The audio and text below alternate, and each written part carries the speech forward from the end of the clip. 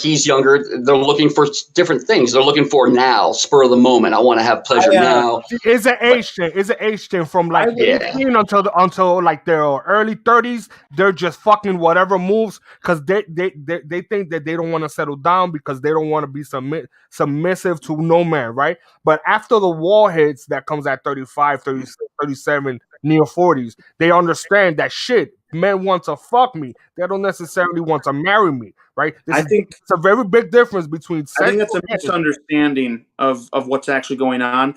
I think that in every stage of their adult life, they want someone who is going to be able to care for them and provide for them. It's just a matter of when they're younger, they haven't been taught to realize that yet, that that's actually what they want. That's deliberate though, Bob. That's what I'm trying to tell you. That I think that's deliberate. I realize that's an argument people can make. I disagree. I don't think that all women are different. I think there might be some outliers that exist in the human race, just like pretty much any category. But I think the vast majority, over 95% of women, females, want the one that will dedicate themselves to her and take care of her, provide her safety and security. And it's a matter of they haven't been taught to recognize that that's actually what they want yet. Because this because nature of failures at home. Basically. Exactly. This behavior is rooted, right? It's rooted in single parent household, right? First they tell you that you can't discipline your kids, right? What happens to a baby when you anyone that you don't teach them any discipline, right? What happens? They eventually become a brat because they don't understand that if they don't behave a certain way, that you're gonna whoop their ass, right? That fear of pain, right? And it isn't like you're gonna fucking kill them. It's your child, right? You're just gonna hit them a few times so you'll understand, bro. There's consequences to your actions. But if you remove that out of the family, so you have no way of disciplining your kid because you could punish him. Yeah, go to the wall, go to the room, but it's still. That's not gonna have the same impact as you whooping the shit out of the kid, right? Again, just whooping him. So he understands that there's consequences, not killing him, not abusing him, not this shit, right? They do that, and then they take the men out of the family, right? So now we have the kids. Now there's no men in the family, so now the women are stuck with we're having to raise the kids, the family, the men and women, right? And women, they have their own priorities, their own things going on, so they don't necessarily have all the time in the world to discipline their kids. So this is what happens. Once they take out the family, the mother and father, that it just goes downhill. It goes downhill. Women are very susceptible to things, right? Yeah, we have more tools now that we can utilize, like phones and entertainment things that you can take away from the children, and you can focus more on the not hitting them aspect. I don't know. Well, it seems like nowadays parenting seems easier nowadays because we have more tools that we can utilize to confront the kid that is not listening. At least it was with my daughter. It was a lot easier. Like I took her phone or what she was really liked at that time, that moment in time, and took it away for a little bit. She straightened right up. But some don't. Some don't. I mean, there's a difference between the child who understands the father's voice and when they're being serious, and the child who basically doesn't care about that.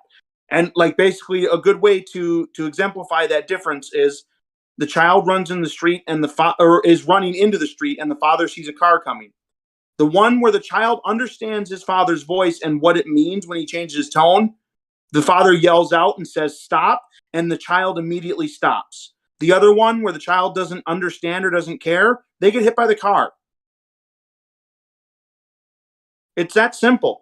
People can tell you you're being mean all day long, but when it's the difference between your child stopping at the sound of your voice changing or not stopping, it can literally be your child dies or doesn't die because you taught them to listen to you or not.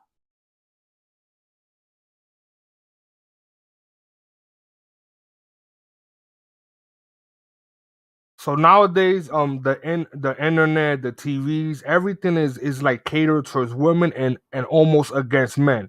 So if you start looking at these shows from the 90s or all these sitcoms, most of them display the man as a fucking baboon idiot that the woman has to come and save, right? So remember, everything you see unconsciously, you take that in you, right? Your mind starts to change. You start to think a certain way because it's the information you're taking in, right? So most of these kids nowadays don't even respect their parents because they're constantly seeing that the fathers are idiots and the mothers are the ones that has to come save the day all the time, right? They see that constantly, so they start to think that that's the truth.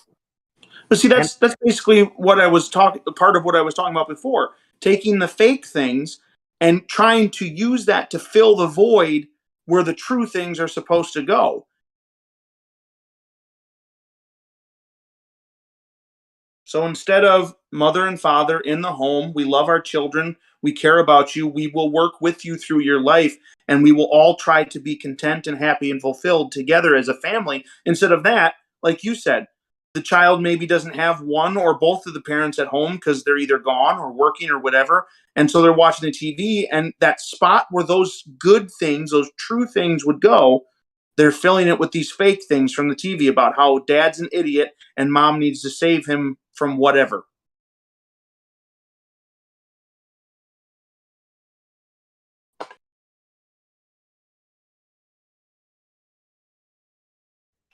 Yeah, and I think I think something that, you know, it's like sometimes when people say, "Oh, well, if you're like anti-sexist or whatever, then you know what's the harm in that?" You know, I've heard this a couple of times. It's like, if you're anti-sexism, what's the harm in it?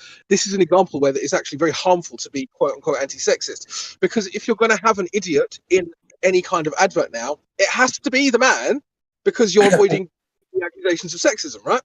So then what you do is you create a new stereotype of the idiotic father. Yeah, we're such that an easy target. We're such an easy target, bro. We just seems to be the scapegoat of society. Anything goes wrong, a man has to be blamed. But it's not just men and women that they do it with now. Like, I mean, they do it with, you know, black and white. They do it with, you know, just whatever lines they can draw for you and get you to buy into. Pretty sure that's something that they want to try and use to change your mind on something, right? So they'll say, "Oh, well, you know, in this scenario, we have to have the black guy being underneath the white guy because oppression and white man bad." Like they do this with more than just men and women. It's basically whatever lines they can draw for you, whatever they can get you to buy into, basically. I think what most people don't appreciate is what you were talking about earlier, Bob.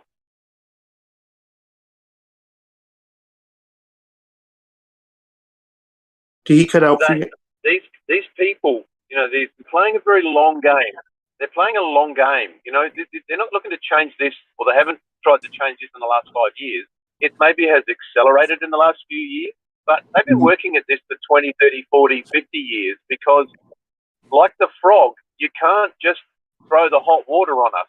It's a long, slow process of warming up the pot, and this undermining of the male, you know, figure in the family, this breaking down of the family, this creating of lines of division between black and white, rich and poor, Muslim and Christian. This has been going on for decades and decades. We're just now, you know, it probably is a bit of a J curve where we're getting a bit quicker now, but this has been in play for a long time.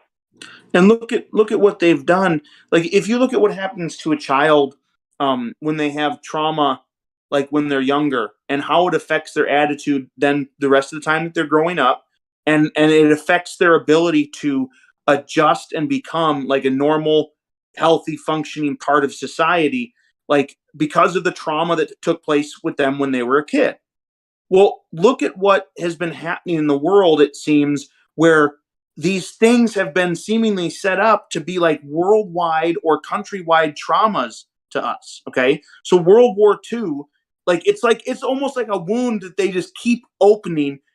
And, you know, every time somebody says something that like they want to push back on, well, that person's a Nazi. Okay. And we all know what Nazis did. And we all know what happened when we needed to fight the Nazis, right? Okay. Well, yeah, listen, everybody was taught basically that Nazis bad. We get that. But is that really their point? Is that real, or is their goal to attempt to make the trauma to begin with, World War II and everything that they claim that happened there, and then use that trauma as society goes on, build the trauma in. The children learn about it during school. So now they weren't even alive when it took place, but now they have like this mental version of this worldwide trauma. And now generations and generations afterwards, we all seem to have the same or a similar trauma about World War II and how horrible and devastating and awful and evil the Nazis were and all the terrible things they did, even though literally none of us here have probably ever experienced a single thing associated with World War II. Not really. We heard a story when we were little, and it was repeated, and it was and the wound is like mentally opened over and over and over again, and more salt poured on it, and more trauma brought back up, and just over and over again. Have you noticed now how literally every political party calls the other party Nazis now as well? It's like the term doesn't mean anything anymore. It's just the person who I don't like, who I want to call names. That's literally what it means now. It's an attempt at manipulation, right? Look at them and identify them with the thing we know that there's a trauma about.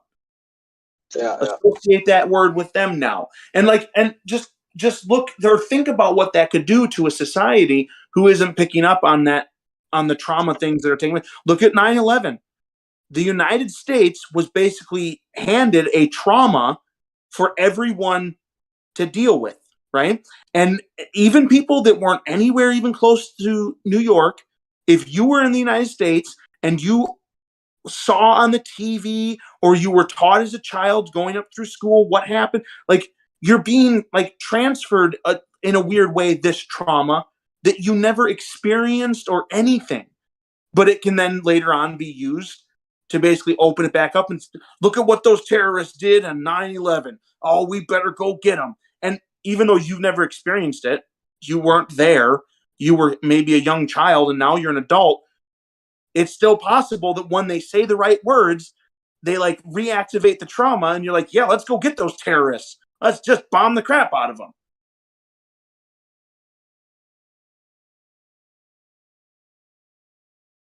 I think it's an attempt at manipulation.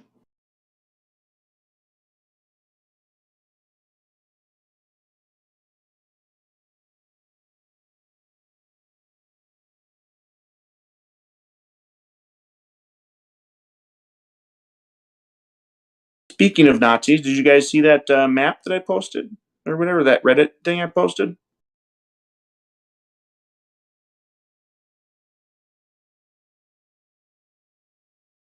I did not see it.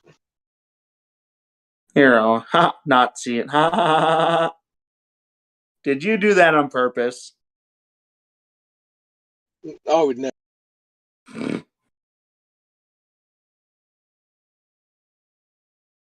Here, I'll post it again. Hold on.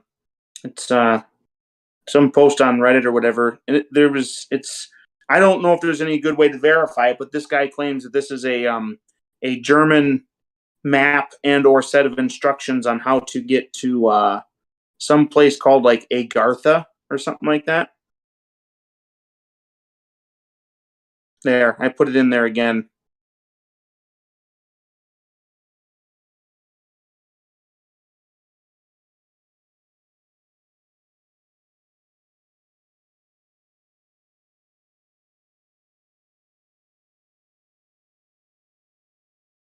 What's this place supposed to be, Bob? Agartha. Well, when I Googled it, Wikipedia, I think it was Wikipedia associated it with like Hollow Earth, I think, or something like that. I don't know if that's accurate. Before I Googled it and I just read from this map and stuff, I got the impression that it was actually supposed to be a place on the other side of the Antarctic, like ice wall or something. Like this was a way to get down under, like in a submarine, get around the ice and stuff like that of Antarctica and over to some other place called Agartha. But I'm not sure what it's supposed to be.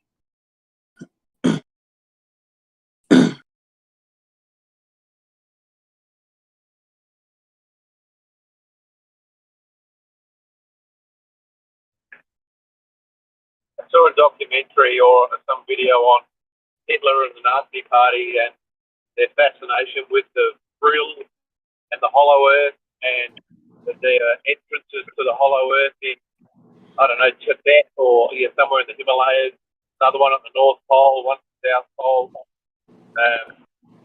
So it's either a magnificent, fanciful story that somebody's invented and perpetrated worldwide, or who knows, maybe there's something to it. Maybe global warming is real, and the higher ups actually truly are worried about it because they understand that if all the ice melts, everyone's going to be able to see that there's other places to go.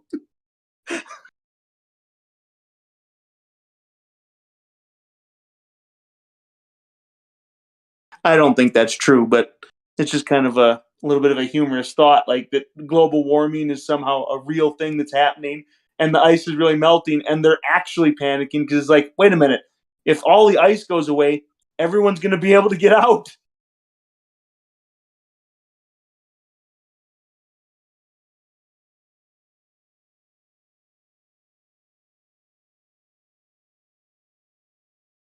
Well, I thought it was an interesting idea.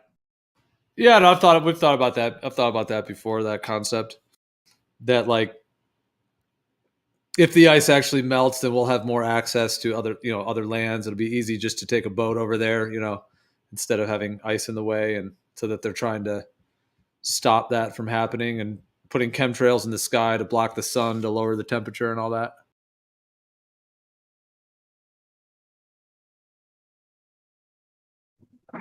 Yeah, it's actually interesting. I've I saw never a heard video, of that. Interesting. just really on chemtrails, a video a couple of days ago.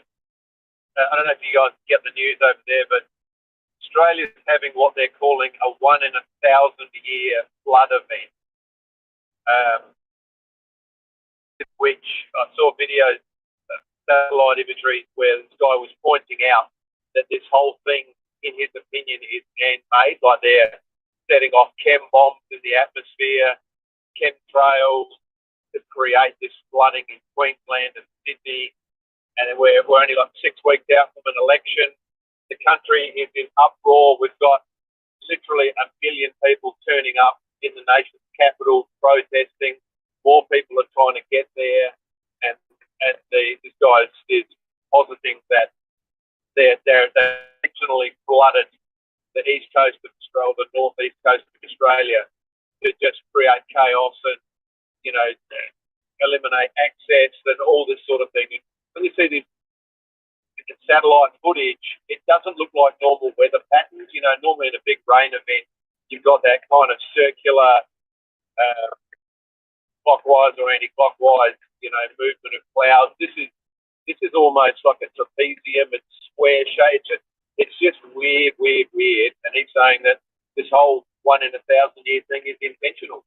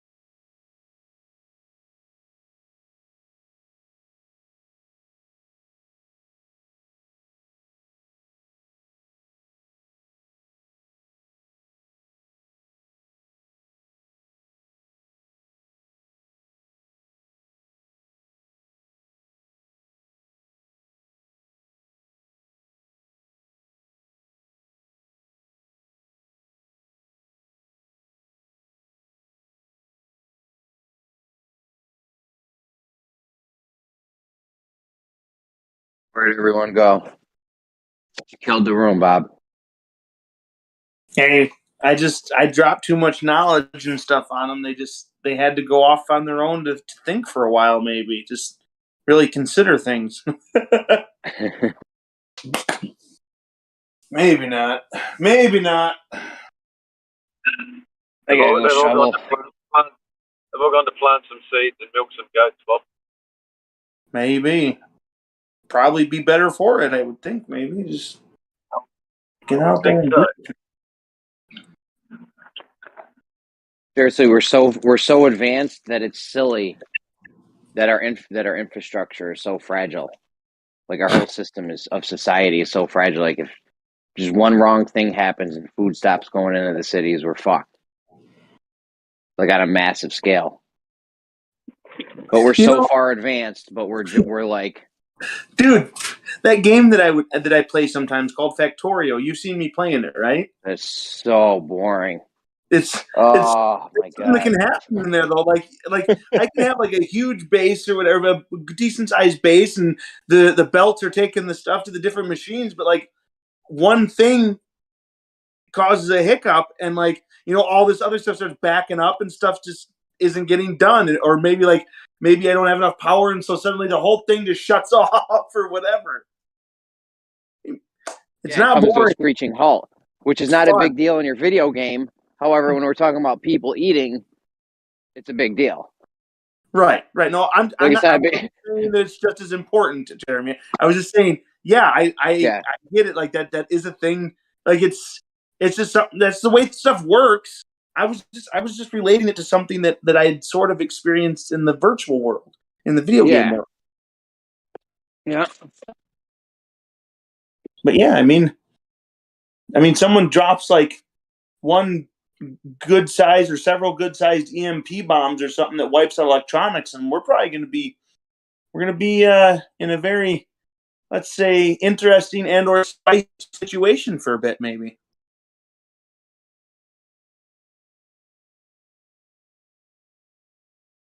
That's when you get Betty.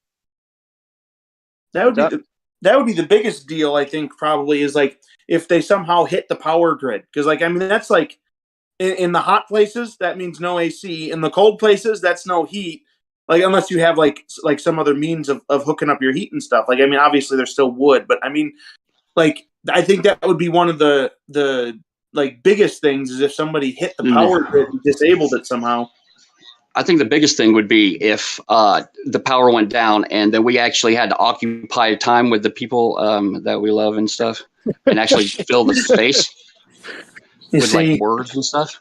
That will be a problem for those people I was talking about before, they're too jacked in or whatever. They're like, something might break in their brain if they can't, use their interwebs. The interwebs. Yeah, you see the kids like they get their shit taken away and they're like, "Oh my god!" That reminds me of that great TikTok. The guy's opening a bottle of liquor or something, and he's like, "The one good thing about this lockdown is we get to spend time with our family and the people that we love." And one of the kids starts yelling. He's like, "Shut the fuck up!" Oh, like that. Because it's true. Can you guys hear my shovel scraping in the background? I don't think so. All right. Yeah, we were just sitting here dealing with that sound and not saying anything. Okay. Yeah. I don't want Rumpus to come in and fucking get all crazy on me because there's a tiny bit of background noise. Yeah. You know why they won't shut the power down?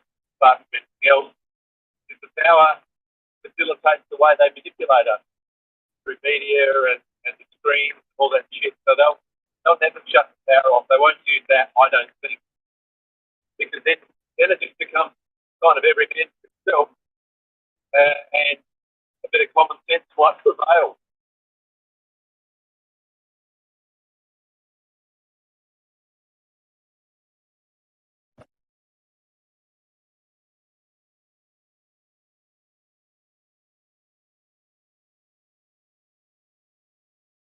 I think shutting the power off and stopping the food coming in is their backup plan. They got to keep that in their back pocket. There's tons of elites with underground bunkers and shit. So maybe if the league didn't do it, it could happen on accident. I don't know. They claim that a solar flare knocked out the whole Morse code system or telegraph thing back in the day. You know, they used to send Morse code through the wires. Supposedly an EMP went off from the sun, like some kind of solar flare or something, and knocked that whole grid out back in the day, right? You guys heard that? Am I still here? Hello?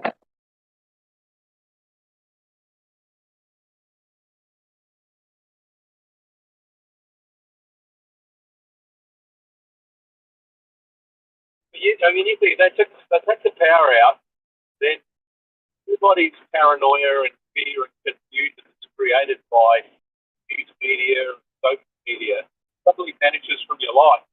And then the thing that really concerns you is what's happening immediately around you, which for most people won't be so bad because most people, I think, are decent in that they'll help one another, and someone sees someone in trouble or hungry, they'll help them or feed them.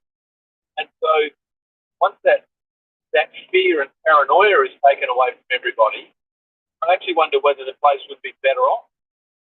Yeah, but if the food stops coming into the cities, that fear and paranoia is never going to wear off because there's going to be 8 million people in one area that have no food, and no matter how much you want to help people, there's just not going to be, you know, unless you're Jesus and could turn, you know, feed 1 million people with 2 fish or whatever he did. It's going to be some rough times. But what would be the result of that? Maybe would people leave the city? You know, people would just think. Yeah, it's called the Golden Horde. It's called the Golden Horde. People have to move to somewhere else, you know, try and find a better place somewhere else, which, yeah, I mean, it's an interesting thought experiment, but, because, yeah, the city would not be the best place to be, obviously. Well, I live 3 hours drive from New York City, right? So there's going to be a lot of people coming to me and people in my area for food. We're not going to have it, right? So, you know what I mean? Like, it's just going to be a terrible situation. I just think that, you know, that could either happen by their doing or by an act of God, so to speak, a solar flare or something.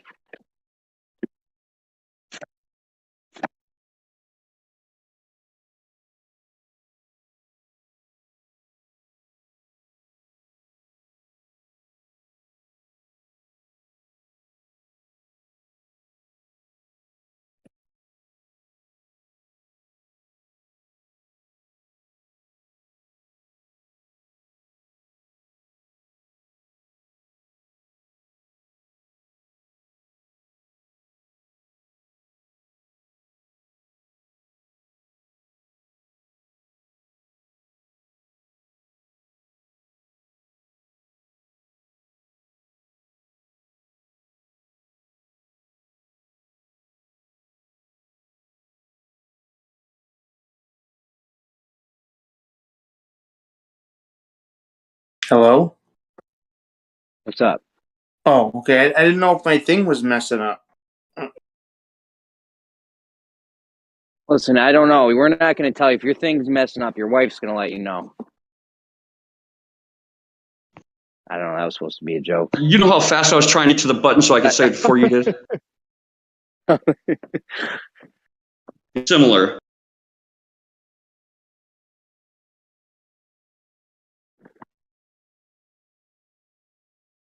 I catch myself on another app all the time, and then someone says something. I'm like, oh my God, I got to get over there quick. And then the subject changed. Tony, how's your plan for the tiny house on the lake going? Are you still heading that way? Does anyone know what he just said? Say it again. Say it again. How's your plan for the tiny house on the lake? Okay, I'm getting yelled at two directions. I didn't hear it, but just pretend I said something that's either funny or was worth you listening to. And intelligent. Wait, sorry, I got to get something real quick. So basically, pretend somebody else said something.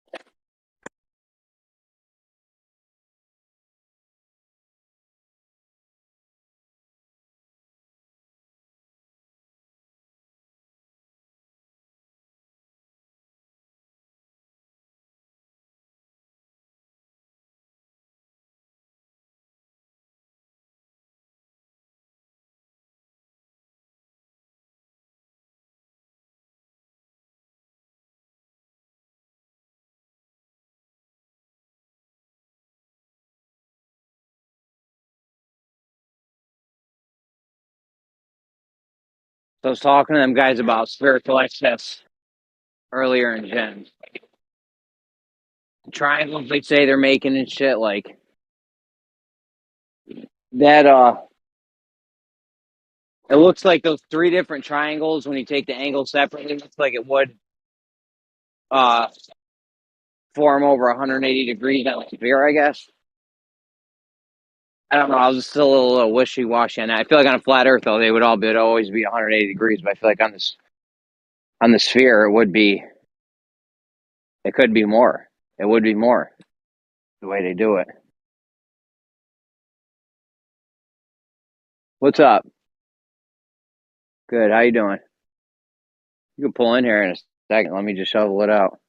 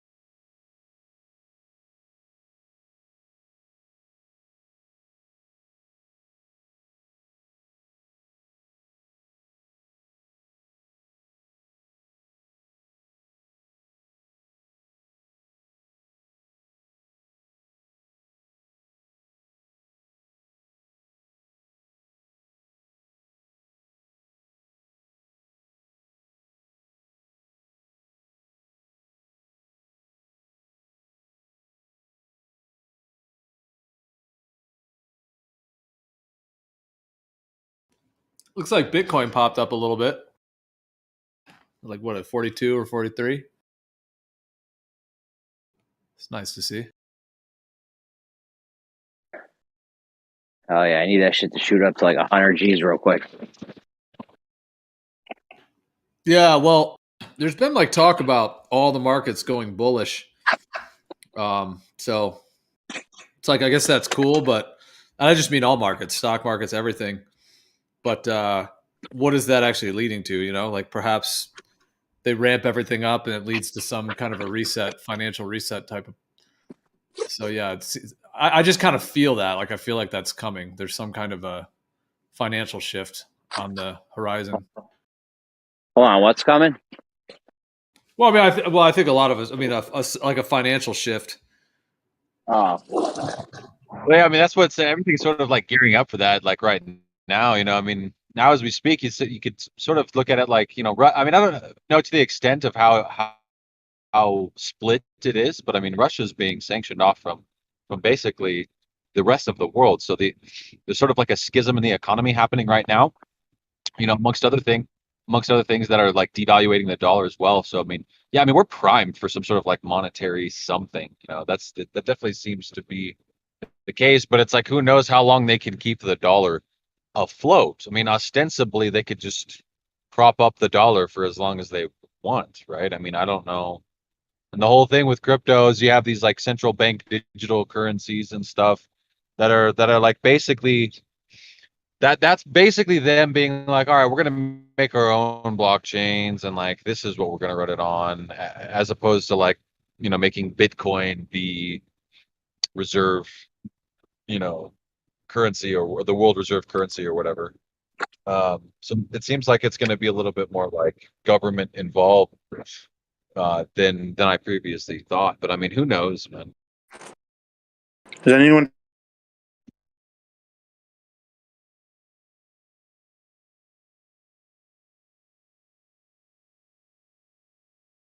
Yeah, I mean, my sense of it with crypto is that you've got like the real decentralized networks, and then you've got these like fake decentralized networks. When I say fake, I mean they're not actually decentralized; they're actually centralized, and but they're maybe sold as decentralized. And then how that all links into the whatever the governments are going to do would be interesting to see. Was anyone trying to speak to me? yeah, we were calling you for like 20 minutes, bro. Where you been? My brother called. I was on a call with him for. It wasn't that long. It wasn't 20 minutes. Shut up, Jeremy. I like whenever I go to answer a call from Discord, like mutes the Discord and stuff. But then when I get back, it seems like the app like flips out or something. Like it won't let voice stuff work right in the voice chat or something. So basically, I need to leave. Like I need to close the app once or twice, and then get back in to go into the chat for it to work right or something. I don't know what's going on with this thing. Why it does that. All right. Well, I should be back in a little bit.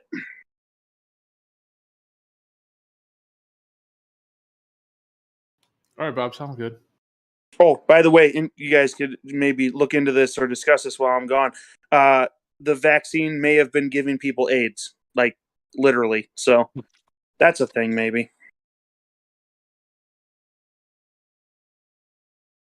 Yeah, that's been being talked about a lot. Is there any evidence for it yet that you're aware of? Not that I don't know that there's any like verifiable things out there right now, but somebody did indicate possibly in the next like several days or whatever an announcement from like the CDC. Apparently, like I think it's like they indicated that most of the employees at I don't remember if it was the CDC or one of the other organizations, but one of the organizations, like most of the employees are aware that it can do this, and they're like calling for the place to like basically put out the information, put out an announcement, basically saying like this is a thing that can happen, or it's a thing that is happening, or whatever. Who knows if that'll happen or not? We'll find out, I guess. Yeah. Well, I was going to say in relation to what you were saying, Gio. I think today, I guess the whole bump up, you know, from it was like around 37K, 38K, got bumped up to like 42, 43K today. I think that little bump basically came from talks about the U.S. like basically signing off and like regulating a lot of the cryptocurrencies. This is actually like pretty good news overall, right? That you know, the government, I guess, quote unquote, is like regulating it or whatever, because I mean, that's like a good thing for the entire market as a whole. It's basically meaning that like you know, it's just being like hardened and tested and like, you know, rigidified, I guess, into the current market. And then that's good, right? A lot of people and a lot of companies will see that and be like, oh, we need to buy into Bitcoin or whatever. Um, but I mean, it seems that the crypto markets also responded pretty adversely to the war. Like I thought that, you know, the market sort of like in Russia collapsing and, you know, ours not doing so well over here too would have definitely made like crypto go down. But it was interesting to see that like right as the war was announced, crypto went up. Like, you know, crypto had a huge day or two, like right then and there. But I mean, we are in a greater like bear market, so it's just interesting to see all these developments though, because it is the economic sort of ecosystem is changing at a rapid pace, right?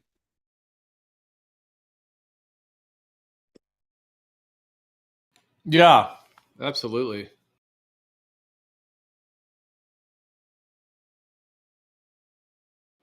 Well, there is definitely changes. Like there seems to be some financial connection to what's going on with Russia and Ukraine. Yeah, like um, just in terms of like blocking people's bank accounts, and so there's some kind of like a split happening.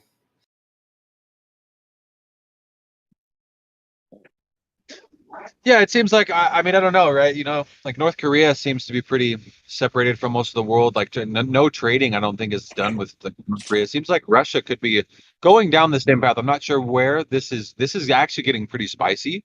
You know, I mean, I don't know. You know, I mean, everything is obviously orchestrated and theater to a certain degree, and you know, we can see that you know, it's pretty clear as day. But I mean, who knows? You know, what's really going on, and who knows where this could really go? I mean, things are getting pretty spicy as it seems. You know, Putin being like the wild card, sort of like throwing a wrench. Is he throwing a wrench into the New World Order plans, or is he just being tyrannical with this, or is this some sort of like long-term play for Russia and the EU and maybe sort of a defense pact or alliance that's forming there in response to the growing NATO, right? The North Atlantic Treaty Organization that, you know, has been growing as well. Say if you're Russia, and you know you're realizing that everywhere around you is becoming, you know, NATO, all these countries and nations are, you know, making allies. Is it wrong for him to sort of reach out and say, well, all right, I'm going to start grabbing my piece of the pie too, right? This guy's, you know, he's a tyrant, right? He's been in power for a long time, so you know, who knows how this is going to play out, but things are getting pretty spicy. But it seems like for now, though, COVID's off the burners, right? Everyone's forgotten about COVID. Yeah, pretty much. Like they lifted all the mask mandates where I'm at, and I mean, some people are still wearing them, but yeah, pretty much seems to be lifting at least that stuff, and seems to be much less on people's minds overall, because I guess a lot of people's minds are driven by the news. So if it's not in the news as much, I mean, I don't watch the news, but I assume there's a lot less of that in the news now. Yeah, no doubt. When, you know, we were talking about this earlier, it's like every war needs a justification, right? And especially for the plebs, right, for the masses, right? And you know, it seems like this one's being outed or touted as some sort of like, you know, Nazi thing or whatever, and that's just crazy. You know, who knows, you know, why these wars are actually started? We could sit here and speculate all day. You know, the greater picture. I mean, everything seems to be calculated to a very high degree. You know, these people are looking out, you know, hundreds, thousands of years in the future. They're thinking about their bloodlines and their families and, you know, their riches and stuff and their wealth and their power and their control. So, you know, who knows, man? But you know, ultimately, you know, both sides of the war will lose. I'm not really for Russia. I'm not really for Ukraine. I'm, you know, both of those. You know, I mean, I hope no one gets hurt. That's what I hope. But obviously, that's not the case, and that's not going to happen. But you know, who knows how this is all going to play out?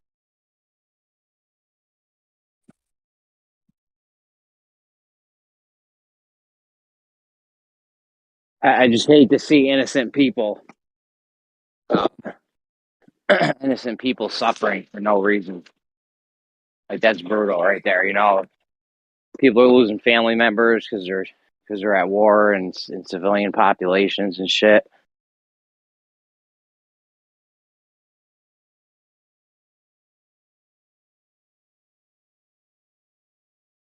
Like, I don't understand. If they want to fight it out, they should just go to a field, go find a field somewhere, bring all your tanks and jets and shit, you know, and have at it, and leave all the people that don't want nothing to do with it, all the civilians and the innocent people out of it. That's a funny way to think about it. It's like, if you guys really want to fight, just go over there and do what you want and leave the rest of us alone. Yeah, like there's Totally. plenty of like desert and just fields. Like go in a field somewhere and just have it out. I remember when I was. Oh, go ahead. No, go ahead. No, I was just gonna say something stupid. I was gonna say, I remember when I was a kid, like, I just remember like being told that, like, oh yeah, when they fight wars, like they all go in a field and, like, you know, shoot at each other, and then at the end they go around and add up all the bodies to see who won. But Yeah, I mean, it just seems so ridiculous and so frivolous that you know, it's no secret that, like I said, both sides are losers, right? Russia's losing, Ukraine's both losing. People are innocent people. Well, not. I mean, that's the whole thing. Is like, you know, with the armies and everyone going to war and stuff, is like it's sort of a contractual thing, right? These people enlist in the army. They have drafts too. These people are forced to go to war, and these people fighting the wars, you know, get shafted. And people end up dying on both sides. The only real winner of the war are the bankers, these defense industry contracts, the people that go in and like set up the governments and stuff after, rebuild the nations after they're brought to their knees and completely in shambles. You know, that's the whole thing that's going on right now. You're seeing all this like war gear, all these like old tanks and shit.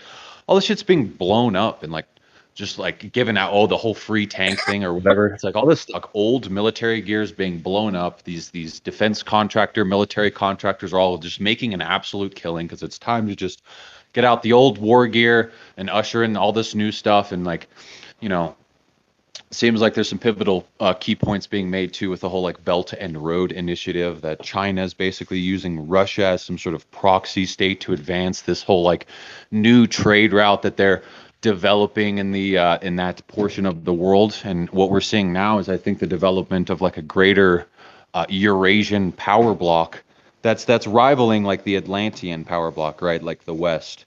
And so that's really what's going on right now, I feel like. But of course, I mean, you know, this is like, who knows? Like, really, this is just my speculations. but I hear what you're saying. It does seem like moves are being put into action. I mean, I could just like feel it in the ether. It's like it's like there's really like steps being taken. I mean, the whole like last 2 years was what it was. The whole lockdown, like that was its own entire thing. But it seems like they're accelerating the unfoldment of events. Like, not now that the pandemic thing is more or less over. It's like, yeah, it just seems like there's a lot of pieces being put into play.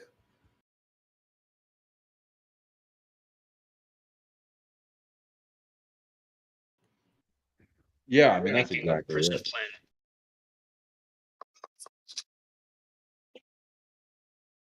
But I mean, you were saying it gets spicy, but the thing is, it's like, yeah, I mean, like, it just seems like such a crazy position, like that these people are in, like the kind of controller people. I mean, it's like they're literally playing with fire, and it's just going to be wild to see, like, do their agendas get pulled off, or like what actually happens? Because it seems like the whole house of cards could fall pretty quickly. That's what I'm saying. Yeah, exactly. I mean, there's just no. Like, I think like some you know, analysts or reporters or stock market analysts were analyzing like all the markets and like everything, and like all the sanctions imposed on it. There's they calculated that there's like a 10% chance that we could even go into like some sort of like nuclear war fallout. Who knows if nuclear weapons are even real or not? There's of course that debate to be had. I personally think that they're rather fake. Nukes are probably like a hoax. Or some, I mean, like big bombs. Sure, we can have big bombs, but like this whole like nukes thing, I think that's sort of like a farce. But I mean, is it possible? Maybe, you know. But that's what I mean. And when things are getting spicy, is that, yeah, I mean, who knows the outcome of this? You know, will Putin push past Ukraine into, you know, neighboring NATO territories, and will the U.S. you know respond? I mean, of course, you know, obviously we're in the NATO treaty, right? In this NATO pact and stuff. It's like, you know, if push came to shove, you know, I mean, and we go to like all out war with Russia or the Eurasian power bloc or whatever the fuck be the case, Is that something that is worth take? Like if, for instance, like if Russia then goes into like the next like NATO country, who knows what it is? Maybe it's like, I don't know, Germany or something. It's like, are we gonna actually like start a war now over that, or would we be basically forced to oblige by the treaty, or can treaties be broken? Treaties have been broken many times in the past, in fact. So who knows? The outcome of that. But yeah, man, it's just getting crazy. It's just getting crazy out there. Yeah, I mean, this is just coming from my intuition, but I just have a sense that the war card is going to be on the front burner for the next, I don't know, maybe 5 or 10 years.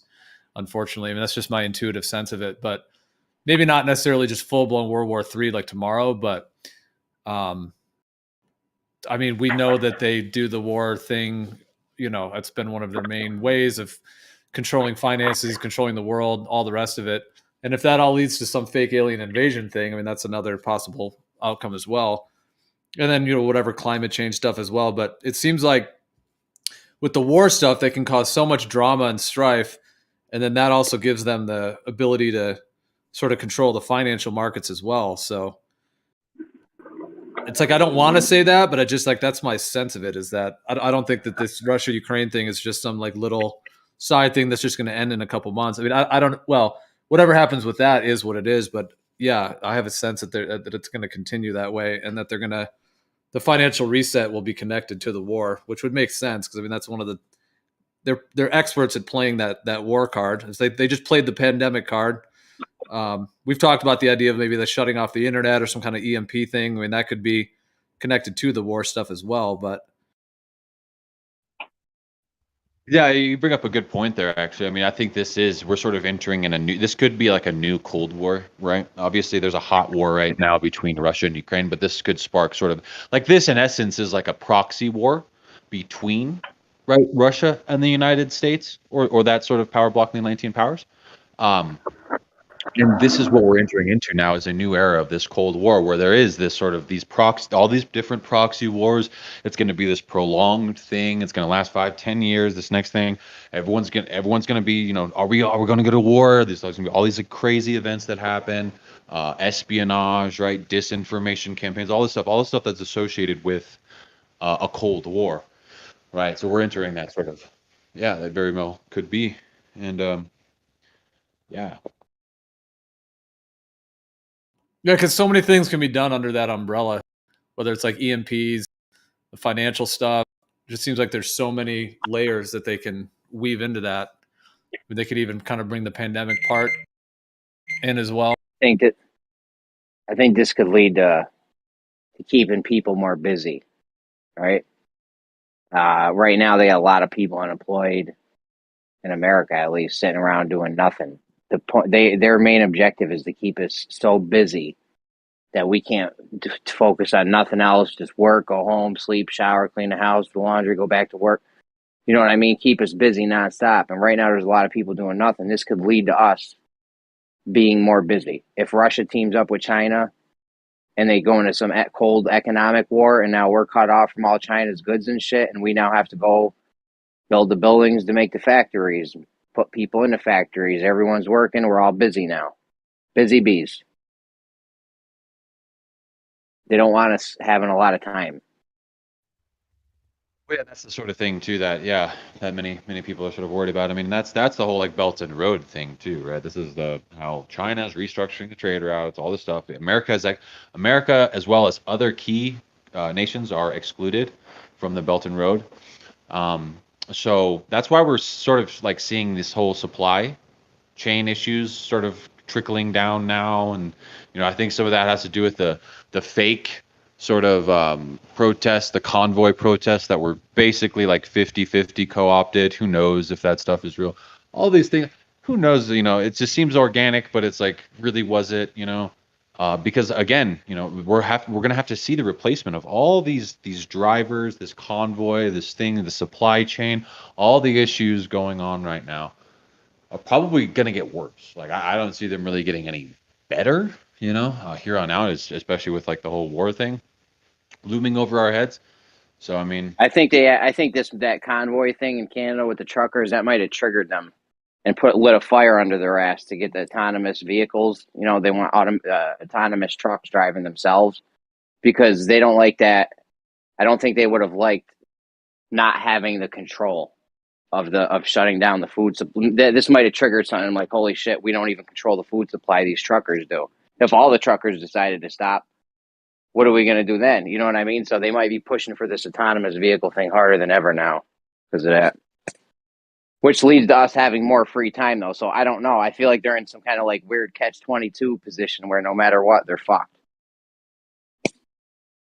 Yeah, it is a catch-22 for sure. And I mean, it did seem, that trucker thing, it is strange because it did seem like that occurred, and then it was almost like the pandemic just ended. It was almost like they were like, all right, we got to move to something else. Like it just didn't seem organic in a way. Like, and then the war started. Yeah, they're like, Right. yep, people are fed up with it. They're not going to take it anymore. They already had mad people quit. Do you know how many people quit jobs? Old people that were working, and they're like, yo, fuck this. I don't even need to work. You know what I mean? They're like, I'm just doing this for a few extra bucks. So they're like, fuck it. I don't know. I'll tell you I had a chat with a guy maybe 6 or 8 months ago who works in one of the big 4 banks of Australia, right? And he works in the Like I said, I think they home loan. fucked up giving us the internet. Maybe not them fucking up, but them not being able to stop it or something like it was do you a monkey wrench. There's no going back. Do you hear each to their own? I think he was in the middle of saying something, Jeremy. What's up? I don't know. Each to their own. Were you saying something? I don't know. Maybe I was. yeah, Jeremy, maybe you couldn't hear him. Effie was talking, but Yeah, okay. Oh, my bad, bro. I didn't hear you. What'd you say, Effie? No, you're good, buddy. You're good. I just pulled over so I Server can. muted. there we go. Your mic just got better. Yeah, I've just still taken don't it off hear my. I've just taken it off my Bluetooth, boys, so you can hear me a bit better. So just quickly, 6 or 8 months ago, I know a guy who works in one of the big 4 banks here in Australia in the home loan department, right? He's like a manager there. And he was telling me that he was in a Zoom meeting because everyone was locked down, but he was in a Zoom meeting from these managers from all over Australia, and they were sharing with the management team that there's all this talk of gloom and doom, with the pandemic and the economies are going bad and blah, blah, blah. But the governments, and yours is doing it, ours is doing it, they're pumping billions and billions of dollars into the economy. And in this meeting, what they were saying was, historically, after every pandemic, there's an enormous economic boom. And they cited the Spanish flu of 1918, which is, coincidentally nearly 100 years ago. And what happened after the Spanish flu? The Roaring Twenties, right, when everything went crazy. And then what followed the Roaring Twenties was the depression, the crash. Yeah, exactly, man. The depression, right? And even back before the Spanish flu, there was the bubonic plague, and I don't remember the exact details, but apparently after that, the Black Plague or the bubonic plague, there was also this kind of period of prosperity straight after it. And I thought, geez, that's really coincidental that here we are. It's like their playbook doesn't change. They have this pandemic, and there's all sorts of suspicious stuff about the Spanish flu as well. And then there's that they pump all this money in. Everybody, property prices go up, stock market goes up, everything goes up, and everything's fantastic. And then they smash it. So, the Roaring Twenties were nearly a decade. I'm not sure when the Depression actually started, but it may be quicker than that. But I just find it really interesting. And this guy was saying at the time that if his bank stopped taking new home loan applications today, it would take them 6 weeks just to clear the backlog that they had on their desks right now. So in all this talk of, the pandemic and we're all going to lose our jobs, there's a few industries that have suffered, but the government have just smashed so much cash, free money into the economy that it's actually quite buoyant right now. But what's coming, now we're talking about a reset. Back then they had the Depression. I don't think it's a coincidence that these two stories kind of line up with each other. Yeah, you know where all that money lands, though, right? The people don't end up keeping that money. All that money went to all the big corporations. Got it? You know what I'm saying? Look at Bezos had a record. All these people had record years. It's not like your average Joe kept that money. So what the elite do is The elite have the people give themselves money through the tax. You know what I mean? The government gives giving out money. They're just giving people money. They ended up getting it all. The economy starts booming. They have all these stocks and shit. They sell it right before it happens. The shit collapses. They buy it all back at pennies on the dollar. Like that whole stock market thing in the 30s. That was manufactured. I think. Yeah, I can't. for sure. I mean, No, it was. yeah. I mean, it's evidence that it was. Yeah. Yeah, I couldn't hardcore But prove it right now, but I mean, I'm pretty sure it was manufactured because these people have so much money. It's like, what are you going to do? It's like, well, the one way we could like triple our wealth is we could fucking crash the stock market, sell yeah, all our shit, buy it all, and and then then buy buy it it all all back back, a and couple months or a year down the road. Where we buy it all back for pennies on the dollar, and we still have control of all the companies we had times 3, and we have a shit ton of money to invest in new. Like that's what they do. yeah. And interesting, wasn't it, how Bill and Melinda Gates, they divorced? Wasn't Bezos and his wife divorced as well, I think? Because while they're married, like that, they're not allowed to sell the stocks in their company, but as part of a divorce settlement, they can sell all of their shares. So they've cashed out, and now it's just ripe to crash the thing, and they won't suffer. Yeah, they might take a little hit, but like I said, they're sitting on millions and billions and zillions of dollars. So if that shit does crash, they just buy it back. Yeah. And then they'll have triple the amount of stock for a fraction of the price, and still have the billions and zillions of dollars. Yeah, and like with the crypto thing, that's an interesting scenario. Like everyone still talks about Bitcoin. Bitcoin's kind of useless in the world. It doesn't work with smart contracts. It's not interoperable with anything. It's just like a phony store of wealth, or whatever you want to call it. You can't really use it for much.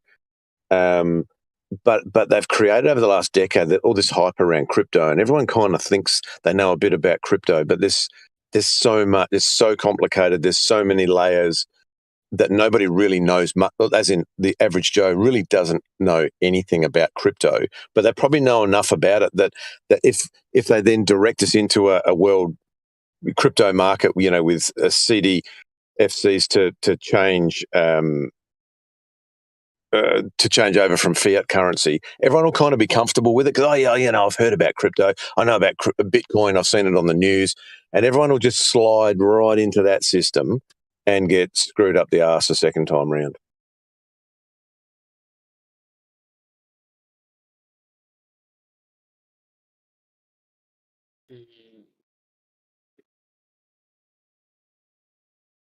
Well, it's interesting what you were saying, Effie, about like the Spanish flu, the Roaring '20s, and the Great Depression. That is interesting because that's kind of, like I said, somewhat coming from my intuition. So I can't say that I'm like seeing the future. I'm not trying to. I'm just saying I'm intuiting the sense of it. But yeah, it's like that would be one way to do a pretty big financial reset. Would be to kind of drive everything up. Get everybody investing more and more and more, and then to somehow crash maybe certain markets and then have other markets still booming to then transfer over, perhaps like some kind of transfer. Yeah. And they'll just call it a bubble. Oh, the bubble can't last forever. It has to burst. And then when it bursts, everybody just cops it, except them who've positioned themselves because they're the ones bursting the bubble. Well, what if they even try to? I mean, like Citizen was saying, like that they're.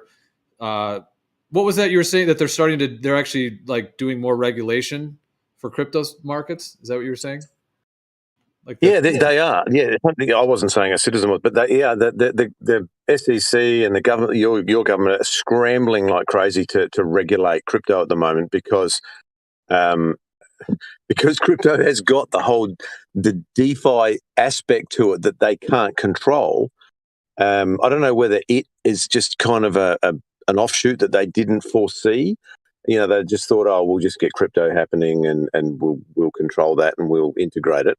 Maybe it was a test run to see if it would work. I don't know. But the whole DeFi space is something that I think bothers them because it just allows people to exist outside of their financial system. So, I think they're just scrambling as quick as they can to put some chains and shackles and fences around that space. to try and make sure it doesn't get too far out of their reach. But I could be wrong.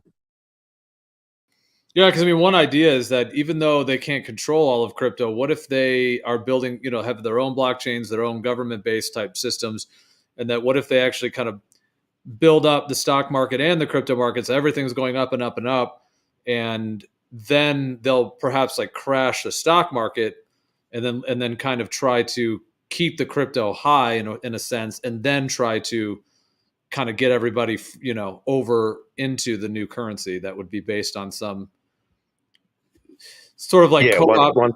It's like maybe they ultimately would want to suppress crypto, but maybe they need to let it boost up so that they can flip it over into their new system. Into the new system, yeah, that's right. So yeah, maybe crash the fiat system, make the crypto system look attractive to everybody, and it's just no different to luring rabbits into a pen. Just put a pile of carrots in the neighbouring pen, and they'll all run for it. So. Yeah, and then at that point, they just need to try to overcome, because like I said, I think there's real decentralized, blockchains, and then there's like fake decentralized ones, meaning they're actually centralized. So they would want all of us on those, on the centralized ones. So maybe they would, if they do that, maybe they would just hope that most people don't go with the decentralized ones, the real ones, and that they can just overpower it through pushing theirs and using all the financial reset that they can to kind of flip it in that direction. Yeah. Because what else can they do? I mean, the dollar, it's just like it's like something would have to happen. I mean, that seems like it's inevitable that the current system is not going to last. Although we've been saying that for years and it's still going. So I was going to say they managed to manipulate it and prop it up for this long. People say, the fiat system has to collapse. Well, why does it? Why didn't it collapse 20 years ago? Why does it have to collapse now? I believe it'll collapse when they want it to. That they can accelerate it to the point of collapse. Maybe that's what they're doing now. When they're ready to transition it to the next 200 years worth of shafting us or whatever they're trying to implement. But at the end of the day, they own the game. They write the rule book. So. Nothing really happens outside of what they think they're doing anyway, or what their plan is. We can just try and exist within the game and find our own little hacks and cheats along the way. No, don't give in to the hopelessness. Come on. No, Bob, I'm full of hope. I'm just saying, like, I'm full of hope because I'm constantly trying to find my hacks and cheats. So. And if I can be part of a bigger plan to change the rule book, then I'm there. But all right. These people, fair, man. It's all good, really. Really, life is good. Like, 100%. Life in general is net positive. Pretty sure. Russia man bad, Bob. Oh, Orange man bad. Orange man bad. yeah. But life's awesome. Life is awesome. Totally legit. Maybe not. I guess maybe that's a bit disrespectful for his position. I don't know if he's pooped his pants or not. I respect the position of president. I just don't think the guy that's there is particularly competent. Oh, really? I really don't. He doesn't. You voted him in. You voted him in. Apparently, that's what they tell us. There's no such thing. Well, I was going to comment before. I mean, there is the idea of like like in terms of the hopelessness or having hope, like the idea of like white pill versus black pill. Black pill is like just completely like, oh yeah, the evil's going to totally just take over, and then the white pill being more like having hope and that we're going to somehow be able to transcend a lot of this or have something for the positive. But what I will say, it's interesting about it is that it like as much as it seems like they have all this power and control in the media, and they can convince people of all these things, and they've got all these militaries under their, at the push of a button, they can do all these commands or whatever. As much as that's all the case, what's wild about it is that we, the people, as it were, the actual humans, we have our own consciousness, our own perhaps even collective consciousness, the way people kind of just think and move in different ways. So it's like, we actually are a bigger beast than they are, but they just have more they have certain access to things, as it were, like the within the systems of the media and the money and all that. They have all that, but the civilians, as it were, like all of us, actually have more power, actually. But it's just that we're being divided, and we don't really come together. But what's interesting about it, the main point I was going to say is that like it's like a real chess game. Like it isn't just that, they have ultimate power and they're just going to do whatever they want. I mean, yeah, they are doing what they're doing and they have certain access to pushing buttons and doing things. But at the same time, it's like literally a game of chess. Like, okay, they make a move and then we respond. They make a move. And of course, like with the pandemic thing, they made their move and it seemed like they just totally trumped everybody. But now that that's kind of done for, I think it's even more of a real game at this point because they've they're showing their hand more and more. Hey, they may have all the levers, but the second they don't have any cronks to pull them, they're out of luck.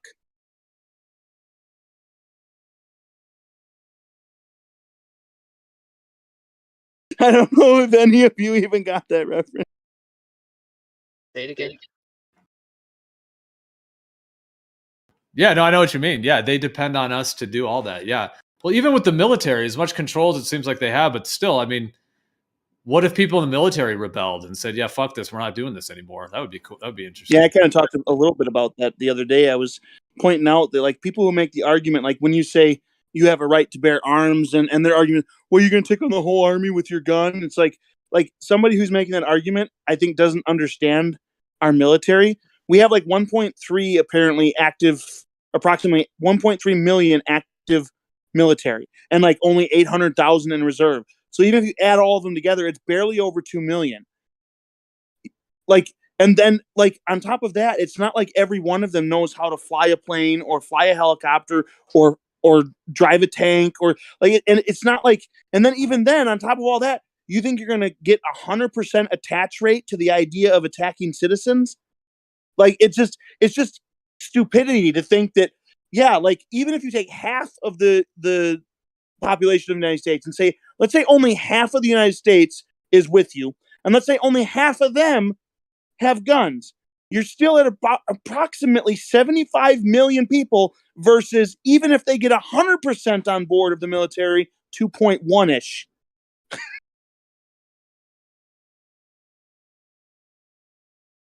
It's just math. And I added up, I Googled for like attack helicopters, attack jets, and main battle tanks. And even if you add all of those together, it's like less than 20,000. It's not like they can just go plant like a battalion of those things in every city in the United States. It won't work. They don't have enough.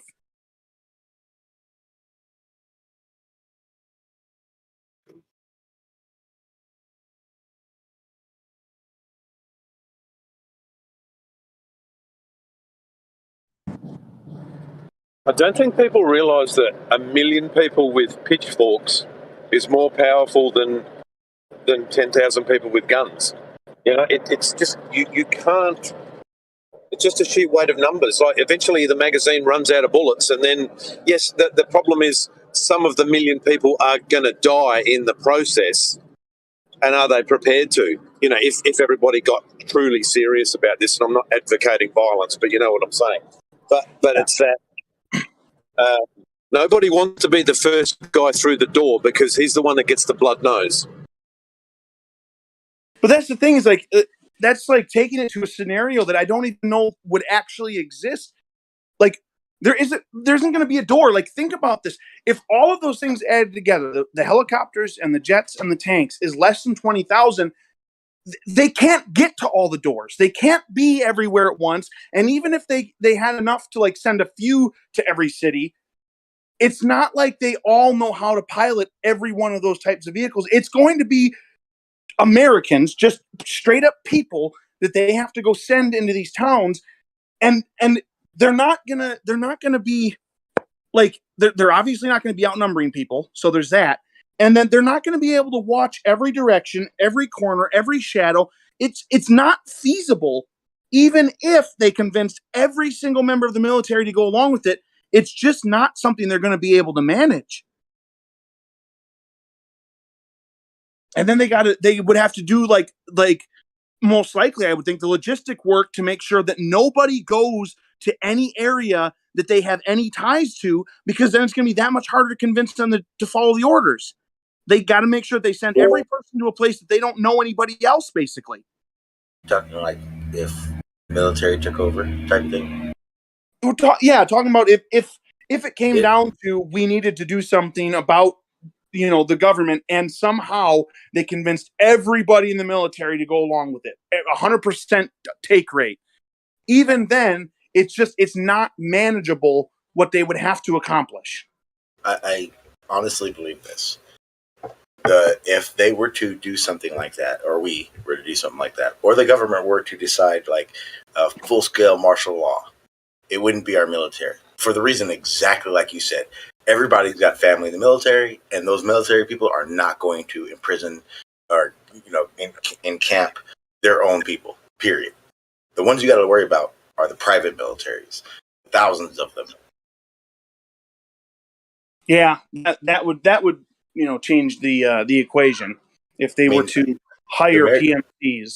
Well, the American government pays billions a year to contract private militaries. They're there, and most of them we probably don't even know about. And then you're talking technology, and if they're told to do something, they'll do it. I mean, all those people in Iraq you were hearing about that were getting ran over by tanks and armored trucks, those are the private militaries. Huh? Like, to me, like that's possibly a double-edged sword. It would be way easier, in my mind anyway, to pull the trigger on it someone that I know is a PMC versus someone I know is a member of our military. And vice versa. But those private military guys, they're not going to give a shit. They've already shown they don't give a shit. I understand that that makes it so like they don't have the attachment, but I'm saying I think that's a double-edged sword or a double-sided sword or whatever you want to call it, where it's like it cuts both ways, right? Yeah, they might not give a crap, but that also leads to the people that they're going after give less of a crap about the person they're shooting because they're just a PMC. They're essentially bandits that are being paid by the king. Right? Yeah, but they have the best technology because you also got to remember, most likely any kind of war, like or any type of situation, conflict like that, most likely will be fought more from the air than on the ground. It's easier for them, right? I mean, we've shown that in different situations. I mean, we went to Iraq. Really, that was just kind of a branch off of the primary topic of my bad. The people who are in power are vastly outnumbered by the people who aren't in power. Yeah, and at some point, if everybody all at once agreed to just stop, then I mean their power is drained essentially. There's so few of them, they can't make everybody do what they want all at the same time. You know what I mean?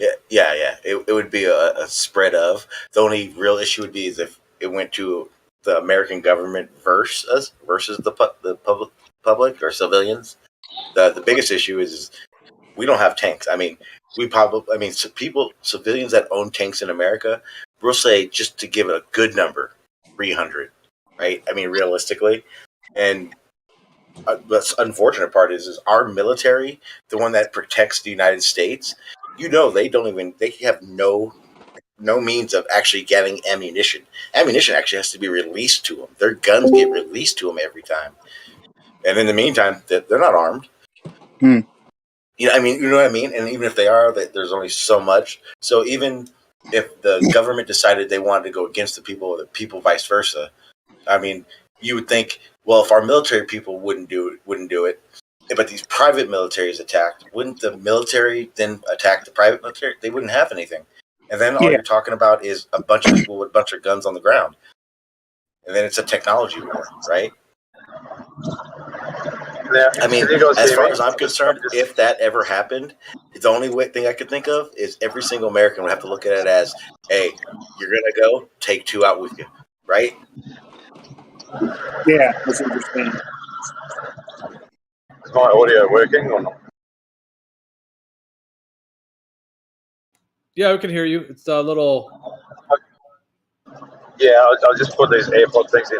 I was listening to a guy who was a colonel in the Australian Special Forces, right? And he was answering questions, and one of them was, people here were concerned about the government sending the troop, like the Australian Army, in against us. And he said, I can promise you, you don't have to be bothered by that. He said, urban warfare swallows soldiers. He said, you don't understand how hard it is to fight in urban terrain with high-rise buildings, you know, gridlock streets, that sort of thing. He said, it just swallows up battalions of men and machinery. So that whole thing about tanks in the streets, he said, don't even think about it. It's never, ever going to happen. Yeah, and like I think maybe a lot of people like think about it in the terms of there's a front line and you have one army fighting against the other army, and when you look at it that way, then yeah, the army that drives up to the middle line where they're fighting each other, the one that has all the tanks and the planes and helicopters, of course they win that fight. But this isn't Risk. This isn't like a video game where it works like that. It wouldn't be there's a front line and we're going to the front line to fight.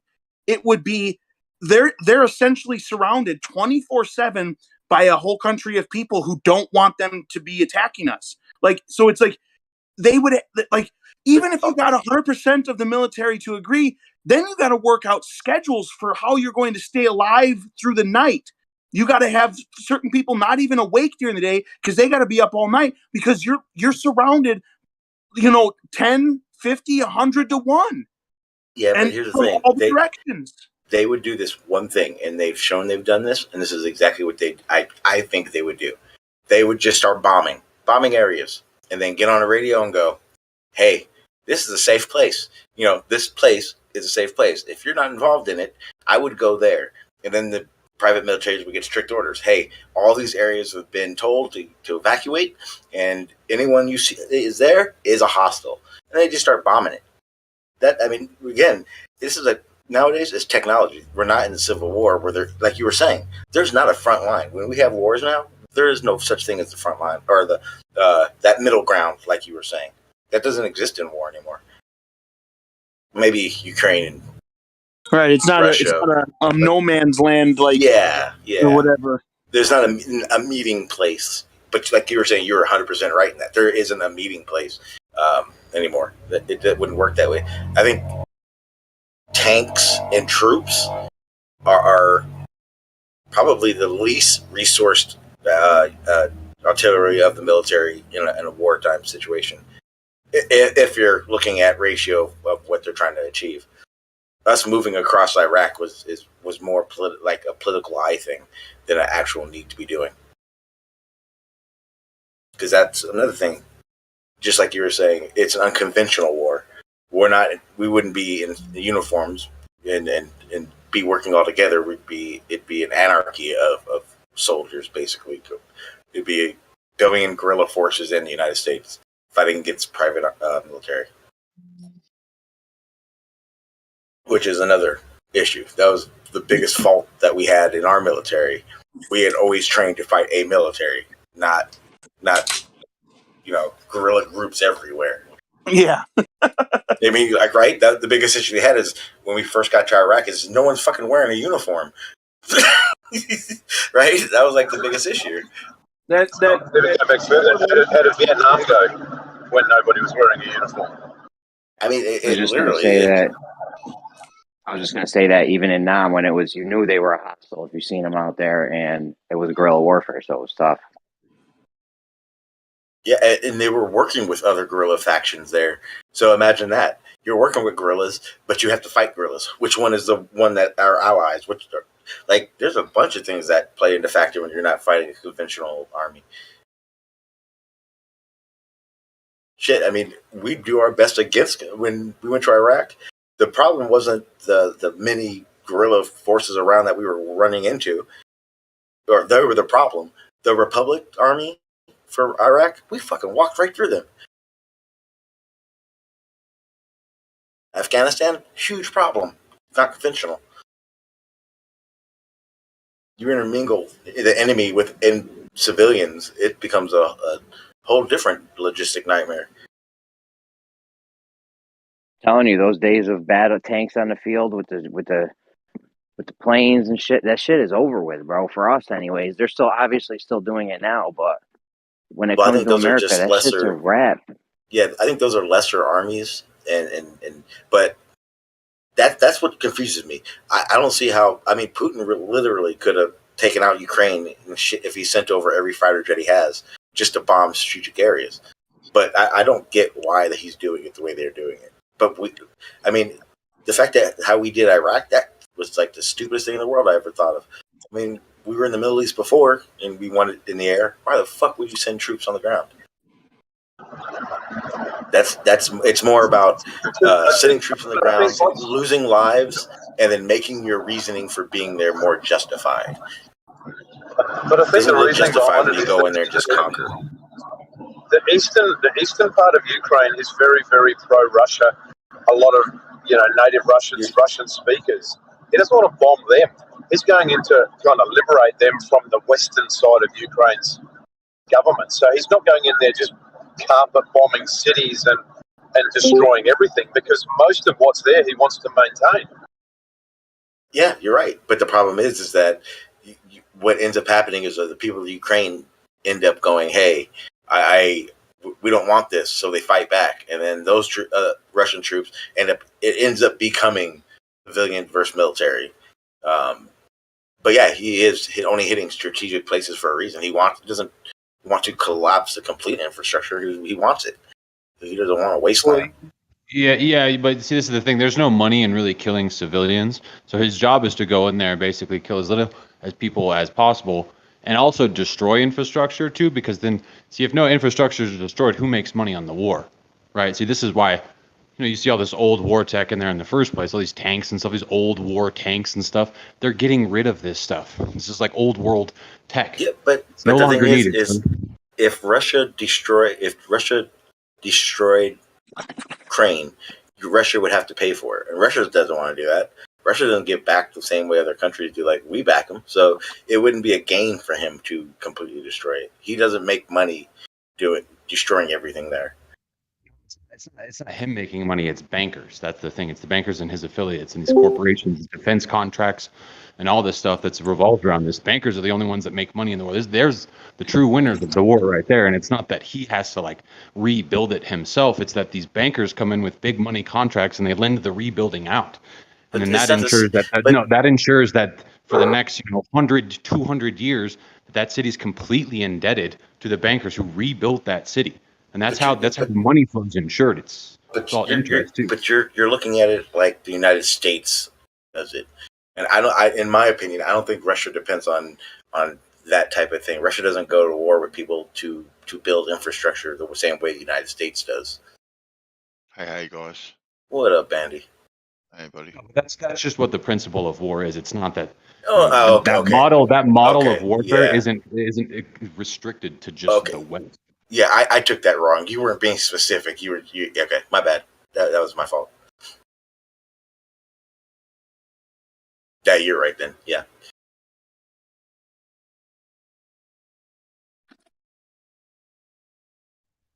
To further elaborate, I just don't think that. Yeah, obviously we know that Putin could have just went in there and just completely annihilated the place with all his jet fighters and all of his tech and stuff. Sure, but that's again not the point. I don't think. Obviously it's tyrannical enough to go and bring a country to its knees and completely invade it. I think he's trying to be as less tyrannical as possible. Because come on, if you're in the 21st century, if you're just deliberately destroying an entire, just absolutely annihilating people. That's the thing though, because it's just the lesser of two evils, because war is already evil enough. So it's I'm sitting here trying to justify a lesser war. Yeah, but it's kind of I see what you're saying. Putin isn't trying to eradicate all Ukraine. He's trying to gain more strategic land and country. So he wants it still. He still wants the people there. But yeah, and then again, the other thing is we're also getting he's coming down. We're getting media. Stay in there, Adam. Stay in there, bud. You're hot, Mike and Jeremy. We're getting all our information from the media. So we realistically don't know how it's going in there. For all we know, Russia's taken over half of Ukraine and sitting in an office. We have no fucking clue. We just get what we're fed. Well, I think we can pretty much deduce, right? Is Russia going to lose to Ukraine? No, right? Is the media making it out to be like that? Yeah. Who knows what the media, right? This is all just propaganda nonsense, right? You're right. Who knows what's really going on there? But I think for the most part we could connect the end piece. Russia's going to take Ukraine. I don't think they would have been. But the thing, if Russia kills does all this destruction and quote unquote wins the war. The only way they actually win the war is if Russian government takes over. They put in a power to run Ukraine. That's Russian and with the Russians. I think that's the only win. Going into the country and killing a bunch of people and destroying certain infrastructure isn't going to be the win. If that was the case, he's losing right now. I mean when Well, the yeah, but smoke it's not clears, it's not just about, obviously that's what they do, bros. They're going to go in, the government's completely in shambles. They're going to install the new government. They're going to most importantly, they're going to install a new central bank, okay? And they're going to lend out they're going to contract, okay? A whole bunch of rebuilding, a whole bunch of infrastructure rebuilding and stuff. And it doesn't even matter. It's like a straw man government. It doesn't even matter who it is. Russia's just going to it prop just up some becomes city government. They're going to safe install a place. central bank, and they're going to make money off of rebuilding that city for the next 100 years. But this is all part of a greater plan of the Belt and Road Initiative. Okay, they're taking over countries, they're seizing them, all for the gain of the new sort of trade route system that's like building. All this thing is, it's all culminating to a big sort of new realized trade route system that's going to basically favor the Eurasian power bloc. Right? That's what that whole conflict Alliance, Citizen, the BRICS alliance you're talking about there. The BRICS nations, right? So the one that's forming right now. So you could think of it like the anti-NATO, right? Putin doesn't want NATO. China, Russia, Putin's testing NATO North Korea. right now. Yes, China. That's exactly what China's doing. They're going to invade Taiwan. But like you were just saying, the whole trade situation, that's exactly what the whole South China Sea conflict's about. China wants to take over. They want to have all control of anything in and out of the world. And the biggest part is doing that. And in what's happening, where they're seeing Russia invade Ukraine and NATO not military-wise getting involved, it's just making China think they're going to invade Taiwan. It's not going to happen the same way. We will get involved, but you're right. Taiwan's it's in all NATO. about it. So Taiwan's in NATO. Ukraine's not. So China invading Taiwan would be a giant mistake for them. But here's the difference. China's Navy is legit. I think I keep saying that. I've told you that. But here's the other thing. Yeah, get off their nuts. Where Russia doesn't want Ukraine to become NATO, or Russia wants to make it part of Russia again, whatever, is different than China's views. China believes they should own the South China Sea and everything in it. Those chain of islands, they believe it's theirs and it was taken and they want it back. So it's a different motivation for them. It's not realistically, Putin's not going, hey, I want Soviet Union back. China's saying Taiwan is ours, we want it back, we're going to end up doing it. That's basically what they say. Oh, they've been saying that for years, Sean.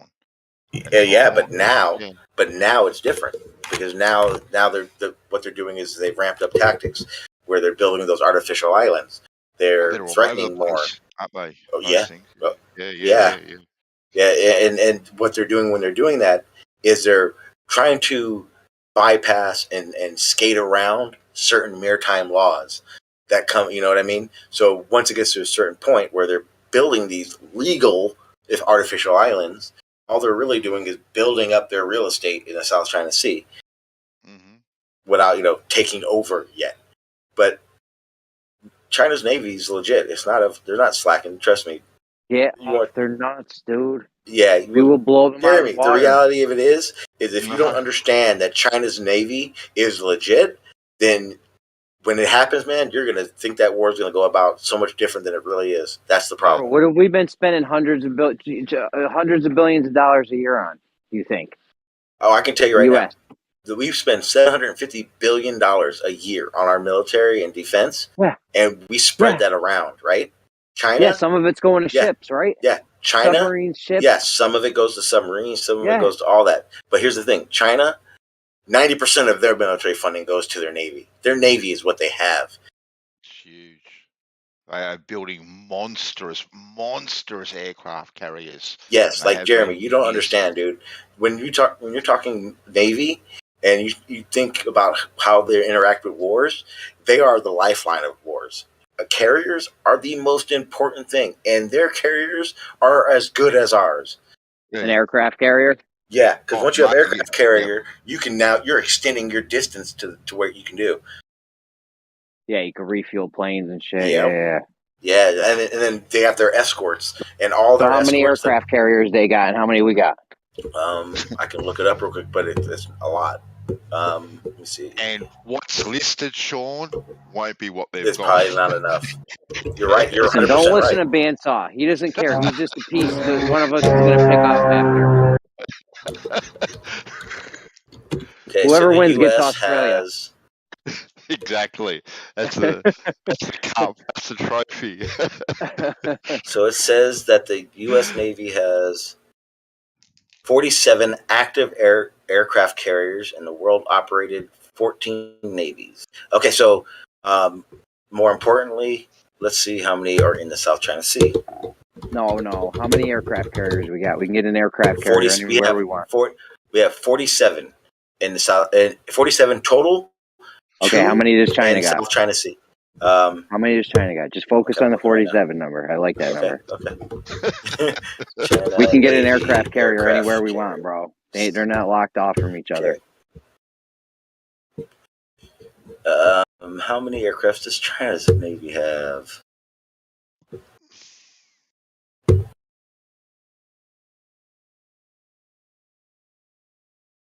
Okay, so China has 2.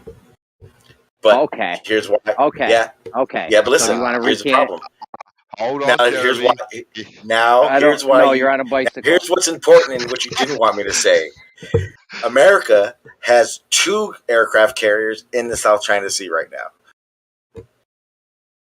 So we have the same amount of aircraft carriers.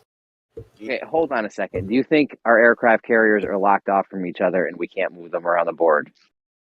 No, absolutely. Oh, wait, Jeremy. You understand that anything outside of 1,000 miles would take weeks to get there. Okay, and then okay, let's say they somehow manage to get our 2 aircraft carriers that are probably vastly superior than theirs. Oh, wait, Jeremy. Let's just say that miraculously happened. Here's credit to the Navy.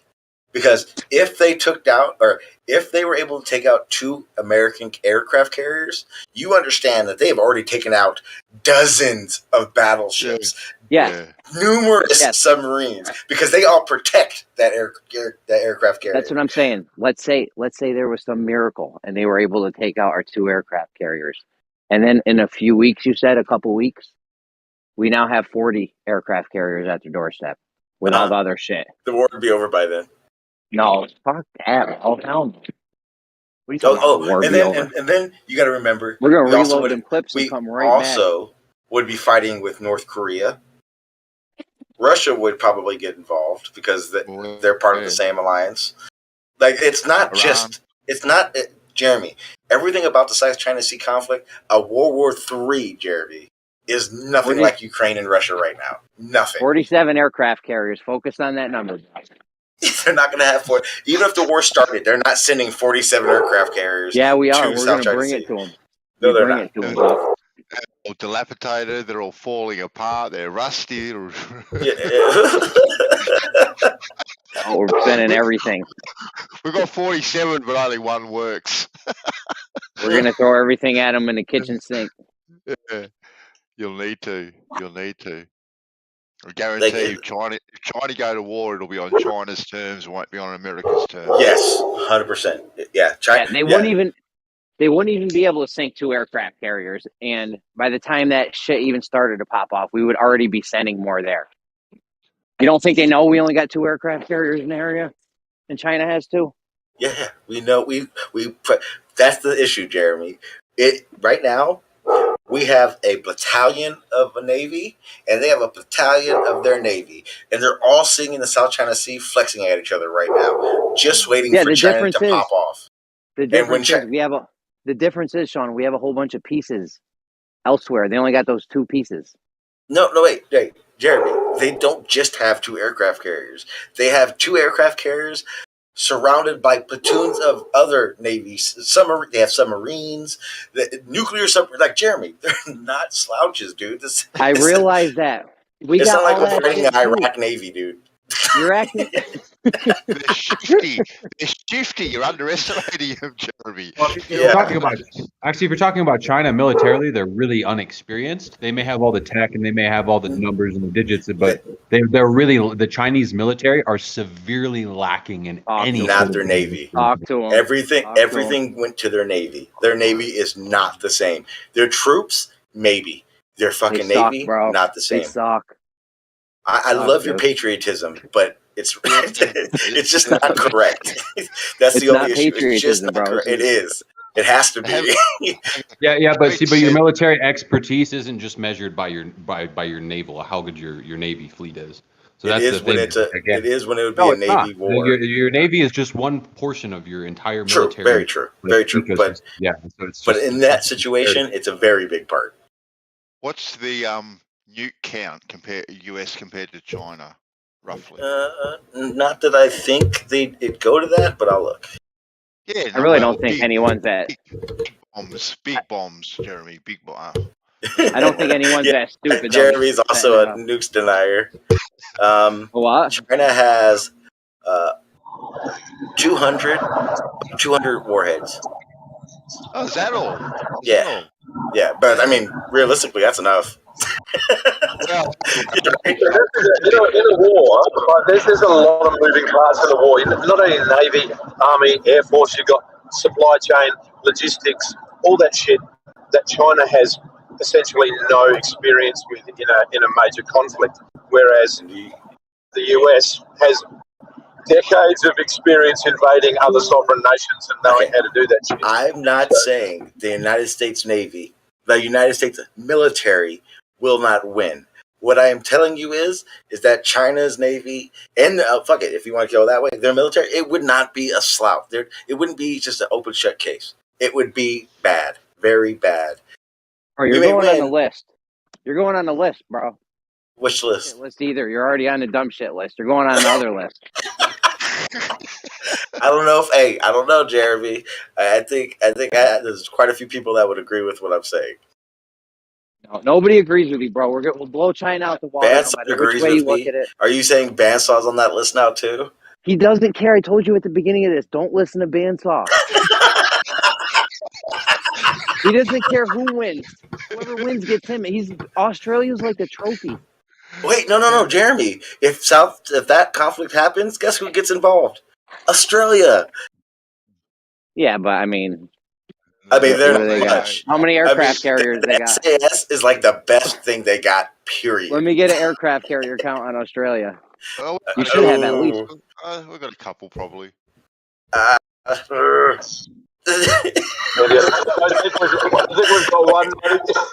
you sure you don't borrow it from us or something? I don't think we have one. We're actually building a nuclear subport. There we go. Australia's probably going to be on our side. There we go. They would be. You're part of NATO. So add our two aircraft carriers or whatever they got. They'll be there in a few days.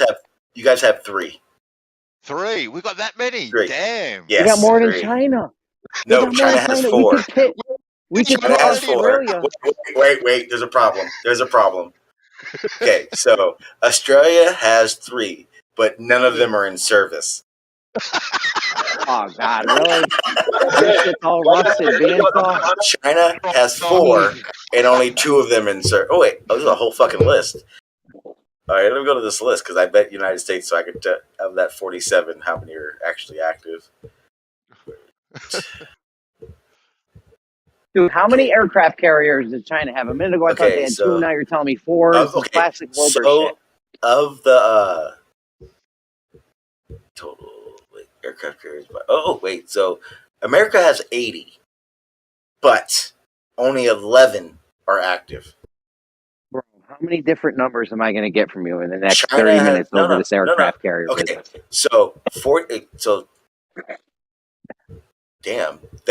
America, that's pretty shady. So America counts the carriers that are even being built. How long does it take to build one? So it says United States 11 in service, 55 decommissioned. That's 55 that aren't used anymore. Under construction, 2. Never completed, 12. And they count all of those. That's how the United States says 80.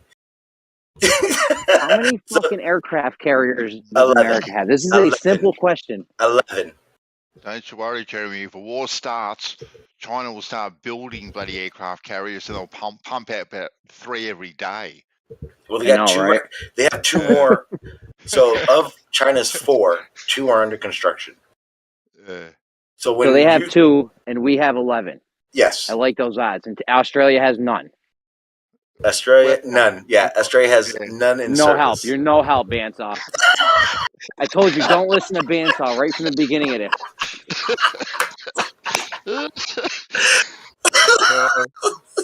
I'm going to be sitting on the beach watching all this go down, Jeremy. Don't worry. All right. Bombs bursting in air and shit. Yeah. China will be on our side, Bandy, because we're going to sell them the iron ore to make their new aircraft carriers. That's right. That's exactly right. We're going to be allies with both sides and come out the victor. Australia's going to be on our side. You guys, Jeremy, some kind of boats or Jeremy, something, right? Also know that even through all the conflicts with Russia and China and all that, Australia still does open trade with China. They trade the fuck out of it with them. They don't care. I know China owns a lot of infrastructure in Australia. They don't. Half of Australia. Jeremy, everywhere. I know it's everywhere, but Australia, they went heavy on Australia because they knew it was right. It's like their neighbors and shit. Yeah. Well, they're all criminals. Well, they want to own that trophy before they win it. So. They fucking built the trophy, yeah. Exactly. Invented the sport. It's amazing.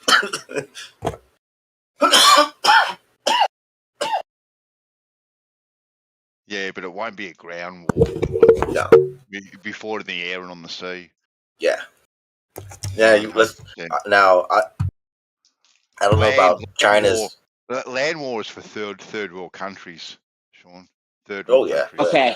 You know what they do when boxers fight? They measure their reach. Okay? How far can our farthest missile shoot? Oh, well, now, Jeremy, now you're having a real big problem because China actually, and I will say this with 100% confidence, China's missiles offense, I guess, is surpasses us. And are you serious, bro? Now, let me explain. Let me explain the specific weapon that I'm talking about. It's called hypersonic weapons, using scramjets and etc. Now, what the Jeremy, fuck is a scramjet? Okay, perfect. So it's a jet. Okay, so these missiles can reach hypersonic speeds. I'm talking Mach 20s. Now, what the reason for this is it can obviously reach anywhere on the Earth faster. So what they do is they launch a missile that can do this speed on a small jet, and it goes up into the atmosphere where it's thinner and there's less to complicate things, and it goes up, and then it basically uses. See, this is a problem for you. Uses the rotation errors, blah blah blah blah. It just can get to places faster. We'll just say that. But the United States right now isn't even ramping up their hypersonic weapon offense. We right now are putting billions of dollars into hypersonic defense. Their missile game is better than ours. They may not have nukes, but their technology our defense is better. Huh? Unless our defense is better. Well, it ain't. Well, see, that's the problem, Jeremy. When we start talking about these type of missiles, it becomes a oh fuck situation. Put it this way: if they shot just their regular nukes, they shot all 200 of them, 10 would hit America. If they shot 5 hypersonic missiles, we will drop maybe 1. The rest will hit. You said they've been ramping up our hypersonic missile defense. What the fuck they've been doing? They better get busy. Defense doesn't make it 100%. And the problem with these weapons is that they're less detectable than what we have now. If they shot off nukes, and you're telling me if they shot off nukes, we would instantly know it and have time to prepare. We would have a third of the time to prepare against a hypersonic missile. Then you got to shoot it out of the bloody sky. Yeah, good luck. Yeah. We would have just enough time to know where it's going to hit. and that's that's like the worst case scenario. I mean, they may be able to stop it, but it's a technology now that isn't just hit or miss anymore. So Yeah, their missile defense is legit. Yeah, they can definitely hit the United States. And how many missiles they got? Do a missile count. Oh, that's a good idea. How many hypersonic missiles do they have? Yeah, ones you know of. I want to know where the $700 billion. Whatever number you're going to come up with, it's not going to be accurate. Yeah, you're 100% right, but it'll give us an idea. I want to know where the $700 billion a year been going. What have we been doing with this shit? Out of space, Jeremy. Out of space. That's where it's been going. Okay, so I know. China's best hypersonic missile right now can reach Mach 6, or 6 times the speed of sound. There's 4 different ones, and they say right off the bat there's no count on how many they have. But again, they have a lot, and that count is from 2018. So I'm pretty sure they've definitely beefed up on their amount. And they developed that technology alongside Russia, Sean. Yes, matter of fact, I just looked it up. Russia has the fastest hypersonic missile that's known right now. Exactly. Again, because we don't know, but what we do know, they actually produced that fastest one. Yep. And they have the most. It says Russia is the global leader in hypersonic missile. And by the time other countries catch up, it is likely to have developed technology to counteract these new weapons. That's why Putin. And that's what we know. That's not what we don't know. Why wouldn't they be developing, and I'm sure they probably do, thousands and thousands of weaponized drones that can... Yeah, that's what missiles that can fly in at 100 feet off the deck and not get picked up by radar, and not like if you've got a swarm of flies coming in across the ocean at your city, you can't shoot them all down. We have that. But we do that. I'd say 60% of air attacks are drone attacks now. I mean, we use the fuck out of drones. Bumblebee drones. Robot-wise, I just don't think that it's good enough yet. Bees, I know, Jeremy. These missiles are just like, look at my... Yeah, as far as actually conducting an assault on another country, drones, weaponized, like just carrying 1 or 2 little missiles each, they would be so much more effective than one big ass missile going across the sky. It depends. I would say it depends. They have that one missile that Trump dropped. I forget what it's called, but it could reach down 1,000 feet into the ground. If you have that, that's a fucking missile right there, or a bomb actually. It's not a missile. The Moab. Yeah, it's a bomb, not a missile. But I mean, those one drops do a lot. And you hit once. Put this way, every city has a sweet spot. You hit that sweet spot, you fuck everything up. Yeah, and Russia have those nuclear-powered submarine drones, weaponized submarine drones that are undetectable. Yeah, imagine that. I mean, I know, Jeremy. Your patriotism is off the chain. I love it. Problem is there is a real military acknowledgement of things. What? Hey, real quick. You're on the list. Hey, I'm on the list. I got one word. Bees. One word. Will be drones. Yep. Yeah. He's talked about this before. I was gonna say real quick. The thing is that don't you think they started it by giving us the Kung Flu? And have you noticed that the mandates are all gone? Who's winning? I would say that the unspoken name of the thing we're dealing with now would be I believe it's a biological weapon. I get you're over there cheerleading for China, but I just fucking don't think they're winning. Who's cheerleading for China? Hey, Jeremy, step in, would you? Yeah, step in, Jeremy. Bandsaw, am I cheerleading for China, or am I just speaking reality? We're just pointing out the facts of the matter. You got to know cheerleading for shit. You got Right. to know Seriously, your enemy. he's I'm he's sorry. on the I'm list. sorry. Ethan, Jeremy don't just worry. thinks China's a third world country for some reason. I don't know why. I'm just saying they that was their first move, right? And all the they want the whole social credit shit show. You know what I mean? And they're not getting it. That was about their 100th move, Isa, if not their Mm-hmm. 10,000th move. Right, and Yeah, they lost. China's. Right, but they're losing. That's I what I don't think think. so. Well, you No, can they ain't. I don't over think there, so. cheerlead from over there if you want to. If China cut everyone off, everyone would be fucked. No, No? nope. You sure about that? Your computer, your phone, Yeah, we don't your need phone, that. your We don't cars, need that. all those things would We don't need that. We quadruple. don't fucking need that. Yeah, you're using Discord right now, so you Just obviously no, need it. no. I'm just saying, like the American people, essentially, we don't need that. No, you're right. So We don't need it. We don't need anything we have, but we want it. Right. You're right. You're right. We don't need it, but we want it. Period. Right, but the only people that count don't need it. But the who don't count. Who's that? Who determines who that is? You need it. You're here.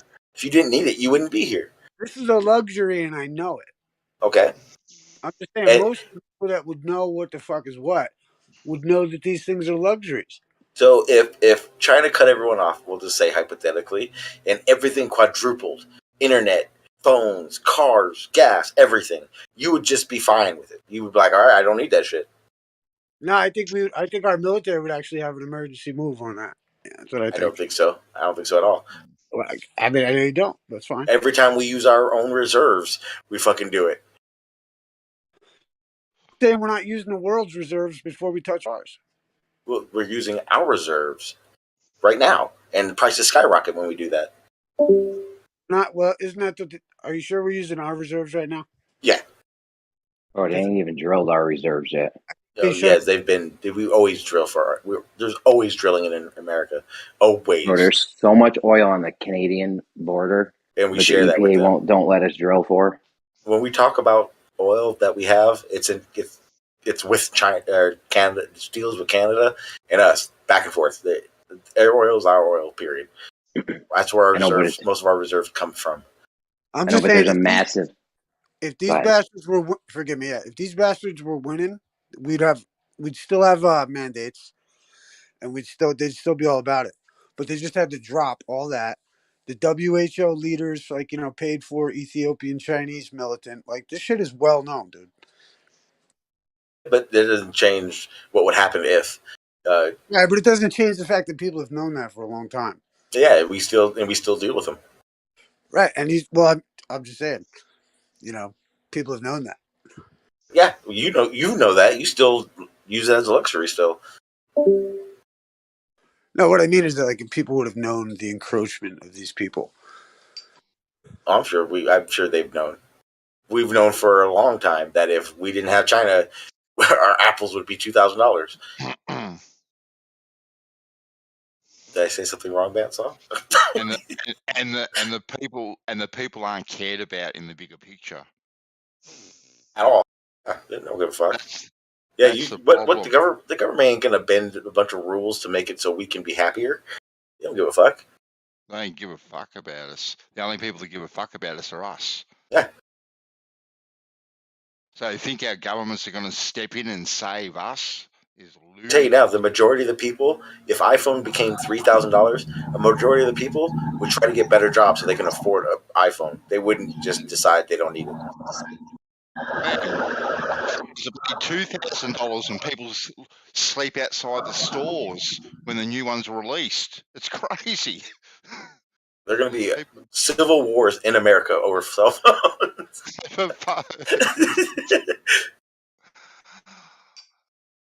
That's why I get Oppo, a nice Chinese brand. Oppo. Yeah, I mean, and that's the key now. I mean, if you could stock up now on American stuff, you got a chance. But I'm sorry, Sprint ain't going to be around for very much longer. There will be no, can you hear me now? Because after that $2,000 phone, it's also going to cost you $1,000 a month to run the internet on your phone. Trust me, the people don't want that shit. I got enough cell phones to last the rest of my life. I'm good. I'm coming to Jeremy's. When war breaks out, I'm over at Jeremy's place to get my new phone. Make sure you tie a tin can and a string to it. Yeah. I'm breeding courier pigeons. Just for that day. Well, that's fine, Danny, because I'm going to be down at your place looking after it while you're over at Jeremy's place. So Mike Tyson is going to laugh at all of us because he has all the pigeons. Yeah.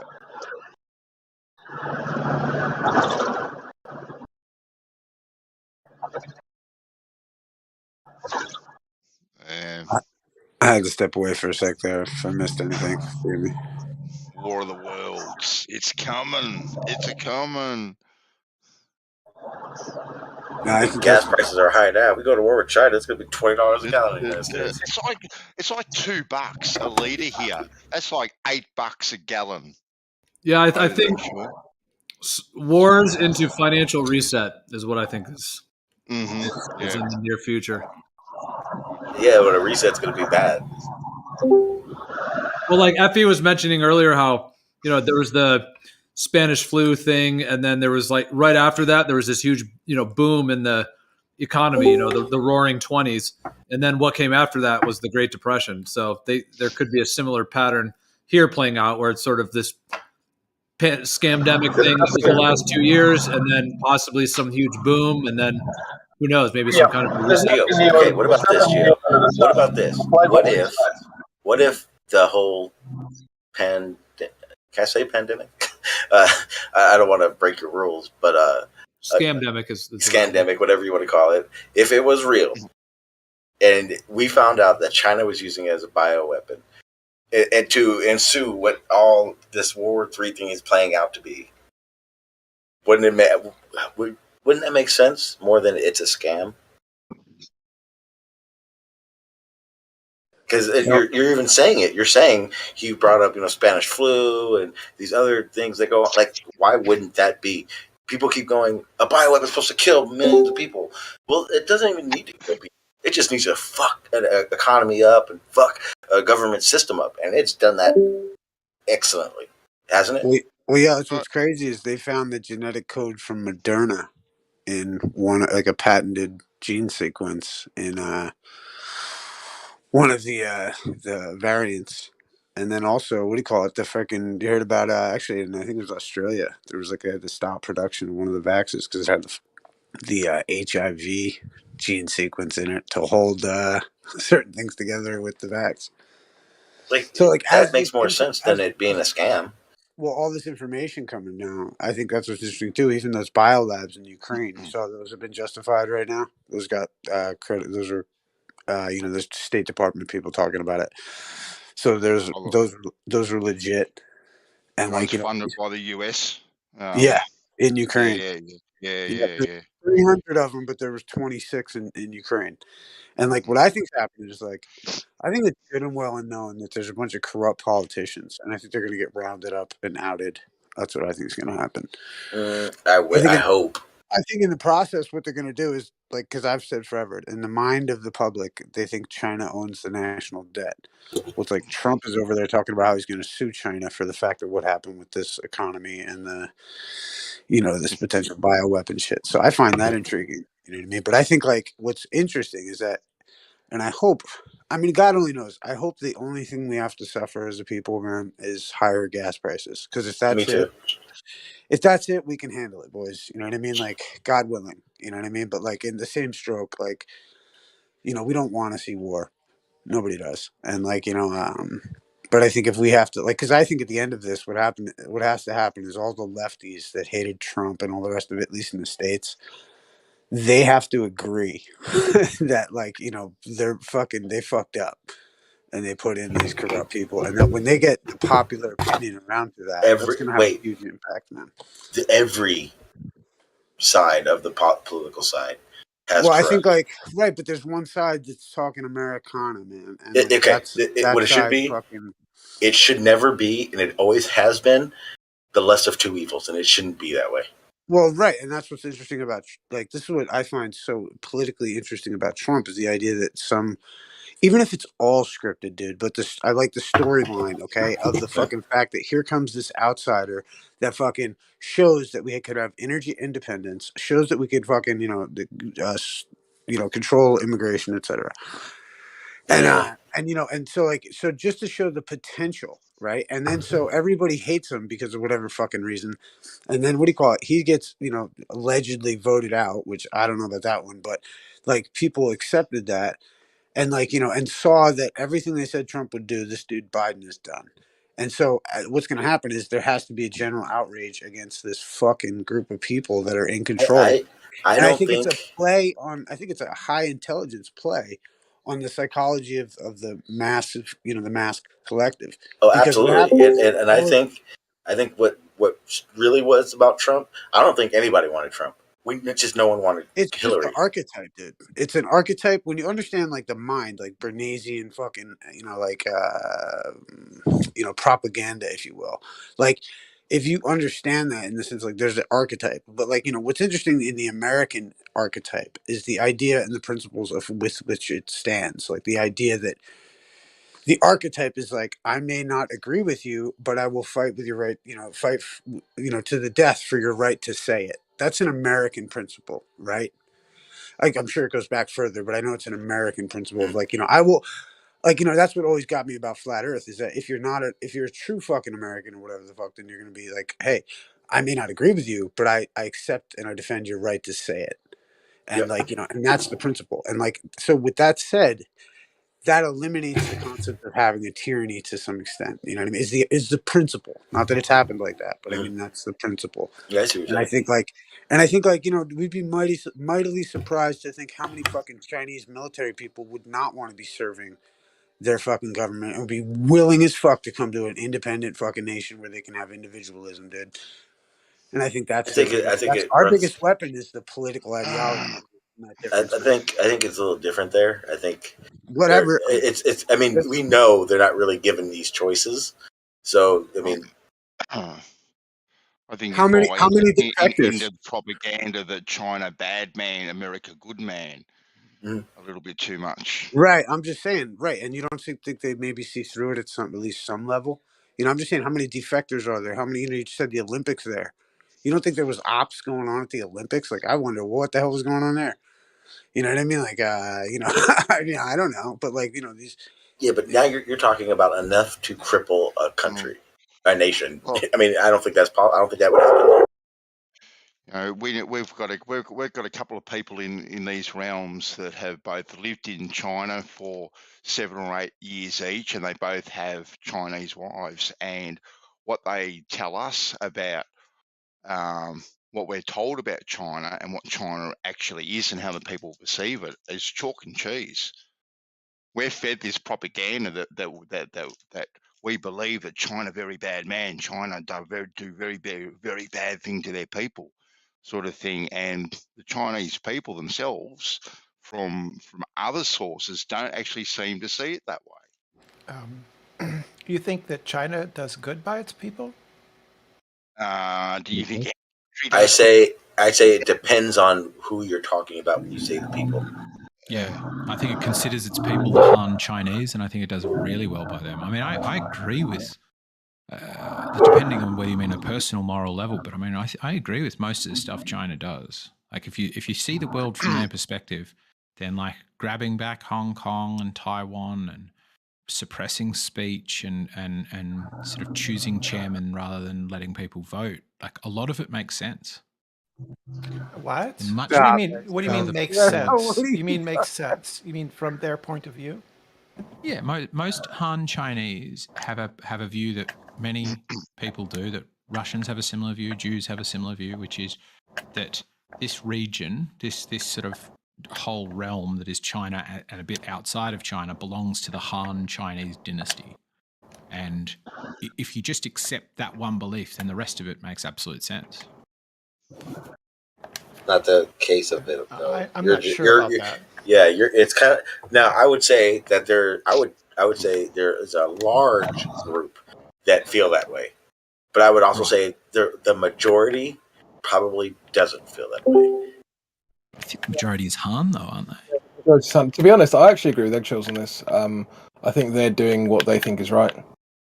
Right, but that's why the American version of fucking life defeats that. Because they're like, wait a minute, and anyone in this country can go and be a rich man and go whatever. I'm not stuck in some traditionalist, position.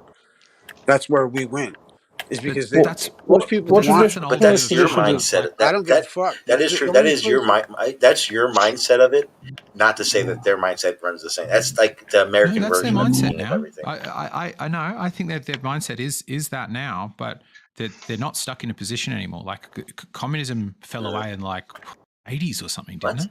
Like in China, they are fiercely capitalistic now, with only these weird remnants of communism, like the railways. That's not true. China is communist as it gets. I think it is. They're second What's communist about China nowadays? Just a quick question: what's communist about China nowadays? It's heavily indoctrinated. They're all members of the Communist Party. They teach Marxist principles in the schools. And we do that here. It's heavily propagated. No, they don't. Suppress information. No, they don't. So it's heavily propagandized. I'm talking about America, so I don't know why you're saying no, we don't. No, we don't teach. Who is we?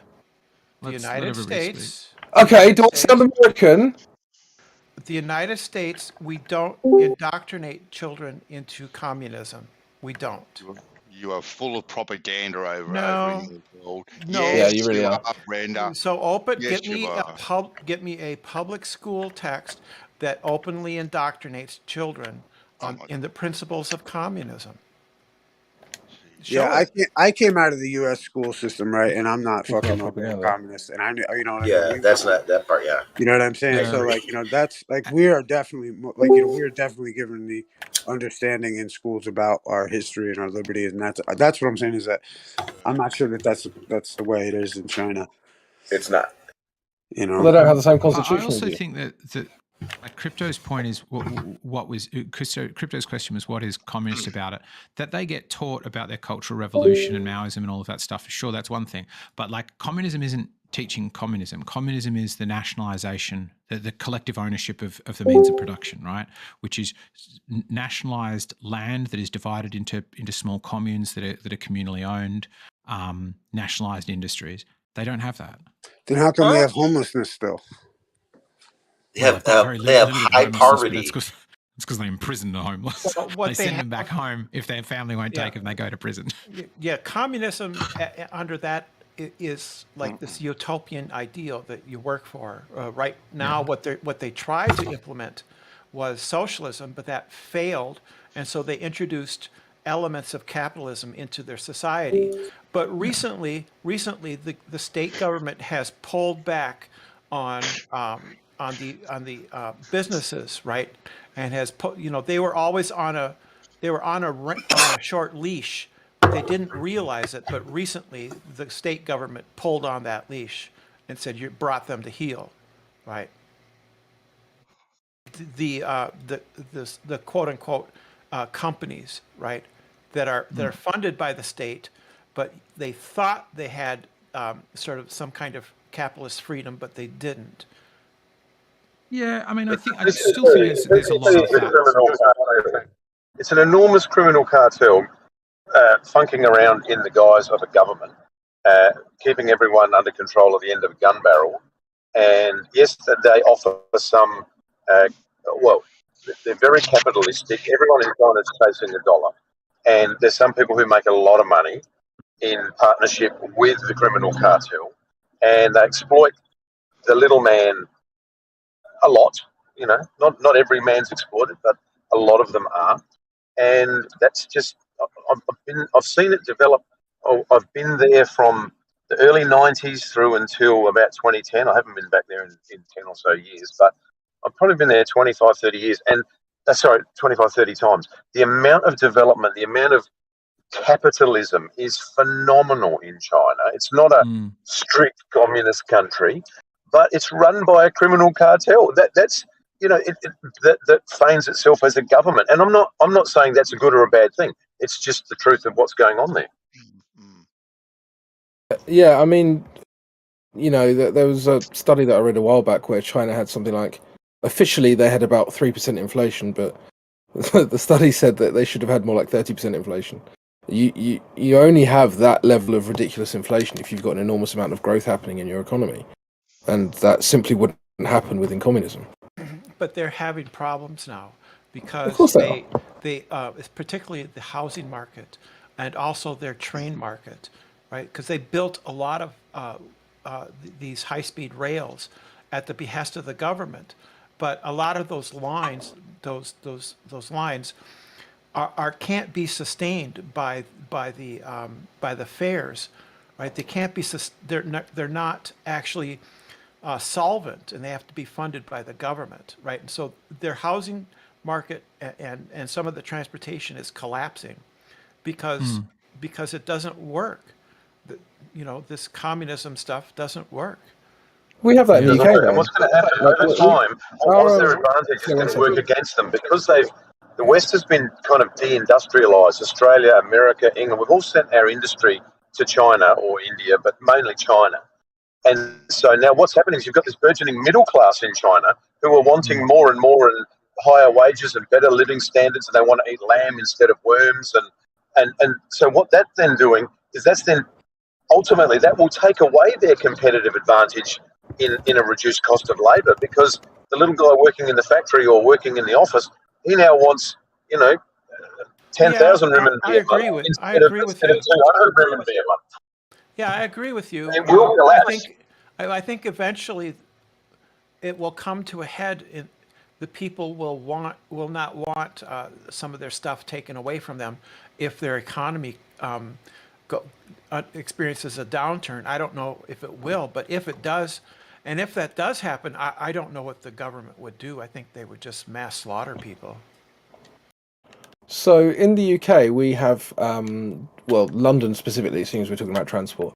TfL is our main transportation kind of body for London, and about 40% of their funding comes directly from the government, and 60% comes from either private capital or fares or whatever. So, I mean, would you describe the British transport system as communistic or socialistic or capitalist? Like, how would you describe it? There's no pure capitalist country in the world.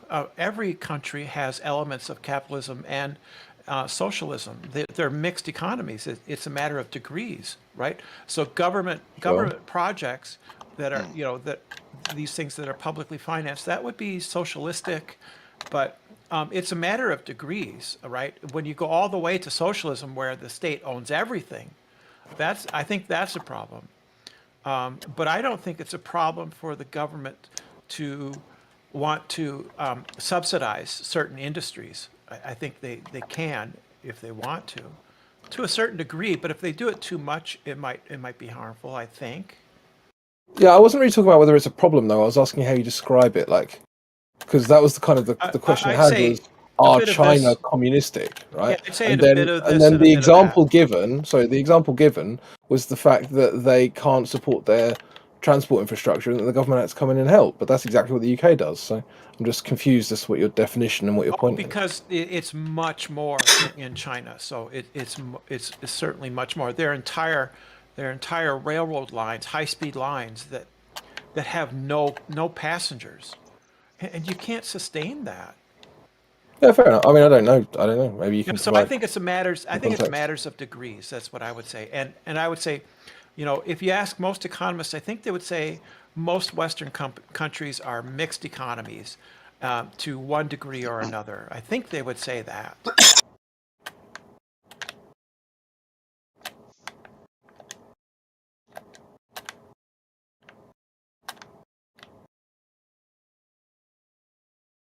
Okay, yay, killed the room. I think you're right, man, in that, and every communism, socialism, capitalism, libertarianism, every one of those has elements about it that is fabulous and elements that is terrible, and it's like this constant juggle to try and find the right balance to take the best bits of each and make it work in a society. So yeah, I agree with you. There are elements of socialism in Australia and in America, and there's elements of capitalism in China and Russia and probably North Korea, to be honest. Who knows? But we don't really get much of a look there. But yeah, I agree with you.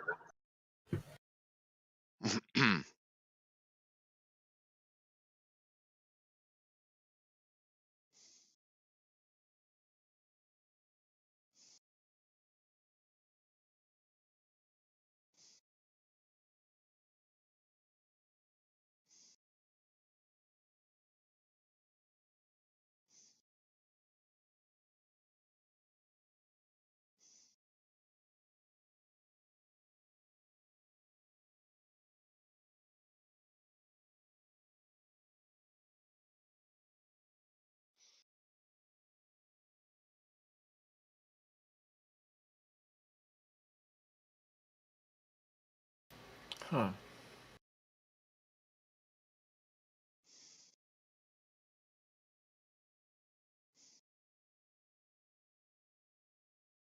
And the other element as well to think about with the whole, America-China trade war, real war, whatever it is, are these two ideologies or countries truly at enmity with one another, or is it all just a pantomime anyway? Sure, it's always a pantomime. FE.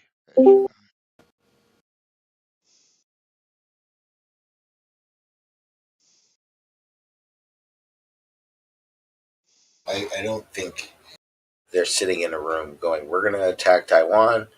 You guys are going to attack us, and this is how it's going to play out." I don't think it works that way.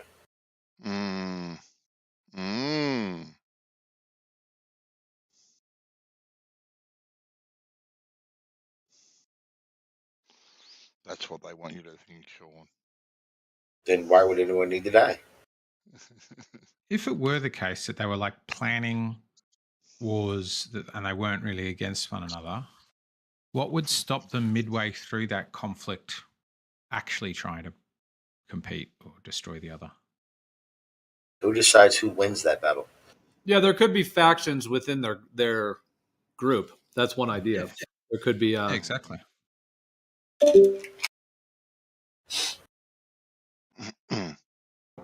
I'm personally Yeah, and that I've Sean heard it D said, runs the is it good versus evil, or is it bad versus evil? There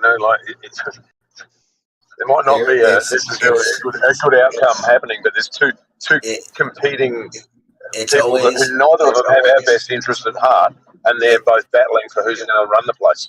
But that's what it is. It's every war is forever going to be your interest versus ours.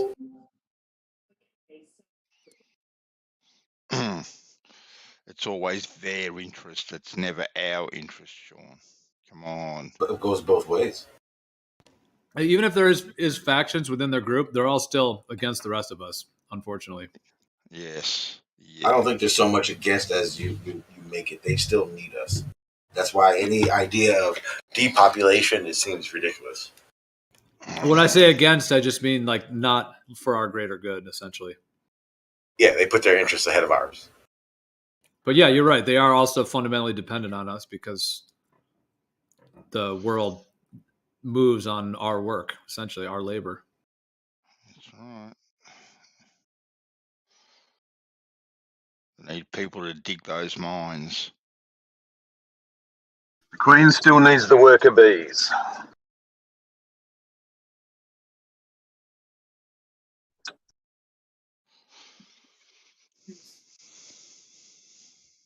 What's that?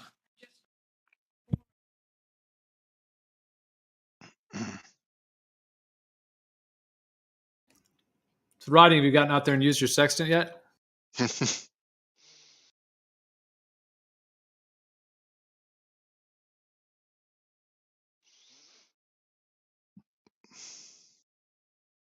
No, still not used it. Still pissed down every day. Plus, I got to get to the coast somewhere. I'm in the inner city. Got no horizons around me that I can use. What do you think about using a sextant over land? It's pretty finicky. You gotta make a artificial horizon.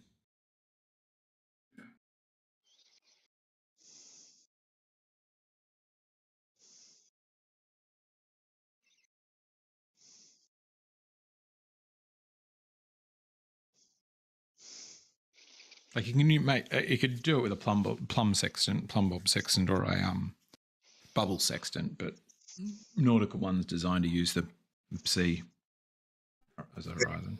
How you could do it with like a puddle of water or something like that too. Yeah, that's an artificial horizon. Right. Puddle of water protected from wind so it doesn't ripple.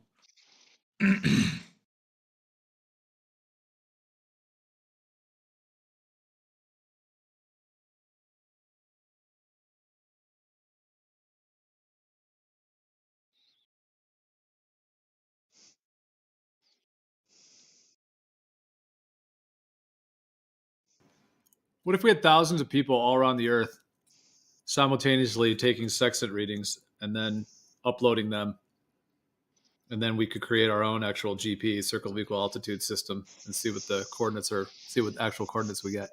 Why do you need simultaneously? Like if you're using an almanac, which is dynamic, it already works. Then why in the world you would need to do that simultaneously? Well, I don't mean simultaneously, like at the same moment. I just mean instead of having to go around and do it, because my interest is in doing sextant, like building GPs, circle of equal altitudes, and angles to stars from scratch. You know, doing it without depending on any other systems in place. Actually, doing it from scratch, meaning going out and getting the readings directly from Earth, from nature, and then linking those together and seeing what kind of grid system is actually made up without depending on any of these other calculations or any of these other ad hoc additions. Just do it directly and build the actual GP and circle of equal altitude coordinate system, from the ground up. Well, don't get what circle equal altitude system would mean, but it's not that complicated to just verify what we already have. So if you want to verify, let's say that the almanac is giving you GPs in the right position, given the moment in time, we can just pick any position on Earth and then wait until a star should be above that position. And then, according to the almanac, and then you just call someone that lives there and asks if there's a star right above their heads.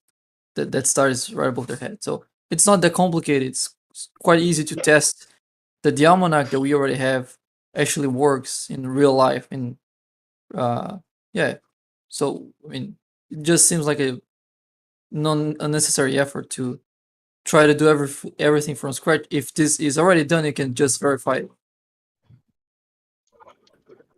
That's fine. You can verify that as well. Have you verified it? Well, the almanac matches Stellarium. I verified the Stellarium, so yeah. At least for my location, of course, I can't speak for other positions on Earth. But when I had a telescope, I used to use Stellarium to find stars. And they had pretty much matched the position of the stars in the sky. I mean, one of the main differences between a planar Earth and a globular Earth would be the circle of equal altitudes and how they actually interlink with each other. On a globe, they're all going to be, essentially like almost like plumb bobs. Like your GP ends up being your plumb bob, your circle of equal altitude ends up being a circle on a sphere.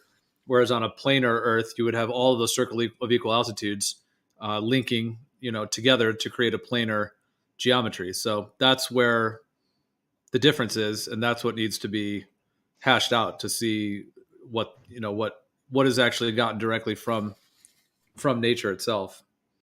Well, simple way to start by testing is just go outside, figure out what star is closest to dead above you. Right, like I would look along a string of a plumb bob if you needed to, or just guess at it, and then check whether that star's GP is currently quite close to where you are. Yeah, that would verify a GP, but you have to do many GPs and link the circle of equal altitudes. That's where the difference would be. Well, to me, I'm quite confident that they're right because Stellarium is used by, as Bacon just said, Stellarium is used by people who want to point high precision devices up into the sky and know where to point, and that gives me confidence that Stellarium is correct. So I'm just comfortable using Stellarium for it.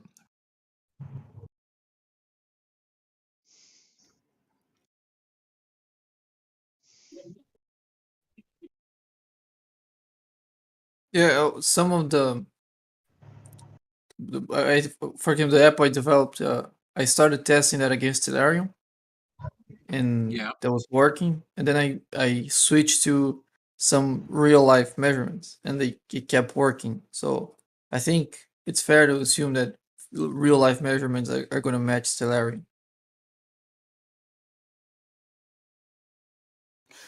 Okay, so let me ask you this: if you in this lifetime, well, all of humanity may come to this conclusion as well. But I'm just saying for yourself, if you, let's say, come to the conclusion that the Earth is actually planar in nature, how would you look back on what you know now, and how could it have been wrong?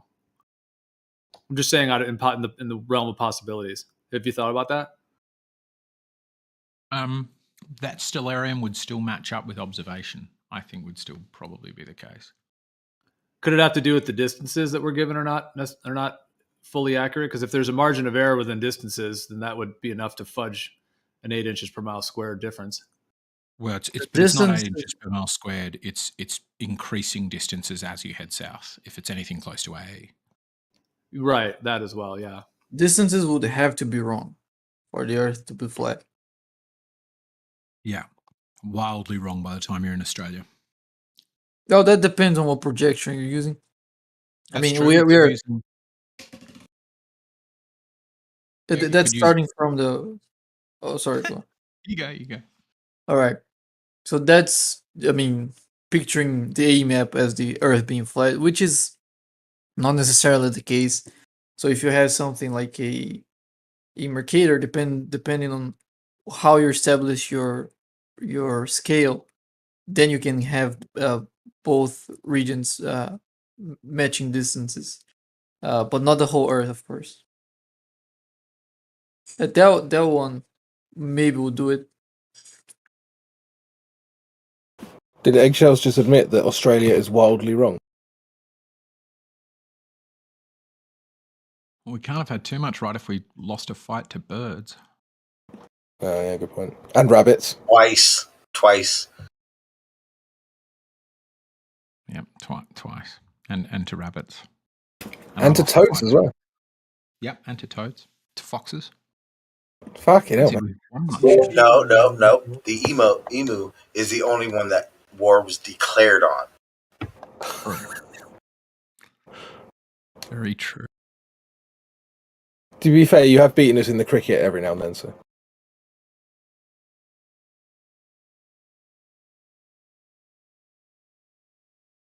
Did you shed a single tear when Warney passed away the other day?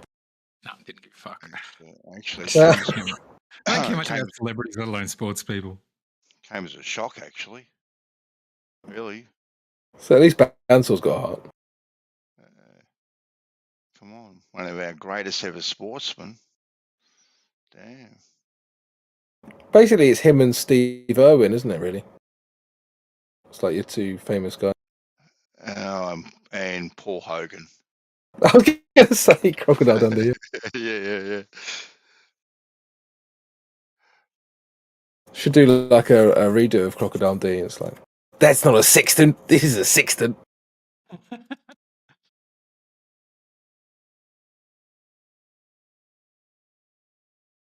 Bacon, have you thought about how much distances would have to be off for the coordinate system that you're given to actually be planar, but have a certain amount of fudging involved to cast it off or to play it off as being a globe the way that they do? Again, that would depend on what will be the correct mapping of that coordinate system.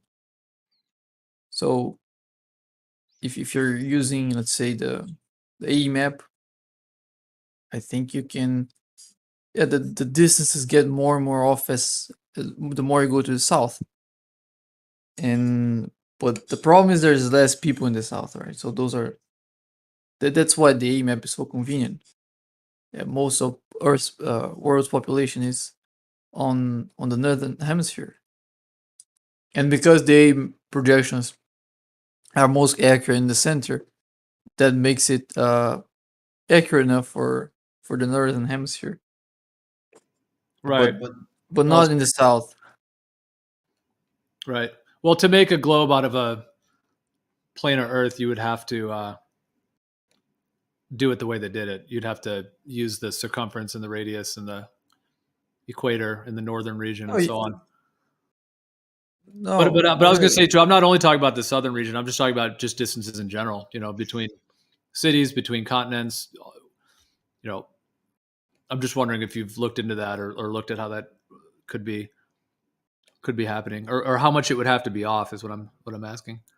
Yeah, I can do it again. I don't remember exactly, but you can just, for example, get the distance between 15 degrees of longitude in the Tropic of Capricorn and the Tropic of Cancer, and then you can use the distances on across latitudes as your reference to having a scale for the A map. Then you can compare those in the A map, and you can compare those in the globe. And if you get very big latitudes to do the comparison, you get a very, very big discrepancy. Like you have 4 or 5 times difference. Like if you took, let's say the Earth is like a similar to an AE map, and let's say a planar Earth like that. If you took that and you drew lines, almost like a spider web, well, not shaped like a spider web, but if you just drew lines all over it, from this area to that, from this city to that city, this city to that city, all over the place, you've got just triangulate it. Yeah, I'm just saying you got thousands of lines all over it. If you then were to take that, and if you were to take that, and if you were to just warp it into a sphere, take that and just bend it, how much would those distances need to change to then be applied to make an ad hoc spherical type geometry? Well, each distance would change in different ways. Some of them could become like up to 5 times bigger than they used to be, or 5 times smaller. That depends on what pair of points you're referring to on the surface. So you're not get a single proportion difference. You're gonna get many different proportion differences with different distances. You want to know something? Have you seen Australia on a globe compared to like a Gleason's map? How it looks like short and chubby, and then on a Gleason's map it looks really elongated, Australia.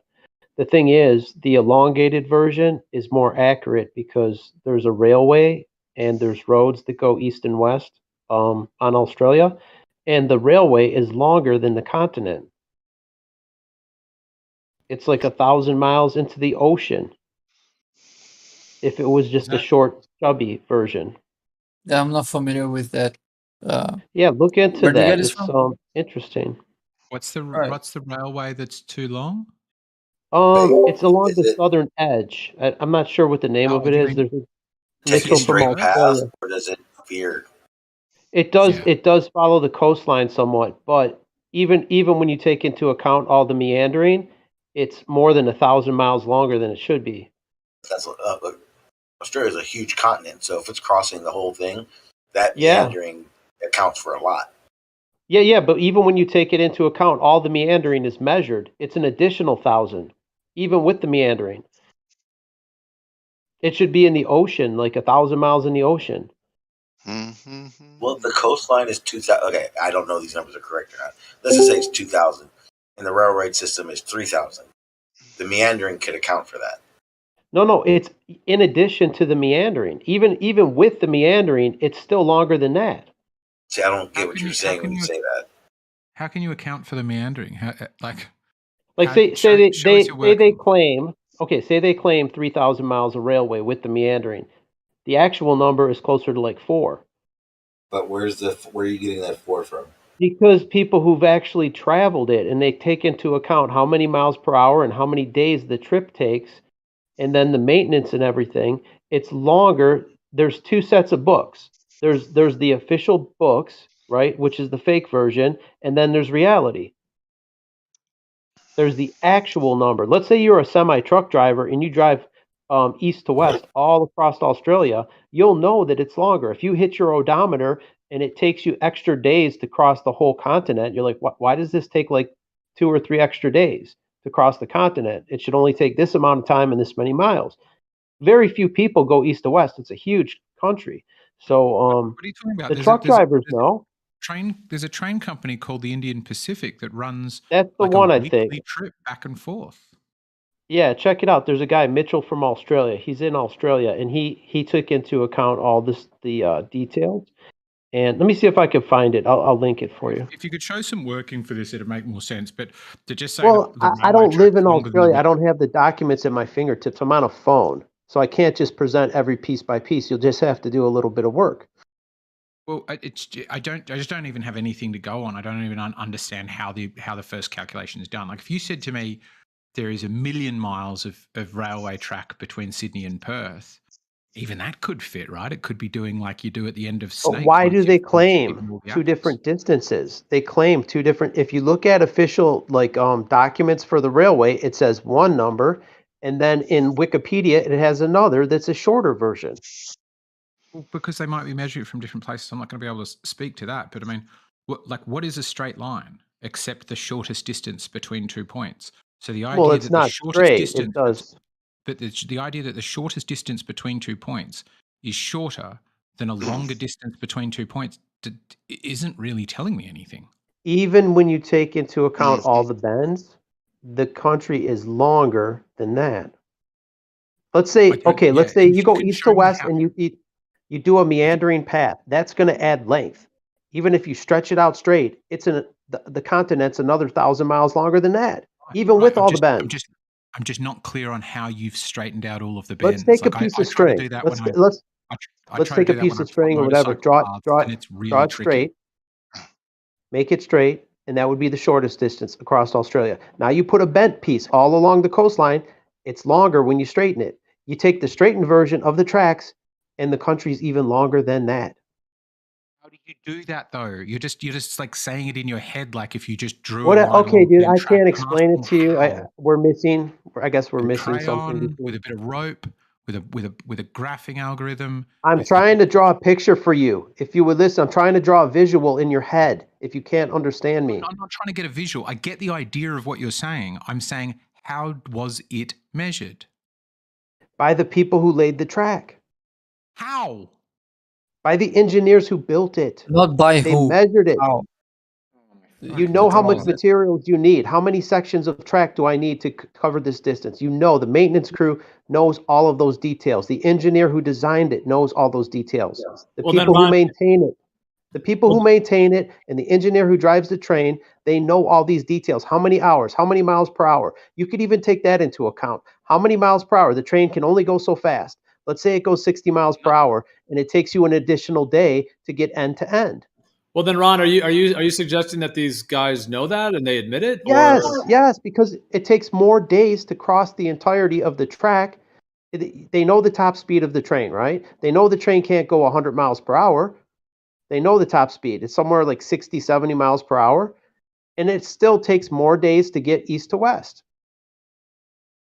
If you could present You just got something to other read than your say so, because I'm some of the trying to ask literature. simple Okay, questions like I'm how giving they you a measure lead. it, and If you're you not want able to to take answer them. it, So if you could present something other than your say so, it'd help move the I conversation just forward. said I'm on a phone and I don't have everything at my fingertips, but I'll go find you the video. And you can watch it and you can see the details he went through.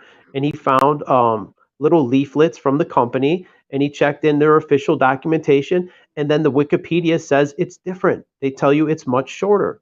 Present a So video, that'd be there's the real version, and then there's the Wikipedia version. Everything's been There's altered also because they're there's a trying. third possibility though, isn't there, Ron? Which is that somebody did the maths wrong or came to a broken conclusion because Yeah, they weren't really Wikipedia thinking did it rationally. wrong because they're covering up. They're covering up the truth. Well, that's possible. That's Ron, entirely possible. But when you need a railway company to be in cahoots with NASA, your No, it's conspiracy gets pretty old. fucking That track's unwieldy. been there a long time. They've always said it was one distance, like 5,000 miles. It only the fake version on Wikipedia lies to you. The railway has never lied. They tell you how long it is. Hey Ron, do you have the name of the video? I can try and find it for you and Try, post try it if you looking. like. His name is Mitchell from Australia. His YouTube Yep. channel, and it's down on the bottom of his playlist. It was an early video, maybe 2-3 years ago, and he Okay, says, so yeah, so search from bottom up. Yeah. yeah, go right to the bottom. It should be at the bottom Yep, of the yep, list. yep, Mitchell from Australia, yep. I'll try to get and it he'll for you. give you the name of the train and all those details. I think it was like 5 minutes, 5 or 6 minutes. The video. It's not very long, but he gives you the leaflet. I'm searching. I'll see if I can find it. I'll be right back. Yeah, I'm searching for it now, buddy.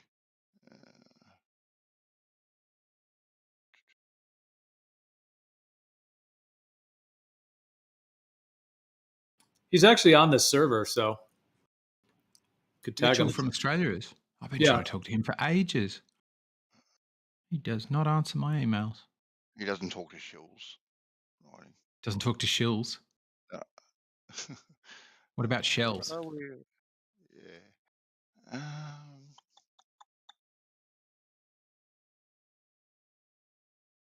So Indian Pacific's probably what he's talking about. I posted the wiki page for it. Indian Pacific route.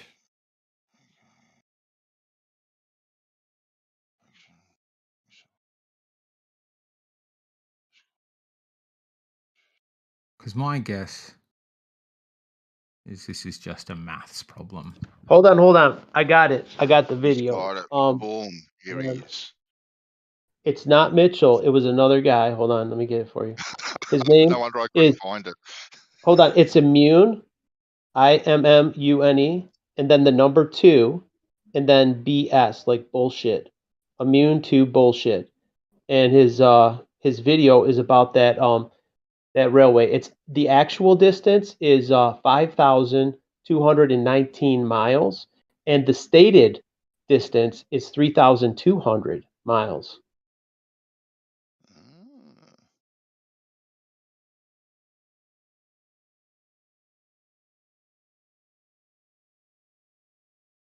And it is relatively straighter than I thought. There's only one little notch, like a little dog leg in the rail. There's a small dog leg, but most of it's fairly straight. But I mean, if you're saying mostly straight, Sydney to get over the Blue Mountains to go to Broken Hill, I've done that on a motorbike trip. You're heading over a mountain. Check out. It's mostly east and west. It doesn't meander much. It's Post the video. relatively. But my point is there's But it's terrain. going through mountains, yeah. The fact A that mile it's up a drawn mountain, straight a mile doesn't mean it up a doesn't. mountain doesn't cover a mile across the land. You pretty much got straight up switchbacks. Like they don't actually do switchbacks where you change tracks and go backwards, but you He's taking zigzag into up to account. get over the Blue Mountains. A Broken Hill is a hill again. It's sure the bit between it is quite flat. Well, no, you got to get past Lithgow, so about 2 and a bit hours after the Blue Mountains, you'll hit quite a bit of flatness until about 15 k's out of Broken Hill. Then it'll be hilly. Then it'll go back to flat. Then Adelaide, hilly again. Then you're following the coast, which is necessarily hilly. Then you go back up to the No, central. he does. This doesn't follow the coastline. This railway, it doesn't. It's hundreds of miles from the coastline. It goes to Adelaide and Port Augusta. What do you think Port Augusta is? That might be the dog leg. There's a dog leg in one section. Yeah. The rest is. Yeah. And there'll be squiggly bits where it gets close to the coast. Where There's only one squiggly bit. No, that red line that he showed that Shell put in the chat. That doesn't represent those switchbacks and uphills and downhills, right? That's just an example. Yeah, I can. Yeah. 28-minute mark. Go to the 28-minute mark of the video because it's a fairly. It's 32 minutes long. Ron. Post it. Immune to BS. Let me see what the name of it is. I'm this on two video? different devices. So bear with me. Is it this video that I've put in? Called Yeah, it looks like it's got a. It's called Australia Flat Earth. The name of the Yeah, video. right. I It was put it in made. the chat. Oh, you have Okay, writing on. Thank you. Okay, cool. Yeah, go to 28 minutes in the video. It'll give you the specifics of the railway. He tells you the top speed of the train and then the assumed distance and how much it varies from the official stated distance is much shorter than they're telling you. 2,000 miles is approximately the whole length of the United States, east to west. Oh, I'm watching now. Just a second. That's a significant error. Okay, I'm gonna have to mute myself. What'd you say? 28 minutes, did you, Ron? Go to 28-minute mark. He'll show you the maps and such, and he gives you the documentations where he found it. Yeah. See, I have no reason to lie to you. I wouldn't lie to you. I'm not BSing you. I just don't have everything at the moment. Yeah, train Bendy, track. the train route he's talking about, doesn't it go through mountains and all these other things? I can't tell from the map, but I'm just saying, like, you can't tell. He's just saying if it travels at this speed, right, and it takes this many additional days going at the speed. He's done it as like 6 straight line segments and gone, wow, these straight line segments aren't as long as an actual track. They're longer. They're longer than what they tell you. So he's going point A to point B is longer, but he's not accounting for any of the switchbacks or hills He's Yes, just he using is. a bird's like a crow's fly. No, he's not. He's saying, okay, let's say you do that just as a crow would fly, right? And you say Australia is this wide, no bends at all, right? How much is it going to bend? Is it going to bend 2,000 miles of additional distance? That's like the Well, whole of the United States. That's well, a if you're significant. measuring from one coast to the other coast in Australia, you would use how the crow flies. But if you're measuring the mileage of a railway system, a road, it would be much longer than that. Okay, but it's shorter. It's shorter. It wouldn't even stretch, right? Wait, If they huh? tell you, it's Hang on, I thought you said the railway track is longer. You said it Now- was. now it's You shorter? would say it should extend into the ocean. You said. Yeah. I Right. agree. If they stretched out that railway in a straight line without any bends or anything, I think it would extend out into the ocean as well. It should. Well, no, that's Yeah. not what I'm saying. I'm saying the distance. There's two different numbers you're going to get. to the. You get a number from the rail company. Did anyone and you read get the one. addendum to the video where he describes his math? This was based on a trip he took and the maximum speed of the train, not the train stopping at train station. Okay, but you take that into account. Say you stop for 30 Didn't minutes. realize he didn't take train Didn't take time that into zones account. into account. He didn't. That would make his results what you're saying if he didn't. Okay, so say a mile per minute. Say there's a 30-minute, you add 30 miles. What? No, but If you're to going get 60 to miles wherever per the hour, train's that's a mile per minute. when the train stops, it's And then you got to slowing down, reaccelerate. I and get then it. it's I got get to it. So that's a lot of time. That's We don't know. I don't know if he accounted at all, but what I'm saying is just look at the details. It's 28 minutes. You can't chew through 28 minutes in 5 seconds. You literally According just to got the him, video. didn't. You didn't watch the whole thing. So just According spend to him, he 28 did minutes. not make those calculations. No, I read the addendum he wrote in his video. Okay, there's 28 minutes of video. Someone just posted it like 2 minutes ago. You've done no. Right. You Read didn't the even. addendum in it. Read what he Okay, wrote, but dude. go through the whole thing and make your own conclusion. Watch the whole video and make your own conclusion. My conclusion remains he's got the math wrong. Okay. I think if you want to do an honest opinion, you should at least watch the video. Maybe put it at 2x. That's what I did. I watched it at double speed. I mean, what I'd like is for you to be able to present your argument rather than me have to watch a I'm half not hour making an argument. I'm showing you a video that varies. That I found his research on it, and it's just an observation. I haven't traveled the tracks myself, so I Can I can't give say you the for reason sure. though? Yo, It it was didn't your seem- claim. It didn't seem, it didn't seem you were able to adequately explain his claim or how he So calculated I'm it. supposed to summarize 30 minutes in 2 sound bites? Is that what you're asking? And I did. I think I did a good job of it. If I'm convinced that stellarium works, or that or that Bacon's app works, or that gravity is real, I'll give you my reasons for thinking that. Giving you a video of Neil deGrasse Tyson talking doesn't tell you what I think about gravity. It tells you what Neil deGrasse Tyson thinks about gravity. If you think this is a strong argument, I think you should be able to present it. I did.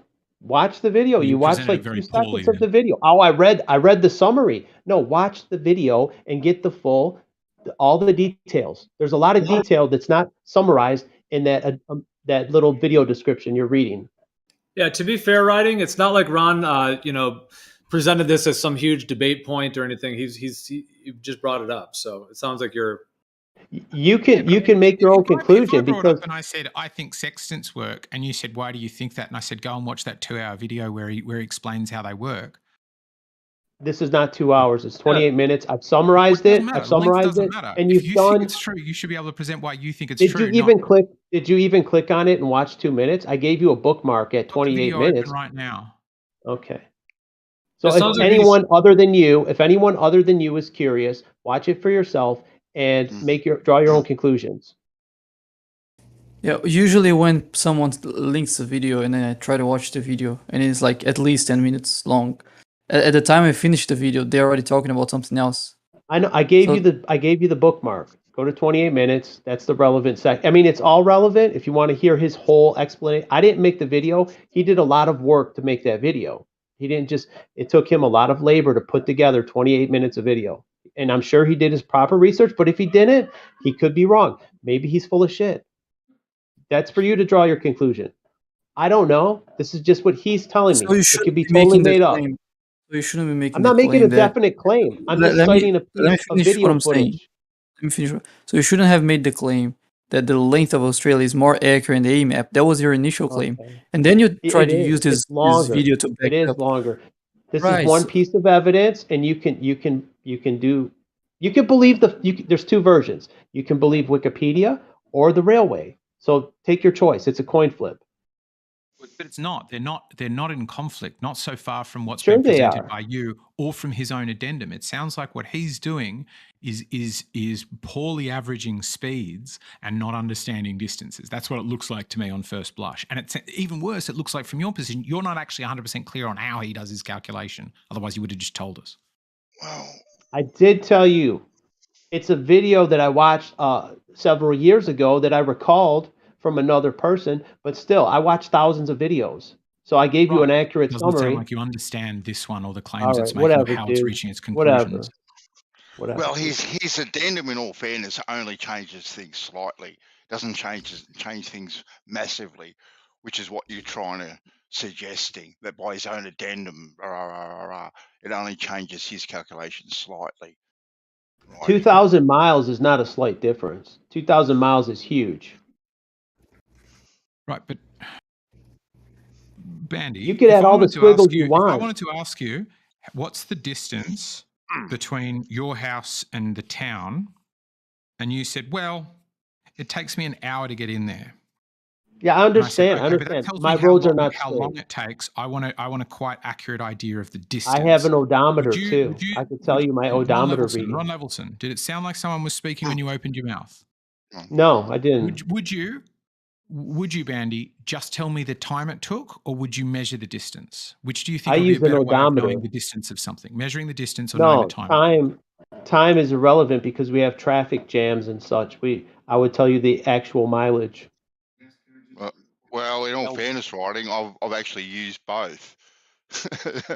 My time to get to If someone asked me how far to Delaware, I go, it's about 15 minutes up the road. It varies though. Like sometimes Right. I can drive a 20-mile distance in like say 30 minutes, and sometimes it takes 45 or an hour with traffic. It's just it's never the same. Ron, is it your position that using time to gauge distance is a very inaccurate measure? I'm talking about mileage. I never use time to measure it. Exactly. No, So a why are you locomotive doesn't video have that a sole locomotive proof doesn't is how have long it stop and go takes? traffic. This thing's whole proof is how long it takes. And he's going, if it takes this long and they're average moving at this speed, then what I can calculate from that is the distance is further. It's a dumb way to do it because trains stop, particularly tourist passenger trains like the fucking Indian Pacific. Only reason you catch that Okay, train move is you're doing along. it as a Everyone's tourist heard your argument. Let them watch it for themselves and draw their own conclusion. Move along. You're beating a dead horse. I just gave you a piece of evidence. If you don't want to look into it, that's fine. Move along. but he's addressing it. I You're can't ignoring his prove it, and you response. can't disprove it. You can't Why do you disprove now it, and want I to move can't. on from it? You wanted me to investigate Because it. you're going to beat it all night. Neither one of us have been on that railway. You'll go again. Neither one of us has been on it, right? In the video, Ron, does he link what the actual engineers say about the length of the track itself? Yeah, it's in a pamphlet. There's a little pamphlet that they give you when you go on the train, and it gives you say you go to the Statue of Liberty. It says, the Statue of Liberty is 300 and some odd feet tall. It was built in this time, which we know is not all accurate. Maybe the height of it's accurate, but not the year it was built. But that's a side issue. But usually in the pamphlet, it will give you accurate information. But Okay, when the I'll two watch are the video. I'll watch all of his maths and I'll come back to you. I think the point that you said that time is a bad way to measure it. You need to watch the video again because what he's doing I'm not is measuring with time. is dividing it by he is. That's my point. No, he's making a statement that even if we traveled at this average speed, right, at an average speed, and it takes me this many hours. Time. Yes, which is time. Hours is time. Okay. Figure it The out for whole yourself. thing is about time. Okay, You're I'll do it. making Please don't leave in the meantime if I'm forced to You're watch this fucking making thing. definitive statements off of a title of a video and one little snippet. Okay, he goes over other explanations in the video. I'll It's not watch it just and then that. I'll come You're back to you making with my definitive debunking. claims on just one piece. So just digest Yeah, it. I think it's And bullshit. I'm making that claim. it's Absolutely. probably bullshit then, right? It's bullshit because you Yeah. say so. No, it's probably bullshit, but I'll find out why. It sounds like you're an Aussie. You might want to travel it. He's gone, Ron. I'm just saying Australia has some stuff going on that's very peculiar, like the length, also the height of it, how Yeah. tall north and south it is. It's it's a lot larger than they claim, and there's other ways you could measure it. If you're a truck driver and you drive it, you hit your odometer, you can measure it mile per mile. But Hey, Ron. like, Sorry, Yeah. go ahead. no, go, Kool-Aid, you go. So, do you believe that we can tell speed and distance if we have time? If I travel 60 miles per hour, I'm going 1 mile per minute. Right. Right. So if I gave you a boat race with the exact time and the speeds and everything, do you think we could work out distances on that? Somewhat, yeah. I mean, we're talking big numbers. A 2,000 mile error, I could easily measure closer, right? I could summarize that I'm not going to be off by a margin of 2,000 miles. I can get it to within How about- 100 miles or so. It's accurate How about enough. 40,000 nautical? How about 40,000 nautical miles? Do you think you Well, now could you're get getting better than that? ridiculous. 40,000 nautical miles is ridiculous. Well, the reason I use the number 40,000 nautical miles is by my calculations on the Gleason map, that's how far off it is for the Vendée Globe race. Well, that's an enormous amount. 40,000 miles is enormous. So I totally agree. Why does the Gleason map have 40,000 nautical miles that was not done by this race? because the circle's larger, it's 60,000 mile circle. It's not a globe. Like if you go on a globe, right? The distance around No, Antarctica. hold on. Wait, I'm specifically saying this race happened. We know the distance, we know the time, we know the speed. You agree with all of those because that was the evidence you just presented. Speed over time equals distance. Okay, but what is the actual route? Do you know that? What is the actual route of that race? It's obviously not circumnavigating. It's not? No, not if it's 40,000. Oh. No, there are 40,000 missing. There was 40,000 nautical miles on the Gleason map that was not accounted for. They're subtracting. They're subtracting to fit their narrative. If you were to travel, if you were to circumnavigate, Subtracting. whoever's Wait, giving who's you the false subtracting? papers, The boats are subtracting? whoever's giving you the false story, right? It's subtracting, or it's a different course. The course that they've not a- actually sailed is not the it's a course real that they're deal. claiming. It's a Just like real the deal, word right? What about the fact that people go out from all over the world and see the race? They see it. How do you watch a race when it's going 40,000 miles? Like, how do you watch that? Is that a spectator sport sailing? Yeah, How do it you is. even watch it? It is. 100%. It's a spectator sport. The boats and the Vendée Globe was pretty good with their social media presence. Most of the I could boats put a had camera YouTube on channels where they were doing daily uploads. Okay, great. There Hear was me out. over 30 countries. You asked a question. I'm going to answer it. There was Okay. over 30 nations that sent planes out to overfly the fleet and for their media coverage. Let me ask you a There's question. quite a bit of media Let me- coverage on there. Hold on. Let me get one question in. If I show you Okay. footage on an ocean vessel, how do you know where it actually is? How do you plot it and determine that what they're telling you is actually where they are? How do you Because confirm when it? they have Sydney Harbor in the background, they can only Okay, be that's in one Sydney Harbor. section. When That's they one have section of thousands of miles. when they have the south coast of South America in view, they can only be in that area. Do you know what video When their editing is? boats crash and they send out EPIRBs locations that go to even dumbasses in the middle of the country like me, because you never know who's going to be closest. We can plot those positions and save the sailors' lives on board to within a few meters. We know where Thing these is, boats are. I've watched this video now. You and I have? want to offer you my rebuttal. Okay, how did you watch 28 minutes in 5? How did you do it? I'm just You curious. told me to watch from 28 minutes. The other Oh, from shits 28 about minutes. flights, about maps, about degrees and angles. The only bit that starts to address the distance between Sydney and Perth is when he starts talking about. So, firstly, he is measuring by time. He's using time as the only measure, as the only way to determine the length of the track. He's also making some vast generalizations about what he thinks a train should travel at through that speed. He says, well, if it's going so slow, why would anybody catch this passenger train? Not understanding it's not a fucking passenger train, it's like a tourist jaunt. You get a room, you sit in a dining car and eat it. It takes 72 hours. Nobody's doing that for a commute. It's a tourist train. He doesn't get that. He seemingly doesn't mention that. He says he's decided there's no mountains aside from just outside Australia because it only has 2 engines. I've already said that that's wrong because you're going to get them near the coast, and I know you get them in Broken Hill, so he doesn't get that. All he's doing is going, I think that the average speed would be higher, and because when I draw lines on a map, I get 2,000 kilometers, and they claim it's 1,000 kilometers longer than that, they're wrong. It is so incredibly fucking dumb. But he said, Okay, that's your opinion. That's one man's opinion. You're not trusting. That's fine. You're coming across pretty aggressive there, writing. Wow, I was forced to go and watch this video that he can't state. He can't state the calculation. Here's how he You calculated. watched 5 minutes from 28 minutes, Mark.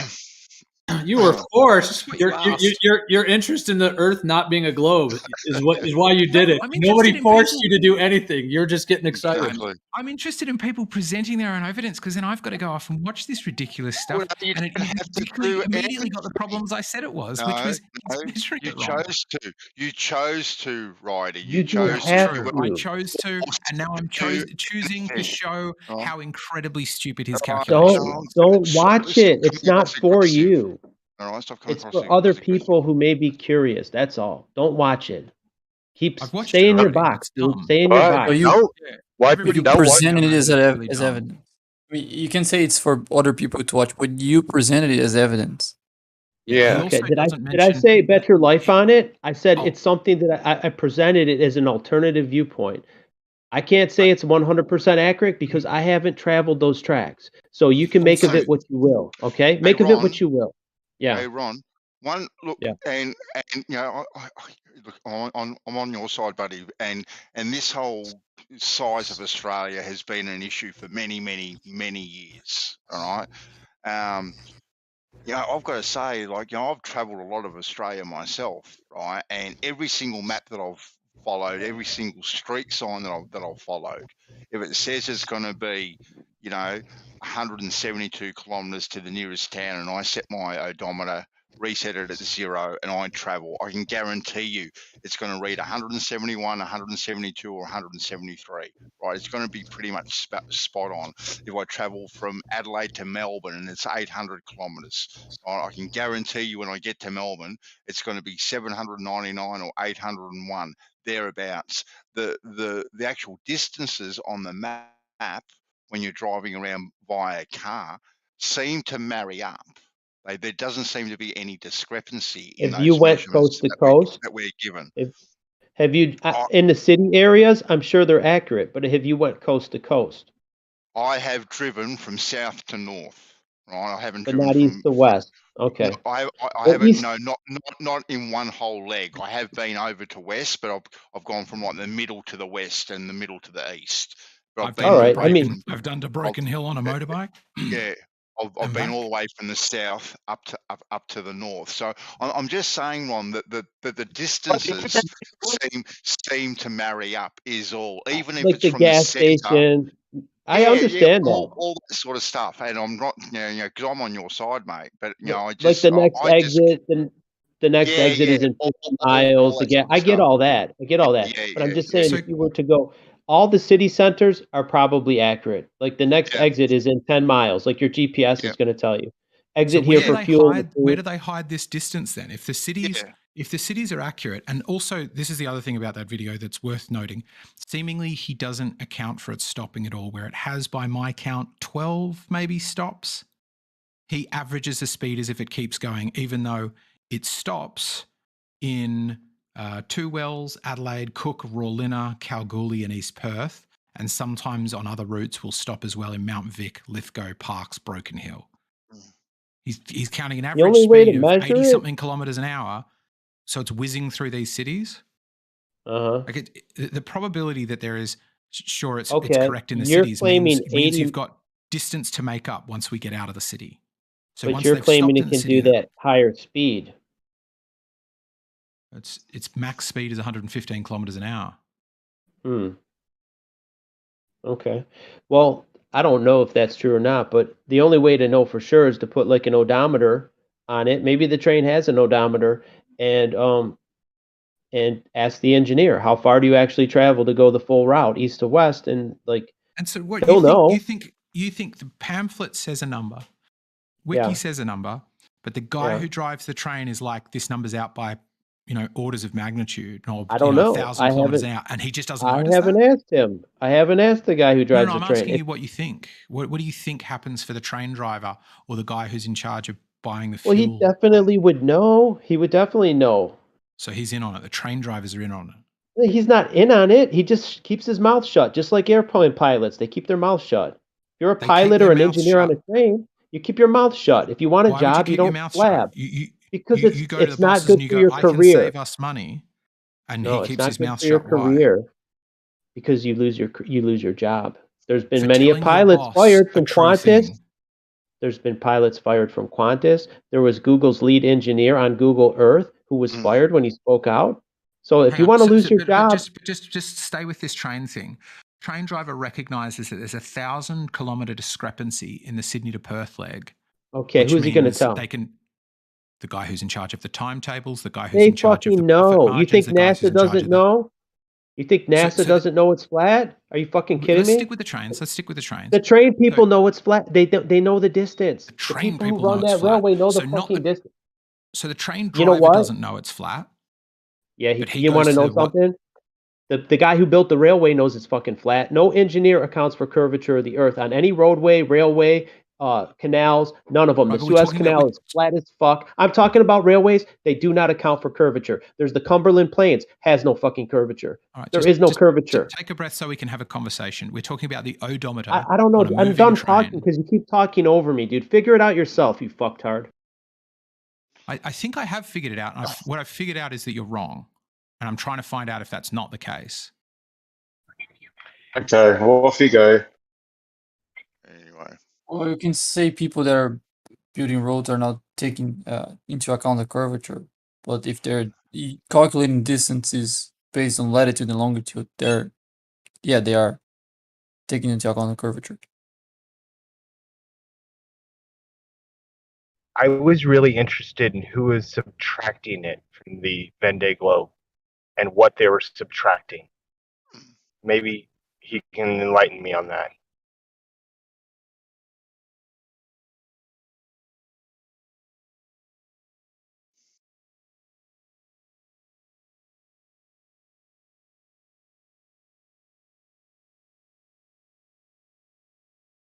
All right, I think I caused him to have a dummy spit.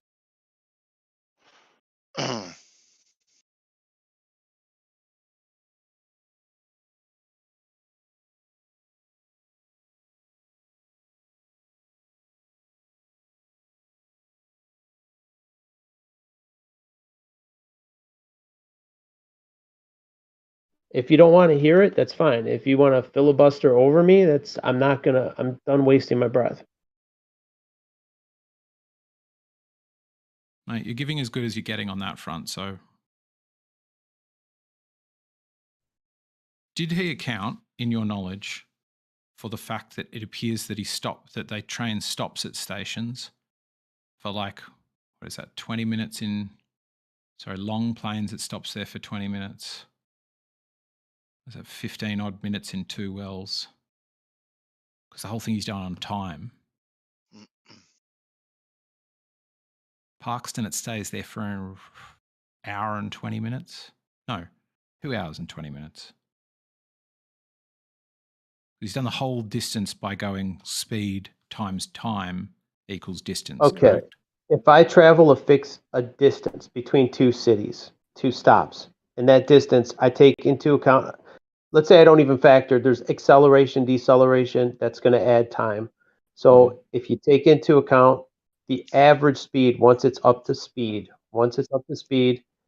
and then you'd have to calculate for acceleration, deceleration time, and you subtract out all the stopover time. If there's a 30-minute intermission or an hour, whatever the stoppage time is, cut that out. Don't even account for that. Say, okay, only the actual time when it's rolling.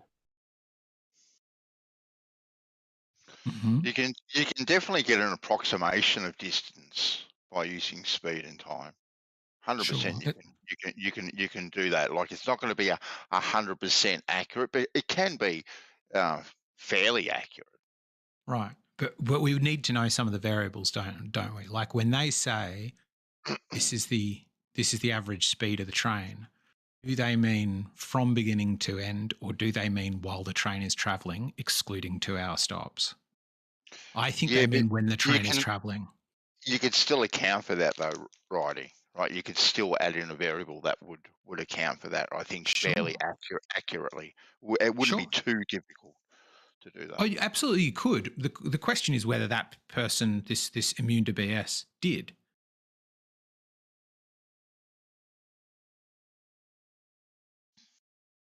Right, because that's his main addendum. Yeah, I don't think all the variables are going to add another, 12 or 24 hours to the trip though. I could be wrong. I don't know. I haven't looked at it that closely, but it's not going to take all that long for a train to get up to speed, right? And then maintain that speed, and then I don't know those long trips how many stops they have along the way riding. Three or four maybe. I wouldn't. It's not like a passenger train stopping every station. They're only stopping at the major capitals, aren't they? Really? Yeah.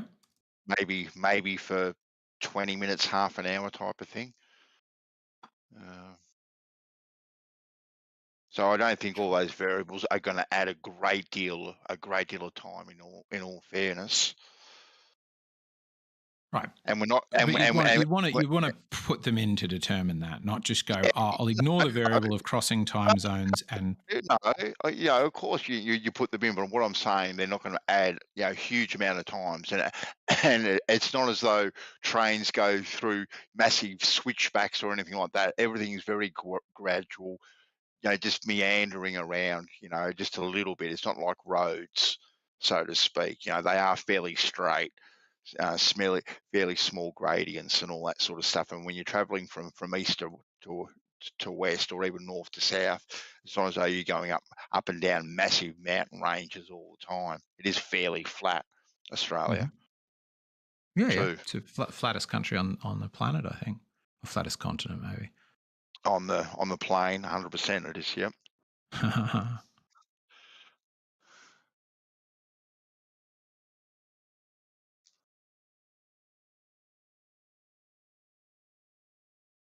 Surely you'd have to say that it was actually the levelest continent on the plane.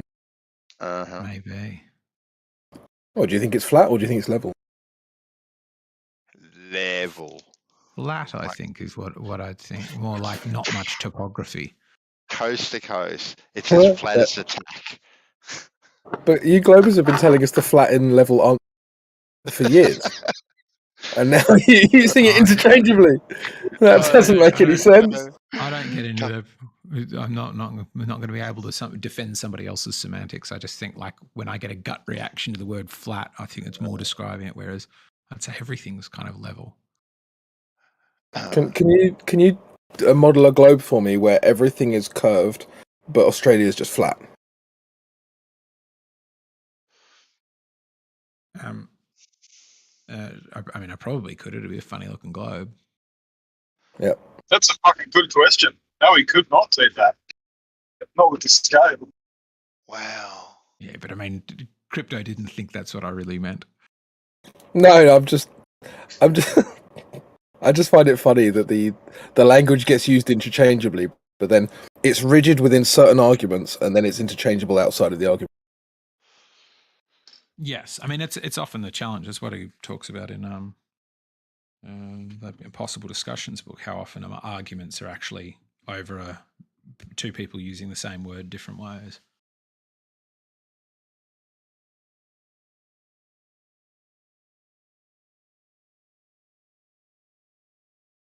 Like what an angle is. Angle. Angle. Little to the left, little to the right.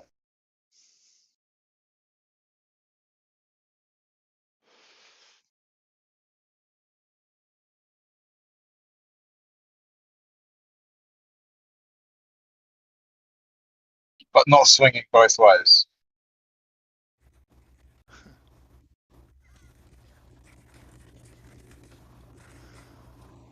Peaks aside. Stays. I'd just like to welcome McToon to the show. How you going, McToon? Are you there?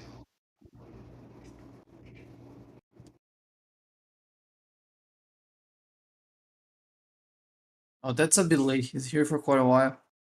What brings you to our neck of the woods? Hello, so I'm can you hear me? Yeah, McToon. Go for it, buddy. Yeah. I'm listening in while I'm working on the bathroom in my basement. So. Oh, there you go. There you go.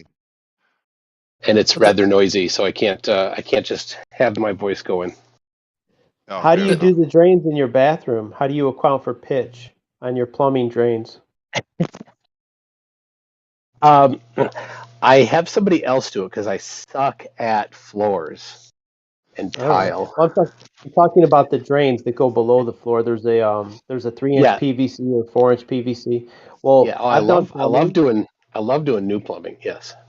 New plumbing, yeah. Well, even remod plumbing, you have to account for drainage, right? It's only a 1/4 inch per foot, so you put a 1-inch block under one end of a 4-foot level, and that gives you your 1/4 inch per foot. You could just tape it on there and just make it fast. But everything comes from the level, right? Adjusted from the level. So from the level, 1/4 inch per foot is the runoff for your plumbing drainage, and that's because the water will find level, right? So it doesn't sit in your pipe. You raise it from the level 1/4 inch per foot, and if you took that into account, if we have major underground sewer systems, they wouldn't drain properly if the Earth was a globe. Well, it's based on elevation. It's made from the level. The pipe has to be pitched at 1/4 inch per foot from the level. Yeah. So when something is level, you have to raise it above level so that it has proper runoff, the drainage. Yeah. So if we know the water is level, if we made the pipe level, the sewage wouldn't flow. So, but what I'm saying, all these underground sewer systems, it as flat plumbing. It needs to be flat for it to work. Because and for floods, so it's all the same. Yeah. It's all the same. There's all of 1 degree of curve within 70 miles about. So the amount of curve that's in a 4-foot level is 4-foot bubble level is small enough. Yeah, it's small enough that you don't need to take into account for building work. No, there's no curve in a level. A level is a perfectly flat machined tool. There's no curvature on a level. Within the tolerances of the for sure. I have a level that's built to like 2/10,000ths of an inch. It's scraped on. It's a machinist level. Yeah. It's a Starrett machinist level, and it's like $1,000. And I have that because I set up machinery, and it needs to have a ground flat surface. And when you set up a machine like a lathe, you want to have it level. You don't want any twist in the bed because your parts won't be perfectly accurate if there's twisting in the bed, and it could be just a couple thousandths of an inch, and it will throw off your cuts just a little bit. But here's a math problem maybe for everybody that wants to look into it. If you're 2/1000ths of an inch off over 4 feet, How does that compare to 1 degree of curve over 70 miles? 2 10,000ths is negligible. It's nothing. 2 tenths. A human hair is 3 1,000ths. If you're 2 10,000ths, it's basically dead flat. 2 10,000. That's almost as clean as you can. So the challenge would be for the people to just do a little bit of math and see what they come up with. I would say 2 10,000ths is pretty much perfectly flat. Yeah. If something So it's is within essentially 2 flat everywhere, but it's curved. No. The level, the base of the level, if you can get something machined to 2 10,000ths of an inch, you can call that, it's almost dead flat.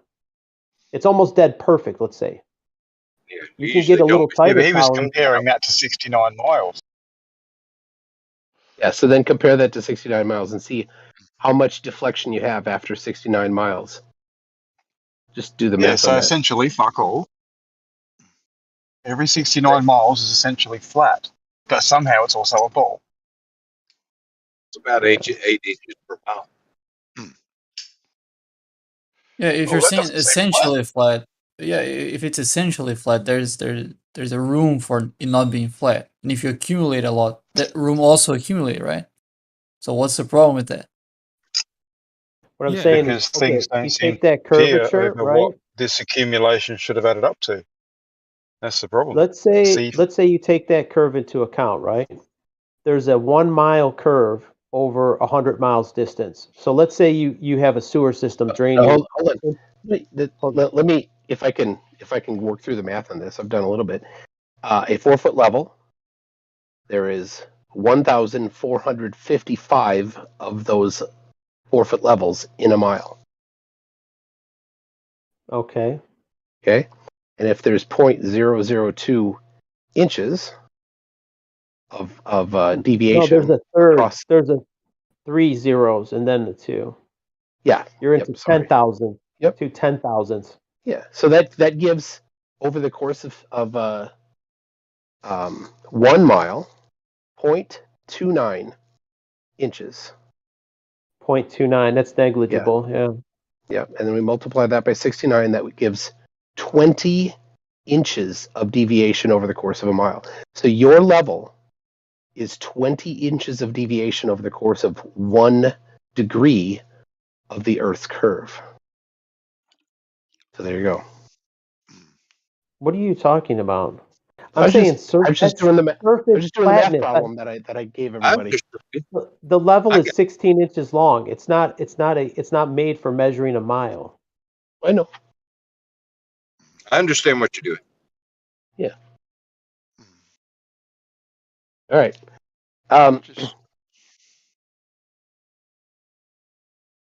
I don't even know. Sorry, who I was talking to because the phone was in my pocket. I'll do the math. here? I'm sure you're off. The level's like 16 inches long, so I'll do the Yeah, math. I used a 4-foot level, so it's going to be significantly more. Yeah. If it's 16 inches, it's going to be more than it's going to be. Let me add it up because 2 10,000ths is, and that's machined. That's just the bottom flatness. Doesn't mean it's not level. That's the bottom. So top to bottom might have more deviation. It's the surface finish. The surface finish is machined. Are you Bandsaw Bandit? Oh, I am. Okay. Who has the level? I'm trying to see who I was talking to. It was Ron. It was Ron. That would be Mr. Levelson. Yeah, I Ron have lots of Levelson. levels. Okay. Yeah, I own lots of levels. I like them. Well, why does a level use a vial of liquid? Why? Because it works well. Because it's perfect, right? It doesn't have error. If you have the liquid, doesn't get the liquid will always find level. Like there's a margin of error in every measurement. You know that, sure right? there is. Yeah, there's an acceptable margin. Yeah, I understand that. Yeah, you just said it had 2 tenths. Yeah. 2 tenths. Well, even within this, the margin of error of you measuring it, there's still the fact that pressure can affect that. So if you have the water at some place in which the pressure dropped, that can affect it. So it's not It's a supposed sealed to be vial. There's a sealed vial of liquid. Oh right. It's sealed. Okay, so never mind. Yeah, that Yeah, sealed. Well, I need to get going, and I have to go pick up my kids here in a little bit. But maybe we can talk a different time. Too easy, McToon. Thanks for stopping by, man. Yeah, I think I'll be listening in, but yeah, we'll catch you later. All right, man.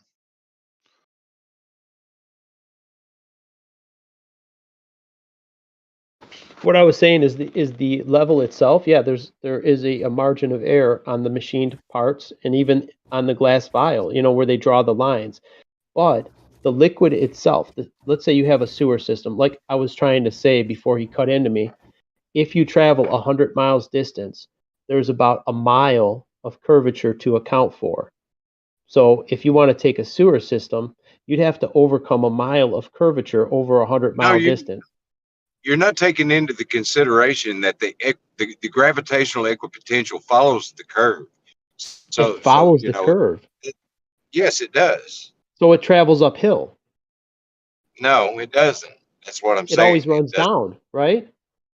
No, you know. No? Water doesn't run down. I'm not following you. A pipe When can rain follow lands the on curve. my roof, it falls down to the gutter from the high spots, right? But if a 10-mile pipe followed the curvature of the earth and it was at equal elevation at every point, it would be level all the way around. What you would have is a dry center and wet ends of the pipe. If you bend a pipe, the water's going to run to the ends of the pipe and the middle will be dry. Yeah.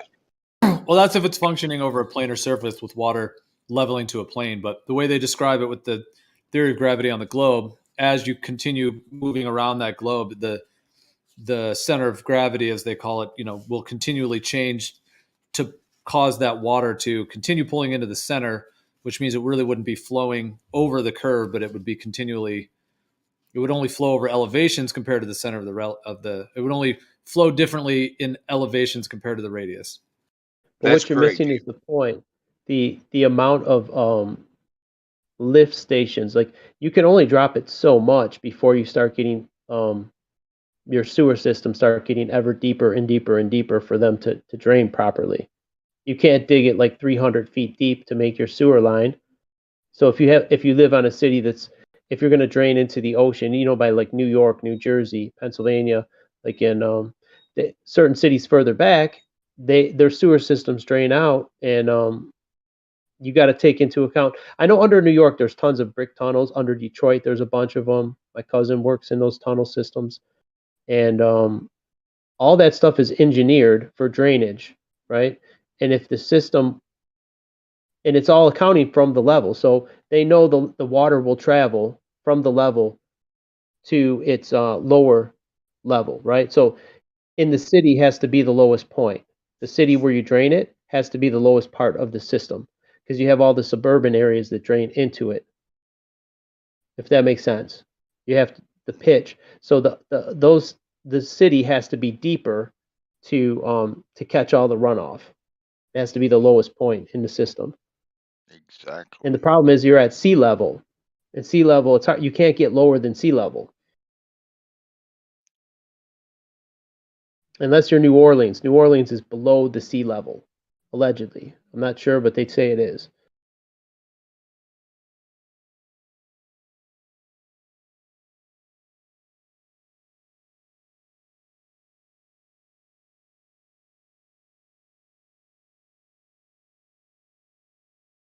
Anyway, for the plumbing to function or aqueducts to work, it only works on a plane. It doesn't work on a globe. Could you explain to me why we can't get lower than sea level? Why you can't? How's your water going to run? Once you hit sea level, that's it. You've hit a wall. It's not going to drain. It's going to back up your system. Oh, interesting.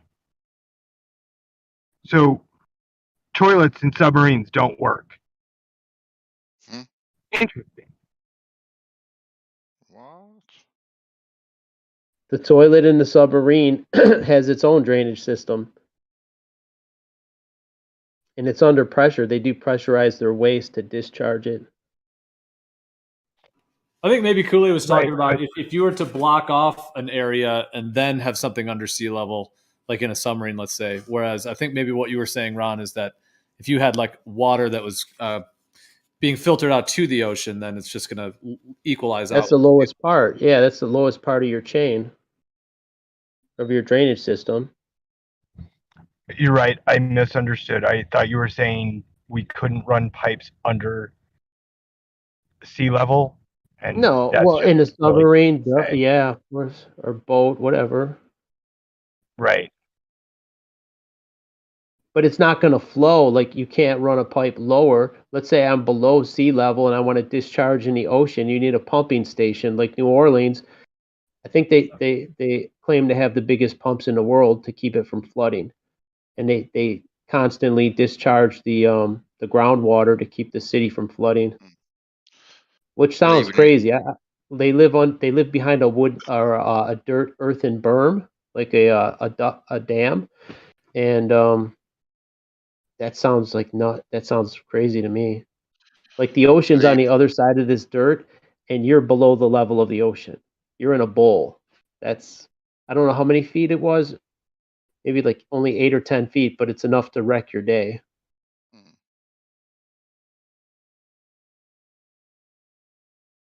but even in a submarine, the water's going to run from a higher elevation to lower elevation, except when you need to pump it out or Or your pump it from toilet's the not going to flush. Where's the tank on your toilet? It's above the bowl, right?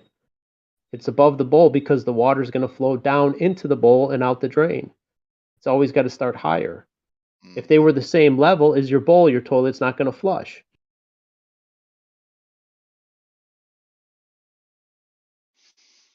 If you made both sides equal, the water's just going to sit there. Uh-oh, my toilet's not flushing, right? You have a problem.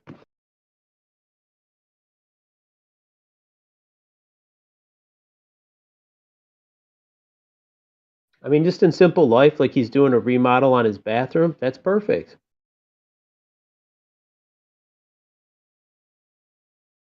And the thing is, plumbers know this. They know this about water. They work with it every day.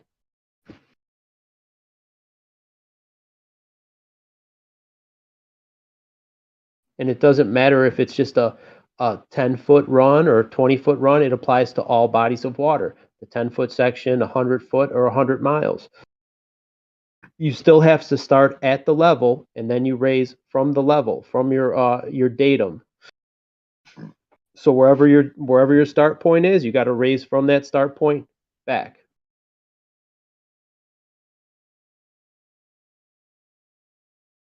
And the problem is, how do you get a mile? Let's say you'd have to dig a mile deep trench over 100-mile distance, and that's just to that's not even accounting for the curve. If you had a mile depth, you would still be at even because there's a mile of extra curve. You'd still be neutral. So it just doesn't even make sense, man, to think you can drain things on a globe. Like, to me, What do it you just think would sounds, happen on a globe? Let's say we had a bit of concrete, yeah. 10 miles long, perfectly level with the curvature of the Earth. And then you There's no pour such some thing as water. water in the level middle. with the curve. First of all, you're talking nonsense. There's no such thing as level with the curve. Okay, just call it parallel then. Equal distant. Sure. And then you pour some water in the middle of it. What is it you think it's going to do? Anything curved, the water's going to find it's going to run off. It's going to Run off run where? downhill from the high What's spot downhill? down. Right, where's down? Downhill is anywhere down from the highest point. Yeah, but on the globe, the height is determined by the distance from the center, right?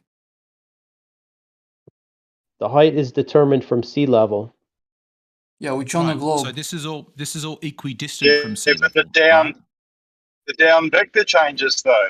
So if you had a 10-mile Right. straight pipe, perpendicular or at tangent to the surface, yeah, you would have downward vectors pointing to the center of the Earth. So therefore, there would be slightly more water in the middle of this than there would be at the sides. Why? Because the water from the edges is actually pulling not straight down, but actually back towards the center and down slightly. Why would it be pulling back same towards at the the other center? end. Well, think Because about it. You got if 10 this mile is wide piece of pipe. It's perfectly horizontal. It's not. Mhm. It's a tangent to the sphere. The sphere has down vectors that point to the center. You haven't listened. Let me make it clear again. Well, I did. You said a straight pipe. 10 kilometer slab of concrete that is equidistant from the curvature of the Earth all the way along. Right? It didn't so say it straight stays line. equidistant. Did I say We have straight the line? ocean. No, you didn't. You know you're talking You said nonsense. that, but it didn't. I mean, it curves. You've got this thing that curves with it. It does and then I not curve. I'm creating a thought experiment where you can conceive of what a curved thing might do. Could you go with that for a moment? No, because there's a thing called self-leveling concrete, and when you pour it out, it flattens out. It doesn't curve. I'm not And you talking can about put that kind of flat concrete, objects on it. Well, you just said a Holy shit. concrete slab. So could you have a concrete slab, in your imagination even, that is 10 kilometers square and is equidistant, so it's curved with the curvature of the Earth so that it's equidistant from sea level? From the center of the slab From the down to center. the edges. Okay. Yeah. So every point is equidistant from the center of Earth. Mm. And then you pour some water on it. What do you think would happen? I think if you had something like that, it would all run off. Run off Just like where? it In could. what direction would it run? From the highest point, from the center down to the edges. So from the center, why is the Yeah. center higher? Because you said it was. You said it was curved. Okay. So once it, Well, let's say it runs 5 kilometers towards one of these edges. Yeah. So it's going west towards one of the edges. Okay. Now we take it from there. Is that not now on the highest point? And all the other No. bits are downhill from it? Shit runs downhill. You start in the middle at the highest point, and it all runs downhill. Water What does runs downhill? downhill. What Yeah. does downhill mean? Anything above sea level is down. I mean, I think Right, a lot but of this this is comes all- down this to is the all difference in the, equidistant from sea level. yeah, a lot of this discussion kind of, to me, seems to come down to the definition of level. Because if level Right. is horizontal on a planar surface, then that's what Ron's referring to. What Riding's referring to, of course, is the globe concept of level, where Equal distant, everything right? Equal distance on a sphere, right? radius, yeah. So if you Right. had, like, let's take your 10 kilometer square concrete, let's call that a swimming pool. So if you had a swimming pool, and if the floor of the swimming pool was curved with the curve of the Earth, and the walls and everything were, curved like that, then in the globe concept, the water would be curved as well, and it Yes. would just be a bit.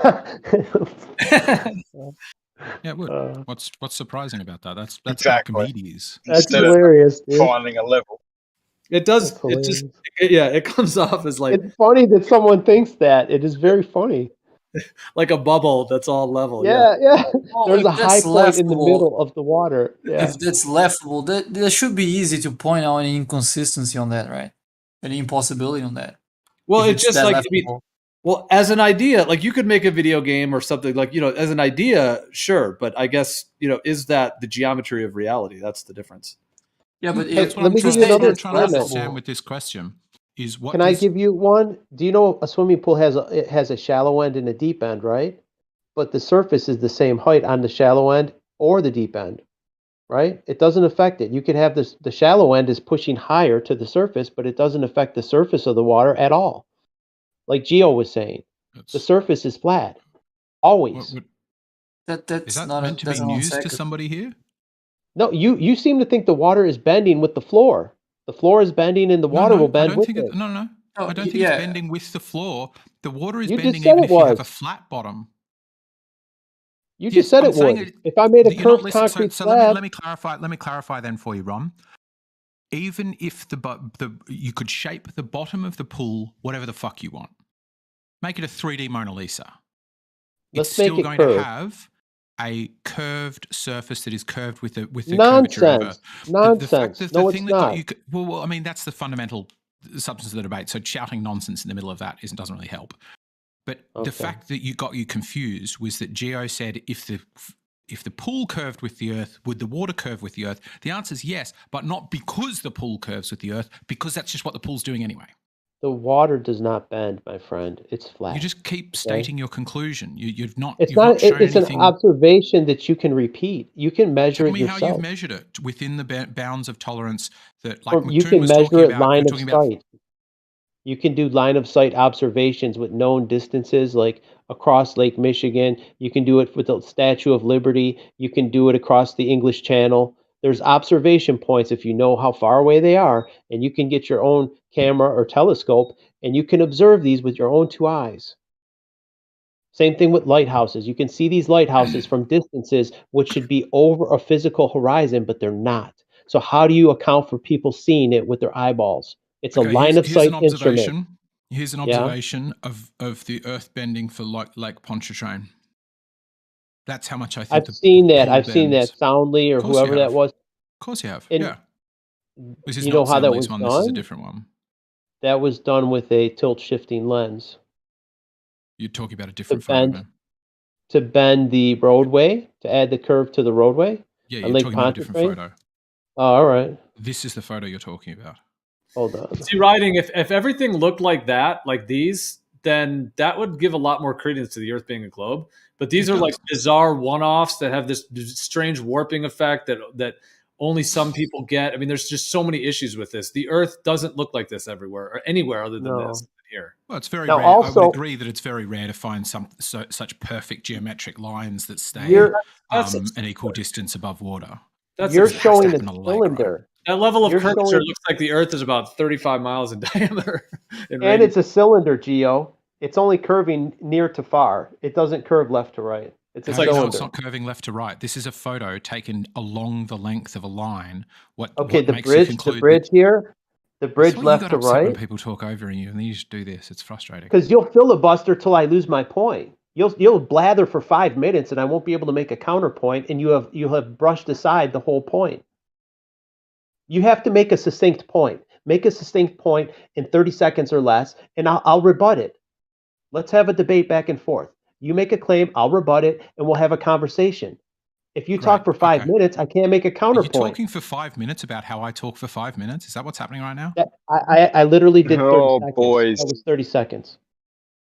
So this is a photo taken along the length of testing a single bit of curvature of the Earth. It's not pointing east or west or north. If it was, it'd be finding curvature there too. The fact that what you're not seeing in this photo, therefore it doesn't exist, is silly. This photo looks like a whole bunch of fakery to me. What's Yeah, your evidence for riding. that? Well, are you saying that this is the curve of the Earth? Like this is it right here? Is I that- think it's pretty good evidence for it. Yeah. It You know it what? be You other know what the effects too, radius but I would think be it's with a pretty good curve? evidence for it. A curve that tight?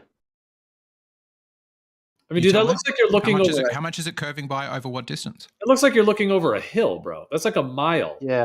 Less than a mile. It's a mile? I thought that's like 30 kilometers long or something. No. Count the segments of these pillars. These pilings. 1, 2, 3, 4, 5. You could, if you know the distance between these pilings, then you could factor how long it is before you go over a physical bend.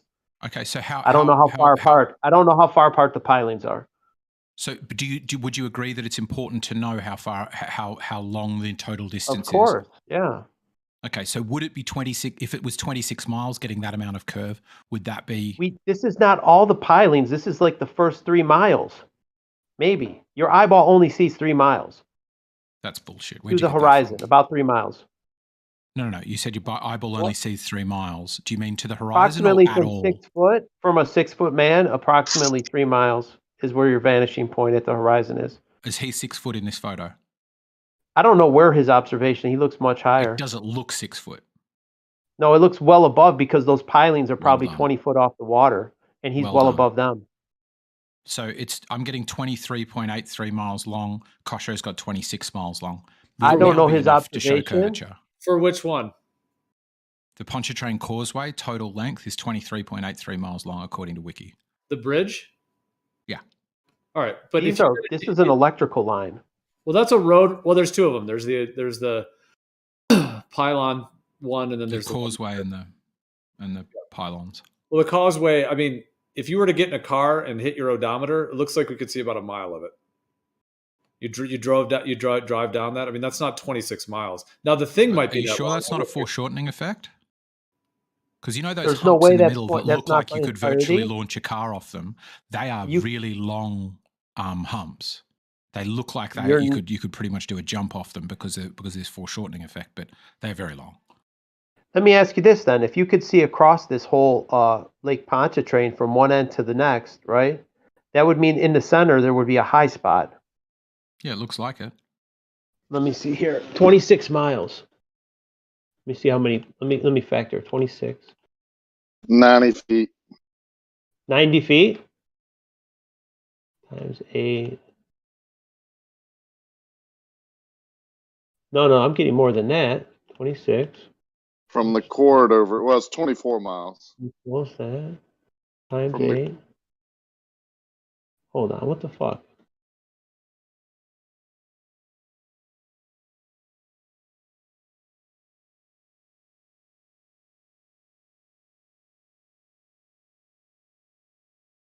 If you think this is the curve of the Earth riding, why doesn't it look like this everywhere? Why is I'm it getting all? 450, dude. I think it's very rare that you have situations that allow for it. Like if you're building bridges over seas, you need to account for tides and crappy weather, so it needs to be raised up. You don't have the opportunity to build flat, equidistant across the surface in many places, except for across lakes, and then you need to. And then you have the need to build it across the lake rather than just going around it if it's a lake. Like, just look at where it is on a map. I'm trying to get it now. Hang on. And if that's 23 miles long, I imagine it's only I mean, you might know, Rukia, because you live nearby. You've been there. How much of time does that shave off? If I'm in Metairie, if that's how you pronounce it, and I want to go to Mandeville, how much quicker is that than just driving around Eden Isle? An hour, probably. An hour, okay. So it's a reasonable bit of difference, different time difference. But to me, you need a specific kind of lake, and a pretty stonking economy to be able to go. Oh, we're going to build a giant causeway like this rather than just let people drive an hour longer. It's an expensive You won't find that infrastructure project. in India. You won't find it in Africa. China has a 100-mile long bridge. Yeah, China, you'd put places like that. I mean, you can see it also, the Three Gorges Dam. I went there. It's a similar kind of thing. Okay. Now across this, with the Three across Gorges this here Dam is lake, it's not all in one straight line. There's multiple different parts of the dam. Okay, across the Lake Pontchartrain, there's actually supposed to be 450 feet of curve, not 90. 450 feet. That's taller than the Statue of Liberty. The Statue of Liberty is like 350. Yeah, There's 450 meant to be feet. 450 feet of curvature in a Just with the 23-mile segment. 26 miles. 26-mile segment. Okay, so yeah, you take the miles and you square them, and then you multiply times 8 and divide by 12, and you get 450.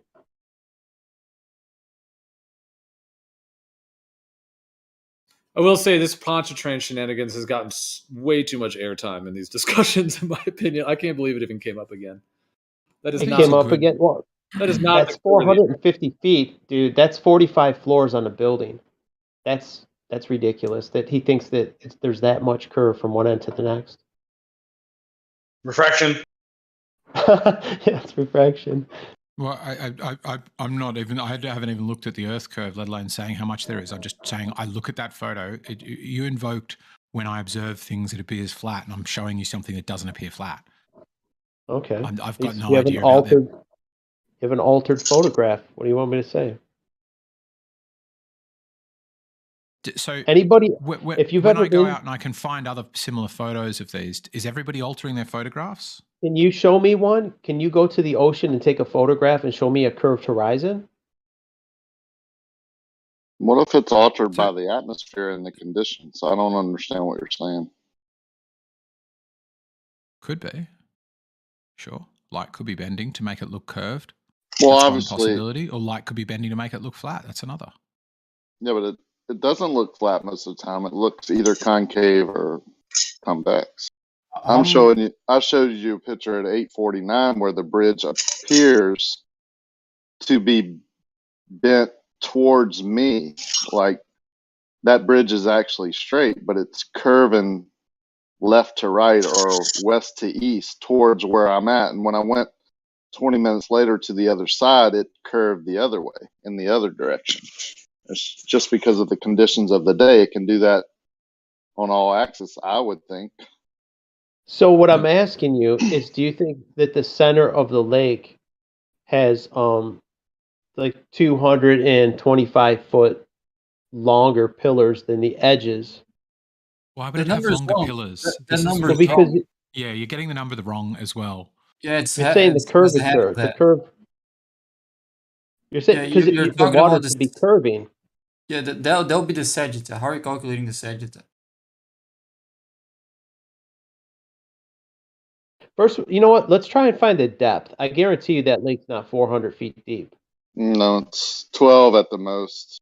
Usually 12 12 to foot. 16, and it's 4 to 6 feet in most places. That's what I was Okay, let's imagining go when I with was the saying a big one. particular Let's go kind of lake. I 16. was thinking it'd have to be a quite Let's shallow go. lake. Fresh So and that would saltwater mixing. Oh wow. that would mean some of the pilots or pilings, in order to hit the seabed or the floor of the lake, right, would have to count for that 450-foot curve. What are you talking about? This is the Because you're thing that saying keeps that the confusing me. water is If curving. something's I know the water is equidistant, flat. I know the so water is but flat, and this those is pilings are the same length.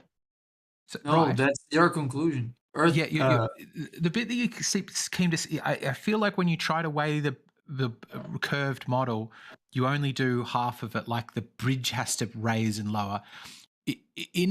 On a ball Earth, that water is going to be curving, and if you build a bridge that is equidistant from the surface of that water, it too will be curving. But it's not. The water is flat. Sure, Like looks like it everyone is. observes it to be. It measures that I'm way. observing it right now, and it looks like it's curved. So how do I shoot a line of sight picture from one end to the next without hitting a 450-foot obstruction in the middle? But you've done that maths wrong. You've Did? assumed your eye is on the floor. Say from a 10-foot even observation point, right? If we have 450 feet of curve to account for, right? Let's half that. I've Now found we your have Earth curve, and here's how it's calculated. I found exactly the number you got from earthcurvature.com, I'm pretty sure, right? For 450 feet. What you're I just saying did it is on my calculator. right, but you're doing it wrong, is what I'm saying. It's a What you're fourth of doing that. it wrong. It's a drop. Yeah, what you're not doing is taking a chord, you're taking a weird line through the Earth and going, how high is the other side of the Earth if it were like at the same latitude as me, basically? No, I'm measuring from my point down. Wherever I stand is the just not highest how you point. measure it. Oh, well, they tell me wherever I stand on Earth, I'm at the highest point, and everywhere for me is downward. It's down to the north, it's down to the east. Everything curves down That's from under my feet. It's just a That's what they tell misinterpretation. me. That's who they who. The people who promote the globe. The elite. I never heard anyone saying that if you're away from you, that's down. That'll be just down in your perspective. It will be this person will be at the same elevation. Away from me. So if I'm standing in one point, every direction away from me is down. You understand what that means? If that's level, and then from your perspective, that would be down. Yeah, but that wouldn't be down universally. That would just be down for you. It would run If that's downhill. still, no. Where's downhill? You still aren't able to say where downhill is. It's From always anywhere away from the wherever highest you Down are. point. is local. What is Down the highest point if it's all equidistant from sea level? Under my What does it feet. mean Under my to be feet the is the highest? highest Why point. is Any you given always the time, highest right? point? Doesn't that seem weird that Because you're you're always saying standing on the everything highest is on a spot even when you ball. move? If I'm It's down standing at one for you. specific point Down on is a ball, local. everywhere, every inch I travel away from where I'm standing is bending down. That's what you're For claiming. you. For Yes. you. That's what you are claiming. Yes, For but Not you. me. Yeah, but that's only down in the perspective on where you are. As soon as you move there, That's that all that's that relevant down to me. changes Where my too. feet are planted, everywhere is down from there. That's what you're right. claiming. And so If I'm on water a will salt always flat, run away from you regardless of where you're standing. I'm standing Yeah, on on my a float. feet. Here's a bit of this that doesn't make sense to me, guys. Is if I stand on the coastline, which I can because I live near it, and I look out to sea, the globe model will tell me that at about roughly 3 miles distance, the Earth starts to curve away, and that's why boats disappear and yada yada yada. Now, if I look laterally along the x-axis of instead of the z-axis, I can probably see 10 miles in either direction, but I see no evidence of any dipping away to the east or the north or the south whichever direction you want to call it, along that axis, whereas at 3 miles, it dips away from me. But at 10 miles in either direction, there's no dipping away. How does that work? I've never heard anyone explain it properly. Your audio sucks. I didn't understand anything. I have a question. So if you say that wherever Hang you're... on, sorry, Don. Just one. You didn't understand my question. If I stand on the beach and I look due west, okay, in a due westerly direction, at around about 3 miles distance, Earth curve apparently is where it will disappear. So a boat at that distance will disappear over the Earth curve, right? But doesn't that depend on if I the stand height in of the the same, boat? so whatever, you're talking such a small amount of difference here. Just the concept is what matters, not the height of the boat, okay? Now, if I stand in the same position looking west, but instead of looking west, I then look to the north or to the south along the horizon doesn't dip. Even though I can see it for 10 miles at least in each direction, maybe even further than that, but at 3 miles straight out in front of me, the Earth curves away from me. It doesn't make any sense because it's curving in every direction. Can someone with a better microphone tell what he's saying? He was coming across clear as day to me. Yeah. Estrella, you wanted to jump in. Do you want to jump in? Yeah, so I was just thinking about it when somebody said that, like, if you're standing everywhere and every direction is considered below you since it's a globe. Well, if somebody was standing, let's say I'm standing, and then somebody is standing, let's say 6 feet away from me, how could they be down from me, but I'm down from them? Right. Well, from them, they say the Down's highest point on a globe. If you're on a ball, wherever your start point is the highest point. Everything is lower than where you're starting because you're starting on a vertical axis and everything is sloping downward in each direction. 360 degrees, everything is curving downward from your specific point, from the plumb. That's what I mean. Still doesn't answer the question though. She asked, how can both people be downhill from one another? The answer is pretty simple, because down is local in the globe model. Well, it's not even down, really, is it? It's still equidistant from sea level. Well, it's bending down. The direction of down is from local. Estrella still stands. How can two people be downhill from one another? Okay, let's say I had a laser level, and I set it up perfectly level, right? And there's my laser level at my specific point. The person 6 feet away from me should be lower from that laser level. Even if they're 6 feet away, they should be slightly lower. Level? Yes, I've used them. Yes, I actually do construction. So if the other person set up a laser level, what would they get? I would be lower than them. Okay, so Estrella question still stands. How can two people be downhill of one another? They can't, because this whole globe is nonsense, dude. It's completely. Is that the Ellison That's what I ball want to paradox? know. That's what I want to know. How can two people be downhill from each other?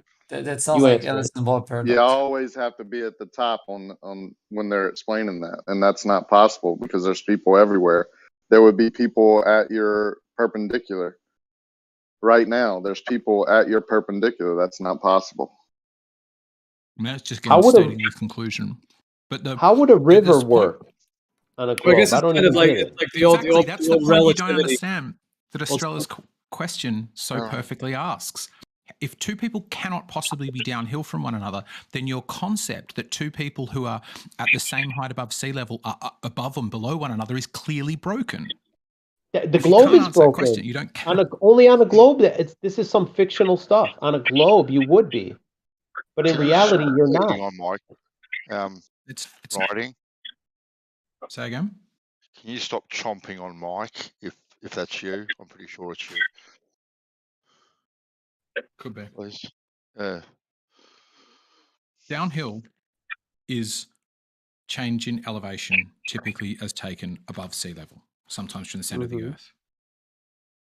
From the center of the You're assuming a center of the Earth. You're assuming something.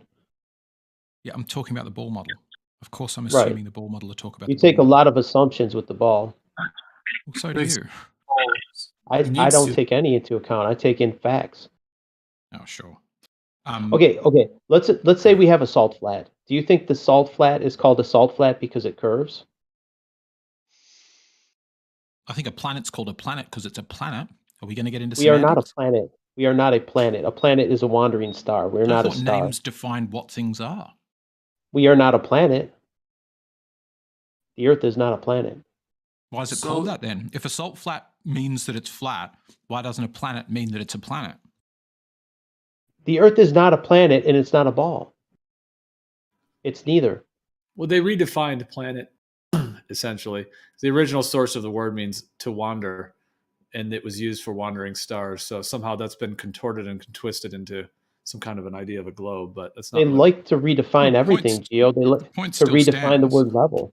Well, I'm surprised they didn't. I'm surprised they didn't do that. Hold on, dude. Hold on for a second. I'm surprised they didn't redefine the word level, because if you look it up in the dictionary, it actually doesn't say equidistant from the center of a sphere. It's kind of funny they didn't. Because everyone has a dictionary in their house, right? Almost everybody, and you can open that dictionary and you can read the actual definition of level, and it doesn't match their new revised bullshit version. It doesn't match. It's only these guys here that are confused about what level means. Guys like riding on eggshells who have a fantasy that water curves. Dust off an old Webster's. You got a Webster's dictionary pre-2000? I just don't think the dust words, it off. I don't think that words determine the state of reality. I think we could have words that are wrong. I don't think that's too big a Oh, jump to you're think wrong. unless- You're wrong. Water does not curve, and I can prove it to you. Do you think they arbitrarily use Okay, words? guys, you want to come try on. eggshells? You want to try? Okay, listen. This really sucks that you guys are seriously making me do this.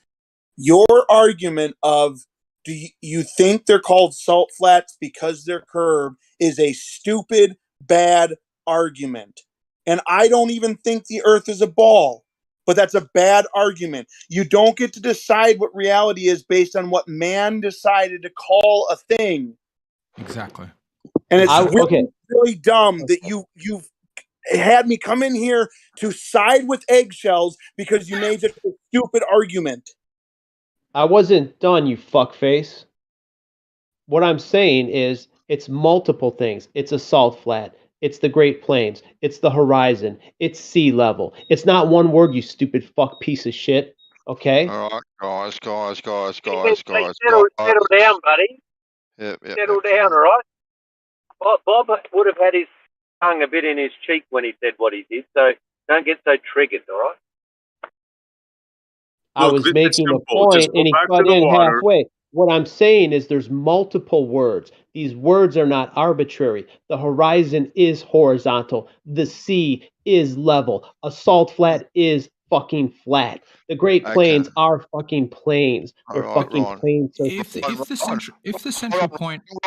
Riding, could you hear me talking, mate? Don't bulldoze me, mate. Don't bulldoze me. Calm down, Ron. All right? You made your point. SE, you wanted to have a go there, I thought. You tried to get in before. Yeah, oh yeah. I'd love to have a go with eggshells, sure. Yeah, go for it, buddy. Eggshells. You there, eggshells? Of course. So we're on the boat. We're on the water now, me and you, right? We're on a flat surface. Let's find a let's pretend we're on a lock system. Right. Can I just check though?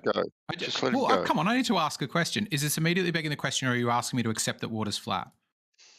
I'm not asking you to do anything that you don't want. Okay. I'm asking you to have a conversation. If you want to have it, it's fine. If you don't, no problem. Great. Okay. So we're on a boat. We're on the water now, right? Me and you. We're on two boats. We're on let's say we're on a lock system, right? We find the lock system, let's say 12 miles, right? We have perfectly calm water. We're on a boat, me and you. The boat is nose to nose, right? With me so far? I think so, yeah. Okay. So now we start going backwards. We hit the reverse and the boat start going backwards. Now these are little dinghies. We're about 6 foot off the ground. and the boats start going backwards. How does the water appear to me and you between the boats? There could probably be a variety of ways to describe it, but probably something like at a certain point there would be a hump in between us. Whether it would be perceptible or not might be a different question. A hump of water. Let's say how long and how far would you say that is? Oh, I've got no idea. Well, your model says 3 miles, right? The drop starts at 3 miles. An observer 6 foot high. Would you agree with that? That's what your model says?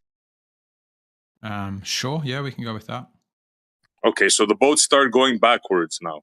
So you're saying at around 3 miles, there should be like a hump appearing of water? Sure. Like, I mean, I don't think it appears at 3 miles. I think there is always going to be a hump, but I guess you mean a point at which it starts to obscure by degrees the bottom of the one boat as viewed from the other. Correct. So you're saying there's actual physical hump of water that obscures the boats, correct? Yeah, that's what I think the model says, and I think the model's probably right.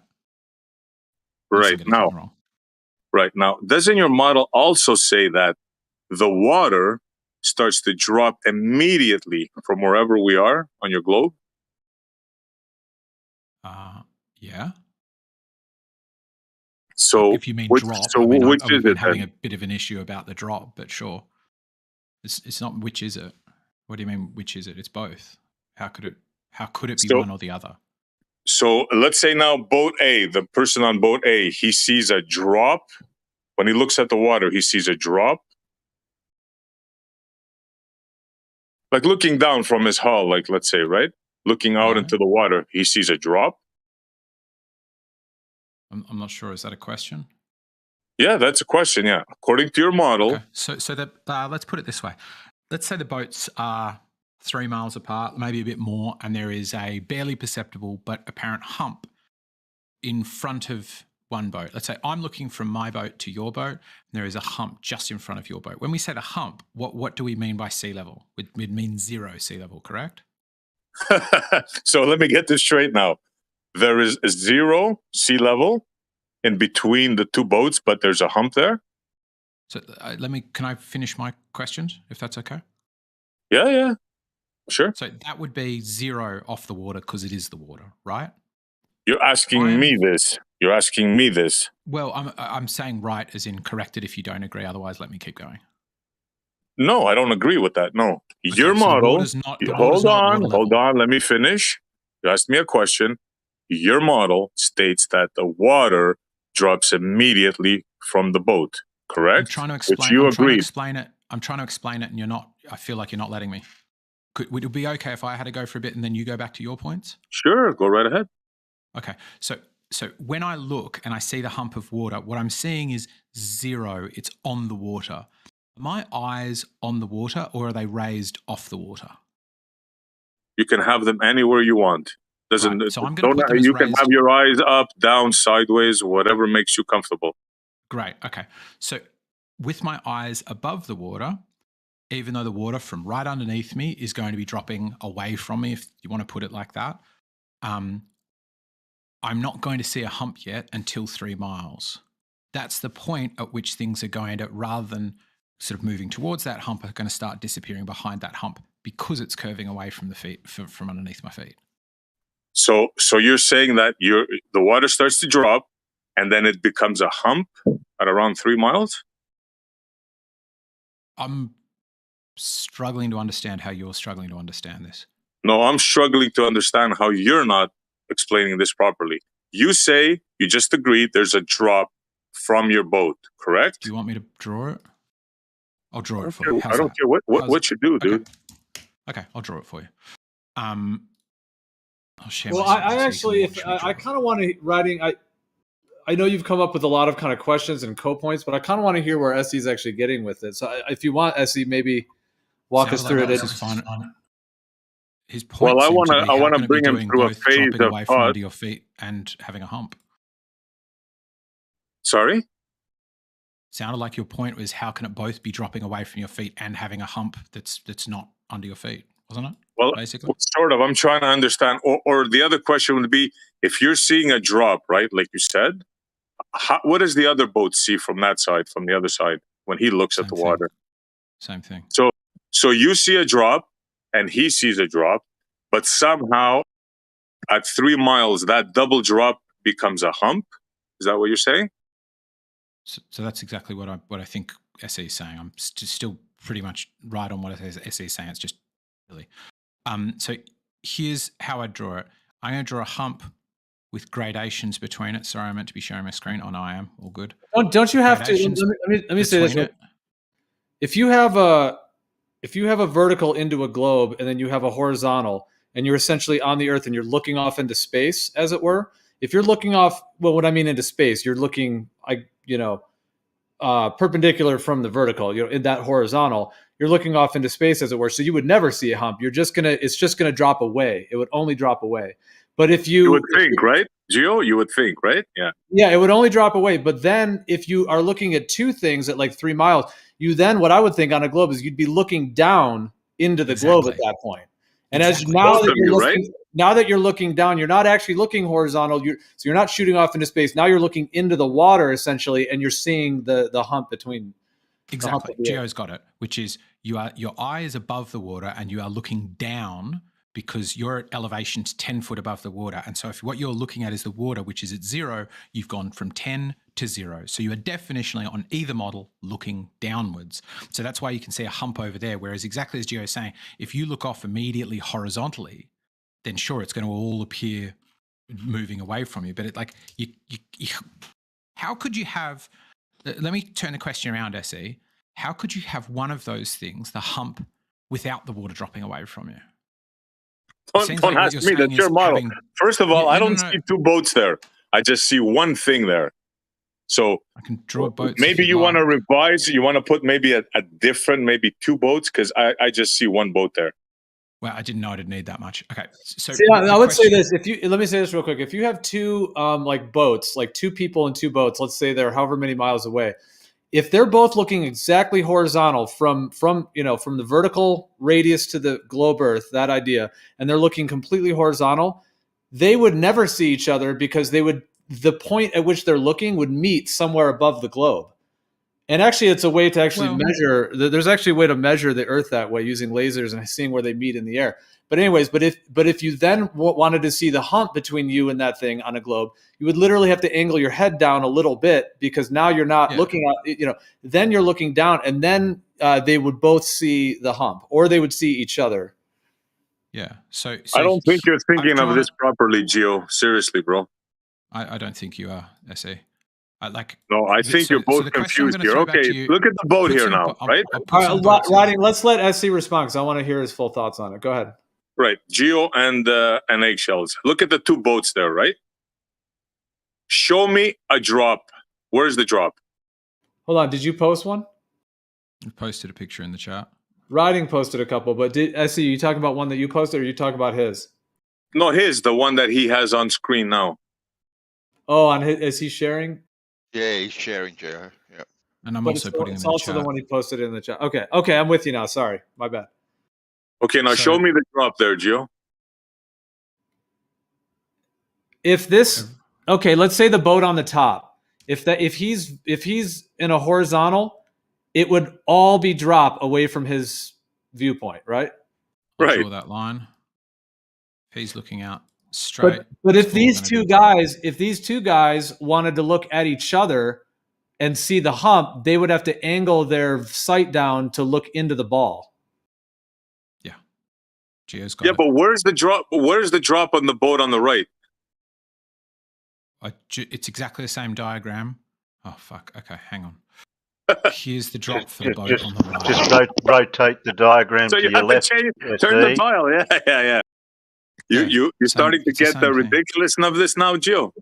Oh no, I'm with you. It is. It's completely against all of geometry. Or all logic. Yeah, any other boats around on a ball. It's comical. Any other boat that's not on the top, where would the drop be towards the other boat? Exactly. Wait, say that again, Rakia. Are you guys really? Hold on, Riding. Hold on. Hold on. I want to hear what Rakia said. Any boat. He put the first boat on the top for a reason, because that's what his model dictates. any other boat in any direction from the reference frame of that first boat, there would be no drop. What are you talking about? What do you mean there's no drop? See the boat on the right on the side of the ball you got there? Right. Where's his drop again? Okay. You really want me to show his drop? Okay, here we go. I'll show Towards his the drop. other boat, towards No, the no. first boat, the one on the No, top.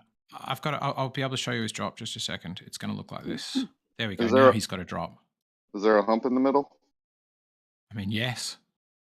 No. So there's a hump and a drop. You disagree with Sean G then, huh? And you have both a hump and a drop? How could you have? So I'm going to pause and let you guys answer this question as best you can. How could I have a hump without a drop, or a drop without a hump? Oh, I That's know, your I know, problem. I know, I know. That's That your is a question to good you. point. That is a good point. I mean, okay, what's the difference between a hump and a drop? A drop, in my mind, would be at your elevation. It drops away from your elevation. A hump would be something that rises above your elevation and goes up. Exactly. And I'll explain it better. I thought you were going on mute. Hey, Gio, you were talking about Lake Pontchartrain earlier, 24 miles. I'm at one shore, Metairie. You're at the other shore, Mandeville. There's a hump of water in the middle, 12 miles away, 90 feet above our feet. How's it 90 feet above your feet? Measured from what? Because I thought you were on mute. Hey, Gio. I didn't say that. I said I was going to ask you questions. How's You it said 90 you feet were above going you? on mute and let us Oh. work through this. So I'm asking Gio specifically. The cord line is at our feet. If we're at the shoreline, our toes are in the water, right? The cord line is from our feet, cutting through the water, and 12 miles away, 90 feet above that cord line, which is our feet, there's water. Right, exactly, because the cord line would be the actual equal elevation, but then they're claiming that there's that huge, essentially, hump in between the two equal elevations of the two viewers. 90 feet. Yeah, so that's 24 miles. Exactly Why that. would Yes. Why would elevation be a cord line? because if you're at equal elevation, then if you're the real planar geometry of life is actual elevation, horizontal. So if you draw a cord from you to the other person, a straight line, that line is at an equal elevation if it's level and between those 2 points. But on the globe, you guys are claiming, you just take that elevation, you guys are now claiming that the Earth is spherical. So then there would have to be, like he was saying, that 90-foot, change in elevation if it were a globe. It's actually That's what I'm asking. 384. I'm asking you to It's define worse. elevation, because it's to me, elevation means usually, in most of the times I would use it, I mean distance above sea level. I don't understand why I would go. Okay, what he's saying is points based equal on a cord. points. Elevation. There's a reason that drew- Ella starts. There's a reason that the word elevation starts with ELE is because it's connected to level. Aha. But I'm still L- asking, how do you define what elevation is? It's all measured above or below sea level, right? Your Exactly. elevation is above the sea level, and everything above the sea level. Yeah, you just And your pulled up the depth- definition of it. So yeah, the first. Wait. Go back to that definition. I'm putting it up here. Vertical it says change from sea level. Very simple. Right. Exactly. The action or fact of raising and it's too small now. I can't read it. The action or act of being, there it is. The action or fact of raising or being raised to a higher or more important level, state, or position.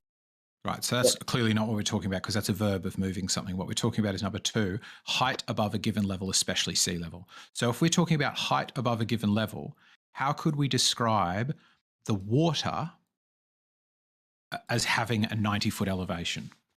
Okay, so Rakia, yeah, let's go back to what you were saying. Because I kind of responded in some of my thoughts, but I don't know if it's exactly what you were asking either. So if you want to kind of clarify or see or wanted to hear more about what you wanted to say. Yeah, I'll clarify. Sea level is mean sea level. It's horizontal. It's a benchmark.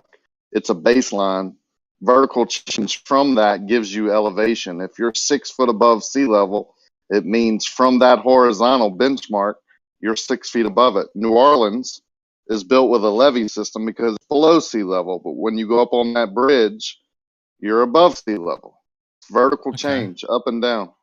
Above sea level, right. So what we're agreeing is sea level in a globe would be the level of the water. So how could of a singular body of water, how could some of it be at a higher elevation, 90-foot higher elevation than another? Exactly our It's point. not. Thank It's you. not. Thank you. I'm standing. Okay, listen to me. Hear me out. If I'm standing at the beach on the North Shore, right, and my feet are in the water, and that water is 6 feet above sea level, then the other side of the South Shore is also 6 feet above sea level. Yeah. That water is horizontal also. That's where the baseline starts. That's where that's what water does everywhere. It gives you a baseline. This is what I keep saying is you just keep stating the conclusion, right? You're just going like, if it's horizontal and the water were curving and we lived on a flat plane, then sure, what you're saying makes sense. But I didn't say the water was curving. I know.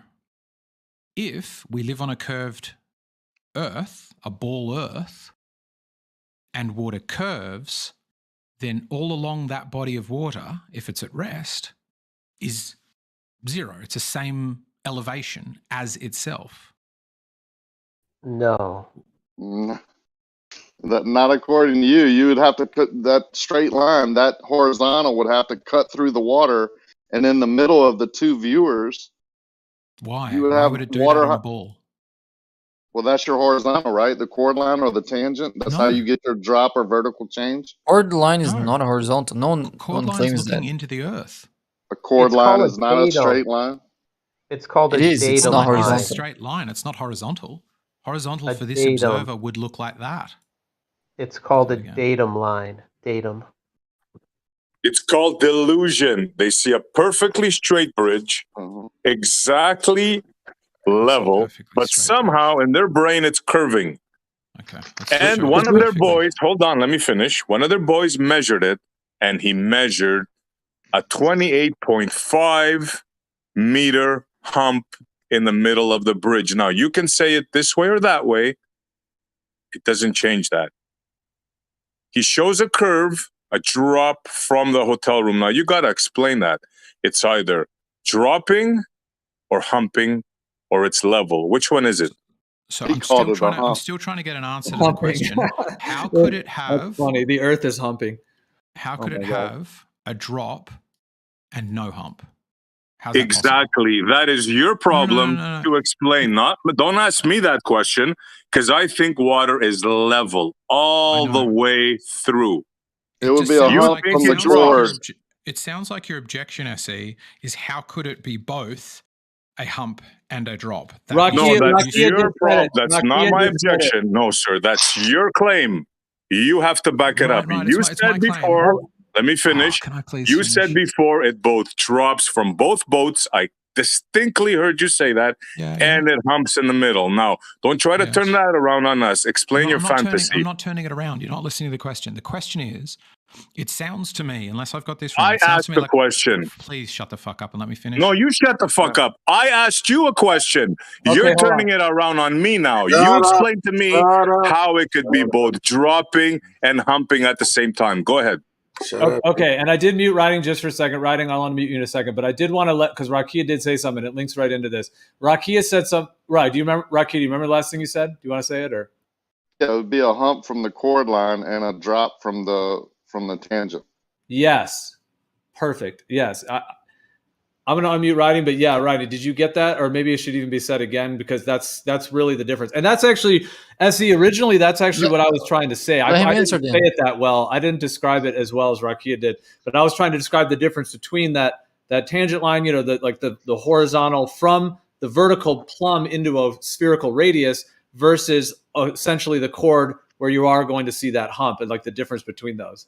Yeah, I'll use it. Can you say that again, Rakia, if you don't mind? Yeah, and I'll explain it with me and Geo being shore to shore again. But it would be a hump from the chord line and a drop from the tangent. So if me and Geo are at each shore 24 miles apart and our chord line is from our toes, right, connecting, then in the middle there would be a 90 feet raise of water. We'd have to, look at that angle to look at the crest of the water or whatever, at the curve, at the arc. But if there's a tangent line at that 12-mile mark and the tangent line is touching the 12-mile mark only at that point and is parallel to the chord line, then at each of our feet, there would be a 90, that tangent line would be 90 feet above our feet. Yep. Yep. Good luck with that one. Why the? There's no way that was around some that. bullshit. That was some bullshit muting, in my opinion. So, the But he had to question mute. wasn't. He had to mute one of y'all. He just muted you. So The question wasn't the question that SE asked me. That's the question you've answered. I think you've answered it well, Rakia. The question I'm asking SE is similar but different. So it's important to listen closely to what I'm saying. How it sounds like he is incredulous that you could have both a drop and a hump. My question to him is, if it's ridiculous to have both of them, it sounds like what he's saying is you have to have one or the other. How could you possibly have one, i.e. a drop, but not a hump, or a hump, but not a drop? How could you get one but not the other? No, you're the incredulous one. In your model, sir, you need both. You have to have both. My position is yes. You have stop talking when I talk. My position a is direct question. Yeah, and I'm answering it you directly. My position is the water neither drops or humps. Do you understand? That what I'm telling you is that is your model, and you have to explain that, sir. Do you get it? Yeah, that's actually I'm not right. saying That's right to the key of the point. Hold on, let me just say that's right to the key of the point, because does it hump or drop? Now, writing, see the line, the red line that you have there, which would be the, come on. Hold on, Let through me your speak. circle. He's asked me a question. This is getting ridiculous. Come on. No, dude, I was just going to point out the difference. Let me just say real quick. On this circle, on your blue circle, you know how you have that chord line, that red line there? Yes. Going through. Okay. And so what Rocky was saying, that if you have two dudes hanging, you have that straight line, then that would be a hump, right? Because their feet are connected by the cord, so you'd have this huge hump. I'm well aware. This is why I just agreed with what Rakia Right. said. Rakia's was a good answer. And then the tangent line, nothing to do you with the kind of have one drawn over there on the left. You have that little circle. You kind of have one. I don't know. It's like a little squiggly. But that one would be a drop. And what? Yes. So what? Okay. So the thing is, what you have to respond to, I would think, is that SE just said, is there a hump or a drop? Can you measure that, observe that in any way, shape, or form? Because your model requires both, depending on. I feel like I'm in a crazy town. It sounded like SE's first position is, let's say we got two boats and they're looking at one another and the water's dropping away from All right, their hold feet. on, dude. How can there All be right. both? Dad? Hold on. What's this guy's problem, man? What's this I'm guy's in the problem? mute. If you're gonna do that stuff, you'll be muted. But please don't do that. If you want to start over and actually say your point, go ahead. That was a good impression. Get to the mid. No, it's just rude. No, what he's trying to do is, hold on. He has to confront this, and so it seems like he's trying to turn it into a dumpster fire, name calling, crazy thing. I'm just trying to ask a really But simple don't question. do that, and try to respond with a real answer.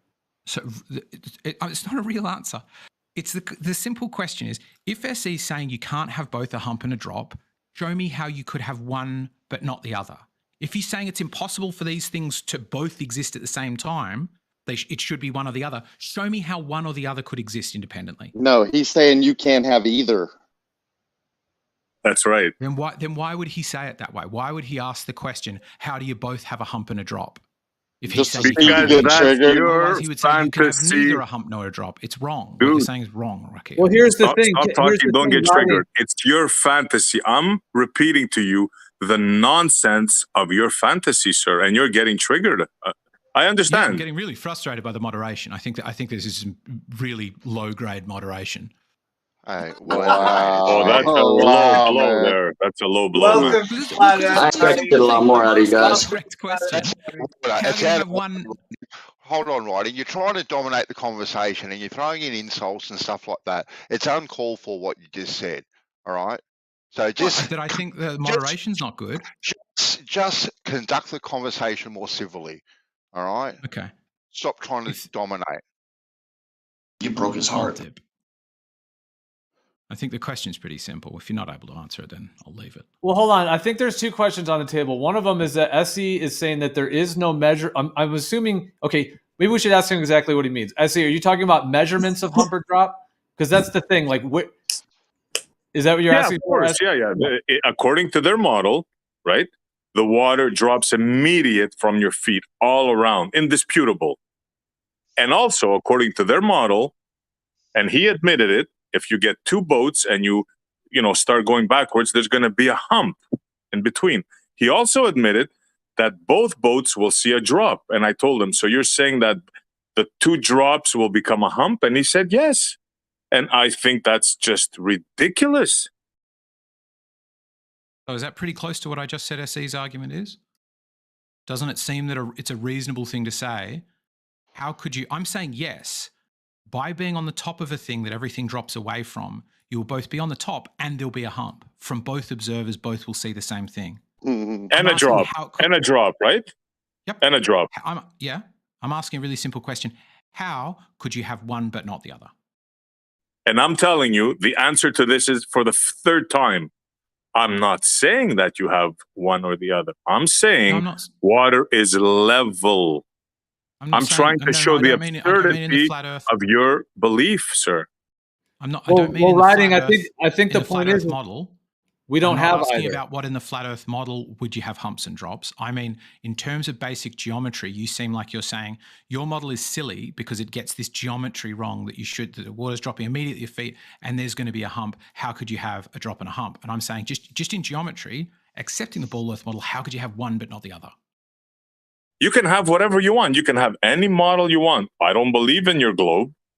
Right, so I don't use that fantasy. I don't have the globe filter. I think in reality. And for me, water is level, sir. That's it. Simple. I thought geometry was reality, regardless if it's a globe. Absolutely, yes. Geometry is the closest thing we have to reality so far, and as far as explaining where we are, yeah. The measuring of Earth. Yeah, exactly the measuring of Earth. Simply put, yeah. Starts with a baseline of horizontal and vertical. Plumb line and water, basically. I'm a little bit annoyed here because it sounds like SE is refusing to understand or refusing to answer Eggshell's question. Yeah, and I don't know why he's doing that. Do you have wax in your ears, Bob? I answered it 3 times. Which part are you confused on, Bob? You said words. I'm not saying you didn't respond to his question. You said words in language, and I understood the words. What I'm saying is you don't seem to be actually directing. You don't seem to be referring to his question when you say the words. Fair you enough. Just seem to be saying words. Fair enough. Bob, restate writing on Eggshell's question to SE. Okay. If you have a hump, how do you not have a drop? If you have a drop, how do you not have a hump? You can start with either one. If you have either one, no matter what scenario you're in, if you have one, is there any possible way to not automatically have the other? Absolutely not. Yeah. If you have a hump, you automatically have a drop. Obviously, I mean, that's child's play. But if you have a drop, you don't automatically have a hump. If it's like what his question a cliff, was, as far as like I a know, sheer wall or something like that, you're not going to have a hump. You mean Yeah, if it's, so was that sufficient enough for you, Bob? Optical. if it's a slope, you mean percentage? Yeah, Yeah, if it's a slope, but okay, yeah, cliff face, you could have a drop without a hump. They're not. Yeah, like Niagara Falls, right? You have Niagara Falls. Niagara Falls, the water is dropping, right? Where's the hump there? There's none. Exactly. Is that clear enough for you, Bob? That doesn't mean that they have to be mutually exclusive. I don't know why you didn't just say that the first time. He did say it. Because he was trying to turn around the question to me to make me answer, and I never said that. I told him I believe it's level. He's trying to play word games. You guys are maybe not sharp enough to catch him. There is a hump on the waterfall if you draw it out. As much as I context as the globe. Probably does try to play word Talking about games. that. Sorry, I wasn't talking. It seemed like it. Yeah, well, Go ahead, congratulations. You got your answer, though, right? Yeah, he answered it this time, yes. Yeah, I heard it. I mean, I heard him say it a couple times, but maybe in different ways. And then he expressed explicitly that he doesn't believe there's either, right? That's the whole point. Yeah, I've been trying to make clear I'm not asking about in SE's model. I'm just asking in his critique of this one. I think Bob understands exactly what I'm saying. And then real So quick, was my answer sufficient enough for you? The Direct last shells? one was, yeah. Last one finally seemed like an answer. Okay, so now how do you square the circle now? You have both a hump and two drops. How does that work in your brain? For exactly the same, with exactly the same logic that you just answered Bob's question, which is, he said, how could you have one without the other? And you said you couldn't. That's how I'd answer it, the way, with your words. You couldn't have one without the other. If we live on a curved surface, I'll take percentages point. If we lived on something that was like had sharp edges, like on a triangle, then you could have somebody who looked down at another person, but there was no curve in the middle. That if We do live on that. You ever seen a mountain or a cliff? He gave you an example of a waterfall. We do live on that. Sure, but he asked, but SE's example specifically asked about boats, didn't it? Not about a cliff, did it? Well, a boat observer doesn't matter either. Right. Exactly. So exactly, my answer to your question, SE, is your words. You couldn't have one without the other. Yeah, so what? So yeah, what? if we're doing a criticism Still- of the globe model, then it's consistent. It's sensible to say that the two drops from like two different observers equals a hump. There's nothing wrong with that.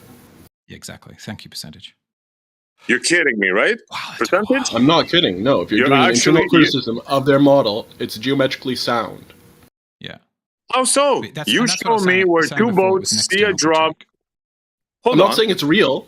I'm saying if you're taking their model and like you're just, sussing out whether what they're saying is sensible or not, internally, it's consistent. No, it's not. Even on their model. Let's take their model. We have a ball, right? You show me where there's both drop and hump between two boats. Go ahead. Well, we just drew it. Yeah, okay. know Maybe what to say. you're misunderstanding, Essie. He's not saying it's consistent with observation or consistent with reality. He's saying it's consistent with itself. No, it is not. It is not consistent with itself. Negative. There's no way, no place on this universe where you can make water both drop and hump between But two we're not people. talking about and water. We're create a talking hump. about a geometry. This is geometry, not water. And the point that percentage raises, I think, is kind of important because it's a useful tool for anybody, and that is if you want to critique or test somebody's worldview, you need to do an internal critique. You need to accept all of the tenets of it, and then show how it's inconsistent internally, rather than going, because I don't think there's curvature, I find this hump and drop ridiculous. It's like, So you if think the Earth was curving and there was both hump and drop, what would I expect to see? So you think water does hump and drop? We're not talking about water. We're talking about geometry. Excuse me. I asked writing on eggshells. So in your worldview, water humps and drops. I think they're really crude terms to explain. I think it curves and conforms to the forces acting upon it. I think it which creates a hump and a drop, right? That's what I'm saying. Are they crude terms? I would happily use them if somebody else was, as I have been now. But I think they're crude terms. It was the whole conversation. I don't think the terms are crude. You just have to specify locality. So it'd be a hump in the middle. Yeah, and in a drop boat. observer. In a boat, if your boats are facing each other and they back away, would the hump be created in the middle? That was the whole conversation. Yeah, I know. I'm happy with that. Yeah, I think it does. I think that for any point locally, if I were to hold a plumb bob and go level from that, every bit of earth is or water is curving downwards from that local level. Yes. Do I think that creates creating a hump in the middle? Do I think that creates a hump off in the distance? Yes. It's necessary. Okay, then the next question I would couldn't have have the first one without the second one. Okay, then the next question I would have writing, do you have any evidence whatsoever that there's any humps or drops anywhere in reality on Earth? I think No, here's the crux. Pontchartrain video photo is pretty good. I think there's some other ones that are pretty good. Okay, but that's honestly, so you're saying that's a hump and a drop. Is that what you're saying? I think it shows curvature of water. Yeah, it looks more humpy to me. It looks more humpy than droppy. What do you think? if you're in the middle of it, would you say it was dropping away in either direction? Possibly. It looks like a mirage to me, created by the conditions. Exactly. Yeah, and Rocky, you said that it's different at different angles. Is that what you were saying? At different angles. It's different on different days. Yeah. One day it was curved towards me. 6 days later, I went and it was straight as an arrow. Wow. Yeah, You guys didn't listen to the rest of his answer. He started off and he said, "But honestly," and then you guys cut him off. Yeah. You're gonna finish writing? No, if I finish, I get muted. You're talking about like Pontchartrain. You're like, yeah, you can consider it like that, but honestly, I think you were gonna say something more, like maybe you know, I wouldn't use it as optical good isn't reliable or something like that. Exactly. Yeah. The same thing I always say about it. I don't think that observations over water at a distance are a very good way to determine this. There's too much noise, and it's Yet you use that as your number one proof. You just said it showed curving water. I said I think it shows curving water, but I don't think it's my number one proof. I don't remember saying that. He asked you specifically, what was your? He asked you specifically. Geo did, I think. What's your number one go-to of this evidence that you're saying that water humps and drops? And you said Lake Pontchartrain. Well, sure. If I'm asked for my number one, I think sextants. Sextants are a really good way to show it. Oh, okay. Can we draw another? You know you're done. To be fair, Geo didn't say number one. Geo just said any. Yeah, I was asking if there was any actual evidence or verification on any way, shape, or form of any hump or drop over distance over water or land existing. And what was his first response? Yes. He said the picture of Lake Pontchartrain. Thank you. Absolutely. And a waterfall. I do think it's good evidence. In mind, any is different than number one, guys. Yeah, okay. Fight for him again. That's the third time. So he also give us asked your for definition of any. thing. I feel for poor Bob. Sorry, I Bob. did too. Because he has to defend you. No, Bob's being the voice of reason. I don't know what's going on tonight. It's like nobody's paying attention to the language that's being used or something. I don't know. No, Bob, you're good. I agree with you. Could I get writing to do another drawing? Could I get writing to do another drawing to clarify this hump? Yeah. This waterfall compared to that first image with the boats. Can you draw a waterfall? Yep. Okay. So you got the elevation of the height of the water at the top, where the water, which is just the land. Water, land doesn't matter. Yeah. And then you got a vertical drop down, straight down vertically, and then you got land at the bottom where the water's going to. Gotcha. Right, now draw an observer up the top. Doesn't matter if it's a boat or an observer, any sort of object will do to represent a point of view or a viewer. Sure. You're going too quick. Redhead man. Yeah, that'll do. There we go. And then copy and paste that and draw it down the bottom. Sure. After you've drawn that. Body. Yeah. Green water. Move him back halfway from the edge to the edges. Okay. Yeah, and now put him down the bottom about halfway there. Yep. Now this could be boats. This could be the observer. It doesn't matter. Either. Absolutely, I'm with you. Right. Now on a globe, you're drawing. You said you drew a line. Is that a chord line between their feet? If you draw a line, like on a globe, like on a circle. Remember this thing? Yeah. Well, that's like on a circle when if you have a. Is it the word chord line? I'm not sure of the terminology. Yeah, sort of slices through a right. Now you can imagine the globe between the two observers now, can't you? Like if that was a circle drawn, right between their feet. Right. Okay. Can you see where the hump is? If you compare the two together, the circle and the waterfall. There you go. Who's on top and who's on the bottom here? Who's up? Doesn't matter. We're just drawing an orthographic view representing. All right, now put the guy on the edge. Yeah, put him on the edge. There's no hump. That's ridiculous. Screenshot this shit. Jesus, man. That's pretty good. Well, put the two. Well, same as the circle. Put the two observers closer together. Yeah, you're kidding me, right? Sure. Yeah, put each one you on the be edge, joking, and you can see where the Terry. hump is. I hope this isn't the level we've. So where's the drop? Okay, Terry, the guy on the bottom. Where's the drop for him? When he's looking back at the other observer. Well, this is not representing drop. This is representing the hump that they have in between. You can't have a hump without a drop, sir. Y'all came to that conclusion. As established by eggshells very thoroughly before. And that's why I was correcting. I'm screenshotting this right now. We got a problem here. Yeah. Well, this is on the Barbie today. This is a way you could get a drop without hump, but I was only saying. I know. I'm just trying to break the argumentative tone of the. Now the question is, can you have a hump without drop? So now look at this picture. Now, does that make sense to anybody? I'll make you a hump without drop. No. Why you? What happened to that beautiful drawing? It's still there. Easy. Here's a hump without drop. What the? No, there's drop from each sides of the apex. Of course there is. Yeah. Right, but there's not drop for either observer. Let him go. Let him go. There's no Yeah, drop on the screenshot. server. So there's a hump with a drop that's only for one person, and there's a hump with no drop. Wait. What? What do you mean? How is there a hump without a drop on this one? Plus, he Because got they're him both at the same he's got him in elevation. the air. He got him in got the 'em in- air too. Put him on something. That looks like an obstruction. I mean, that's Screenshot. not, that has nothing to do with a geometrical sphere. That's just an obstruction over a level surface. Exactly. I'm not presenting any of these as the sphere. So that would be a hump. Before you added, A hump They're on not a planar, analogous.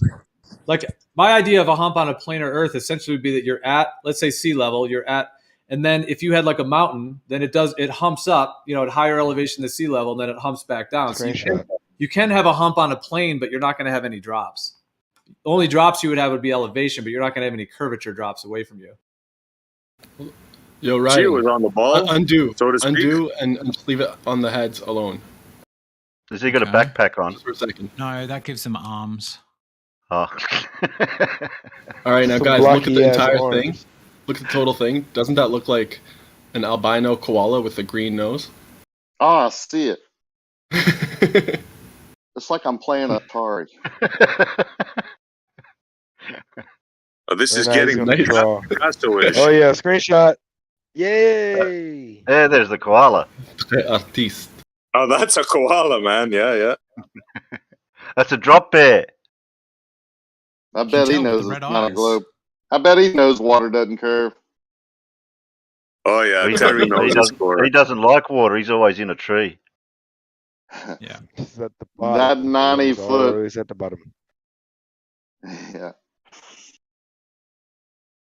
Terry's Alright, go hanging ahead, around throw with out the Blue picture. too much, though. That's Me hanging around Blue. Oh yeah, sorry about that. Hey, Riding, when the birds fly south, do they have to account for Coriolis? ah. I mean, what do you mean by account for? Well, it depends if they stop at McDonald's along the way. What do you think, Terry? If they stop at McDonald's, then they have to get their bearings again, don't they? Well, for real, I mean, what my understanding with birds, they actually have a magnetic material in their skull. Yeah.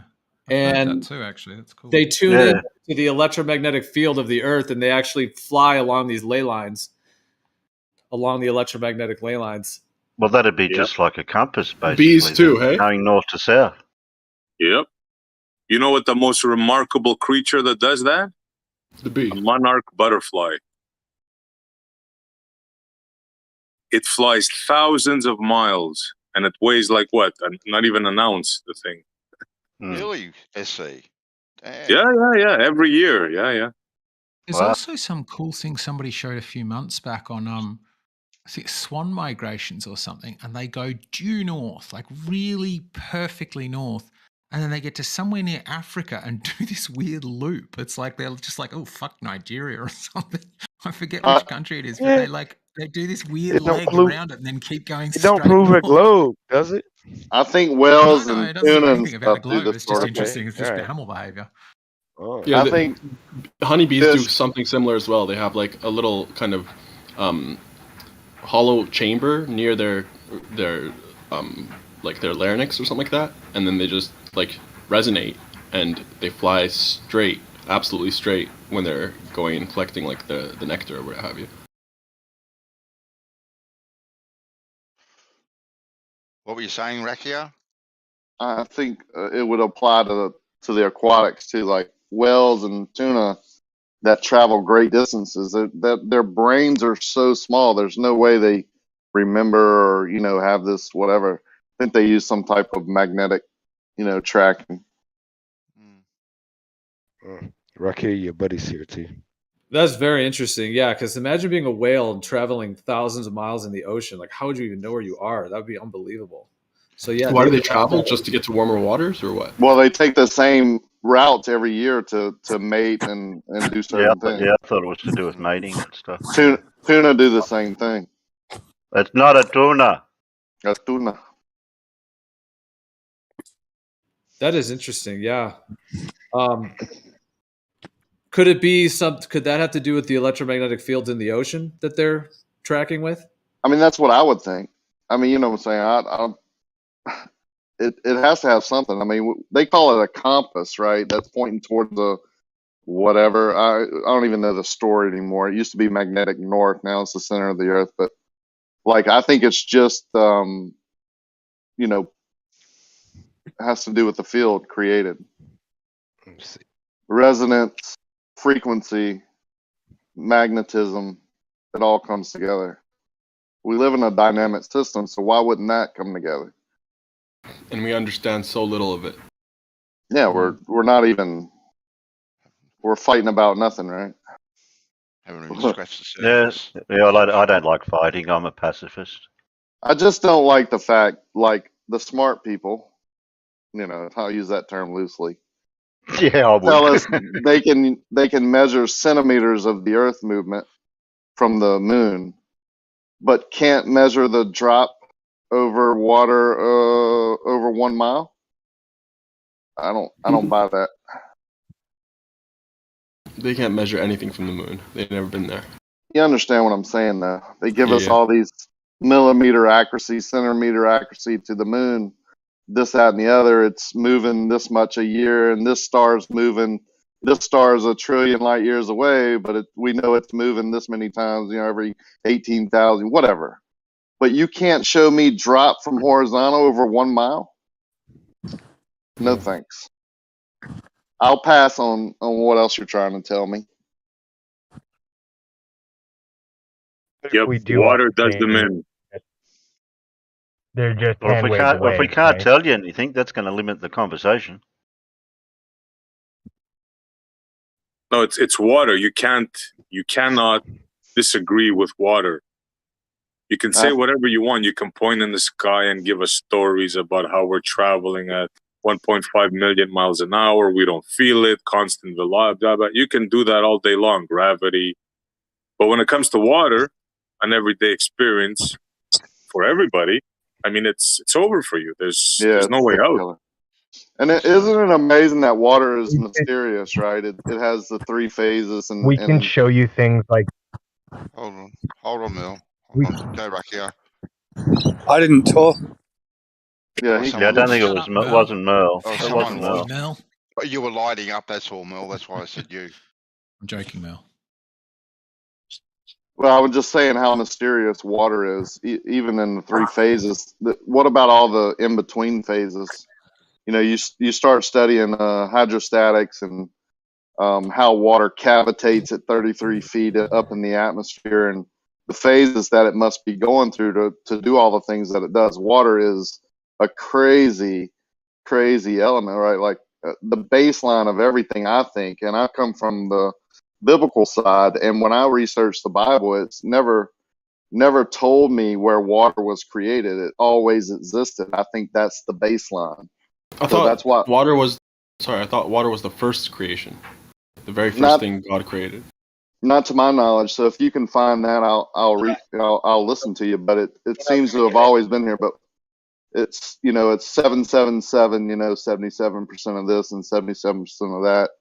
Water is in everything. I think it's the key to life. Okay, well, in the Islamic perspective is that water is the very first creation. I thought it was the same in terms of the Bible. In Genesis, God looked upon the face of the deep, and He created the dry land so He's looking down upon the water, right? And He separated the waters from the waters below, right? The waters above from the waters below. Yeah, so it already. Right in so Genesis, it means it was created before anything else, right? Well, I think it was the first thing created, but it doesn't say that I created. If you say it's eternal, then it gets kind of dicey. He looked upon it. There was void and without form. He looked upon the face of the deep. So it was there. He looked upon it. It was already there. Yeah, but it's a creation, right? It's not. He also God. made it, right? Of course, the Creator created it. But what I'm saying, then He separated. Separated it with the firmament. That's why I think we're in a bubble. We're in like a bubble. There's waters above and waters below. Maybe not. How could you have created water how could you have created water first if there's nowhere for the water to be placed in? Who said there is? You're not constrained by Water Water's needing contained container. in something. What's that? So what? The water's just in space, in nowhere, in nothing. Space is space, dude. Have you Space is seen space. the vomit comet 0G? What happens to water? No, I don't concern myself with such retarded things. Okay, well, you can deny it as much as you want, but it exists. I'm not denying it. It's just if you haven't got a container for your water, like what have you got? Well, I think water Ideas? in all its You've got a phases. Bible. You've got a Bible. I don't need a Bible. I don't need your ideas. What else you got? Got any proof? No Bro, one's saying the Bible is hold proving up. flat Let me just Earth. say this It's quickly. just- You're trying You got to chat. impose the natural law onto God, who created the natural law. Does that make sense to you? So do you think Not really. that God created Just a human saying what water those without a numbers. container to put it in? You think he did that first? Yeah. God created water first. Okay. What if a God different created the phase? laws. He's not bound by them. What if a different phase of water? You're thinking too simple, like the water we drink. What if a different phase of water is the medium, right? And the water that we drink in our oceans and rivers is a different type of It's a water. good point. God could have created ice. Super The water could have fluid. been frozen. It doesn't need a container Did then, you does know Exactly. there's different pools of water. If you go deep in the ocean, there's these different pools with different densities. So it might have been like Absolutely. that. It could have been that other water you're talking about. Regardless of what sort of water it is and what state it's in, it would still have to have some sort of containment for that to Of be in, wouldn't it? of course, yes. But I Isn't mean, there a that's chance you'd beyond our get stuck in recognition. a- I mean, how can a mere mortal know how God works? I mean, you're asking No, you. Yeah, I don't claim to know how he works, Ron, at all. I'm just trying to think through it logically. Like if something I mean, was created, God, right? He told us. He said, "Where were you when I created the earth? Did you stretch a line across it? How do you know the boundaries?" We'll never know this. We're not God. You know what I mean? We can't answer Yeah, that. I realise What that. was Yeah, I God realise that. thinking? Yeah, what was God thinking that day? Bandy, aren't you going to get stuck in an infinite regression though? Because if you'd say the water needs something to put in, then you'd say, well, what's that on? Right. What do you As mean? much as water, well, as much as water. What's that container on? It's on a Yeah, shelf. as much- It's on a shelf in a warehouse. I don't know Right, what that's it's what I- on. that's what I Yeah, mean, no, though.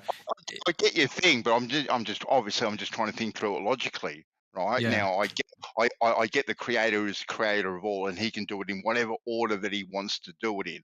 But like if I'm the creator myself, I'm just thinking if I was the creator now, no matter what form that water is going to be in, right? I would want something to put it in. Personally, I reckon. Well, the infinite regression. You're thinking like a human. The infinite The regression adds questions for we the can't answer. We can't answer who created God, right? Where did You how can't did not no? think We like a can't human. answer. That's the best thing, though. None of you Yeah. cannot think like humans. That's right, Mel. Try to Well, not think like a human. Well, the infinite regression ends for the water because the water bottoms out in needing to be contained in something else. Now, if you're going to try to extend the infinite regression to what is that other thing contained in, that's not necessary. We only need to talk about the water needing containment. That's it. We don't need to go past what is containing the container of the water. We don't necessarily need to do that. So you've said you don't need to do that. Could you explain why you do need to do the first step and not the second? Well, at that point, you're asking what created everything, or contains everything, and I guess that would bottom out at God. It would need to bottom out somewhere, and all we really need to focus on is the water. The water appears to need a container. That's it. I can So it's explain slightly why. different. We're not asking what created everything, but what order it was created in. It wouldn't be necessarily fruitful to concern yourself with whatever contains the water. The water is the thing that we identify, and we identify that as far as our experience is concerned, it needs a container. The thing that would contain the container would be outside of our realm of knowledge. We have no touch point for even considering what the rules are outside of our experience. So we would be attempting to imagine up rules that are entirely outside of the reality that we experience. So it's not necessarily fruitful to try and imagine those rules. We would only need to concern ourselves with the things we actually know about. Well, didn't God also to Agreed. make us in His image? and his being too, that's kind of said as well. Well, I mean, if you're asking what contained this, what contained this, what contained this, you would get an infinite regression. So it's got to bottom out somewhere. And the way that we bottom out these sorts of discussions and stop them from just going, crazy is stopping at faith or just something that, is the final stop like God. So we'd have to appeal to something like that because otherwise the discussion just never ends or it never goes anywhere. Here's a question. Well, like the discussion of is level lemon, like that keeps on going on forever and ever too. So it's the same sort of discussion. Well, Here's you a have question. axioms that you have to accept off of faith. Like level is flat and level, that would be an axiom more or less accepted off of faith. Otherwise, if level is curving, well, then what's the straight standard that you compared level to? It just becomes crazy. Here's a question to wrap your heads around.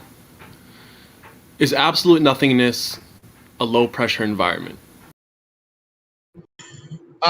Absolute nothingness. I don't think absolute nothingness can exist. I Say think it does. yeah. Say hypothetically it does. I would say Would it be a low pressure environment? I would say it'd be no pressure. Yeah, there'd be nothing to press. Would entropy function? Like, would you have high to that no pressure? Is my point.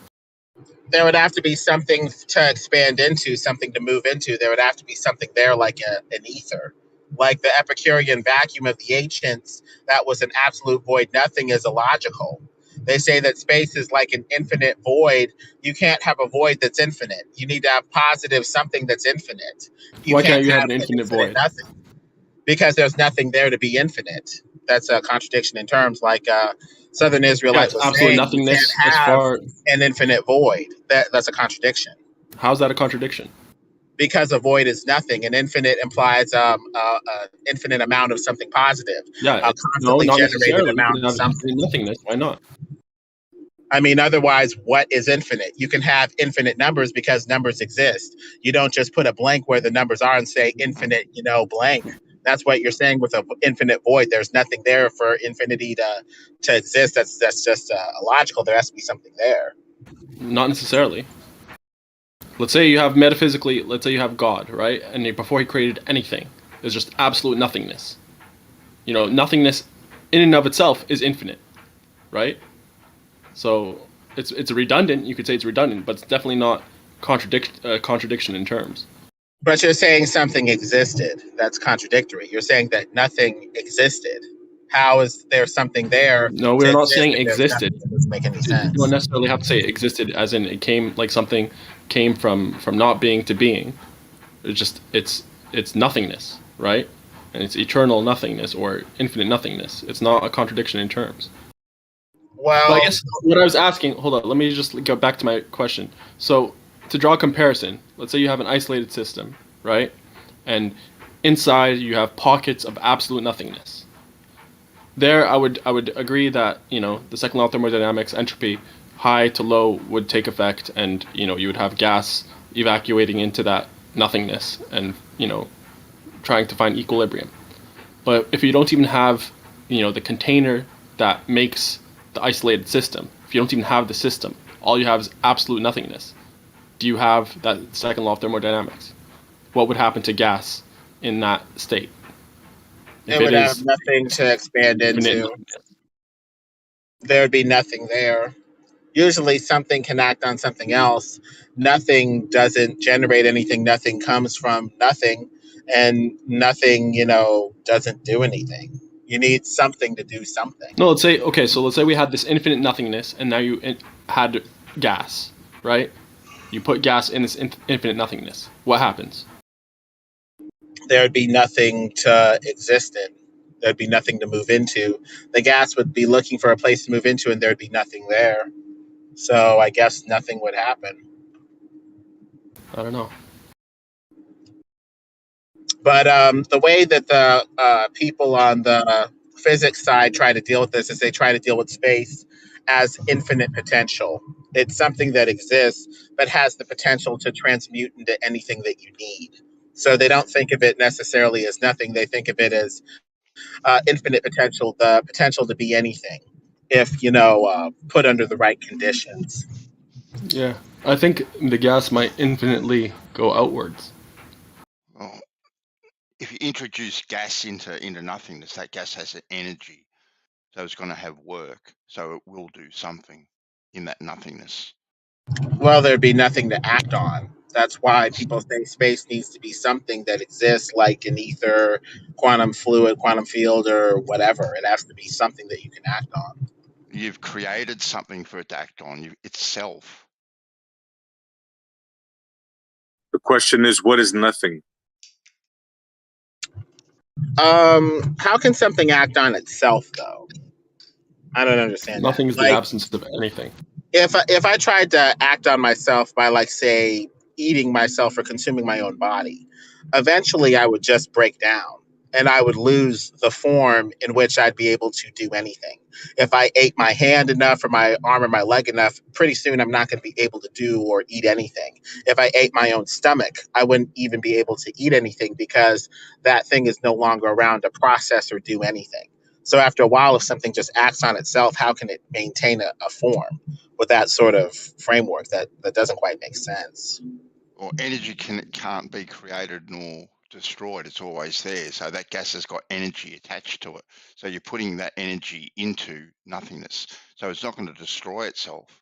It'll still retain the same amount of energy. And What do is what it nothing? does. You guys are talking nonsense. What is nothing? Oh, I told you. I answered it with absence of anything. That doesn't mean nothing.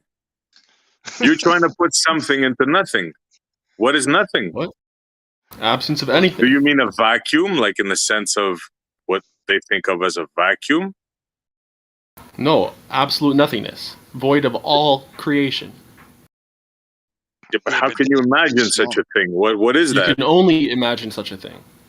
What would we imagine, though? What would it look like? What would its color be? How big would it be? How far would it extend? What would All it do? nonsensical questions. All nonsense. Let me put it to you this way. Your brain, right? If it was a computer, right? It doesn't have enough power to answer the questions that you can't even ask those questions. Do you understand what I'm saying? Because you can't answer them. They're like, I don't know if you get what I'm saying. Let's go back to humps. I think you're saying that us as humans, we have like a very, very small bit of knowledge of like everything, and we can't even fathom what the true questions and answers are because of that. Yeah, exactly. It's beyond our human What is the capability. last number? Here, I'll give you an example. What is the last number? A really big one. See, our brain, it doesn't have enough RAM or whatever you want to call it to compute that, right? No There is no last supercomputer number. will ever answer that question, right?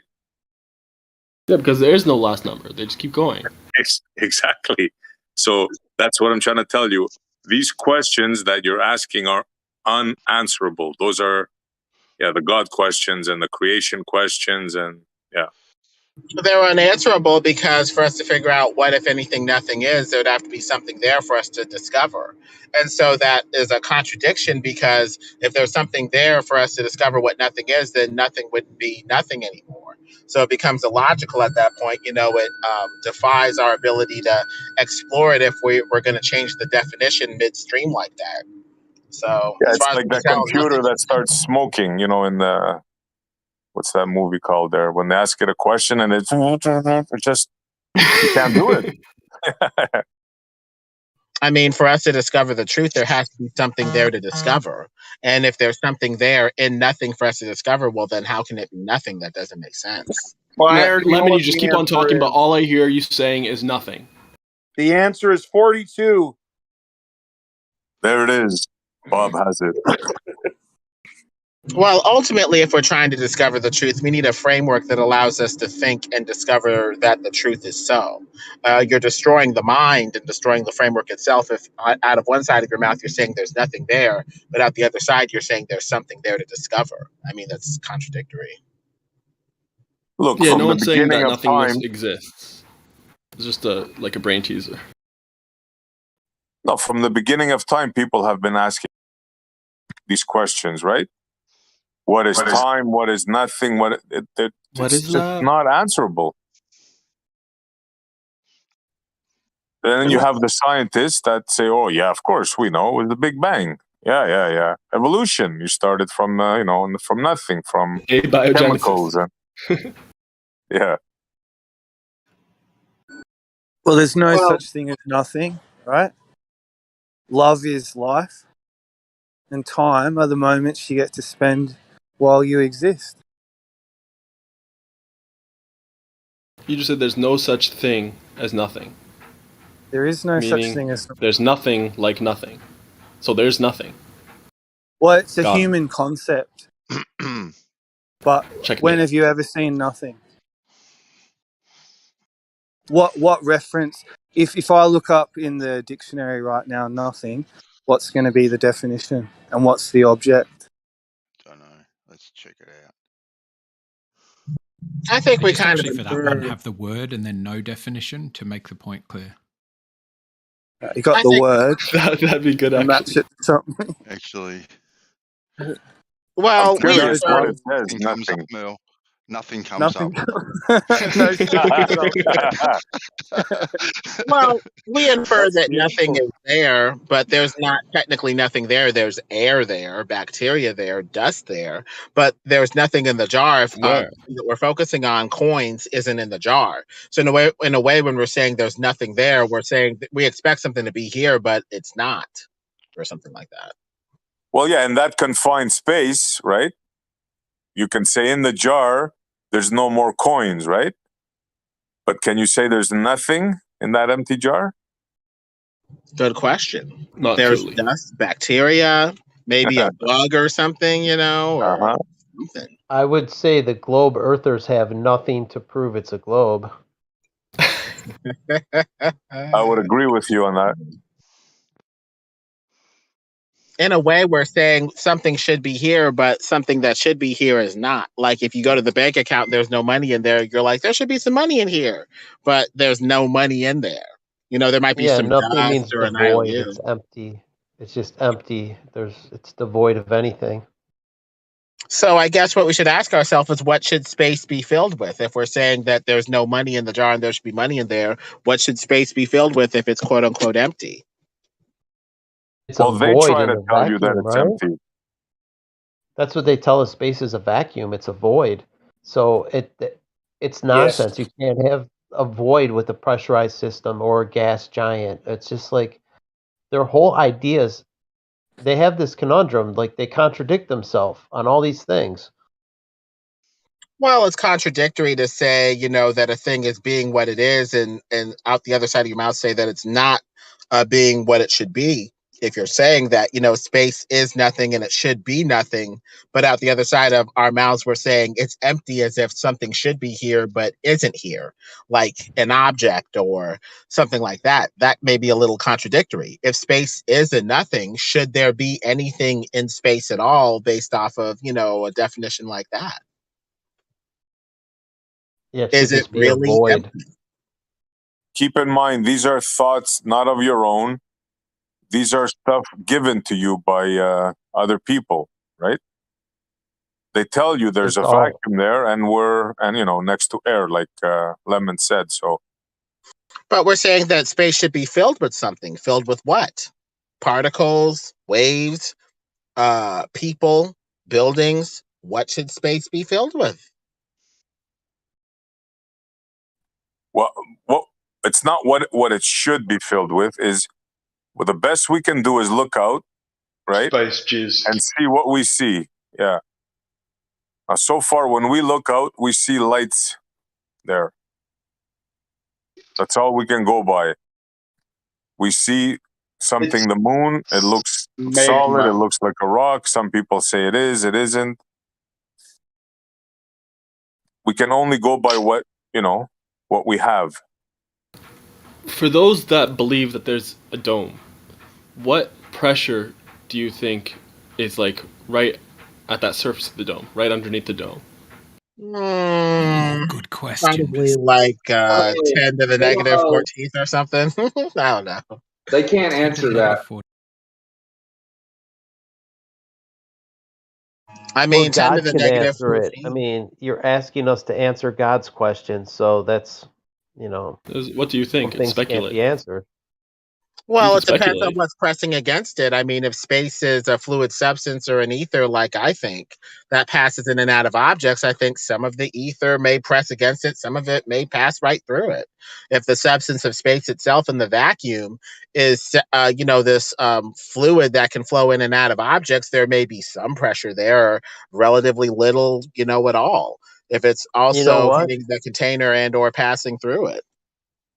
It could be like a magnetic field like this. Like some people, some people say we're on the plane between these two fields, right? We have a north on top and then the south is underneath it, and we live on this plane.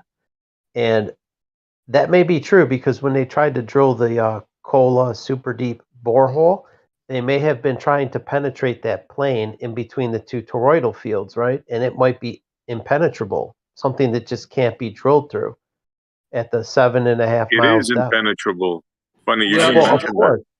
Yeah. Of course, but we don't know why it's impenetrable. I mean, it might be this because of this. You know what I mean? Like, it's hard to say. Like, I can't answer God's design. Like, it's folly to say Yeah. As man can far as answer we God's agree question. that we're speculating, right, and we're not Yeah. Well, shoving. absolutely. Yeah. Then the conversation is great. Yeah. Lemon, you said something a few minutes ago. You said if there was no system, when I asked you about like the gas in like absolute nothingness, you said if there was no system, the gas could just stay where it is. Doesn't, it could be that it doesn't go anywhere, right? Nothing happens. Mm-hmm. So my question to you is, if we don't have a dome, if there's no top, right, and it's not necessarily a system because there's just like infinite nothingness above, why would the gas need to go anywhere? Well, we appear to have some sort of solid structure by sundogs and parhelions. So as far as I can tell, it's pretty solid. Okay, but assume that we don't have a ceiling. Assume we don't have a ceiling? Well, the Yeah. question is, what would contain the gas? It would just disperse into whatever medium is there, one would assume. No, but if there's an infinite nothingness, like we were just talking about a few minutes ago, then there would be no medium for it to go into, right? There'd be no second law thermodynamics. It could potentially just stay where it is, like you said, right? Well, there's a void. There would be nothing to exist next to. We're saying that it's next to something as if this nothingness has some sort of boundary, some sort of ending condition. I think that might be a little contradictory because that implies that nothing as an end has an extension, has a shape or some sort of boundary. Sounds like a delusion. I mean, maybe. I mean, I just don't. I don't know if I believe in it, but as far as I can tell, nothing doesn't exist. I think the closest thing. Yeah. Yeah, I was gonna say we're going back to unicorn talk now, back to nothing. Yeah. Yeah, it's nonsense. speculation. You can go It's around all, in circles for hours on that stuff. If that's It's unicorn like, talk, where is the? wouldn't any question about how can you have gas pressure without a container be unicorn talk?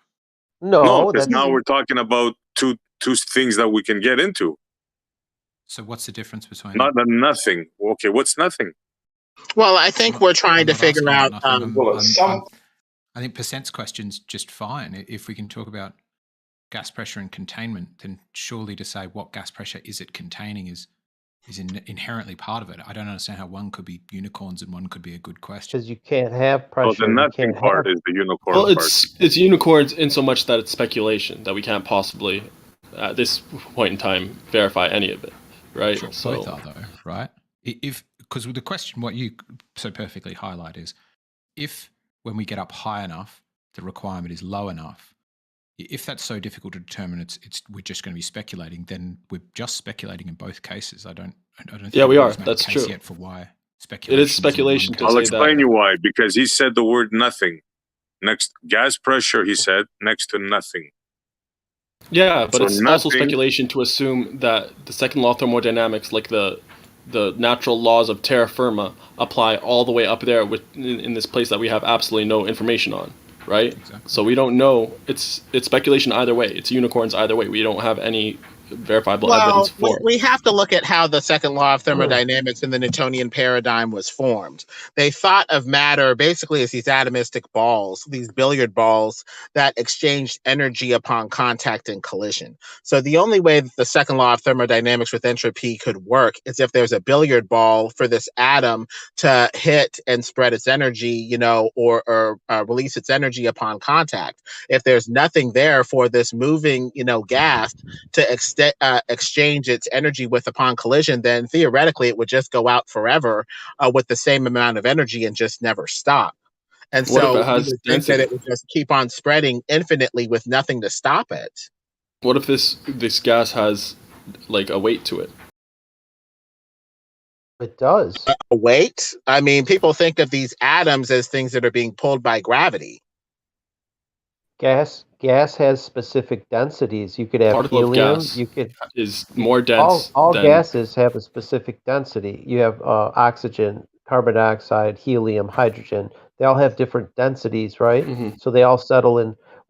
The air is a mixed gas. It's a but mixture of it many layers. gases. Many gases mixed together make the air. It's mostly nitrogen, oxygen, carbon dioxide, trace amounts. But within our air, it's a mixture. It's not. It's not And what something I that's think, in different layers, like a cake, like a and what layer I think cake. of It's as mixed. And the way I think of weight is just different charge fields. Basically, you have an object that's within another medium, and depending on how it interacts with the medium, it may float, sink, or rise. So I think of weight as more of a medium interaction or a charge field interaction. I don't think of it pulling to the center of a ball body. So whatever we call weight appears to be a combination of fields that can combine to make the thing lighter, heavier, to make it float, to make it go up, go down, do a bunch of different things. I don't think of gravity as this thing pulling to the center of a ball in and of itself. You want to know something funny too about weight, Lemon? There was an experiment this guy did with a balance. He had a balance scale with a block of wood on one side and a block of lead on the other side, and they were equally balanced. And when he pulled a vacuum, the side with the wooden block got heavier. They were equal at normal pressure, but when he evacuated the air for whatever reason, the side with the block of wood weighed more. I think of space as this flowing medium that's flowing into the block, or giving it more quote unquote weight. Different You mean objects have a different No. interaction. Its weight was more when the air was out. So weighed more when the air was and it vacuumed out. contains Yeah. air, so in a vacuum, it's just the density, the volume is decreased basically, so it's more dense. So I'd say that the substance of space itself in the vacuum going around objects like you and me, the ether is in a pure form in the vacuum and just goes right into that block of wood, making it quote unquote more dense. Under different conditions, the ether would flow in and out or seep out, and quote unquote it would be lighter. That's what I would think, but I don't know. Well, wood is buoyant in water, so a block of wood will drop through the air, but it will float on water. Yeah, different mediums, different interactions. And these mediums will change based off of how much salt is mixed with the water, how many objects are mixed with the ether, how many gases, the charge field, this etheric medium that we're all fishies in, can, vary and change depending on, I guess, what's mixed in it or whatever. Yeah, there's some questions that only God can answer, but like as far as what you said about building pressure without a container, you need a container to get compression. Otherwise, you can't compress air. You can't compress anything without a container. And as far as we compression can is what tell, makes pressure. it's less unicorn to say that, unicorn like to say that we already have containers that contain gas. We're just using something that we already accept, something that we've already had experience with to explain something else in a less unicorn sort of way. It's more unicorn like to ascribe, causation where we don't normally see the power of causation to make it happen, like pointing a pen at a piece of paper and having it light on fire, when most of the time we don't see pens have that magical unicorn like power. We'd be getting into the supernatural, the paranormal, or going beyond what we normally think the range of causation for things normally is, if we can have gas pressure somehow without some sort of container, despite what we see in our everyday life and experience. Yeah, I would agree with that. I wouldn't say it's less unicorny. I would say that it seems less unicorny because what basically you're referring to is inference, right? We see it here, so we can infer that it's happening up there. But Yeah. that doesn't necessarily mean that it is what's down here. If you were to say that, it would be affirming the consequent. And Well- if you're not going to say that, then you're still saying it could be a unicorn, but we're just inferring that it's less of a unicorn than what are the other option, which is like that the heavens or what have you have their own sets, their own set of natural law, or that it's something else. That's the essence of, at least materialistic science as it's currently defined. We're using inference, kind of begging the question, yes, but we're using a body of explorable causes that we've already accepted to try to duplicate an event or say that this is what we think is happening, because we need some sort of explorable way to figure out what is the case. And we figure out what is the case from our limited experience based off of the amount of causation that we've already established. Now, if we're trying to establish something, beyond that, we're going to need faith, we're going to need revelation, or something totally different. But yeah, that's the problem with modern science right now. They make an inference and then they pass it off as fact, right? They say this is what it is. They make a truth claim off this inference when they truly haven't confirmed or validated any of it. And then from that, they rely on other things.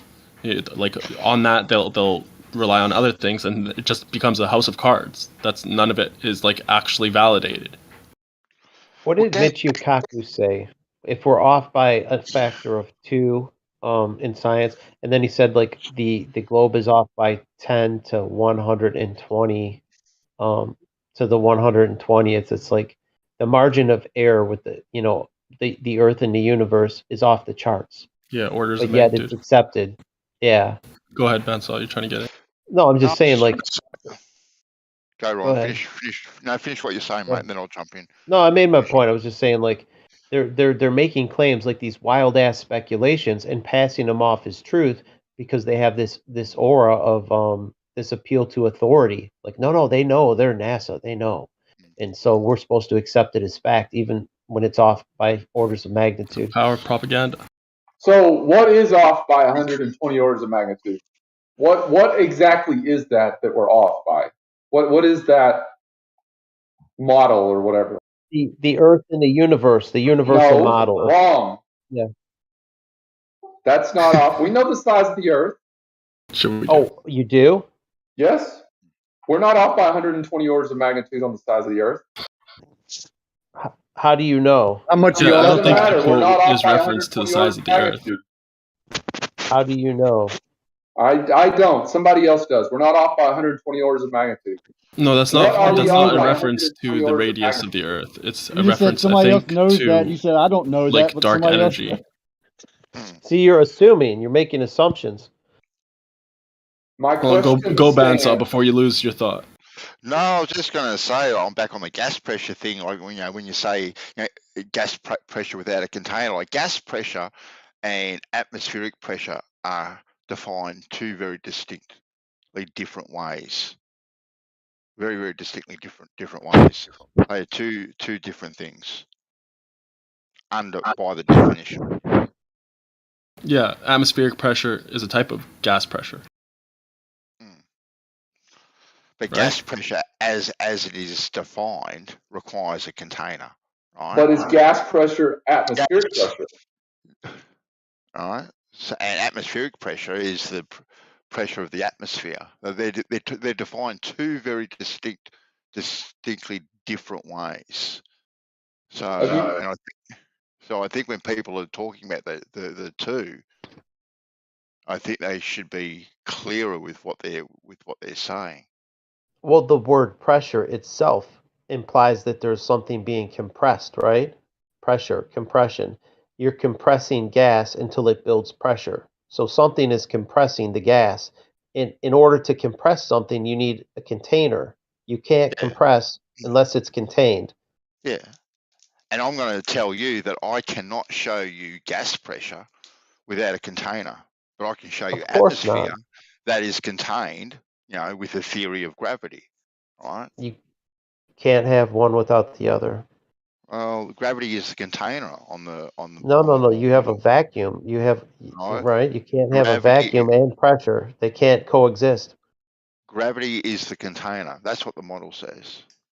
Right. Well, even that's a little bit of a problem because stuff goes against gravity, showing it's not much of a container. Most of the time, they swing that pail around and say, see, a force can contain something, but the pail needs to be there. Otherwise, the water just goes off into nowhere. The force is nothing without something to contain it when it goes in a certain direction. The oceans are contained because, quote unquote, gravity or whatever pulls them downward, and the container keeps the water from going any further downward. Most of the time, unless it's evaporating, it's not going up. So stuff is going up against gravity, showing it's not much of a container at all. For it to be a container, it would have to pull everything in that direction, and not everything's pulled in that direction. We got clouds that float, gases that rise. It's very contradictory.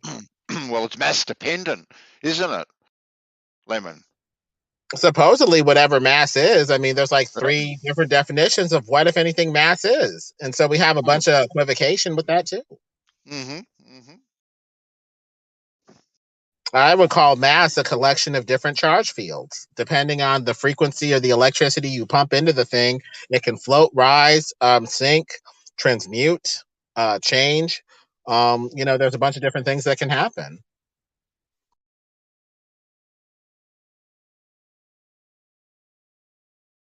So when we define mass as how much it's pressing against the scale or whatever we say, even that definition is extremely malleable.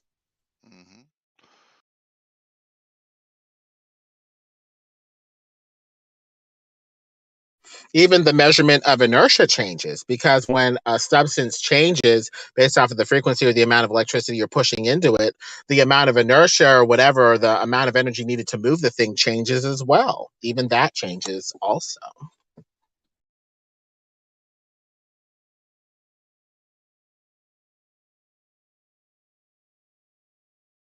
I tend to be a little bit more, I guess, mystical with, some of this stuff, if you will.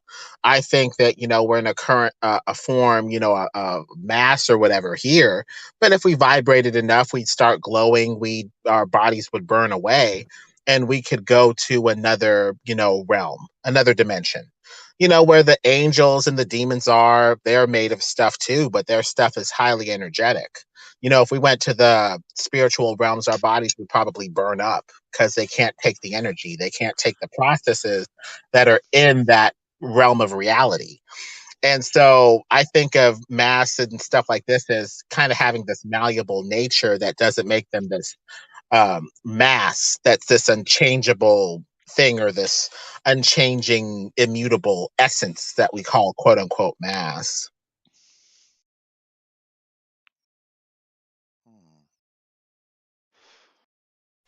I think of it as basically being frequency and vibration. We're in a dimension down here where things tend to shake back and forth at a very certain frequency, within a range of 100 hertz to 200 hertz. If you want to go to the spiritual dimension or the demonic dimension, you got to vibrate differently, and probably leave your body behind because it's going to burn up. What's up? Oh, I was going to tell you. You said the different realms with demons and such. There was a video I was watching about this. This guy said they had red night vision goggles in Vietnam, and when they told the pilots of the helicopters, do not wear these, right? It was only for like the crew and whatnot, because when you put them on, people could see demons and such, and they were firing the helicopter, the guns out the side. It's like, what the hell are you doing? What are you shooting at? And the guy's freaking out because they could see demons wearing these night vision goggles. They were a red color. So I was shooting, he described what he was shooting at. It was some kind of demon or whatever. And the guy was just freaking the fuck out. And it was happening with lots and lots of people. They were all telling the same story. And that's why they told the pilots, do not wear these because it will mind fuck you. They saw demons everywhere.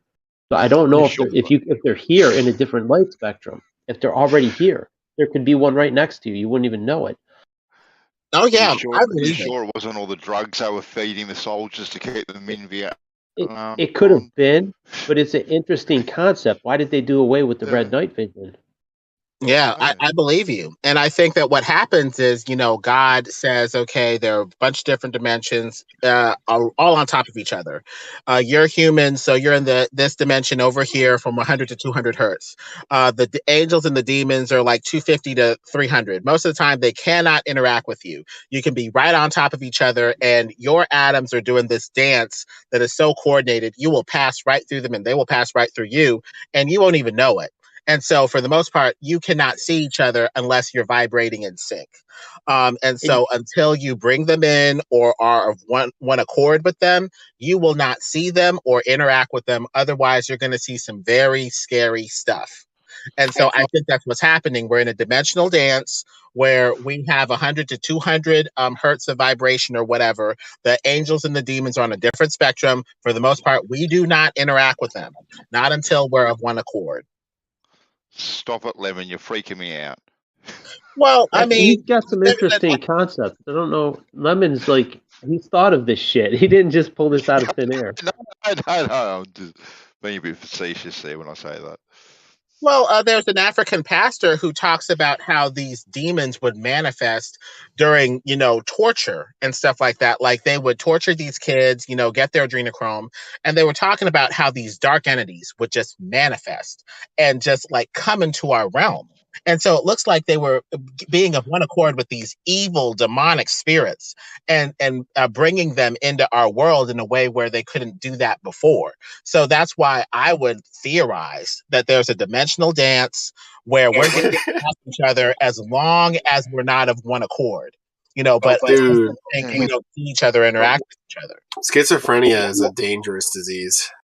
What you just said, though, Ron, would be fairly easily replicated. Wouldn't be too hard to replicate. Just go get yourself some night vision goggles and voila, you too can see the devil. Well, I mean, occultists talk about summoning stuff. I mean, this is my attempt to try to science the crap out of it with some sort of reproducible experiment. Let's, try to vibrate it, I don't know, whatever our hertz is, and try to turn up the vibration and see if we could get a demon or something like that or something else to manifest. That's just my attempt to try to science the crap out of it based off of my begging the question, my inference with, my experience with frequency and all this other stuff. But, I can. What about your experience with schizophrenia, dude? My mind hasn't been broken with MK Ultra torture. You get schizophrenics when their mind has been broken by some sort of traumatic event or torture. That hasn't happened. Yeah, what traumatic event happened to you? Nobody's tortured me and nobody's broken my mind. I can account for all of my mental states, all of my time. I haven't lost any time and I don't have another personality. So as far as I can tell, I'm sane. I integrate reality pretty accurately. I can interface with what's happening in the real world, integrate data, and respond to the world in kind. As far as I can tell, I'm pretty sane in that regard, anyway.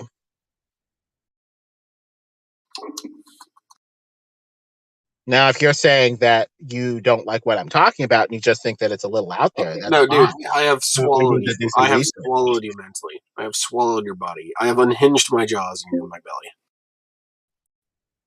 So, based off of the accounts of occultists and their testimony of manifesting different things, I'm perfectly comfortable going with some sort of frequency vibration sort of, dance between us and these other entities. We can be in the same space and dance right past each other. We could have a dimension on top of another dimension where, you see the stuff in this physical dimension vibrate a little differently and it looks totally differently with different objects that are on a totally different, spectrum.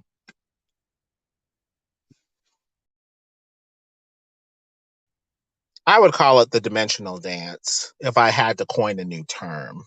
But who knows? Maybe I'm crazy.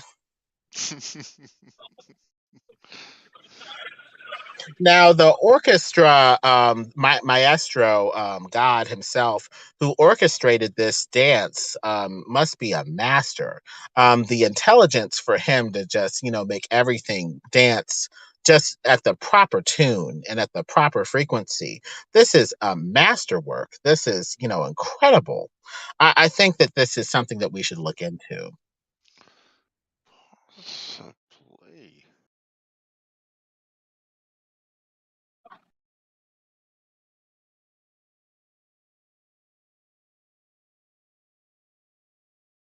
Now that Lemon's done. Ron, why do you say we can't measure the Earth? Say that again. I think it was extreme. I think you were Did cutting out. anyone else hear him like breaking up really bad? Yeah. Yeah, Say that again, extreme. Kool-Aid, you're in full robot. Did I break up? Yeah, you did.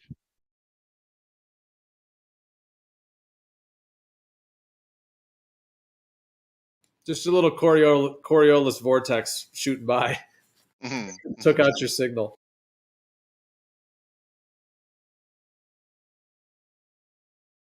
Is that better? Yep, it is. Yep. Try talking for like 5 seconds uninterrupted. Yeah, I was going to ask Ron why he says we can't measure the Earth. That's a very strange thing to say.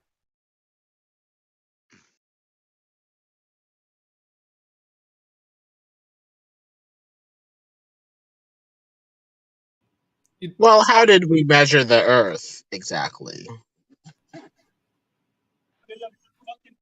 Wait, you're saying that Ron said that?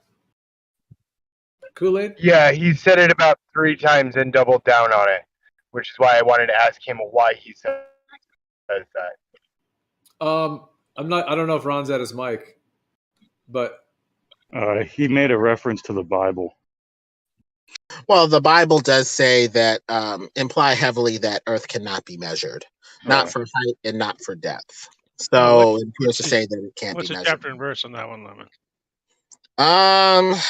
I think there's some sort of verse. I need to look in the Bible, but it says something like if the heavens can be measured for height and the deep be measured for depth, then I will cast off Israel or something like that. Basically saying you're not going to do it, and I'm not going to do this, casting off Israel or whatever, something to that effect.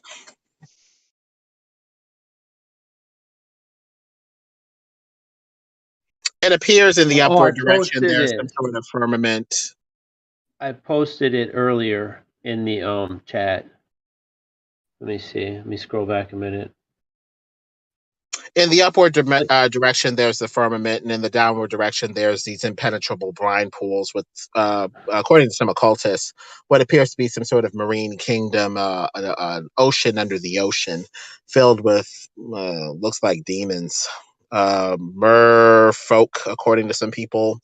Perhaps these are the Nephilim and the giants or whatever that existed before and after the flood. Maybe God was able to flood out the ones that were on the land, but not the ones that were in the water. It says in Job 38:4, "Where were you when I laid the foundations of the earth? Tell me if you have understanding. Who fixed its measurements? Surely you know. Or who stretched a measuring line across it?" So unless you have stretched a measuring line across the earth, you don't fucking know. You're assuming a wild ass assumption about someone who's reported to you what the size is. Oh, fuck. Well, we have NASA's fake photos to back up their questionable math. It looks like they took the satellites height of orbiting the the Earth. observer. Satellites But orbiting the Earth, taking geodesy. Yeah, it's all fake. Yeah. Well, basically, paid NASA shill. What they did was they took the height of the observer, about 6 feet back then, and divided it by the distance to the horizon, assuming the horizon was a hump of Earth curvature, number one, and our line of sight ran tangent to that horizon. When you take 6 feet divided by, say, 3 miles to the horizon, and make that equal to 3 miles divided by the diameter to the other side of the Earth, voila, there's your diameter. 8,000 or 4,000 miles of radius for the Earth in your supposed ball. There you go. It was a little more complicated than that, but okay. It wasn't. That was basically it. No, actually, it wasn't. But nice try. Okay, If you well, guys wanna-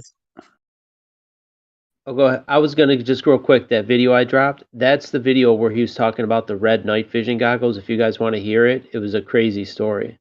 Like these were not, these accounts were from like hundreds of soldiers. It wasn't just like one random dude on LSD. It was a lot of, and that's why they specifically told the pilots, they didn't want the pilots all mind fucked because they'd be crashing the plane. Or the helicopters too. The Earth. I know the measurements of the Earth. We have people in this community who have measured the Earth. There are surveyors out there who have measured and mapped the entire surface of the planet. It's not a. Why do you say that they don't planet. exist? It's not a That's a very planet. silly First of all. thing It is to a say. planet. They do exist, but their conclusions are erroneous. They're taking flat maps and superimposing it around their mental idealized ball. Your name is Lemonberg, not Ron. How about we let someone else talk for a little while, Lemon, and you shut up. Ron, No, I'm please not answer the done. I'm question. not done. So anyway, we take flat pictures and wrap them around idealized ball. Ron Levelson, you were saying? Oh, I was saying that his assumptions. He's assuming that everything has been charted and mapped, and I don't believe that for 1 minute. It has. I don't believe that for 1 minute. And first of all, it's not a planet. My nautical charts covers 70% of the globe, and they're accurate everywhere you go. How many nautical people? charts are accurate. Why are you How many? pretending like that? How many people live south of the equator? About 10%. What's the percentage? About 10%, right? 10, 12%. Million. Percent of all. Millions. It's Do you millions, know? but Do you it's know 12% any of of them? humanity. Millions of Yes, people. actually, there's a couple of them here. There's Bandy's here. Bandy. I know a few. Right, I know a few of them, but Bandy they lives south haven't. of the equator. Most of them have not gone outside their country, right? They like say you live in Australia. Australians Most of have them been. haven't. Okay, Australians are pretty well wait, traveled. Bandy, hold you've on. been to the northern Hold hemisphere, on. haven't you? What does this have to NASA? Give me a second here. What does this have NASA? to do with the fact that people have actually measured and mapped the entire planet? Please don't stray Who from that has? topic. Who Please has? answer that question. First of all, who has? Surveyors and cartographers have surveyed and mapped the entire planet. In fact, we have one of them, IB Hunter, in the chat, who We have does a lot of bathymetry maps. for a living. We have a lot of So maps. why are you pretending they don't exist? I didn't say. I said, who are you? Do you have evidence? All I'm saying is all these maps people are different. have maps too. Yes, and there's many different maps. No, they're not. They're all. What do you mean? There's accurate and there's inaccurate. That's There's it. Mercator. There's a Mercator. There's Cleathens. There's different There's different models, even amongst the flat Earth maps. There's different models. Different projections of the globe. Yeah, we know about that. So they're not a projection of the globe because they're different. Yes, Everything they are. south of the They're projections equator of is different. The top no. part above the equator, north of the equator, is relatively. Are you even going to attempt to answer my question, or am I just wasting my time? I think You're you're wasting your breath. I'll just assume from your silence. Kool-Aid, if you have maybe restate it. You're saying it's a question for Ron? I did. You're cutting out a little bit. A lot. Yeah, you're breaking up. Breaker. What is I'm saying? He's assuming that all of it has been charted and mapped, and that we get to see all of it. That's a wild assumption. How would you even know that? Well, Ron, what do you think of the USGS My map data? was accurate when I sailed around the Earth. So, would you please respond to the fact that I have sailed around it and then? I don't believe you for 1 second that you sailed around the Earth. I don't believe you. Now you're just a liar. Well, hold on. Kool-Aid, what are you call saying? him a liar. He just said he didn't So believe you it. have absolutely nothing. Are you saying that you circumnavigated the Earth, Kool-Aid? Dude, we've had this conversation. I think the bullshit is getting That's thick. where I spent my high school, remember? I need to put on my bullshit boots. This guy's bullshitting. I live on a farm. I lived on a sailboat for high school. We've had this conversation, Gio. Did I tell then you I was went a billionaire? around a flat plane. You went around the North Pole Center on a flat plane. There you go. Yeah, you went around in a circle. Well, I know you've done some sailing. I know you've said you've done some sailing, but you just said a minute ago that you've sailed all around the Earth, and then that's when Ron said he didn't believe you. That's a tall claim, man. That's a tall claim. We left. Yeah, just okay, look at the we didn't Venn go globe. all the way around. Technically, I left from New York and I stayed in California. And we drove across the United States, but for the rest of Okay, so you've taken a couple road trips. No, I walked around my house. That makes the ball. Harsh, Joe, harsh. all the way except for you guys. A couple of road trips. Wow. I wouldn't even make a claim that I know the physical size because I don't. And after being lied to this much, I don't hold any claims with any type of flat map or any. I don't claim that one is true and one is not because I really don't know. Right. Somebody does. Because we have to know the you distances. don't wanna, Somebody you don't does, want to don't have they? anything that we told you. Some of it, but Definitely not you, what Chode. who's to say that all of the land is actually shown in these maps? For instance, there could be some in the It's not. Pacific that's not even mapped out. They don't want us to know it even exists. And you would have no way to know that because most people haven't even left their home state, right? Like, okay, there was a trucker, I'm in Detroit, and there was this trucker convoy blockage by the bridges in Canada.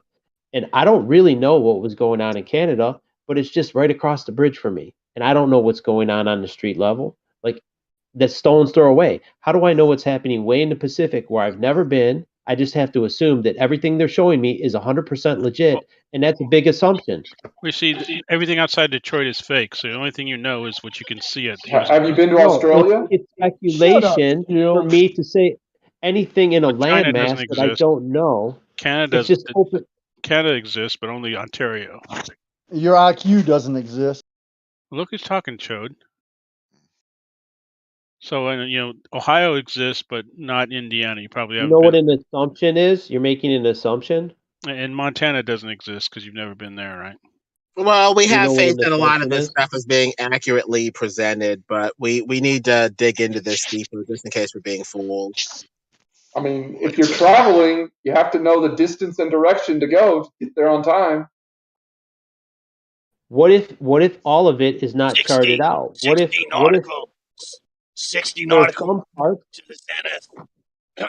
on the map, and then some parts? 60 nautical miles. Actually, it's all pretty well charted out. If you look at flight times, That doesn't change what I just said. Even on Google Maps, if you go to Google Maps, once you start zooming out, it turns into a painting. It turns from a street level map into this painted version of the Earth. It's actually On pictures. Google Earth. Yeah, you can see there's a transition. Once Actually, you get down to a they're all certain pictures. height. Well, no. There's Once you zoom No, it's out, still it pictures. becomes a painting. There's a transition. Pictures. There's a level of depiction that implies that we're being given an idealized model that may not be a one-off representation of reality, like, say, a picture with little to no processing. Back in the days of photography, before they digitized everything, you would take a one-off picture and it would be impressed on the photographic film, and more or less you got what you saw with little to no You mean manipulation. Now like everything is Blue Marble? digitized. So there's this uncanny, the sort of uncanny valley of representation between what is actually there that's and the representation that's kind of surreal in some cases, like with NASA's fake photos and Google's Wait a modeling. minute, hold on. So NASA's photos that were taken before Photoshop are good now? Or only Do you the even know what photographs you're we say saying? are- Yeah. So the photos from realize what before Lemon just said? Photoshop appear to be curved and barrel distorted. So now we have the curvature of the lens to deal with as well. So it's either I the knew you were curvature coming of the this one from there. lens or the digitized, Photoshop fakery of NASA's photos. So we need to make sure that it's actually matching reality with the flatness of the lens. Pete, are you just purposely trying to heckle while he's speaking for some reason? No, I'm sorry. I thought I muted. I really did. I apologize. What's so funny, Penis? Oh, Lemon's funny. Lemon's funny because he's always making up shit. He just realized that he almost gave away the farm, saying that anything taken before Photoshop was good. Then had to come backtrack. It was pretty funny. I'm in a good mood today, so big hugs, bro.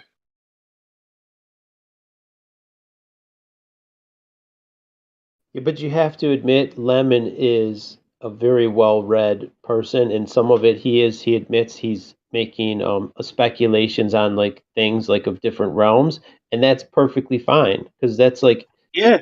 I always learn That is something perfectly cool fine. from him. Right. He That's didn't need literally to get caught. pseudoscience. He Yeah, didn't get. shout out to He's not Lemon. claiming it's science. He's just He didn't saying he's need to. making his own. Well, he He's, didn't need to be asked if he was schizophrenic or not either, did he? Just talking about other dimensions. God. we're having a conversation, man. There's nothing wrong with that. And it's like that's how you expand your thinking. Like I never thought of some of Right. that shit. Like that's some deep thinking, man. Right. Thinking's dangerous, whoever I'm talking to. Well, Don't think. well, we can figure out a lot of this stuff, if we just put our heads together. I mean, the fear of the Lord is the beginning of wisdom. I think the flat Earth symbolizes people starting to think for themselves and stepping outside of the, in some cases, corrupt establishment, which may be trying to mislead them or lead them astray. Yeah, Lemon's looked out for me for years. Every time he feels like I'm going down a kind of Gnostic, occult, hybrid satanic pathway, he gives me a heads up. I appreciate that. Not everybody does. Hardship, Earl. Hardship. Just don't want you to be misled by some of this, questionable stuff. Yeah, new age woo, right?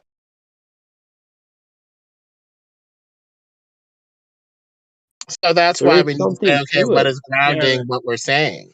We need to say, okay, well, I'm saying this based off of this, or this is, what's making me feel comfortable stating this or that as, theory, fact, or whatever. We need to ground what we're saying as much as possible. That's right. We need 2,000-year-old rule written by 2,000-year-old sheep herders in the Middle East because they knew so much about science. It's a I'd say lot of the crow to eat, paid NASA shill, that Bronze Age sheep herders armed with nothing but their senses, their eyes, trust in the scriptures, got it right when a bunch No, of they people didn't, with Lemon. all of this technology at No, their fingertips got it wrong Lemon. about the shape of the earth. Actually, that's incorrect, Lemon, but nice try. It shows that you're totally in the tank and you're religious based instead of actually looking with your own eyes. I understand it. No, the religious part is faith, and the other part is science. Well, you see, the faith and science are the opposite things. What does your book say faith is? Whose Well, book? faith is confidence in a person or No, something because of come who on, they Lemon. are. What does the book say faith is? Come on. Faith is the evidence of that of things unseen, or the substance of things hoped for. Exactly. It's just total opposite of science. Well, science has a bunch of faith-based dicta that it goes off of. How Nope, does actually, science know that nature is uniform? Has it tested all of You nature? No, but it that's what you. bases science off of the uniformity of nature, which is a highly faith-based dictum that cannot be No, actually, it's scientifically proven. demonstrated. It's Can you demonstrate that all of nature is uniform for the faith-based dictum of the uniformity of nature? No, you cannot. Yeah, You pretty affirm much. it based off of faith. No, it's So not faith, even Lemon. science There is itself no faith. has a There's couple of science. faith-based Science, pronouncements even within it. The only thing you need to believe the only faith, if you want to believe, is that if you do, is that things are repeatable. You can do things more than once, Right. you'll get the same result. You have That's not scientism. true. Scientism is a religion. No, scientism is nope. You're confusing science and scientism now. Those are two vastly different. Scientism is what you're talking about. Nope, This we're NASA talking about unproven, science. unrepeatable. No, it's Nope. pseudoscience. Science, sir. NASA, you're wrong. There's more like assumptions than Nope, just that's that. it. That's it. No, That's the you're only one. wrong. That's the only one. What is the other ones? Tell me. One of the assumptions is that there's natural causes for the things that happen. Well, yeah. There's always natural cause, right? That's one of the assumptions. That's of right. science. That's called natural science and not supernatural science. That's correct. And another assumption of science is that there's that evidence from the natural world can be used to learn about said causes. Those natural causes, that you could get the evidence from the natural world. That's another assumption of science. Well, yeah. I mean, okay, but that's like basic. That's the same thing as repeatable, basically. And then no, repeatable, that's only one part of the consistency aspect of it, that assumption of consistency. It also, applies to the same principle with different things, so repeatability, you could have the same experiment, same independent variable, same object, for instance, whereas they assume that the same principle applies between objects. Like for instance, let's say you're dropping an apple and a basketball, right? Are apples and basketballs made pretty much of the same stuff? Exactly. So that's the assumption, that it's that not just repeatability within an experiment, but that these principles are repeatable. Well, it's because it There's doesn't. consistency within principles. Because gravity doesn't care whether it's an apple or a basketball. If Newton would have gotten hit by a peach, then we'd say, hey, it's just like a peach. Yeah, but that's my point. It's not repeatability within an experiment. It's transcending experiments. Okay. Same difference, though, really. And it's also assumed that these causes, these principles, don't change from moment to moment. So right. repeatability. That's repeatability. No, but repeatability isn't necessarily testing the time aspect of it. It's just testing the same thing, seeing that you could do it again. Where it's assuming that from moment to moment nothing changes. Well, that's demonstrated. I drop a ball, and 2 minutes from now, it's going to do the same thing. We know that. Yeah, that's the assumption of science across the board. Obviously, you can independently, specifically verify it for each thing, right? But it makes the assumption without testing the other ones. You don't test it every single time to know that it's not going to change from minute to minute. You don't test it every minute. You've tested it on enough times to be able to make that assumption for all the rest of the minutes. Well, it's not really an assumption. It's proven. I mean, someone does it again no, later. Literally one of the assumptions of science. Not really. If everything changed from minute to minute, well, it doesn't. Then there'd be no point in experimenting whatsoever. Well, exactly. Okay, so what? I mean, So that's it looks like a very monitored thing. That's very, very. You're getting very, very picky now. It looks like science works off of faith as well. Nope, science I does think not work I off know of that faith. it is the fashion of people to say that religion and faith are the opposites of science, but science works off of faith as well. Nope, so that's where science becomes hypocritical by not acknowledging that it has a very high faith element in and of itself. Nope, science is the opposite of faith, Lemon. Again, what does the book say faith is? Things unseen, things expected, right? Science is the opposite of that. Okay, well, gravity is unseen as well. We infer to a cause and have faith that is the cause, but gravity has no color, no shape, and as far as we can tell, we don't see it either. So at that level, science has faith also. No, actually, gravity is pretty well demonstrated. What's holding your fat ass to a chair right now? What color is it? Doesn't matter what color it is, moron. Hey, what's going on? You just started to insult out of the blue? No, because Lemon's being a particular. He's going back to the typical flurf. Let's get pedantic. What's the color of moron? Lemon was. I was appreciating what he was saying. Well, okay, I understand that you do because you and he agree, in the same pedantics and the same pedantic bullshit. Well, paid NASA shill. It does need to be acknowledged, paid NASA shill, that science does have a faith element that needs to be honestly acknowledged and not hypocritically denied while they're trying to hate on religion. It does not have a faith element. On the subject of science having a faith element, I'm uploading a video right now.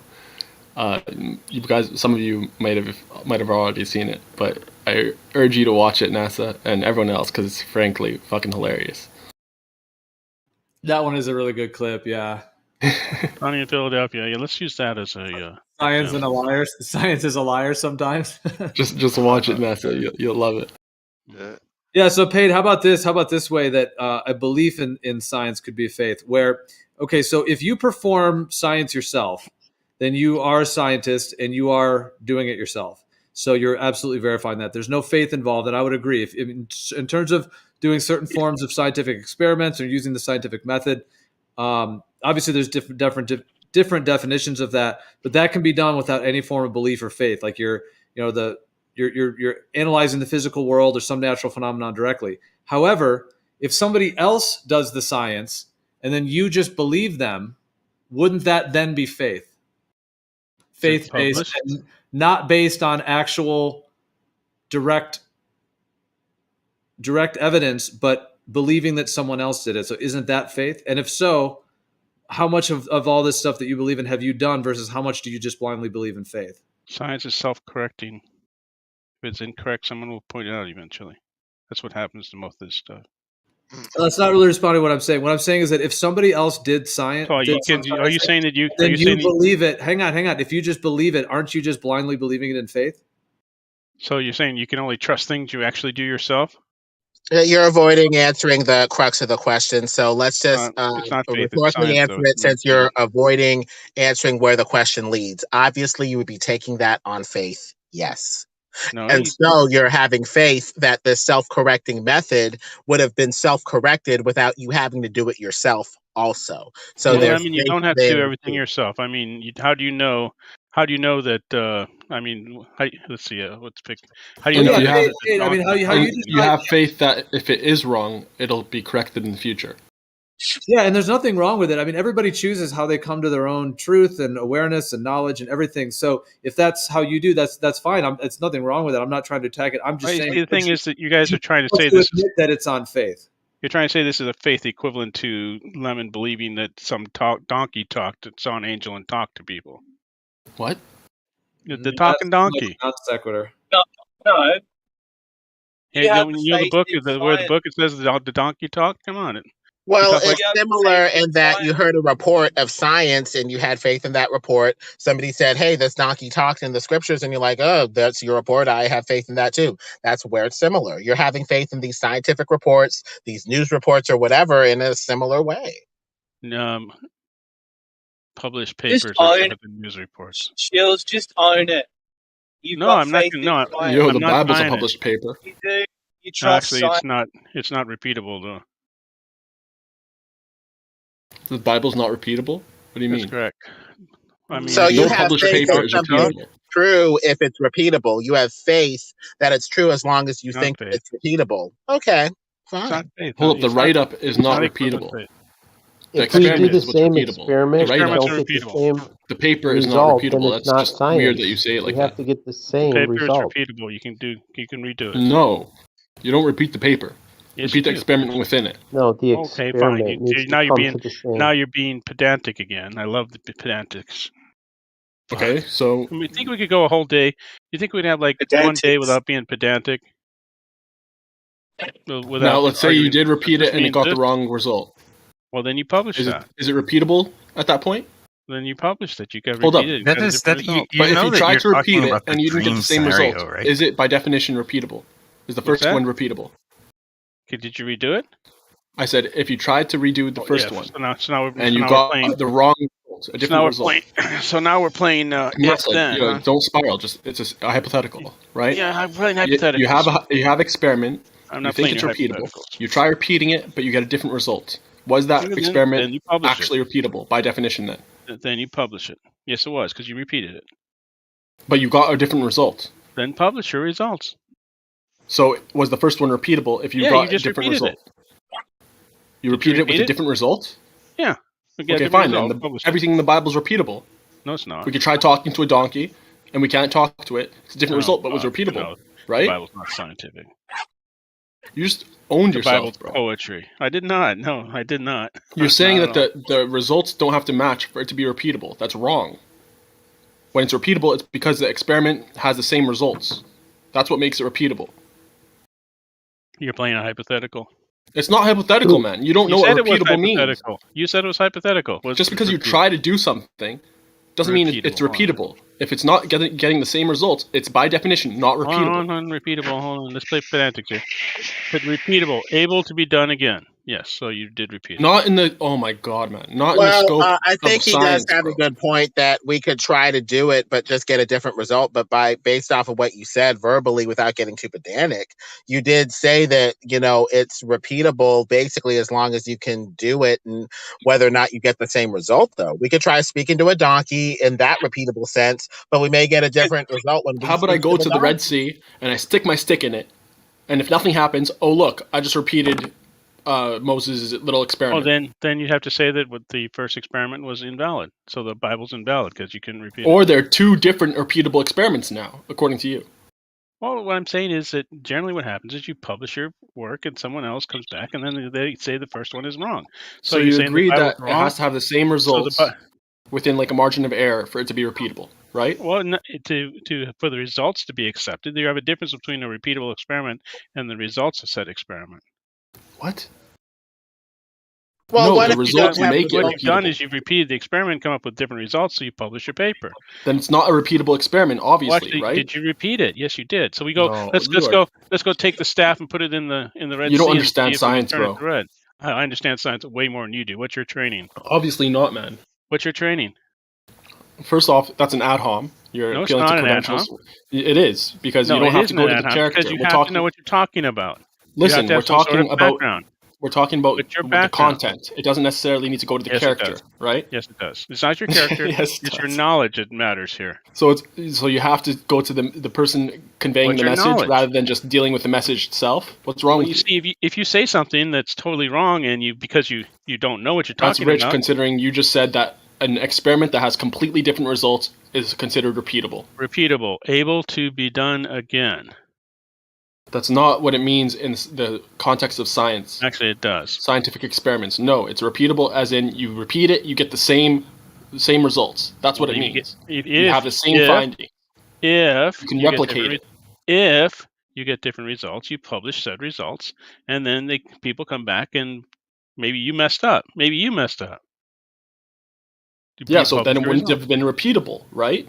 Did If you you messed repeat up, it? it's not repeatable. It's not actual Able valid to science. be done again. You're tripping. Doesn't mean you have to get the same result. Forget it. You're too like dug in your heels to admit No, that you are, you're sir. wrong. You don't know what you're talking about. Once again. Okay.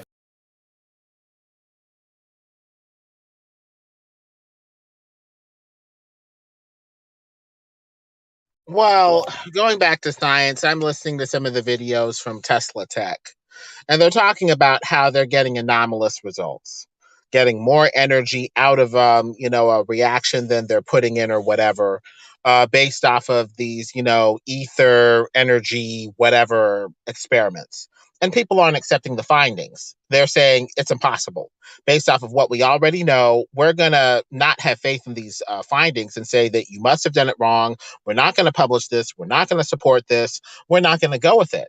So just because you have something that is or is not repeatable doesn't mean that people will have faith in the findings if they already have a commitment to another paradigm. So I think we do ourselves a disservice and deceive ourselves if we think that science is so objective, so paradigm neutral, so outside of the realm of humanity and faith and stuff like that, when we don't talk about the political motivations of science, the money motivations of science, even the way that people can just be stubborn and dig in their heels and refuse to change their opinion on different things.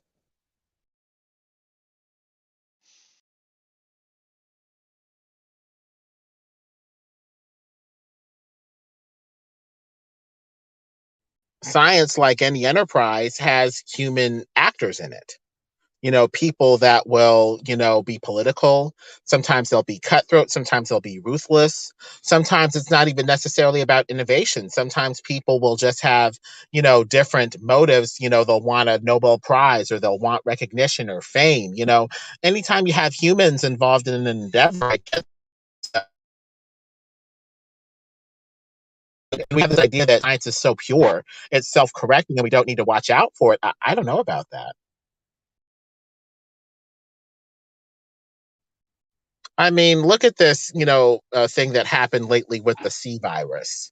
There are doctors that are coming out about, things that go against the narrative. They're demonized, they're vilified, even when they have robust data, robust, results, robust, things to show to say a committee or whatever. But they're ignored because of a dedication to a prevailing paradigm. A prevailing paradigm that's saying, the C virus had to be this or that. And therefore, we're going to interpret your findings that go against the prevailing paradigm vis-a-vis this other paradigm that we're already committed to off of faith. And so eventually we're going to need to have a discussion about what people are having faith in, as opposed to what, quote unquote, the pure science is or is not showing.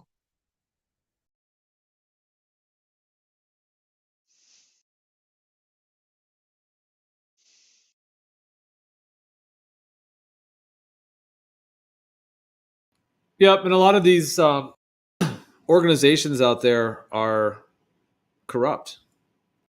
So the science, if the science that's being done is not even being done purely, and it's being done in corrupt ways, driven by money and a lot of different forms of manipulation that are being used. So, and then all of those, there's so much bureaucracy around it as well, the paperwork and the marketing and finances involved. So, and just all the alternative agendas as well. So at that point, if you're just believing that all these scientists are doing it correctly, now there's a whole additional set of factors that could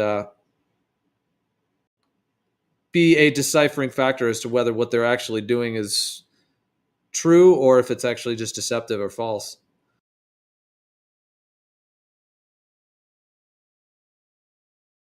It's so true, Gio. And there's 7 different definitions about what, if anything, quote unquote, sainted science is. Vox Day goes over, 3 main ones. He talks about the way that we do science, Todi. He talks about the knowledge that's gathered from science. His definition number 2, scientedge, very similar to knowledge, the scientific knowledge or scientedge. The scientistry, the methods that are used or the institutions where science is done. Science is an institution or whatever. He has like different definitions. He says there's like 7 different definitions about what, if anything, comprise science when we're talking about science. Are we talking about the institution? Are we talking about the method? Are we talking about the tools and the stuff that helps us make, rigorous observations or rigorous measurements? So even that needs to be specified. But as an institution with people, there's politics, there's money, there's interests. People aren't going to go anywhere where the science leads if, say you're going up against an oil company. You make this car that runs off of water that threatens to put them out of business. And they're like, yeah, we're not going to fund you anymore, even though your science is golden, even though what you're showing is robust and good, we're not going to fund it anymore. And after a while, science just kind of stops when you have to play to the piper like that.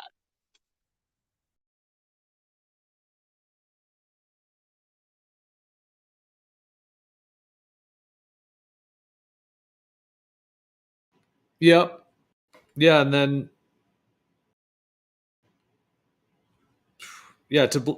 to be just believing in that is ends up being quite a big leap at a certain point, I would say. Like it's so far removed from something that's on a ground of. And sometimes we have faith and confidence in an institution because of how it delivered something to us in the past. Maybe in the past, science was done better and was done with a bit more of a robust, method. But things change. And sometimes we need to see if that faith is really justified.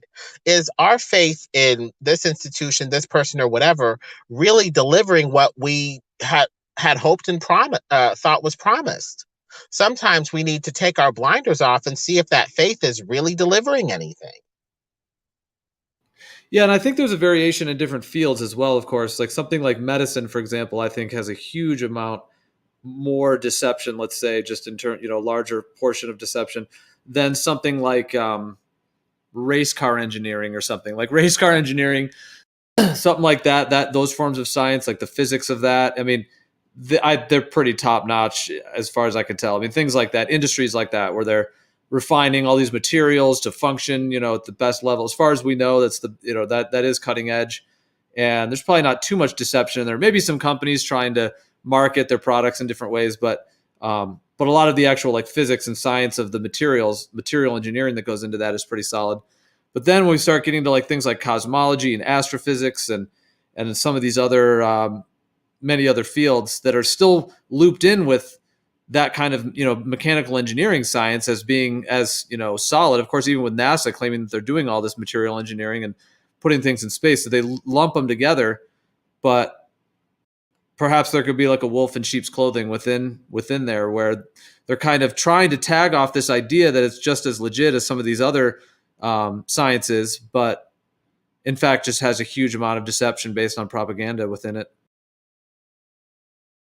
Well, if we're talking about science as what's testable and observable and repeatable, I can't go to, some of these scientific institutions and repeat it myself. I can't go to the $1 Million Hadron Collider and collide, stuff. I have to have faith that they're doing what they're doing, and that the press release number 2 that says that they're doing this or that is accurately reflecting everything that I need to know about the incident to my satisfaction.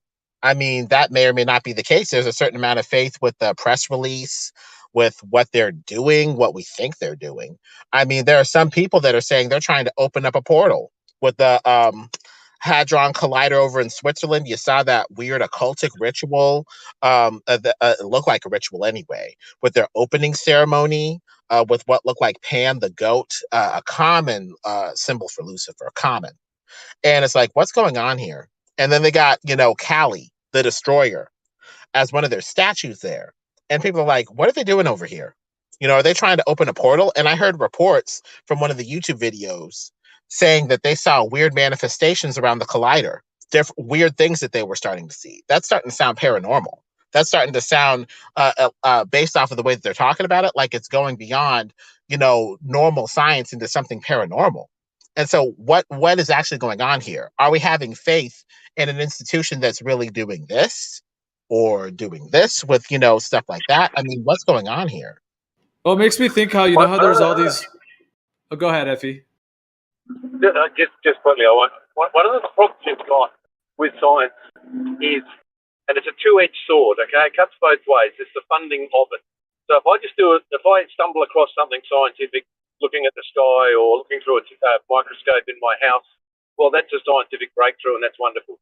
But as soon as you've got science being done, and it doesn't matter whether it's cosmological or agricultural or pharmacological, doesn't matter what sort of science you're talking about, as soon as it's being done and funded by anybody with a commercial interest in the outcome, you instantly you gotta throw a great big blanket of doubt, cynicism over whatever result is generated, because whoever's funding it ultimately is going to be pulling the strings on whatever result is generated and presented to the public, because they've got a vested interest in the outcome and the ability to make money from it. So science is wonderful, but science is also, for the most part, probably corrupted to some level. So true. And the interests of science are not really discussed. Take this climate change debacle. What interests are there in that science? They say that they're going to be passing carbon credits where a person basically has to pay a tax, or a country has to pay a tax before they can innovate, drill baby drill or do anything like that. I mean, it looks like there's a lot of money to be had with the regulation of this quote unquote science. And so with those sorts of interests, okay, now we have to look at the science with another lens. We need to talk about the interests that are in, quote unquote, the science.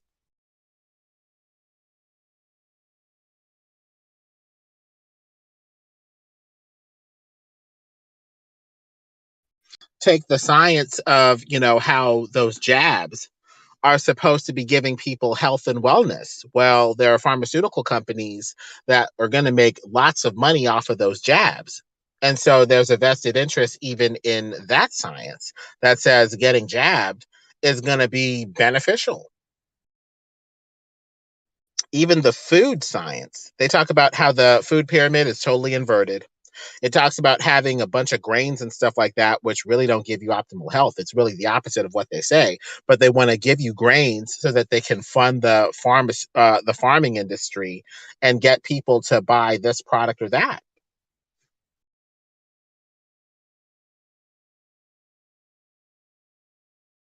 Yeah, I would agree. I think there's a massive amount of that going on within essentially big pharma and big agriculture, and where those intersect. It's pretty deep rabbit hole of really what they're doing in terms of causing illness and then claiming to treat that illness with poisons. Yeah, and there's some benefit that comes from it, whether it's deliberate or even inadvertent. Sometimes they're trying to investigate an asthma drug and they find that something they do accidentally helps blood pressure or whatever. It's not all bad and evil, although I think a lot of the motivation or a lot of the people at the top, the hierarchy of those organisations, for the most part, aren't good. But sometimes I think we do benefit, even by accident from some of the things they do.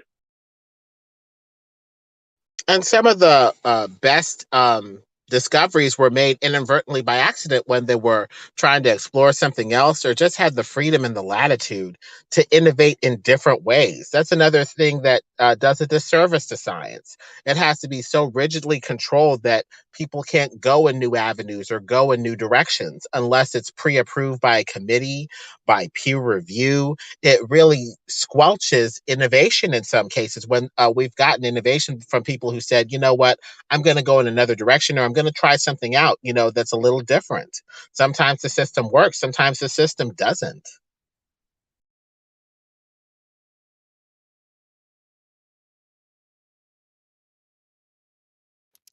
What do you think the scientific method is?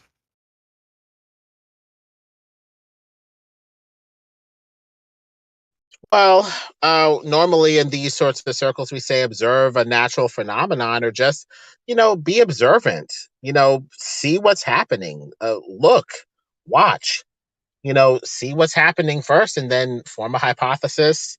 An educated guess about what you think will happen when you control this variable or tweak this variable, this different thing that you're controlling in the experiment. We call those variables. Temperature could be a variable that you control by turning up or down the dial, putting this amount of something in the experiment or less or more of this, something that you tweak. That's a variable. The variables that you can control, the variables that you can't control, the variables that you can identify. Sometimes you have to identify what the variables are by just looking and saying, okay, it looks like when you change this, this happens, or it looks like when you change this, this happens. And then you make an educated guess with your hypothesis saying, okay, I'm going to try to change this, see what happens, and I expect this to happen. Make an educated guess or a hypothesis about that. See if it pans out, see if it does work or it doesn't work. Maybe collaborate with people that can help you or just go off on your own.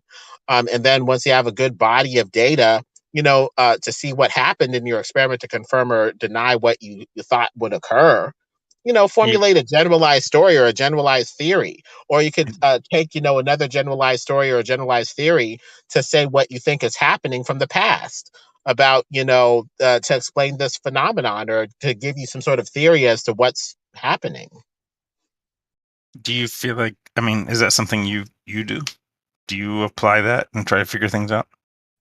I think in so many ways. I'm looking at stuff to talk about whether the ether does or does not exist, number one, and number two, whether it's proving that the earth is moving and or at rest. I try to do that there by looking at their hypothesis. They basically come with a framework with the ether, say, as an example, that Wait, says that... hold on. You said what about do you make hypotheses or just...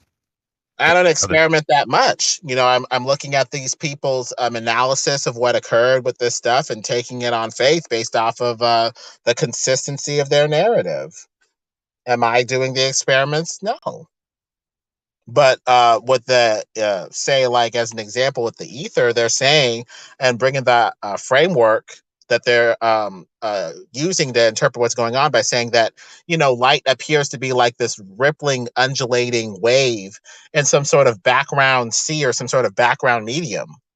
And so based off of these ripples that we see with diffraction patterns, we assume that just like going down any sort of river or, liquid, you can tell when you're going with the flow and against the flow, and that can give you a pretty good way to clock the speed. And that's why they said... You said they are the... Who are you? I don't know who you're citing. I wasn't listening earlier, so maybe I'm just in the middle. The 1900s. The Michelson Morley experiment, particularly back in the 1900s. Anything from this century?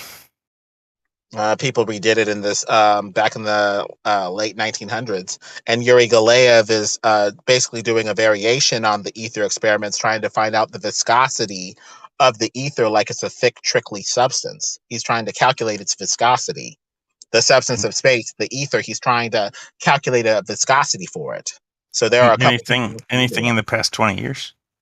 Yuri Galeev did this experiment and published within, I think, 5 or 10 years ago. What's the name? I've looked at Yuri is his first name. It's a Russian name, Yuri.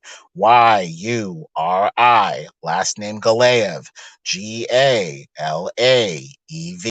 Yuri Galeev.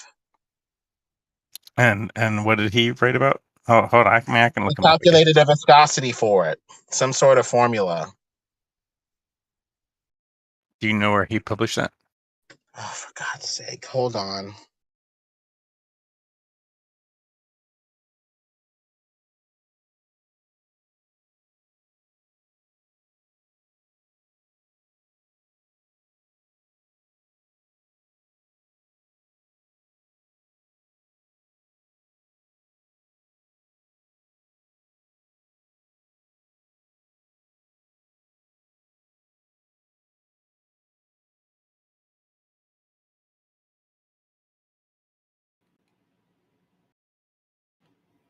Roland, my boulder, would you say, have you ever performed any scientific analysis on the Earth to decipher that it was a globe ever? Me personally going out and doing something of my own, like Yeah. where I wrote it down and would report it to you. I'm just saying, have you done it? I mean, if you have documentation of it, that would be interesting as well. But I'm just wondering if you ever have. I have no documentation to offer. But have you ever done it even and didn't document it? I mean, I've done things for myself that made sense to me, but I don't think that I would offer them as evidence to you. Okay. Would you say anyone has? Yes, I definitely would say that anyone has.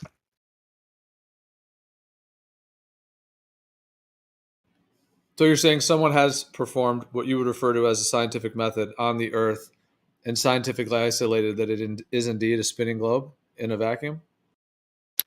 I've been around flat Earth for a while, so I know things like scientific method get thrown out and don't always mean what I think they mean. Do you want to clarify what you mean? Well, that's what I was saying. Just even in any definition you have as well, or whatever. It's just kind of an open inquiry. I mean, hey, weren't you and me talking about Mullis Tollins the other night? And I made a terrible I tried to jump in the middle and made an idiot out of myself. Oh no, man, it's all good. I think we were talking about it though. Yeah. I have a better one for you. I thought about it. I even made a picture for you. You can you show me the black swan thing that you showed me the other night? Can you just walk me through it one more time? It looks like Yuri Galeev published in Space, Time, and Substance. I linked the site that talks about his papers. Ooh, nice one. Well, this looks like a good link. Ether drift velocity and chematic ether viscosity within optical wave bands. That sounds awesome. Basically, the movement of the ether, the waves that we see in this moving, undulating ether, it looks like. Kinematic is movement. Fancy way to say movement. Just out of curiosity, do you have any papers that cite his? Because I see that's from 2001. I don't know, dude. This is a start. This is good enough for me. I'm just a layman, for God's sake. Well, no, I'm just saying, papers that cite his helps corroborate what he's trying to say. So.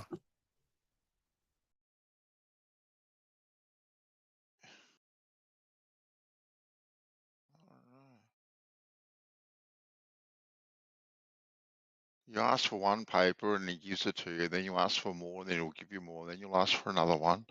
It's kind of... I would look it up myself, but it's from he gave me a link I haven't seen before. I'm not that familiar with, so I don't know if my regular ways of following citations will work. So if he could save me time, I always look up articles that cite the one that I'm reading, and I look up the articles that are cited by the one. This is how I do research. So okay, but it looks like if you actually opened up the link, it looks like you can actually download the original article, right? Did you try doing that? Yeah, but it's I just asked if Lemon had any articles that cited this one. I do not have that. I guess what we could do is look into it. I know that we have faith in the science. If it is cited by other scientific people, I understand that. But this is what I could find. I am a layman. I don't have much beyond this. I am so sorry, but this is what I have. Sorry. Yeah, no, I mean I'm not trying to attack, and I definitely did open his link already. That's if I wouldn't have asked if his link took me somewhere familiar. It's a place I'm just not familiar with, so I will I dig further understand. myself. We tend to have faith when it's cited by established sources and stuff like that. I understand, but this is Oh, it's not basically so what much it that I is. like trust the established sources. I just know how to navigate them, and this is unfamiliar to me. That's all.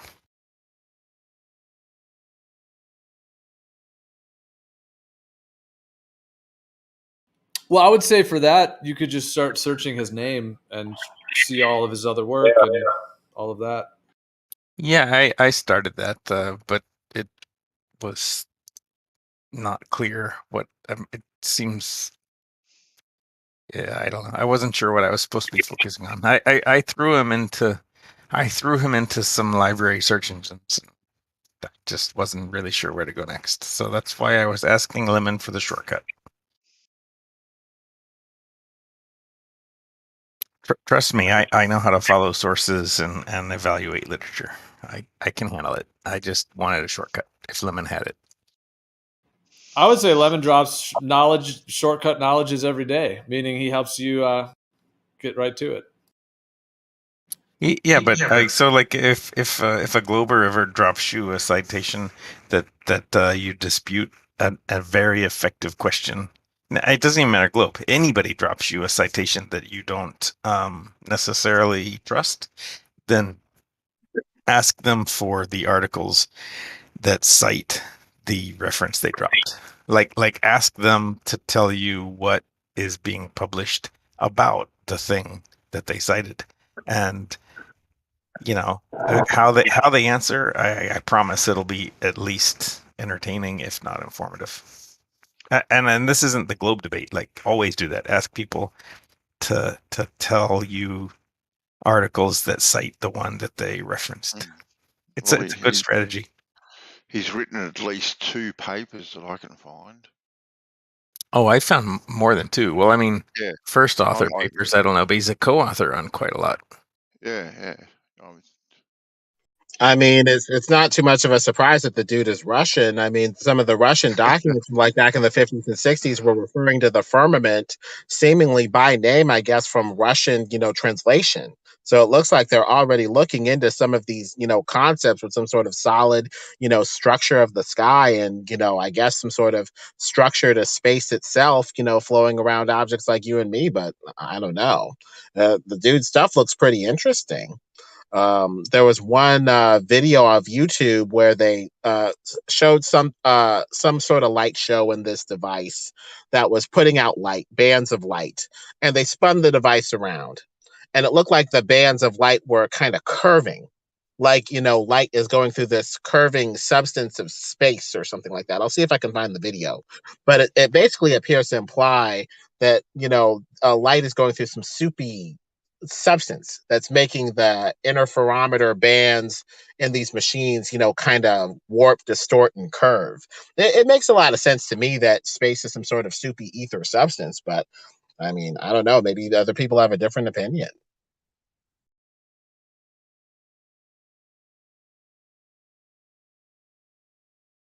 Space is soupy.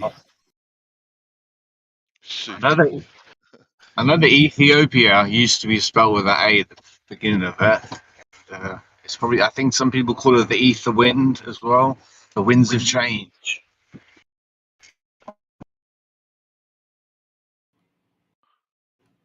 I mean, it makes a lot of sense to me. I think they said that the ether was the air of the gods, which kind of makes a lot of sense because up there, the air is very evacuated. And we try to mimic that evacuated condition down here with our own vacuums, make the purified, quote unquote, air of the gods, full of energy that's, full of this stuff. this purified ether that's left over after you've taken out all the breathable air particles or whatever that allow us to normally breathe it. It looks like the ether is just purified leftover air after you take out the stuff that's breathable or something like that. Yeah, so we probably our ether's probably full of pollutants and stuff like that. So it's we probably mucked it up. Up there, it's like a thick, viscous soup, full of energy, thickening, swirling, with us being like it's the eye of a tornado or something like that. Yeah, I see it that way as well, like a vortex. That I'm thinking of Earth, but no, anything with that. Ether, Eartha. The chicken soup of life, ether. So, Lemon, do you think there is some kind of a fifth or sixth form of water or something like a very high octave of a liquid up there? You think? I think so. Like the waters above and the waters below. Whether it's water like we're used to it or some sort of thick, soupy stuff, who knows? Super fluid, like not like God is natural, but no, he's supernatural. So if he's not a fluid, he's going to be a super fluid, a super solid. Maybe these are the things that we're dealing with. But a super fluid would move, look like water, and probably behave, I don't know, something. And then if you add an electrical field to it, is that the helium again? Yeah. And we duplicate these star-like effects by shining light on water. Like you could take a glass of water, shine a light on it, and it will reflect on the ceiling and make something that looks a lot like these stars that we're looking at through a telescope. Yeah, So I see them off. Yeah. you could reflect it off of a pool or anything really and get a similar effect.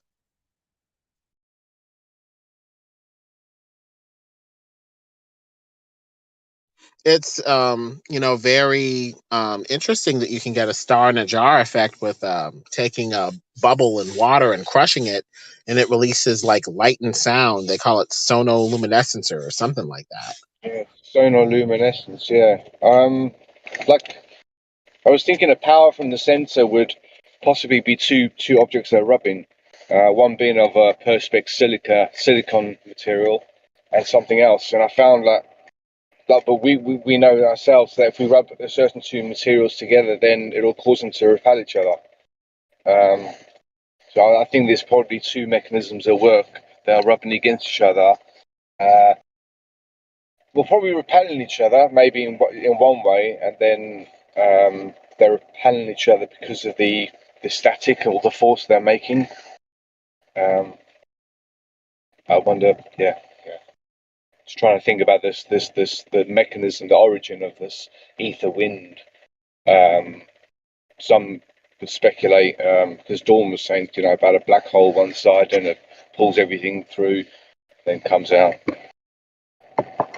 above us. You mean like the idea of there being like essentially something like a black hole at the North Pole, some sort of a maelstrom or a vortex or some sort of like a center of the eye of the entire vortex field?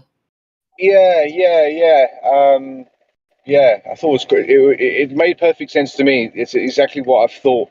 Was similar, because I've always had the hourglass idea, where the sands of time, which are the sands of Earth, they collect in the North Pole and then get too heavy, and then does the thing flip? But no, that's probably just like a metaphoric way of saying it. I think it's just a case of something like, yeah. Anyway, sorry. Exactly like that, like an hourglass type of idea, where the winds of change are just pull everything through one side like a black hole. Yeah. And then everything else comes out there at the end, and that's why we probably got like dust and all this shit. And whenever it rains, there's fucking dirt all over your car and sand and all that shit. So this stuff is in our atmosphere and just sort of like hovering there, I guess, because it's, I don't know. charged or whatever. But then as soon as the moisture comes out, then it carries all that to the ground. Snowflakes apparently attach to dust, therefore helping them create their shape. Because the dust particles will have like 6 sides or something like that. I don't know. Oh, very interesting. That is very interesting. Like so, it's like the snowflake is actually forming off of something. A bit like them the cotton. I don't know what they're called. I used to think, or maybe they are. That it was a worm. It's like they're floating, fucking hairy looking thing. It's like comes from a plant, and I always thought there was like a worm in the middle, that could fly. You mean like a dandelion that has the little kind of? Yeah. Looks like a plasma ball. Right, exactly. It looks like a plasma ball. Yeah, and then all the little seeds break off. Yeah, that's really cool. Cool how that works. Yeah, sorry if I just come in. I kind of that concept actually, the dandelion that has that kind of it actually is a little bit similar to the globe Earth model, because you have like a center, and then it has little fibrous pieces that come all out from the center, sort of like plumb lines, all coming out from that center little sphere. And then on the actual outer edge of the whole thing, it has the little puffy, whatever that fibrous material is called, that kind of puffy, sort of like cotton. It's like a cotton ball or something. Yeah. And then, but all those are pointing and they're clung to the center. And then as the wind blows, they all break off of the little mini sphere in the middle, and then they go flying, and then the seeds spread. Yeah, and yes, and I think the sphere is the easiest way, in many ways, for people to calculate, to explain. Someone like me coming along and I'm trying to explain something, we're like, hey, we have no fucking idea, because we haven't got a picture, we haven't got a description. So it's only like a sphere. Once they sorted out the maths and they read on the maths, then definitely.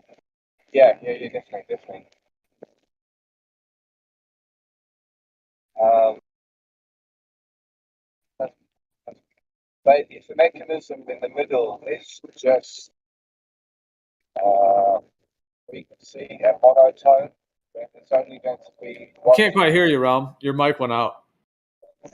Sorry. I think it's because I'm driving. Yeah, I'll stop talking because it's probably going to get noisy. Hey, Gio, are you around? Yeah. Can you do whatever you need to do so Matthew can talk? He's a pretty cool guy. He's on the globe side.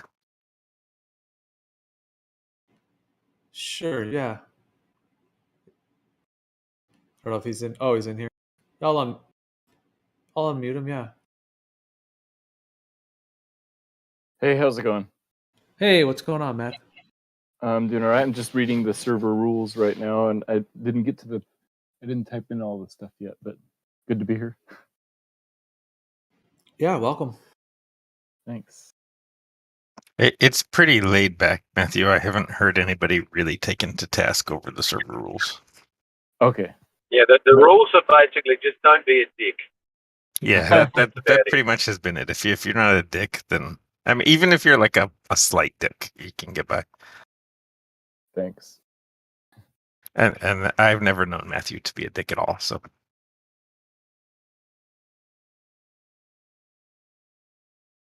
Yep. And Gio's the like non-dick flat Earth person. So it'd be cool to hear you guys talk it out. Hey, Gio, nice to meet you. Yeah, you as well.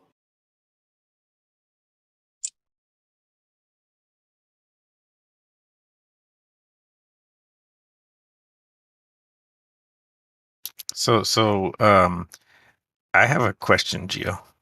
How come there aren't more memes calling on the like Coffee Talk Saturday Night Live skit where they would be like, gravity causes refraction, discuss?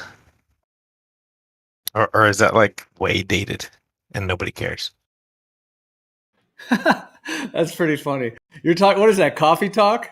Yeah, Coffee Talk with like Mike Myers or whatever. Yeah. That's funny. That would be, there could be a lot of good funny memes that could come out of that.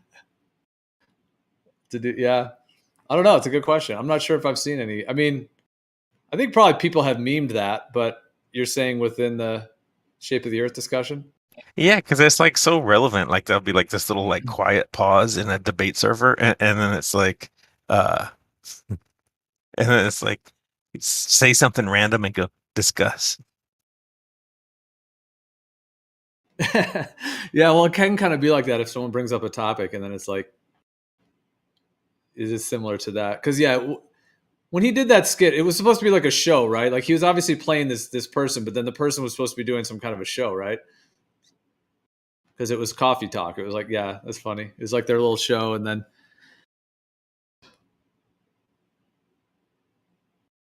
what did that actually come from? When he was saying he's so funny. Anyways, I'm just remembering that now.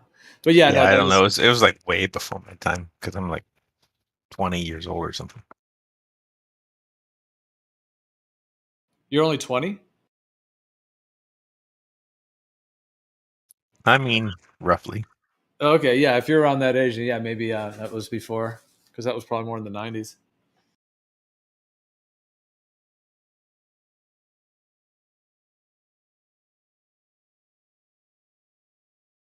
But yeah, what was the topic we were on? Or I guess now you can throw out a topic and say discuss.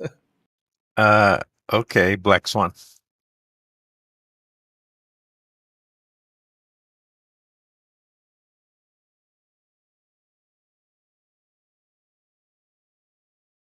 What about it? If P then Q. I wanted Geo and I were talking about it last night, and I wanted him to throw it in the text chat and walk me through it one more time because I way botched it last time. Do you know what the Black Swan is about? The shape of the Earth and stuff. No. See, this is what trips up a lot of people. It's about the horizon. I thought surely somehow or another it had something to do with the shape of the Earth. Well, the premise is that people use this, ships go over the horizon. There's obstruction caused by the horizon, but the point of the Black Swan is to point out that the horizon is only an apparent location and that it moves back and forth. That's it. Do any Globers actually dispute that the horizon is apparent based on whatever? Well, when they say things like, there's a curve because you see boats disappear. Well, if you go back to that same spot the next day or a week from then, the boat will disappear from a further spot or a closer spot, depending on, the atmosphere.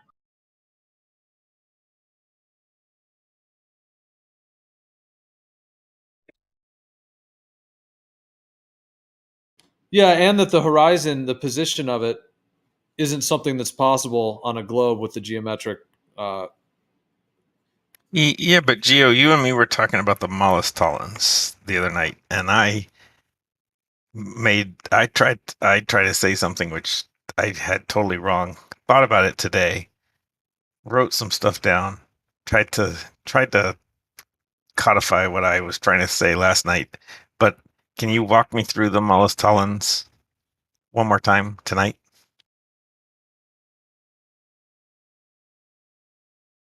And then I'll answer, and maybe I'm completely wrong.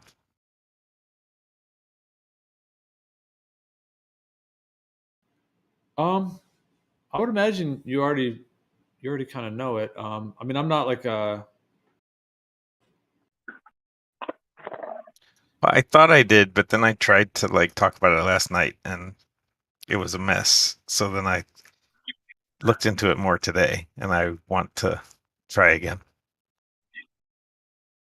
You want to know what the Black Swan argument is? Is that what you're asking? Yeah, I was hoping it would be in the same context that Geo and I were talking about it last night, but Well, what I remember when you brought up if Earth is a globe with a radius of 39, 59 miles, and the horizon can be no further than 1.225 times the in miles times the observer's height. Is that what you're talking about? And then you added in about atmospheric conditions as your. Sorry, your voice is low. Hold on, let me try to turn you up or something. I can't quite hear you. I don't actually know who was talking.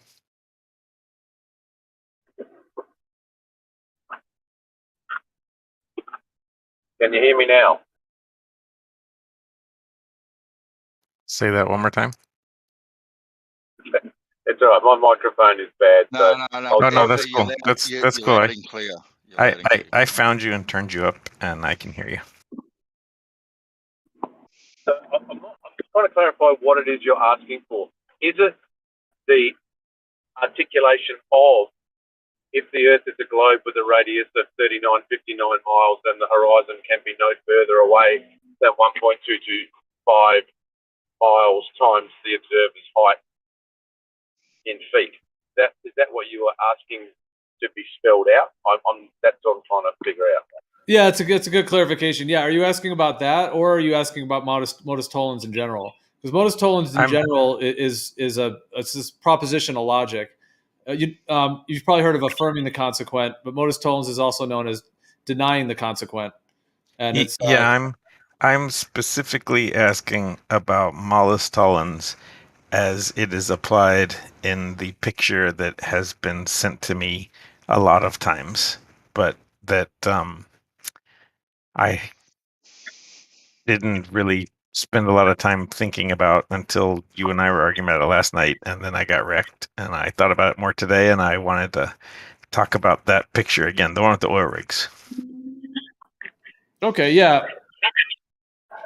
Well, essentially, I didn't want to go all over the map, though. I just wanted to talk about the picture with the oil rigs. I gotcha. Well, I would say in terms of the modus tollens itself, like you have a conditional claim, which is the first part of it. So P implying Q, and the second part of that, the Q, is asserting a particular premise, such as the Earth is a sphere with a radius of 3959 in the case of that. The consequent, which means that the consequent of that claim, which is conditional, it would not be the case. So if not Q, then P would not be the case. So essentially... So if you post that picture of the oil rigs, which you did last night, and then what do Globers say? What is a global response to that picture? Yeah. Globe Earthers? Refraction. Yeah, they generally will say that there's a form of refraction that is essentially bending or warping the horizon up around the curve to display as if it's a planar surface. And what are they arguing about when they do that? Like in the structure of modus tollens, what are they arguing about?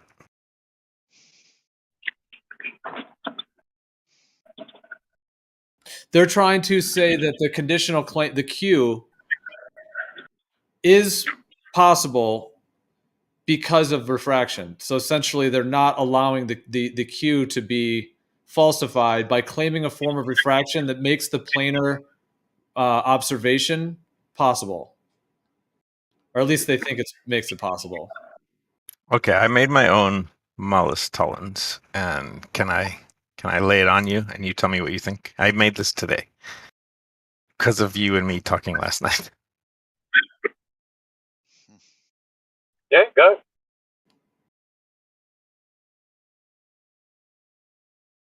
Yeah, go for it. Yep. Are you waiting or are you getting it out? No, I'm not proficient at the things. No, it's fun. It's a good exercise to do. There you go. To think of. So look at that, and then tell me what your thoughts are. Well, how about, do you want to read it out, kind of present it? Oh, sure. Yeah. If hold on. Let me. Where did you? Oh, I hope I put it in the right place. No, you got it. Yeah, I'm just gonna expand it on the live stream so the viewers can watch it. Yeah, go ahead. It's open. It's ready. Go ahead. Okay, yeah. So if the Earth, I'm gonna skip the boilerplate stuff at the top. If the Earth is flat, that would be your P. Then the base of every visible structure must be visible from any observer height. That'd be the Q, because that's how flat stuff would work. That's how the flat geometry would work. Not That's Q. ridiculous. Not Q can't see the base of the platform, therefore not P. Earth is not flat. Now, that By doesn't pancake. work because of the diffraction limit in human vision. Wait. So hold on. The Malus Tollens that I put here is 100% correct. Nope. You're saying the form You of need my to logic. you need to Hold on. clarify without atmosphere. So you're saying I just want to be clear. You're saying that the form of my logic is incorrect. There's something wrong with the like form of the logic there. Mm-hmm. Are you sure about that? Because maybe you're taking issue with my definition of P or Q. That could be. No, it's visible. That's what I take contention with, is visible. So in the strict structure of the Malus Tollens, show me where I went wrong. You're just the definition of visible. You don't think I defined P and Q correctly? Yeah, like one of the faults to that is, what if you had one of the flaws in this? I can already see is that what if you had a huge rainstorm and you can't see a visible structure? That doesn't mean it has anything to do with the shape of the Earth. It means that the visibility is impacted in some way. So what you're saying is that the regular black swan is total bullshit, and you know that, but you keep posting it anyway. Yes. Well, first of all, I didn't. Yeah, I didn't post it at all yesterday. I think actually Riding was posted it because he actually modified it or something, but it's not something that I mean, okay, that BLSM photo, I've known BLSM's work all the way back from when he first launched his channel. So, and when he first came out with those, I remember viewing them and thinking they were awesome. Years later, Quantum Eraser essentially, kind of used the term Black Swan and then did his, the photo, his text that he added to the photo. So that's just the way that he kind of had, added the modus tollens. But in terms of the observation, yeah, I think it's an awesome observation. So you guys agree that the like regular Black Swan oil rig photo is just total garbage and should never be posted again? Well, I think it's the a purple cool goose picture, is but the Black Swan. Personally, I'd never use anything optical to argue anything because it just everything changes all the time, and it just can be argued from both ways. So that photo, whilst it's a cool photo or a cool frame from a video, I wouldn't ever hang my hat on it. It's too ambiguous. Well, cool. Then I mean, you and me agree completely because I think the normal Black Swan photo is bunk for the same reasons. All honest people will agree, mate. That's the thing. Yeah. People that actually are interested in getting to the bottom of things, they don't get dogmatic about, one-off little happy snaps like that one. I think personally that you black gerbiled their Black Swan. So good job. I don't know what black gerbil is. Oh, shit. Well Special kind of love. What is black gerbil? I have no fucking clue, but we win. Just Google it. Well, I mean, essentially, I'm not gonna Google black gerbil. That's like blue waffle or something, right? No, it's just the only way I could figure out to have our side win. So, well, that's cool. Yeah, I can spot you that. I mean, you did all the legwork. I just came up with the gerbil thing. Well, I'll say this: since let's say 2015, when a lot of people really started looking into all this, the clear indication when we go out and view the Earth directly is that there's an extended planar geometry. There certainly are, and there's atmospheric conditions. And part of that extended planar geometry is, number one, being able to see incredibly far distances at an extended planar geometry format. And then also things like this BLSM 69 photo and many of his others is that when you have two objects in the distance, like either like a peninsula that you can see water to the left of it or to the right of it, or multiple islands or something like that, or in the case of this with the oil rigs, you have multiple things that are at multiple distances, but you can see the horizon behind them essentially. So it's almost like being able to take a city skyline and then be able to see through it. So now you can see where the city skyline is, and you can see wherever the horizon comes beyond it. And so when you have two objects like that, like I said, something like the oil rigs or something like the land masses in that way, you get this phenomenon where you can see where the horizon is actually forming. And so that's essentially what people began understanding. And this is just one expression of that. It's just claiming the radius and the fact that the horizon is not correlating with what we should expect if the Earth was a sphere, as the mainstream model would describe.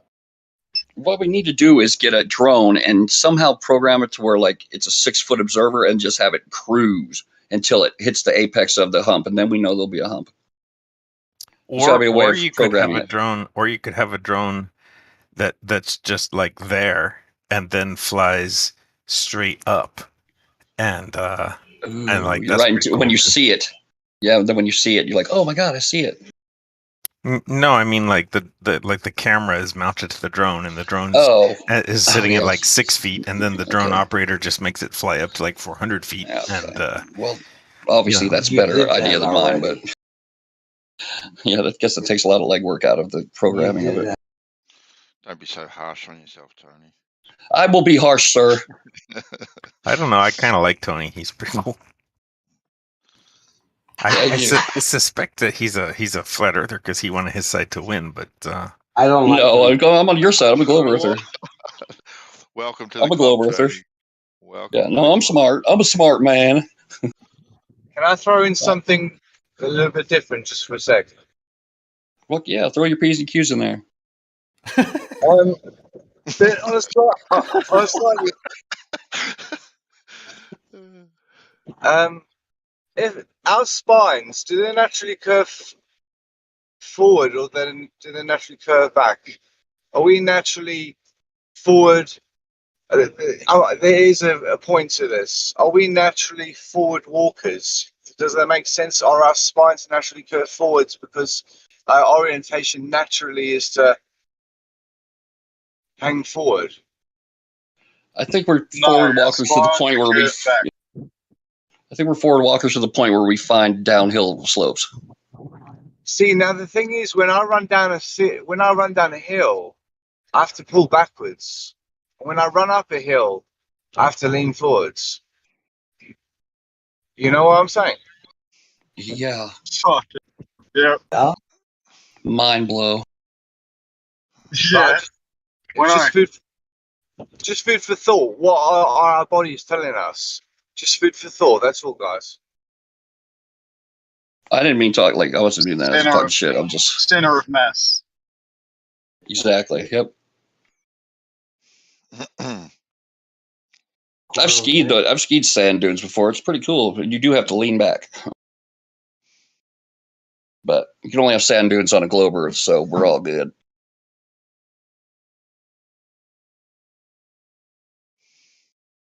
Well, maybe not.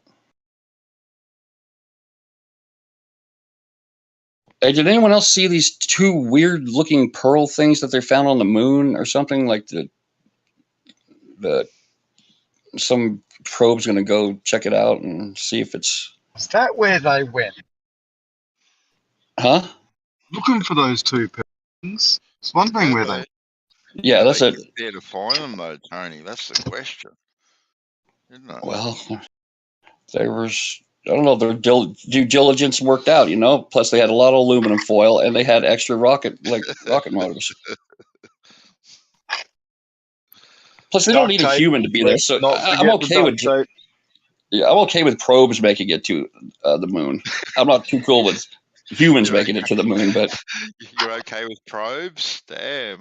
Yes, I'm totally okay with probes being inserted in the moon, but.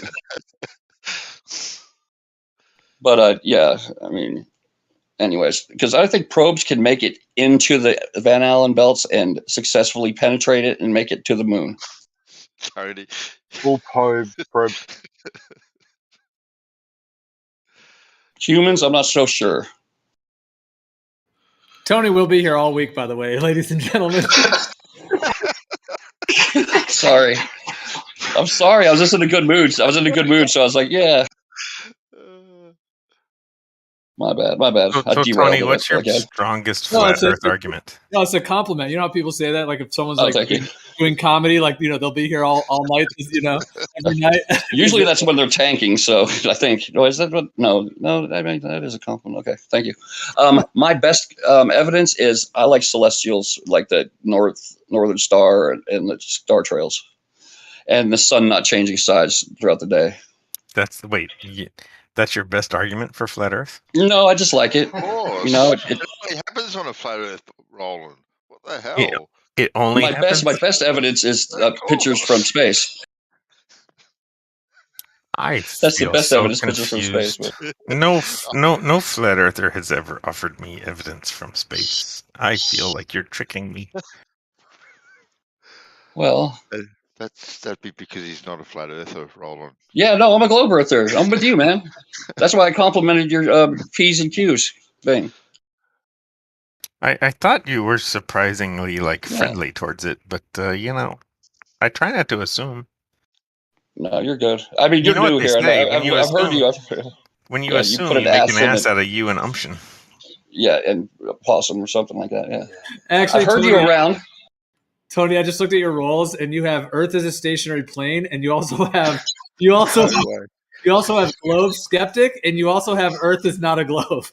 He does. It's not. I've never even looked at that. I don't even know where to find that. It's quite a combination. You've also got geocentric as well. That's good then, I guess. So, yeah, I'm pretty much sure that Tony's open-minded. a secret flat earther. No. I definitely do not think the Earth is flat. I think there's flat places on the Earth, but I really like this flat Earth room. So, and I've been with these guys for a while. Geo makes me happy. Matrix used to really piss me off. So Geo, what's wrong with my picture? Your Words. Modus Solens thing? Yeah, what's wrong with it? I definitely applaud you for trying to add some propositional logic to a cosmological concept. I think that's cool, and definitely give you props for that. I would say that, let's see. Okay, I would say that it really isn't a full modus tollens. Like there is a break in logic because it's assuming that every visible structure would be visible. So it actually has an assumption built into it. Whereas something like saying the radius of the Earth. Wait, hold on. Slow down. Did you just say it's assuming every visible structure would be visible? Yeah, meaning that because of the conditions. So what you said is the base of every visible structure must be visible. So what I'm saying is that if, let's say there's like a huge cloud or rain or something like that, you wouldn't be able to see it, not because of the shape of the Earth, but because of the conditions in the atmosphere. So that's why the logic is not fully solid in that way. Whereas saying that the Earth is a sphere of 3959 and there must be a geometric horizon, I would say that is solid because that has an actual geometry to it that has to be there. Roland, you could change it to say something like, then the base of every structure when visible, or something like, if a structure is visible, its base should also be visible. Perhaps that would be, a little bit, at least there's still other, yes, that would at least be a little bit of an alteration on it. So, Gio, you're saying that there are situations on the flat Earth that don't involve refraction or light extinction or lensing or anything, but there's geometric reasons that I can see the top of a structure but not the bottom of it. Yeah, in the microcosmos. See, he's a flurf. No, the microcosmos, everything's close up. So No, but Geo, can you explain to me geometrically why can I see the top of it but not the bottom of it? Geometric. No, light doesn't matter. Right. Geometric. Well, I think these are all good But it questions does. because it Yeah, is similar. Yeah, it is very similar to what the idea of the black swan in terms of that using that picture in that way in terms of the position of the horizon, because yeah, like what you're saying is an interesting kind of opposite to it, because you're talking about the visibility of the structure and obscuring, or what on the globe Earth they might call it obstruction. I would refer to it as obscuration. So yeah, there is a way in which these are connected in the position of the horizon. So yeah, we'd have to there's some components to dig in deeper with it to really, because these are similar. There are similar phenomenons. Like the position of the horizon is correlated with how much of something we can't see.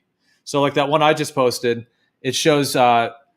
As far as I understand, these are both BLSMB 69. I'm probably not saying those letters right. BS. Yeah, I watched that video today, and the thing you posted is just two different screenshots from the same video. Right, and I think these are from the same position, on the same distance, same position, but different days. So it looks like a blink test of like the black pearl. Like one of them looks like it has the one that we can see the horizon behind the oil rig looks like it has that extended planar geometry to it, where it just extends out and it's far beyond what the globe would allow for. But then the other one, we have the water sort of quote unquote cutting off the bottom of it. So let's even just put a chip in the globe jar for a second and say, hey, maybe that's the curve of the Earth. Maybe that's it. And that's what some folks might say, like, that's it. That's the curve of the Earth. But it's the refraction that is allowing the otherwise rest of that water, which is curved and where the oil rig is, to be essentially like almost bent or refracted so that it warps up and displays as being planar. Yeah, but we're not gonna. We don't want to explain the normal black swan with refraction. So we're not going to explain my black swan with refraction either, right? Well, and therein lies the difference. I would say, like in general with this, my understanding of it, a globe Earth perspective would say that it's the refraction, which is essentially like doing what I just described. What I would say is happening is that when we see the geometric planar geometry, when we can see further, essentially, we are seeing the real Earth, the extended Earth. When we're seeing where the water's cutting off, it's still on the same planar Earth. But what I think is occurring is that essentially the atmosphere can work. There's two things. One of them is like the concept of a bifocal, like bifocal glasses, where the medium above the water and then the water layer, you have those two layers. So yeah, but hold on. Can I just I hate interrupting people, but let's not talk about light at all. When I try to say refraction or anything about that on the regular black swan, people go, wow, of course. So let's just use geometry, okay? Is that fair? Like, I can only use geometry on the regular black swan. I appeal to you, please only use geometry on my black swan. How about we just use the picture with the less flexible things that are coming off of it? Like the first blink test is nice and rigid. They are both, to my knowledge, unedited photos showing the same oil rig from essentially the same place on different days. So they are both valid evidence. But I'm just saying, nobody lets me use the behavior of light or refraction or lensing or anything like that to explain the one with kind of the yellow background. So I'm just asking if Geo would avoid doing that when answering me. Like, sure, can you please stick with just geometry? If you want to. Use it if you want to, man.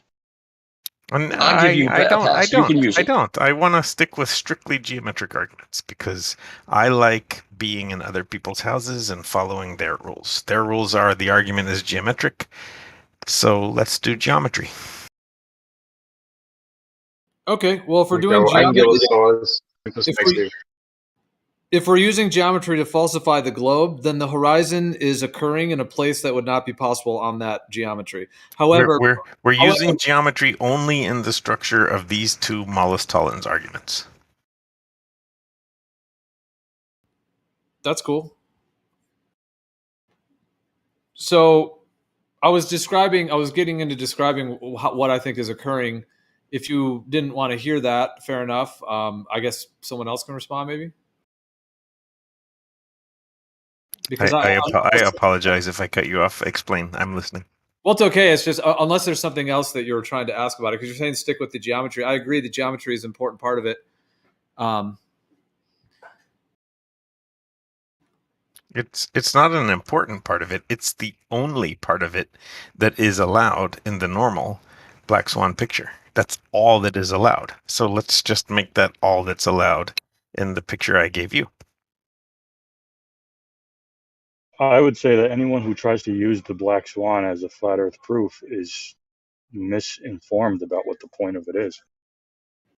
Yeah, I wouldn't say it's a proof, because I don't think pictures are proof of anything. I think pictures can indicate reality, but they're not proof of. So I wouldn't call it a proof. Right. It's about light. I mean, some people try to slip in the oh, well, it can't be farther than that because of the geometry, but that's no, because you can't factor out light. You have to talk about light It and was what it is and what it does. I think to talk about this, it takes more than just one statement or something. So I guess what I was going to say before, like I'll just kind of share, is that like the one that I posted where it shows the two or the ones being cut off, because essentially that's what is really at the crux of all this. And what I would say is that there is a magnification process occurring. I was describing kind of the bifocal process. So the water layer in the second one, see how it looks like it's like literally looks like it's under a magnifying glass, like the waves are really defined and you can see all the little ripples in the waves. That's because essentially where the ground and the sky meet changes depending on the atmospheric conditions. So let's say you've got an extended planar geometry. And so that's what I would say is that if you want to talk about geometry, that's what I would say is that when we're able to see very, very far, we see extended planar geometry. So as far as we're able to see, it's extended and planar. However, there are times in which the atmospheric conditions doesn't allow for us to see that far. Therefore, the place where the ground meets the sky will be closer to us. Like if there's a rainstorm or a lot of moisture, different components like that in the air, that point of where the ground meets the sky will change. And there is the magnification component with that as well. So essentially, it's almost like curtains on a stage or something. Like when the curtains open and we see the extended planar geometry. But if the curtains are there, then it may limit how far we're able to see, and therefore it changes that meeting place of the ground and the sky, which is why things look like they're quote unquote cutting off, but that isn't. They're not physically being cut off. That's the optical effect of the horizon being at a different distance due to the optical corridor and how far you're able to see in that particular setting. So I appreciate that. Those are good points. I'm listening, and I don't dispute what you're saying. I just want one follow-up question. Why are you making globers only use geometry, but then allowing yourself to say, rain and fog and atmosphere and light and stuff? Like why do the globers have to defend only with geometry, but then you're not following that same idea? Like why does all this other stuff matter? Or why doesn't it matter for the globers? Why can't the globers say, well, light does weird stuff? Like why can't they say that? I think you guys can say anything you'd like. They can, and they do. Yeah, I mean, yeah, but it's rejected. You reject it. All right. Well, so I will say that it sounds like you're kind of acting as if I myself am somehow pushing this black swan concept, which I'm not, and I never have. I think it's an awesome picture, and I love talking about the picture. I think Modus Tollens is talking about my picture or the other one? Well, I'm just saying in general, I think Modus Tollens is interesting, and in terms of being propositional logic, and I think that picture is awesome. But it kind of just sounds like you're approaching it as if I'm QE or something, and I'm supposed to be pushing. So I'm not doing that. I'm not saying that you have to do anything, or I don't even necessarily think that concept of a black swan is any kind of like some major proof that somebody needs to defend or anything like that. So I guess I think there's other servers that do push that idea like really intensely. I never have.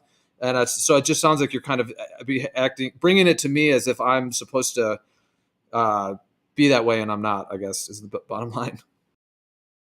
So I Well, don't can you hold. I don't pretend to be hold that that way? He's directing it at you. You were just answering the questions. Yeah, but he was. I think he was kind of directing it at you. But yesterday you guys got into it about the modus tollens, and then this picture came up. So maybe that was the reason he was addressing you now. I don't know. What do you think, Roland? Are you accusing, or are you just trying to get Geo back in the conversation? I that's hard to answer. I've like heard, people have shown me the black swan, and it's kind of been under my skin. I tried to talk about it last night with Geo, and I didn't do a very good job. And I thought about it a lot today, and wanted to follow up. That's Well, I mean, I will. I'll just say real quick. I mean, just as well, I will give a shout out to QE as well, though, because I think it is brilliant the way he put it together, and I think it is solid. I mean, it's something that we've been talking about since the beginning of all this, is the fact that the horizon is not where it should be. We see incredibly far distances. We see the extended planar geometry, and linking that with the modus tollens, I think is cool, and it's a inventive thing to do, and then linking it with the radius. I mean, do I think it's like some kind of end-all, be-all proof of something? No, not at all, because it's only a picture. But I do think it's a very interesting picture, and for me, it is logically sound, and it is part of my understanding within cosmology in terms of how horizons would be visible on different forms of geometry. And what he's saying, the fact that horizon, that the horizon is far beyond where it should be if the Earth is a globe, I do think is a solid, solid logic. So just walk me through, why is the QE picture, if I can call it that, why is that logically sound? What's wrong with mine? Why is mine not as sound as QE's? What's wrong with mine? And new perspective, like jump into, like it's not target. Well, I actually I have something else I was going to try to help you with, as far as like the visualization of things disappearing from the bottom up, which other people may have heard before. But yeah, maybe before we go back to your picture real quick, let's say you have like a one-story building, right? And just assume that the Earth is flat, right? So how far in the distance does that building need to go before you could not see it? You don't have to be like accurate, but how far would you guess? Maybe. Let's say there's two one-story buildings right next to each other, and they're going off into the distance. You're not going to see them forever, obviously, right? Because you have limits to your eyesight. But how far away would you guess? Maybe like 10 miles? Yeah, sure. 10 okay. I'll go with you. 10 miles sounds good. 10 miles, you cannot see the buildings at all anymore. They're completely gone, right? Sounds good to me. All right. Now you put 10 stories on top of just one side, right? Just one of those buildings now has 10 stories on top of it. And you can see it again, right? But the bottom's still gone. And the one next to it is still not there because of the distance and your angle of attack, right? Your angle that you're looking at them, you're closer to the ground, right? So you're going to see things disappear from the bottom up, even with perspective. And this is something that I think a lot of globers make a mistake with. They think that, disappearing from the bottom up proves the globe, and that's just not the case. The perspective does do that. And yeah, to deny that it doesn't, it just makes people sound stupid. Yeah, no, I'm just saying that you were asking for examples of things disappearing bottom up, or seeing the top of them and not the bottom of them, as if that wouldn't happen on a flat Earth. Well, those are different things, right? Like disappearing from the bottom up, seeing the top, bottom, whatever. On a flat surface, there's no reason I should. That there's the picture that Geo posted. There's no geometry there. The Earth, like flat Earth, does not support the GIF that Geo posted at 15 past the hour. Yeah. Well, I would say absolutely that planar geometry is shown there. So what I'll say is this, like, because I've been thinking about it when you're saying with the one that you made, if you're saying that the base of every visible structure, or every structure, I guess you put every visible structure must be visible. The thing with that is that over a planar surface, the bottoms of things can be obscured. So that's why to make the claim that the bottom of every visible thing should be over a planar surface would not be accurate. And because we can recreate on small scale things, quote unquote, cutting off from the bottom up in multiple different contexts at multiple different distances and ratios. So slow down. You posted your own GIF that shows the bottom of the oil rig. So there's no geometric reason I shouldn't always be able to see it. What are you talking about geometric? We're talking about there's weather conditions and No, there's atmospheric not. conditions that are used on both sides of this argument. In the Malus Tollens that QE made, it is only geometric. And I am asking for the same concession to be made to me. You're wrong about that. It's not only Don't invoke things that QE doesn't allow. QE does not allow refraction or atmosphere or anything. He says it's geometric. Neither are we. Angular size. He just explained it to you on the plane with the two buildings, and then you added some more. That's geometrically flat, and it can show things fucking not being visible to your eye at distance. What more do you want? Well, You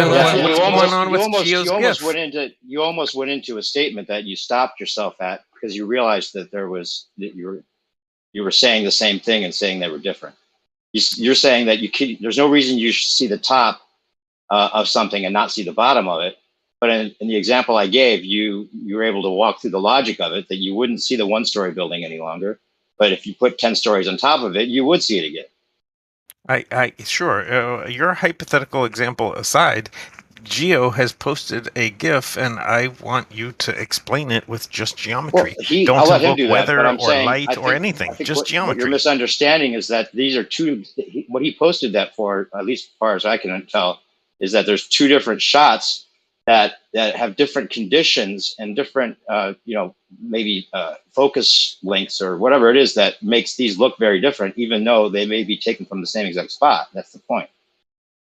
I would say, Boulder, Who cares? I would say it's both. Essentially, there's geometry and there's atmospheric conditions. So you've got two factors. So you have what I would say is, from my perspective, you've got the core geometry of the Earth, what the Earth actually is physically, meaning if you walked over there and you tapped on like if you took a boat all the way to the base of that oil rig, you'd be able to go there. You can tap on the legs. You can see right where the legs meet the water. However, visually from afar, you're going to get an apparent view of it because you're far away, especially the further you are. Now you have this entire medium that you're looking through. So just like the way heat will make things, waver, above it, like it'll make things, waver. So you've got different factors that are causing that. And so you have the geometry and then you have the atmospheric conditions, which is intersecting with the geometry to create how things are visible. Yeah, and also just I want to add, you're making an extreme example of and misinterpreting also of what the point is, and I think both what QE and Geo have posted. But we're not claiming that refraction never happens or that things can't look like they're not, and that everything has to be geometric, and that we won't allow ballers to use atmospheric conditions as an excuse or any of that. We're not stringent in that way. It's more the extreme examples where they say, oh, because sometimes we see refraction, we're going to say that there's like 6,000 feet now where this thing's like raised up and it's just like a ridiculous overstated or it's just like hopium, like there's no way that in our opinion, it would always seem to look like a perfectly flat distance observation when it's, having to raise up so far because of this other thing that we know does happen. They just use it to ridiculous extents. You know what? I actually don't disagree with you. And there's three of you guys are talking to me. New Perspective, Geo, and GPs don't.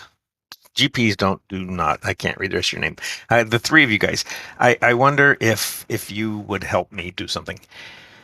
Can you guys make my Malus Tollens and QE's Malus Tollens both correct at the same time? Like the P and the Q. Obviously, something is wrong with the P's and the Q's of his and mine.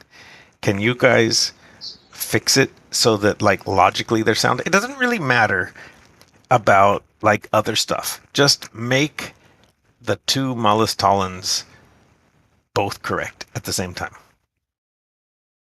No, we're talking about logic doesn't visuals apply here. to these things. We're not. We're talking about logic. We're talking about the rules of logic. No, and it doesn't apply here. Oh yeah, exactly. Oh, the rules of logic don't apply? Well, we're talking about an observation No. that has many variations, and so you can't make it a completely logical, all-inclusive statement that follows. That's So what you're we're saying pointing that out about the QE's, you're saying geometric horizon. you're saying QE abused Malus Tollins and it doesn't apply. I don't like the black swan or any of like these guys are saying. It doesn't really it doesn't prove anything, and it's using the global logic back on the globe, and that's clever and it works, but it's easy to deconstruct or pick apart, because then it seems like you're making a claim about where the horizon actually is when it's only a visual, and that's kind of the point of the whole thing, because the basic contradiction that we like to point out is that the globe seems to claim that things are hidden behind a physical curve, yet the physical curve is not ever physical. It's only apparent. So how could you ever even make that statement? That's the point. Yeah, I understand. But so you said, just help clarify, does QE's Black Swan work or not work? Well, here, let me bring it up this way. So, do you... hold on, Geo, can please give Perspective a chance to answer that question? Oh, no, I'd like Gio to take this. I kind of said everything. I see. Okay, so rescue each other. If you could please... I'm not in trouble. What do you mean? Hold on, Roland, if you could please just try not to interrupt. If I'm going to speak, I just want my 15, 20 seconds and I'll pass the mic. So what I was going to say is, okay, so in the what you're calling, QE's Black Swan type thing, let me just ask you this. Do you agree that every geometric horizon, if the Earth was a globe, 3959, that the horizon should be at 1.22 times the square root of the observer's height in feet? Do you agree that that's where the horizon should be if the Earth is a sphere? I'm going to answer this way. I don't think that QE properly stated the P's and the Q's in his picture. And I think that you should be raising the same objection to me right now, and that we should actually be agreeing that both pictures are abusing logic and not being fully honest. It's been stated. It's been stated many times. Yeah, but people are still saying that it sort of works, and it's making this really good point, but then saying but I don't stand by it. So they're like saying that it works and it makes a really good point and it illustrates something, but then backing down when I push. And I don't want to be on record as allowing that. Like, either stand by it or throw it away. Don't pick some one foot standing by it, 1 foot throwing it away. Yeah, it sounds QE's like not here. QE's not here. You guys throw it away. You guys make up your own minds. Fuck QE. Why are you assuming that anyone in here is pushing his idea? Because no one is. Because you guys, every one of you has said that picture makes a good point and that it's illustrating something. All of you have said that in the past half hour. Yeah, it is. But the thing is... So then stand by it. So then stand by it fully. Don't say it makes a good point, but back down when I push you on it. Can you tell us what the point is? No one's pushing anyone. No one's backing down. What point do you think that we here are making? I honestly, I think you guys are just abusing logic to try to make the point that Globers are wrong.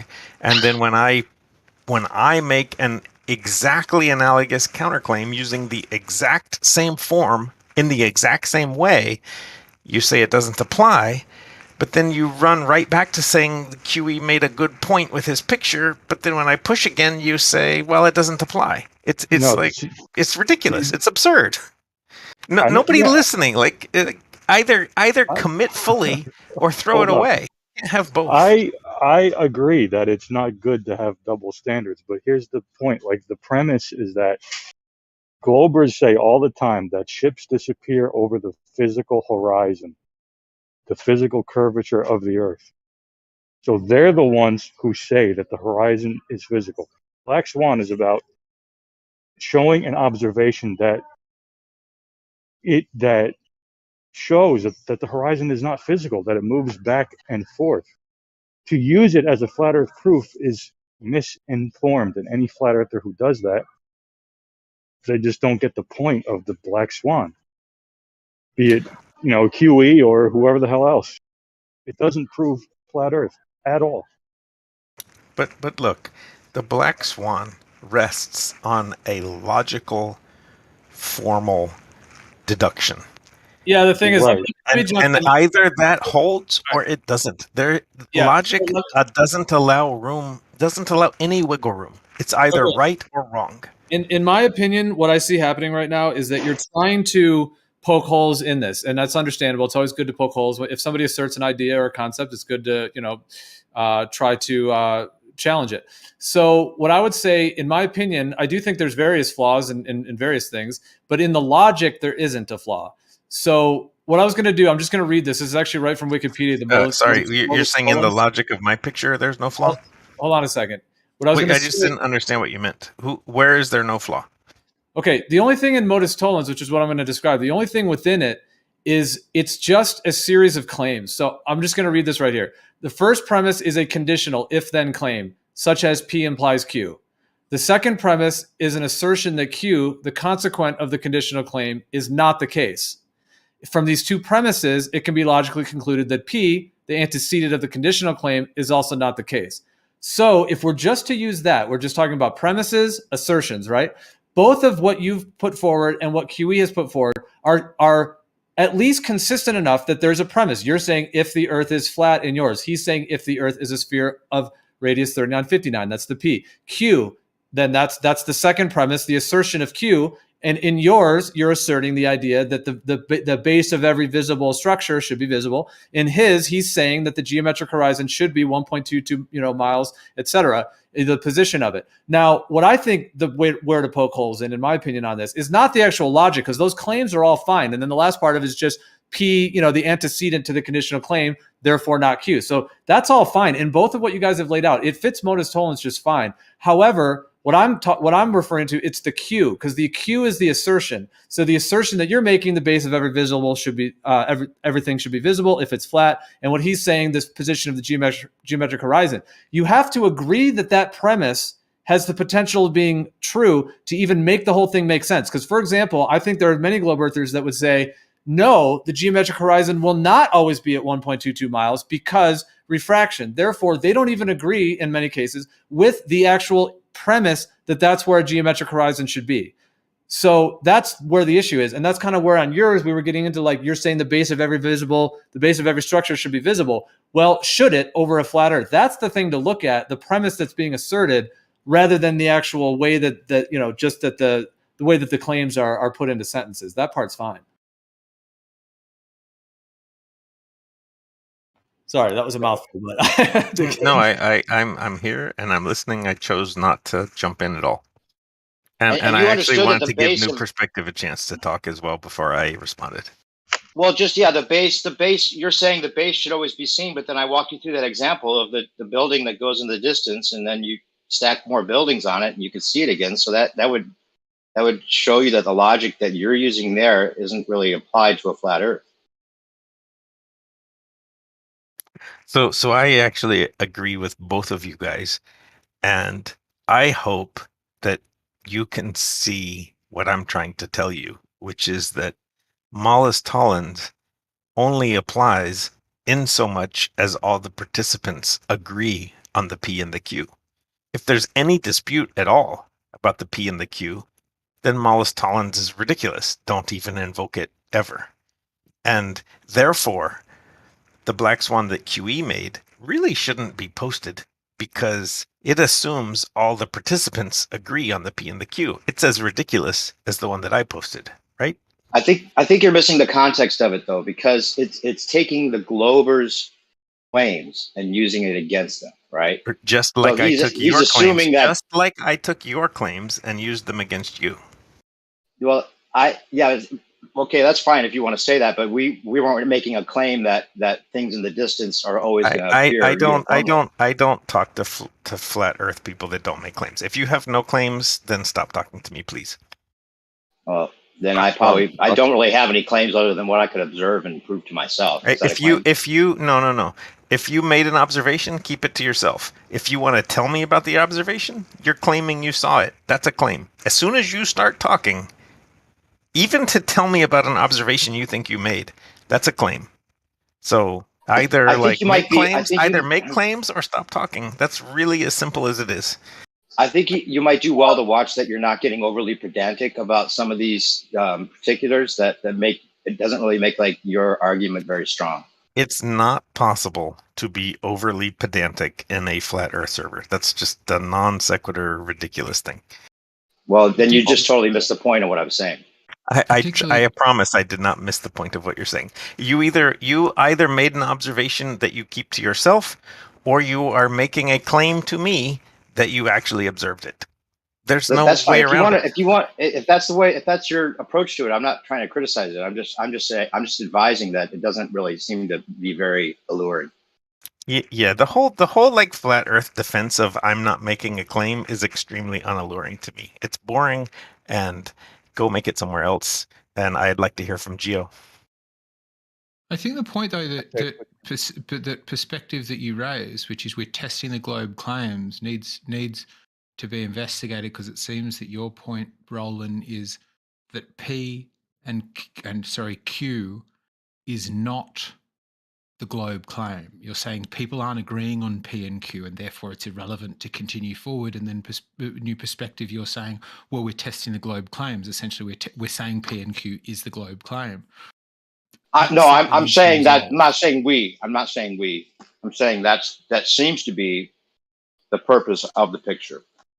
T isn't the globe claim. That's the problem. Yeah, that's the thing. That's what I'm saying. It's not testing globe claims. It's testing straw strawmen. man.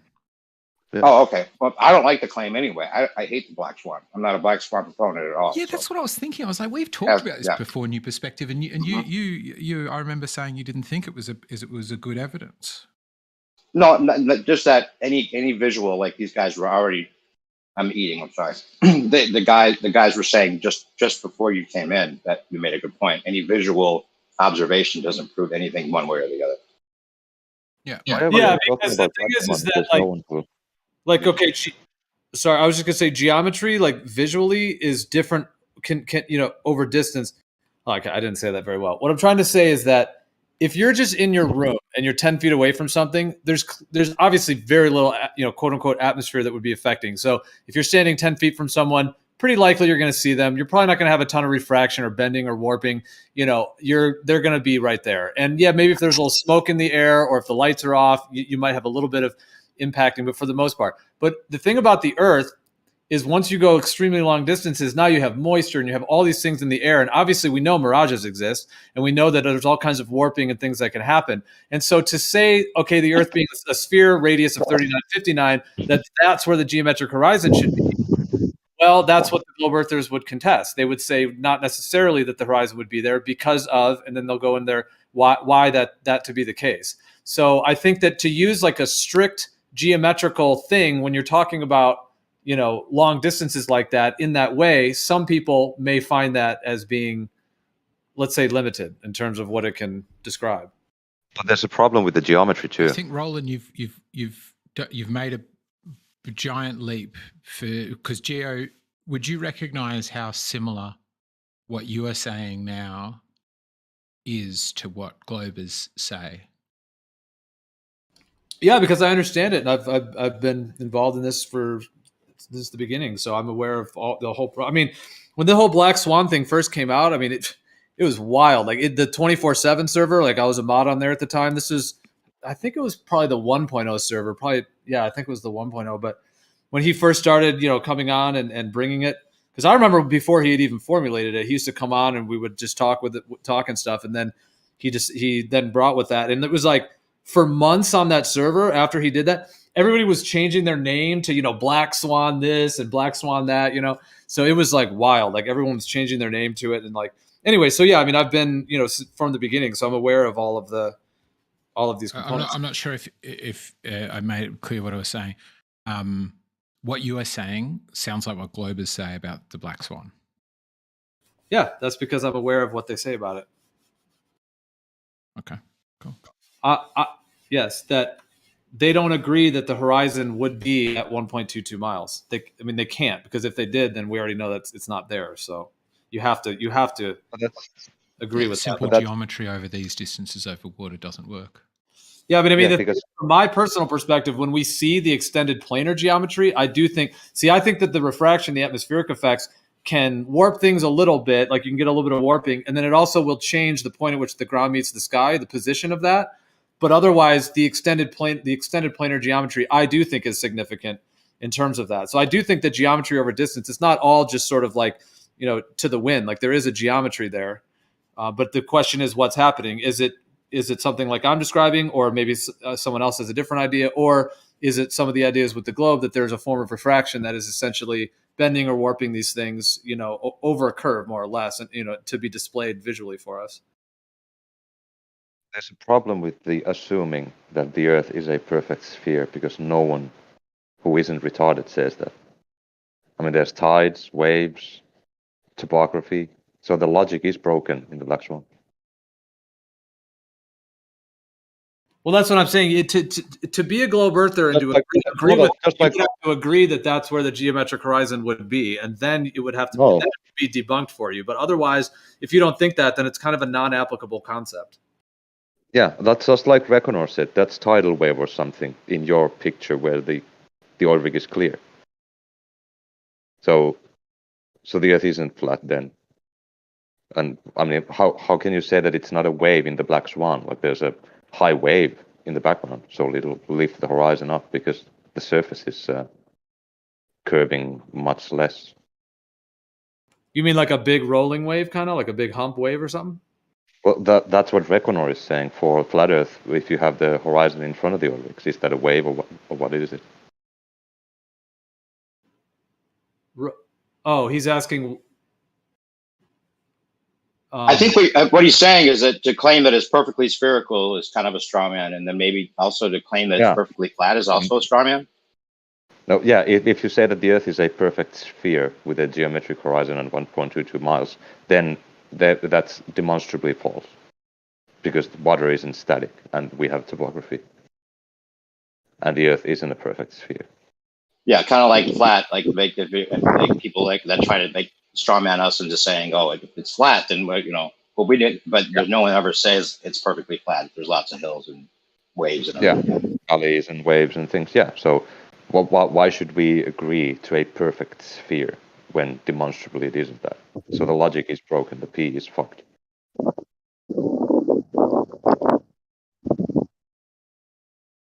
Okay, so you're saying that it wouldn't be 1.22 because of the blatantness of it? I'm sorry, I didn't hear Whites, you're making quite a lot of noise. Sorry, I'll shut that. Oh, good. Yeah, what was it, Gio? No, I'm just asking, are you saying because of the oblateness that you would have slightly different curvature levels in different areas? Is that what you mean? Yeah, and also water isn't static, it's dynamic. So there's waves, tides, streams, there's different things. So it's not a fixed radius for the Earth. Yeah. Well, let me ask you this, just kind of like not in some big debate kind of way, but just kind of just man to man, as it were, or just anyone can answer this, or just person to person. What do you think is, like, if the Earth's a globe, why is that horizon showing up behind that oil rig in a way that what looks to me like an extended planar geometry? So how is that horizon appearing there if the Earth is a globe? Like, how is that occurring? I would say just refraction, light bending. That's all. So it's kind of, so it's like taking, okay, so what it would have to be on a globe, I guess, is like you'd have to take the actual geometric part where it curves would have to essentially be bent or warped to where that's no longer there. Like the hump is not there. And then somehow it, like, almost like a piece of metal that's being like extended out flat or something, meaning that like the actual curve has to go away. And then that thing, it has to extend up flat. And then the horizon somehow has to appear behind the oil rig. It doesn't have to be flat, but I'm just saying like that it that it pulls it up like that, because what we see is sort of we do see a planar thing, like we see a line, like a horizontal line, and then we see what's displayed there. I mean, you can't say if it's curved or not. Left to right? Yeah, okay. We'll leave out the left to right curvature thing. No, but anywhere. I mean, if you look at something, you can't tell. If you can't see any reference, like a bridge or something, how can you say what the surface is, if it's curved or not? Well, like this, like how about this idea? If you have a basketball, and we know there'd be curvature, or like anything like that, curvature, and you have something on the other side of the basketball, you can't see it. If you pop the ball and flattened it out, you then would be able to see whatever's, you know what I mean? Like let's say you have a little stick man, a little Lego man on the other side of a basketball, you can't see it, at all, and there's no way you can see it. If you pop the ball and you flatten it out, now you can see it. And now the horizon might even show up very far. So is that kind of, in a sense, what you think is happening? Like that there's a refraction that is almost like popping the basketball and kind of, in a sense, flattening it out? I know you're not saying it makes the Earth flat, but just visually that it does that? I mean, the light is just bending, so it appears to curve less because of the light bending. That's why you see further. But if I... So it takes, like it takes the curve away. Takes the well, curve away. not Right. exactly. I mean, if I take a camera close to a basketball and I take a picture of it and I show it to you, can you say that it is curving if all you can see is the basketball? Like, you need some kind of reference, right? Yeah. So you're telling me that you're flattening the curve with this refraction. Well, it is still curving. I mean, But you're flattening it visually, right? well, it appears to be, but I mean, it doesn't look flat or curved. You just see water. You don't know if it's curved or flat. It just looks like water. I mean, how would it look if it was curved? With just looking at the water, how would you differentiate between the flat and curved? I guess what I would expect to see, this is what I would expect to see if it was a globe. I would expect there to be a consistent geometric horizon, because that's geometric. And then I would expect to see refraction based around that geometry. So we never should see further beyond the curve. That should never happen. But but there could be some alterations between you and that horizon that could happen. Like, you could still get refraction. Maybe you could even get a little bit of a bending or a warping of where that horizon would be. But that would only be in your local area. It wouldn't be something that. But if, okay, here's what I'm actually trying to say. Sorry, I'm trying to say that if there is a sphere, like a geometric curve, I would expect that if you can see really, really far, then you could see to the tip of that. You know what I mean? Tip of the globe, and you'd really have an incredibly sharp kind of view. But if there's like rainstorms or clouds or whatever that's in between you, then yes, you might have some alterations. But the extent saying that we can see less, we should see less, not further. Yeah, and the extent of it should be the curve of the ball. But what if you have, like you said? Sorry, one question, then I'll butt out. Sorry, both.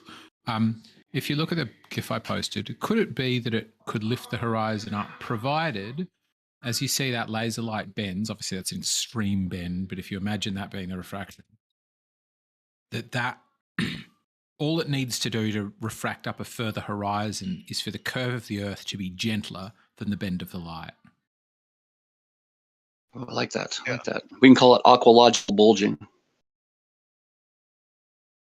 That was kind of my question too. Like, his was nice. Yeah, I like that. The way you said it was elegant. What did you say? Aqualogic bulging? Oh, mine. Oh, I thought you meant what he said. Mine was kind of crude. Aqualogical bulging. Aqualogical. So that's taking made it up. That's taking essentially a straight, let's say planar laser, just for the sake of, let's say planar, and making it curve. So is what you think happening? You're saying that it starts, like, let's say that the curve of the laser would be like the geometry of the Earth. It starts that way, and that is the geometry, but something is occurring to literally flatten the curve. No, so slightly the other way around. I'm saying the way it could pick up the horizon from behind the curve would just be that whatever that bend is, at its most bent, needs to be more bent than the curve of the Earth. So if it's able to bend around the curve of the Earth and bend more extremely than that, it'll pick up a horizon from beyond what should be a curve and present it into view. Okay, so the one that New Perspective just posted, could you take a look at that? It just basically shows the Chicago skyline on the bottom, and then on the top it just has a real basic little, with the set and the horizontal and so on. Is that essentially, like, okay, let's say, you've got this, what you're saying, Earth being a sphere, so you've got this spherical geometry. So normally you wouldn't be able to see it, but it literally is lifted up in a way that visually it is planar, because that, like where he has Lake Michigan there, that horizontal. So visually it becomes planar because of it sort of doing this bending refraction thing. Is that what you're saying? Yeah, so the angle it goes into your light is the angle it'll fool you that it's coming from. So if your eyes are looking dead straight ahead, but the curve is able to go more extreme than the curve of the light is able to be more extreme than the curve of the Earth, it will present itself to you as the angle it was when it hit your eye, even if it managed to. Yeah. So like, here's what I'm aiming for with New Perspectives one. Yeah, I'm wondering. This seems like actually, I just thought of the idea that this is something that actually could be recreated with like some kind of ball, right? Like why does it like you know the flat earthers do with the table and the quarter disappearing from the bottom up? You know, this is something that a baller should, or maybe even a flat earther should do to show that it can't be done, or a baller should show that it can be done with some kind of refractive miracle. What's to present something that's behind a curve? There's people who Like use a basketball, and show like the Wilson logo that's actually like behind, you know, somehow lifted up to, you know, I don't know. Oh, they have that one picture. They have that picture. Yeah, they have that picture of bringing back those two blocks, the red and green block from behind that drum by putting what was it? Some cold fluid on it, like butane, I think it was. They poured butane on the drum, and then it pulled up the red. Yeah, it should be in my I haven't seen that. Let me look for it. It's pretty cool, but it does exactly that. He shows it, so he lines it up so that the cap of this thing is green, and you can just see to exactly the green line, and below that cap is red. And then he pours like boiling water on a hot cylinder or something like that, right? So it creates a very extreme temperature gradient, and suddenly it sort of shimmers, and the top stays stationary, and then it's almost like a girl suddenly lifting up her skirt to flash you her knickers. Suddenly you're like, ooh, look at my red bits. Yes. Okay, so that's just like an example of refraction happening in that way. That got graphic. It was just knickers. Didn't say vulva. It was the red bit. Now you did. Who has a vulva? Anyway, I did. But you know what? But maybe clip. I don't have it. Yeah, it'd be great to see that, and then also maybe the extreme of it. An example of something like 2,000 feet scaled down somehow would be really interesting to see.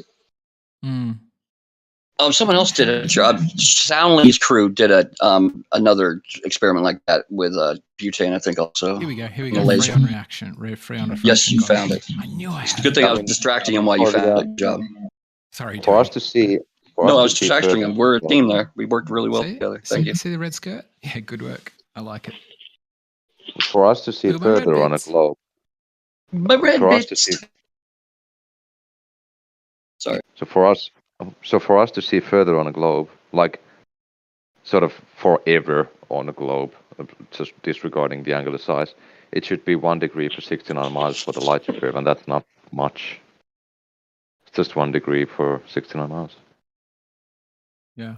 So 1 degree of 360, right? 1 degree. Doesn't matter. Yeah. So 1 degree is still not like stating how big that would be. It's just making right, it seem because the degree is, I mean, the Earth is huge and whatnot. So I mean, that does make it sound small, but the one that New Perspective had posted where it shows, I think Riding just took a little screenshot of it and posted it, where it shows that 60 miles and then 6 feet observer, and then you've got 2,166 feet.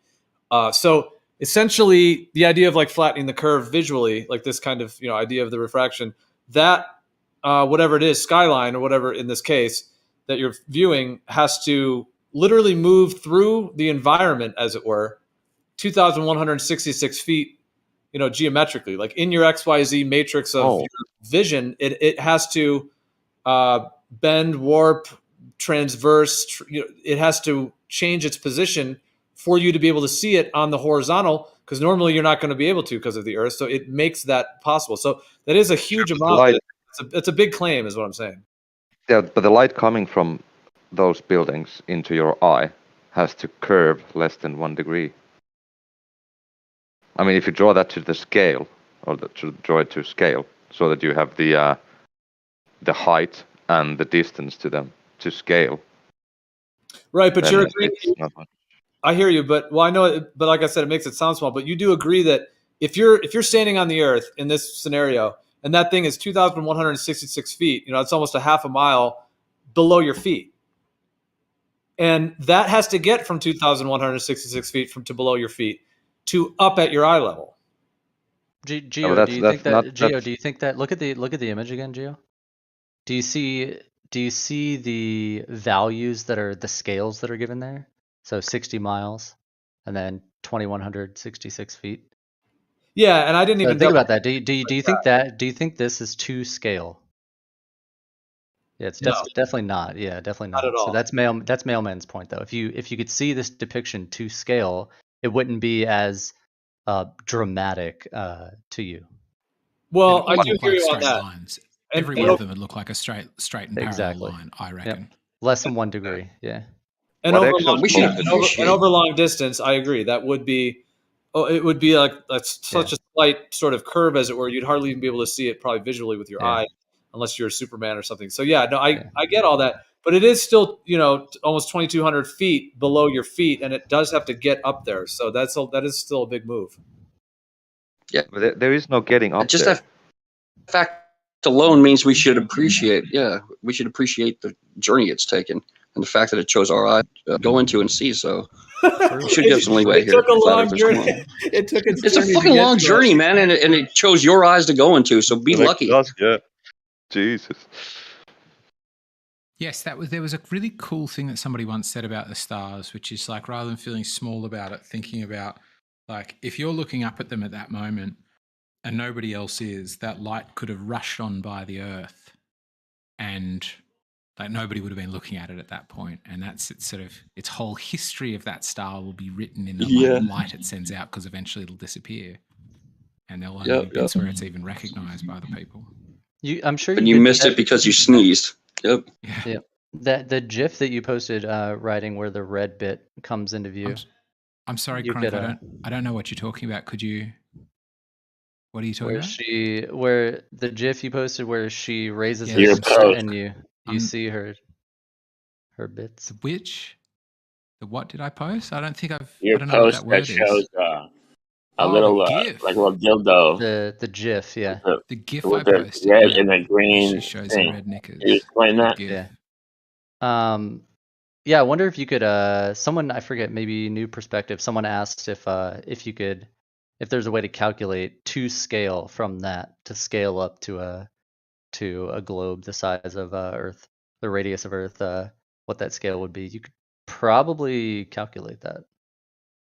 Oh, you reckon like Hang on, what is- sort of hang on. eyeball his What is backyard happening? set up to see how much Yeah. bending you've got of light there Just to see, go? yeah, you could calculate how much of that, the backside of that red color gets lifted up from refraction and scale that. And so you also take the radius of the cylinder, obviously, and then you can scale that relative distance or how much of the red you can see, sort of see what that would scale up to on a full, full size globe. See, that's why I love you guys. You guys actually thinking. I like that. No, I'm definitely not doing it. It's all Yeah, because there's definitely some equation that can be hashed out. So I'm not being a smartass. That's a good idea. Yeah. I want to know what Because everyone else is claiming that's happening. That's what I want to know. Yeah, I don't know. It didn't pop up on my screen, so I'm just what's pretending I happening is see there it. is an extreme change in temperature, which is changing the density of the air, or it could be other things changing the density of the air. And I think that what that's doing is bending light so that you can see red that is hitherto hidden behind a gas canister. Yes. So You're welcome to seeing Global. behind the horizon. Okay, I saw the original video this came from. It's actually butane gas. Yeah. They're using. Is it? And he could- paints. could you- You said he painted a part on the backside of the cylinder red or something, and you can see it come into view. I think it's clay. but I is think they there? use like clay cylinders. Hang on, but is there butane gas happening from A to B on the plane? Yes, of course. We have a huge pocket of butane gas. Yeah, it no, smells but great. still, Which it works renders for our this favor. example irrelevant. Because it shows in extreme temperature changes that there is a refraction that's noticeable. Nope, it's a waste of Which time. Don't you will don't never even do have it, in eggshells. reality. Don't do the calculation, eggshells. It's a waste. Don't do the calculation. Okay. Yeah, don't do it.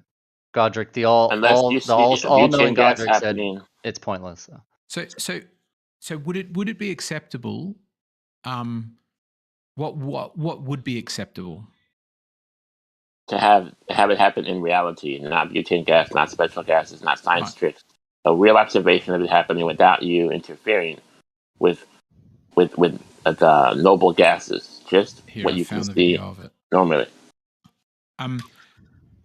Well, this is partly why I was. So that's fine for that to be your standard, Godric. I guess for me, if that were my standard, I would feel like I can't really test anything, because if I wanted to build a house and an architect showed me the house, I'm like, what are you making out of paper?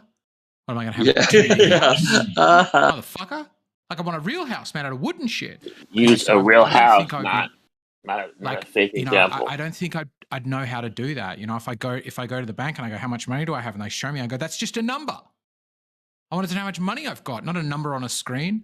That I've got to be able to represent reality in ways that aren't it, so that I can test it or challenge it or conceive of it. The bank is a good example. You actually don't have that money in there. You have a number.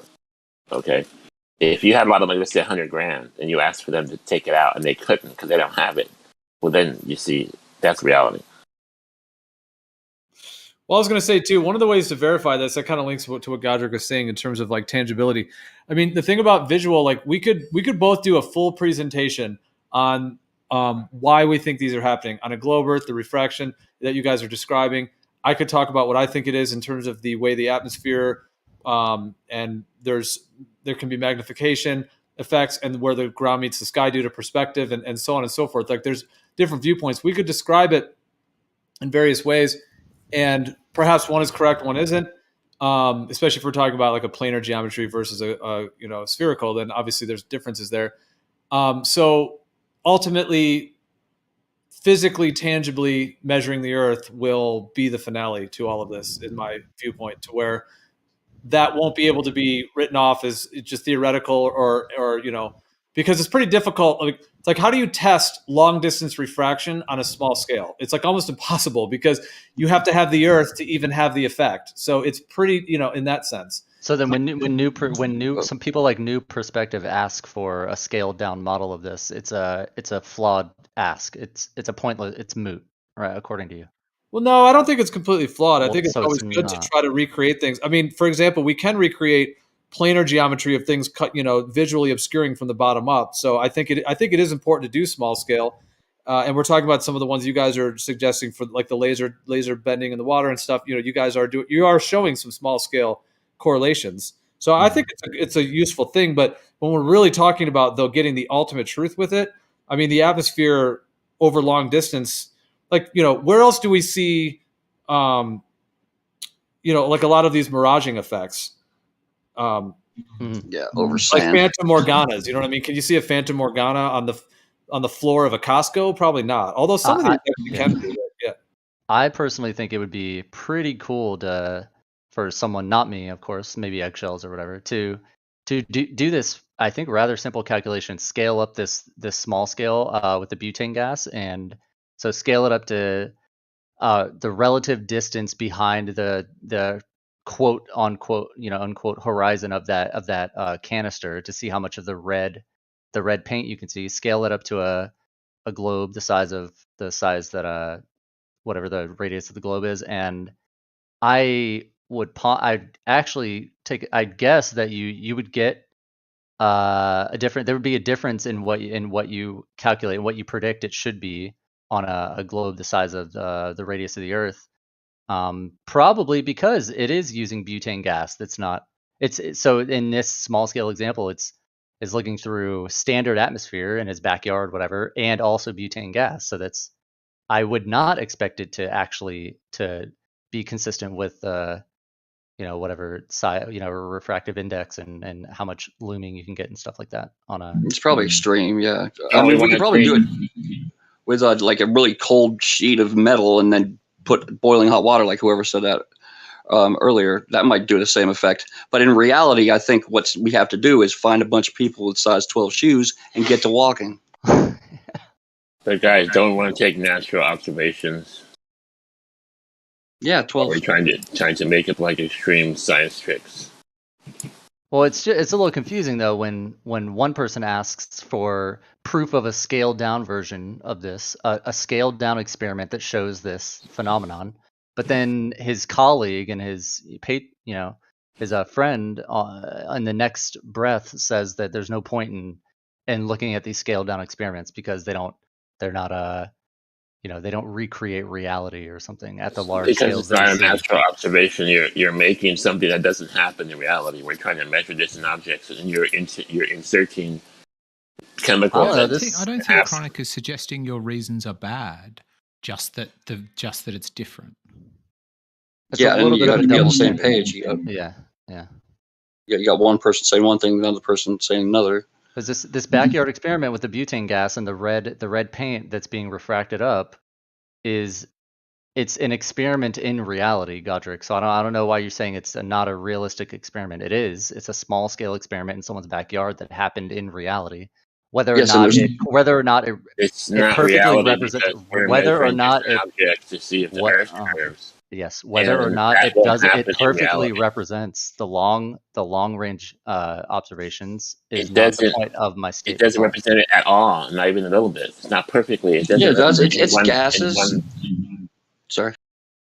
It doesn't represent it because you won't have a lot of butane gas in the air measuring distant objects. You're missing But you do have gas, though. You do have gas, and you do have temperature fluctuations close from the surface and up to 6 feet that are changing to the point where refraction would be noticeable. And it might not be butane, but we definitely have other gas, but not gases butane that are gas. low and dense on the ground. What sort of? Hang on, Yeah, wait a minute. gas, but not butane I was gas. kind of somewhere. Wait. Someone, Bandsaw, you trying to talk? Please do. No. Go, mate. Go. Jump in. Well, I was jump just in going to after try you. to clarify something. I think I was listening from a distance, and I heard something about that we should be on the same page or something. Like I think someone was pointing out the difference between what I was asking for and Geo saying it wouldn't be worth anything as far as the scaling down stuff goes. I wouldn't think that it would prove anything.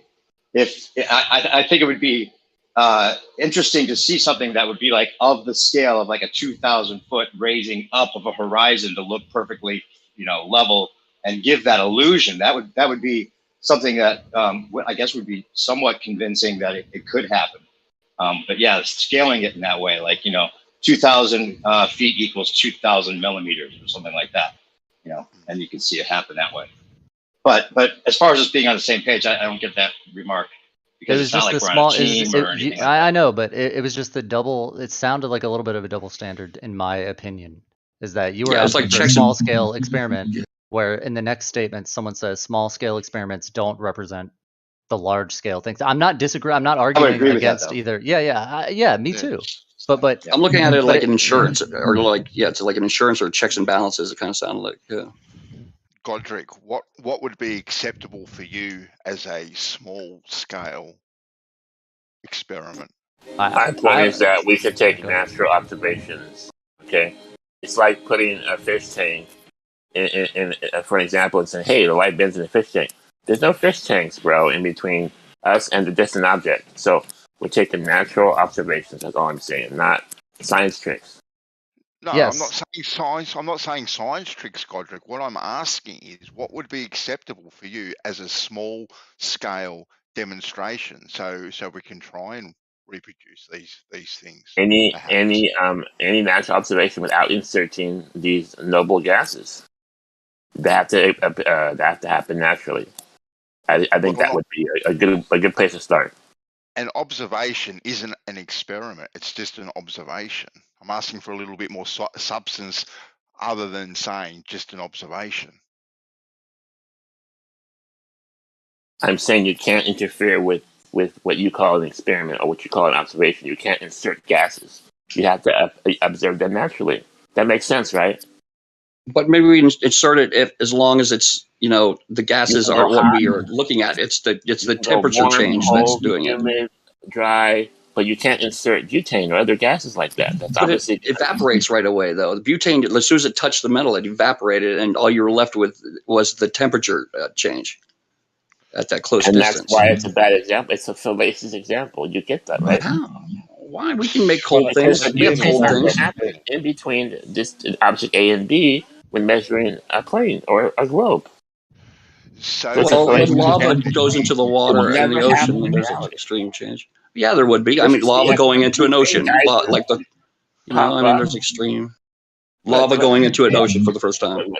If you see a butane pop up, then you won't measure there. Okay, you'd measure, the other side, right? All right, so we need to find a volcano. Damn it. Can I say one more thing about this whole scaling thing that I just thought of? That I don't like curvature arguments in general because because refraction can always be used as an excuse on either side or wherever, and anything visual can be some kind of illusion of some sort. Just because it can be an illusion, then any extreme illusion could be claimed, even no matter how ridiculous it seems. But another what I think is the biggest proof, in my opinion, as far as the speed of the Earth and the spin of the Earth and not feeling it. And I know that there's a claim that, constant velocity you would feel and that one linear plane direction somehow is good enough for any baller to accept that we can be doing all these different rotations and through vector math that there could just be one big loop and that you wouldn't feel it. And there's no reason to think that. And it's stupid to think that you would feel it, when I think that's an extreme example. And one of the extreme examples of one of the tricks that I think that have pinpointed on, kind of like the 1 degree, being like seeming very little when it's actually a much larger ratio when you look at the whole. And a lot of times ballers will say that, like, if the circumference of the Earth were the size of a watch, a clock, then the hour hand it would be twice as slow as the hour hand, the rotation, right? To make it seem very minimal. But so if you were to scale that down, try to make it the experience of feeling the spin, like someone would say, well, put yourself on a merry-go-round and have it go around once a day, and you wouldn't feel that. But that's not a good example, because when you make that merry-go-round the circumference of the Earth, you would actually be going at 1,000 miles per hour, which you would obviously feel. So it doesn't really work in scale sometimes. And I think in this example, it's maybe the same thing.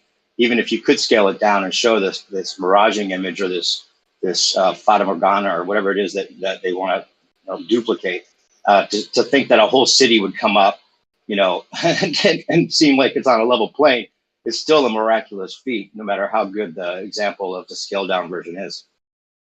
Well, the speed is all relative to the size of the observer that's witnessing the speed, I think. Like, the hour hand moving on a clock is fucking fast as hell for an amoeba, but for us, you can barely see it. I think it all depends on who's observing it and how it's observed. So the size of the planet is friggin' huge, and we're like amoebas on it. So we're not going to... Yeah, but if we... I just fucked my whole argument up. Damn it.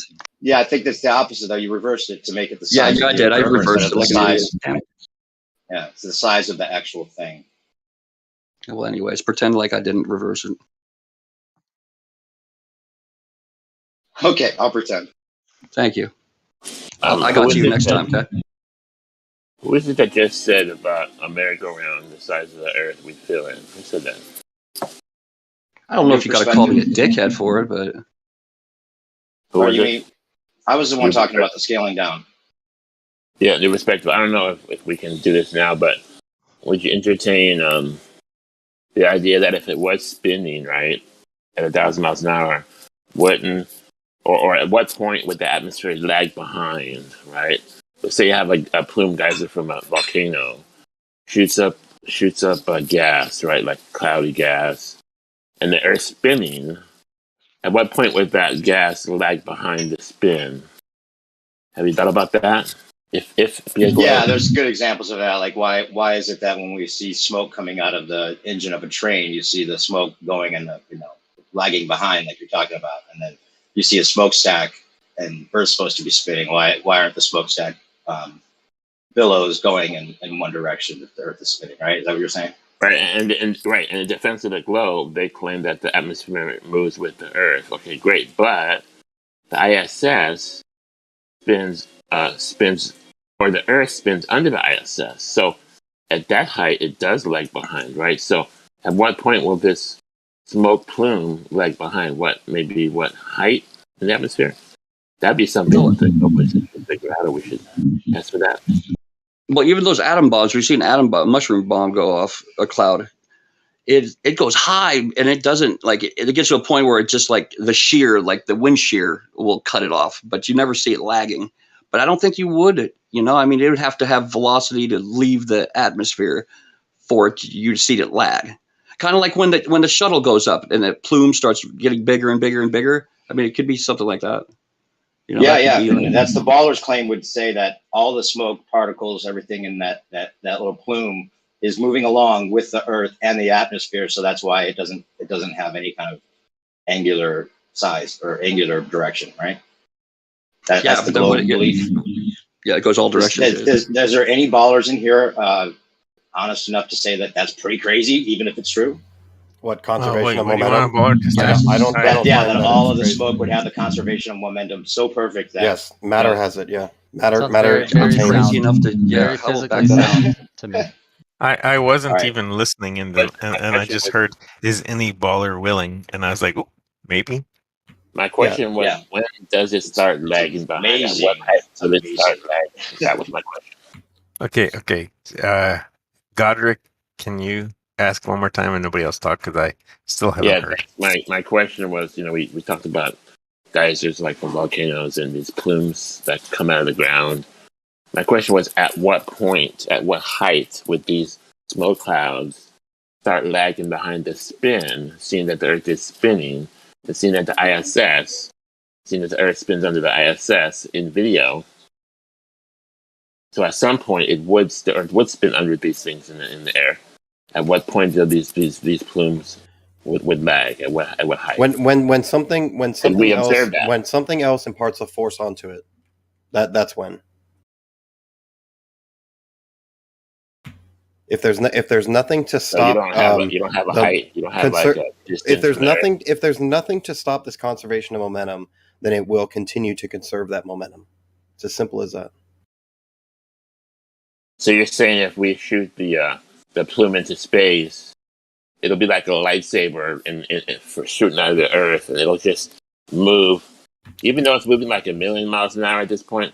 It'll just move through the solar system like a lightsaber and just spin around. You don't have to make it ridiculous. The principle behind it is it will conserve. You just said it would not. Godric, we can have a conversation. I'm using your example. You just said it would not. My example wasn't. Yeah, but Godric, once it gets out of the atmosphere, it doesn't apply. It's all contained within the atmosphere. No. It will conserve its momentum unless something acts upon it. If it's a pretty picture for you to paint, then for the sake of this conversation, sure. If there's a plume that could reach into outer space and there's nothing to impart any type of force to it, nothing to resist it, nothing changes, then it will continue to conserve that momentum. If there's nothing to stop it, spinning around with the Earth. If there's nothing to stop it, what's going to stop it? This is where science fails, guys.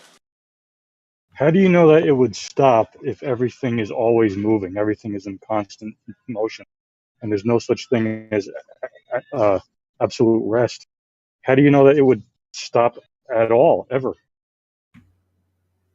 Are you just describing conservation of momentum? Yeah, and then there's nothing this natural reacting? law. Yeah, maybe. It's the most simplest way that I could put it. Yeah. If there's nothing to stop it, what's going to stop it? Well, how would you know that it stops? What? You have He's not saying it stops. He's saying it would actually spin around with the Earth and forever somehow. It won't retain all of the rotation. It will retain its tangential velocity as it leaves Earth rotation or its effective rotation. Can I jump in? Godric, I was thinking about what you asked me. Go ahead. A bunch of people here have already heard it, especially New Perspective, who's probably bored. Would you take a quick little quiz that I made? And I don't know, maybe you've heard it already in our board, but I don't know. Would you? There's a lot of people in this room right now talking about other things. I don't know if it takes a lot of time to go through those questions. That's just my opinion. I'll go fast. I'll go fast, and if people want me to shut up, I will. I can do it in private after the discussion. Thank you. Yeah, just do that. You can take it down to another room if you want. Yeah, okay, Godric, I'm down with that though. Please, before you have to go to bed or whatever, will you jump down with me? I really want to hear your answers. Oh man, yeah, that's forever. That cannot be done here.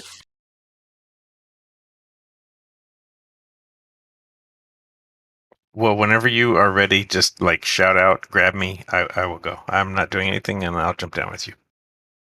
I can do that for you. So is it biodual that's saying it would lag or it wouldn't lag? We're observing the smoke plume, right? Well, if it's the smoke plume from a train, what you have is initially you have. I'm not going to stop. You're not going to overtalk me. What you have with the train with the smoke coming out, yes, the smoke is made of matter and it will conserve its momentum as the train is moving. And when it enters into the atmosphere around that train is not traveling 200 miles with the train. So you have a difference. You have essentially 0 mile per hour atmosphere matter above the train, and then the train is going 200 miles an hour. When that smoke leaves the let's call it a spout. I don't know what the real name for it is, but it comes out the spout, conserving 200 miles an hour in the direction of the train. And then as it's in the atmosphere, the resistance due to that change in speed will cause the smoke to then lose its momentum because something is acting upon it. So it loses its momentum until it's essentially zero with the atmosphere around it. That's why it's not instantly, as soon as it comes out, it's not instantly going zero. It conserves it for a bit. That's why it goes straight up for a second, and then it'll react to the atmosphere around it. Yeah. There was an example on Radio Labs, if anyone's ever watched that, about how the dinosaurs were extinct through that asteroid. And there sounds like there might be an example here that you're looking for, because the initial impact of the asteroid hit so hard that there was a small injection, like going straight out into space, and it actually reached space, I guess, and then it dissipated around the whole friggin' globe. And if I would have said frickin', it would have made the conversation a lot better. Damn it. Anyways, that would be lag, I guess, or dispersion. But it's really good Radio Labs about the extinction of, dinosaurs, big chickens. If you believe that, you believe anything. But it does have like an ejection, like a plume going straight up into the stratosphere, and then as soon as it hits space, it starts, dissipating around the globe. So that could be it. So I won that conversation. Sweet. Bio, so you're saying that the train plume is not like the volcano plume? Is that what you're saying, or is it like the volcano plume? I would say that it would be a scaled thing that we'd have to do, and I don't think that it's worth doing. So for now, for this conversation, I would say no, they wouldn't be the same. But to make them the same, it would be a scalar issue in which we would have to scale the atmosphere to be a few inches above the where the smoke's coming out. And the particulates would have to be scaled properly. Is it the reason you want to do it because you can't do it? Is that maybe the reason? I mean, if you want to have underhanded comments like that, that's fine. But I'm trying to give the benefit of the doubt for the conversation. Yeah, because I think it's in reality, it's because you couldn't handle the truth. It's too much for you to handle, man. How would the ballers feel if there was footage of me flushing a small handheld globe down a toilet? Would any of you cry? No. No, I would laugh, and then I'd probably gif it and then send it to a bunch of people I hated. I would hope that you don't clog your toilet, honestly. But other than So if that, you get a I gif wouldn't of him be clogging the indifferent. toilet, you guys would cry. I'd cry like a bitch. Not the globe. Cry because I'm gonna have to plunge the thing. Merle, would you cry if I flushed a piece of paper down the toilet? No, right? Yeah, right, I'm playing. Bio, I have a different question, and it's not underhanded, okay? So, this is a real question. Let's say you used a drone, right? Let's say you took a drone, just shot it straight up, right, from the Earth. Knowing that the Earth is spinning, right? Let's say straight up into space, right? Now you're saying the plume would keep with the spin of the Earth, correct? If nothing touched it. For Yes. a particular altitude, yeah. As long as it's being conserved and there's nothing acting upon it, yes. So would the drone also keep the spin of the Earth? Nothing touched it. It seems a vacuum. You won't have a lot of stuff touching it. We know we know it's impossible to hit other satellites, so that won't happen.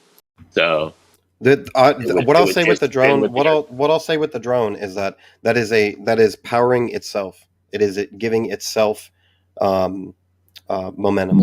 Yeah. It's not conserving anything. Let's be clear. It's going straight up. Okay. Well, Straight it is conserving, north. but for this conversation. Straight to Polaris, right? No, I now get it's that, but you're spinning- powering it though. You're giving it its momentum. But That'd be different than free floating smoke. But I'm being clear. We're taking it straight up to Polaris. We're not moving it left or right. Next stop, Poopaville. Spin with the spin of the Earth, and how far? Right? Did you hear my words? Actually, don't know. You don't know if you heard my words. I think Tony said it. I said it twice. I think you're trying to say that it would keep with the spin of the Earth. And let me tell you what I have a problem with that. Hang on. Let me tell you what I have a problem with that, because if I was observing from Mars, if I was looking at the Earth spinning and I was observing from Mars and I can see this drone, let's say I could, you're saying that drone would be spinning like in an orbit with like a geosynchronous orbit with the Earth. No. Is that what you're saying? No, because we're just speaking about the atmosphere having an effect on something like the smoke, and then when that atmosphere doesn't have that effect, it will just retain its tangential velocity. It doesn't maintain. It won't maintain 360 directions. It will maintain one direction when it's out of the influence of the atmosphere. And can't we just use wait? Can we use an example of you're wanting something to leave the atmosphere and then have drag? But isn't that reverse the same? Like if you enter the atmosphere and all of a sudden it ignites because there's friction and drag. I mean, is that kind of the same? I mean, it's just reverse. Before you do that, I want to ask Bio. So Bio, the drone would eventually drag behind the spinning of the Earth. I'm just being clear. Yes. You could do whatever you want with the powered device that flies. Why it's going to be totally. It'll be. It's the same thing if I threw it. Why are you saying powered? It's just there's a difference. There's a difference between a projectile and a powered flying device. There are differences. I think it's the same. Let's say I threw a rock where we shot a slingshot straight up. Okay, would it lag at some point behind the answer for that? The answer that I gave for the plume of the volcano, that it would be that answer. Those two are the same things, because now you've given it a velocity, and that won't necessarily increase unless you add a force to it. But what we're talking about is just resistances, essentially. But can you just say it would or not drag behind the spinning Earth? No, eventually. I don't know that it would, honestly. I'd have to put more thought into it, because we're assuming that it's maintaining enough velocity to leave Earth, and then it would just be tangential after that, and it has no way to manipulate itself. If it can start dragging the atmosphere, that's fine. That answers my question. It doesn't have to, I'm not saying it has to leave the Earth's atmosphere. It wouldn't orbit. So I think you're asking if it will lag. It would orbit the Earth. According to your momentum. Conservation of momentum. It would again, once you leave the atmosphere, you're just holding onto your tangential velocity at that point. You need other pieces of equipment to maintain an orbit, because you have a balancing act between gravity and your velocity going around. You would have to actively manipulate yourself. But for this type of projectile, you cannot do any manipulation. So you're just being parted with the momentum that you left the atmosphere with. So the momentum would gradually cease. Why? If it's enough to leave the atmosphere of the Earth, and then we're saying there's nothing out there, obviously, as close to zero as you can. If there's nothing to stop it, what stops it? Yeah, whatever it left the atmosphere at is going to be that point. It's going to be that speed until something else affects it. And the direction of its the tangential velocity, yeah. But I think we're glossing over my amazing fucking idea of things going into the atmosphere and being influenced by drag. I want to make sure McToon heard that, because I'm a fan of his. And that was a smart thing I just said. So. Say that it stops because the atmosphere would stop it from moving, but all directions. But I mean, the spin is being influenced by the spin also. I mean, like it's spin and actual particles being intercepted on the way down. Do you think it's erotic and exciting, like a huge phallic symbol with fire coming out the back of it, re-entering the atmosphere? Yeah, it's kind of hot. All we need is something white coming out of the tip, and we'll be great. I like the white smoke. Keep 'em out of it. There you go. Base 6. Yeah, that's what it is. It's not space. It's spay, and then sex. If you had sex in space, like in ISS, the moment you thrusted your hips, you would just go off course to Pluto. Yeah. Because there's nothing to hold you in orbit. Yep. And if you had an Godric, orgasm, hey Godric, what do you do for a living? I'm a stock market trader. if you had an orgasm on the ISS, would your cum turn into a globe? No, but you would be shot. You would be shot in the other direction with the same amount of force that your jizz coming out. So if you get separated from the space shuttle, you might want to hold your load. Godric, did you say carpenter? I didn't hear what you said. I said I'm a stock market trader. Oh, stock market trader. Holy moly. And by the way, if I was the real government, the first thing I would have done is see if a woman could get pregnant in space. That's the first thing I would have done before any fucking thing else. So do you beat index funds? Or? Yeah, I do. Index funds only get like 9% a year average, so that's not very good return. What do you get? I'll give you a dividend stock that beats all index funds. But you don't have to give me anything. Just what return do you get, like over the past 5 years? It's tough to say. It's up and down. I lose money some days, some weeks. You don't know what your like your past 5 year average is. This is what I do. I have a small account. I pay all my bills, and I have extra money for stuff I like. That's it, and that's how I can make my living. That's like a little personal thing. Yeah, that's cool. Yeah, as long as you do what you got to do. I don't have $1 million account. I spend most of all the money I make. I really kind of look forward where do you make the money from, though? Mostly New York, NYSE, and NASDAQ stocks. You make enough to like buy groceries just trading stocks? Yeah. I mean, that's awesome. But so like, what's your 5 year average? I don't really. I mean, let's say probably around 25% a year, maybe a little more. I can trade one thing on paper, but it never happens in reality. It's always a little different. I'm thinking about getting some of that virtual land I'm hearing so much about on these sites and being a virtual landlord. Making some money stocks. Apple. You've been saving up, Tony? Saving up for a big purchase? Yeah, stuff like that. Gonna buy your dream house yes, in the metaverse? I'm gonna go to Baltic Avenue and just grow up from there. Is that where you're going to build your tiny home on your virtual land? Yes, with tiny little stairs and tiny people that live in it. Tiny maids to help with the freaking cleaning up. Let me tell you something about that. If you're doing virtual land, let's say you're doing Los Angeles, does anybody know like the game Grand Theft Auto? So there's like a duplicate of Los Angeles in there, right? So this is like virtual space. So what Facebook will do, they'll sell you like this block, these properties in the virtual land, like representing real land, And you can go in there and play your game, play around, do stuff, sim stuff, meet people. But what's to stop Google and Amazon, all these other companies from selling the same thing? So it's just redundant. That was my question. Because each one will operate a different server. There are thousands of GTA servers, so each server has its own economy and then the way they operate. So Facebook could have a server, and then they operate within that realm. Google will have another server; they'll operate in that realm.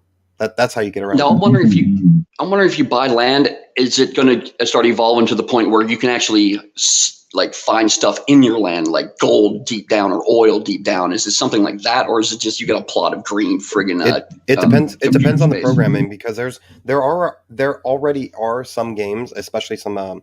There's a space game. I'll have to look it up for the name, but people have bought planets and people have bought land, and then depending on the resources of that land, or people finding it interesting enough to build casinos or something on that land, you can charge people to either mine or build these buildings, businesses, that already exists. I think that was like 10 years ago. People were doing that.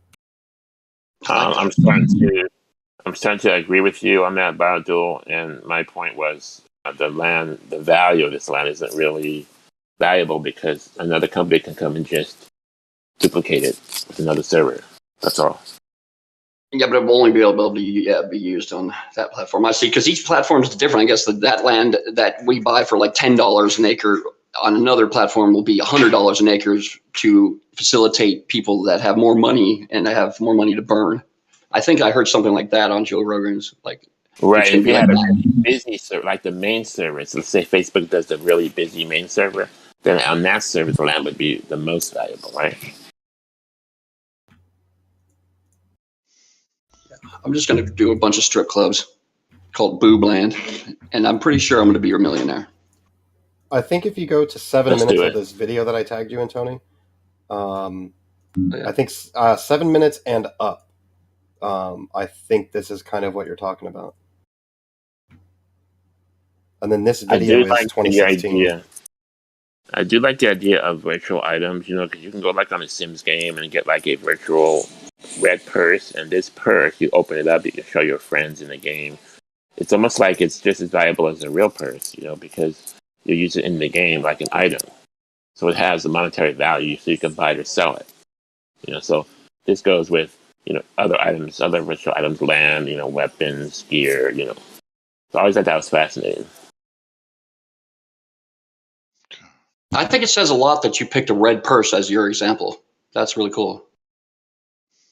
Yeah, you can open it's like all shiny, you can open it up. You couldn't even call it a put satchel, shit in dude. there. Call it a red satchel. Red satchel, just stuff your credit cards in there, just like show it off to your friends in the game. Your diaphragms and I'm stuff. all over that, man. Yeah, that is it. Yeah, that's it, Bob. Did you just say diaphragm? Yeah.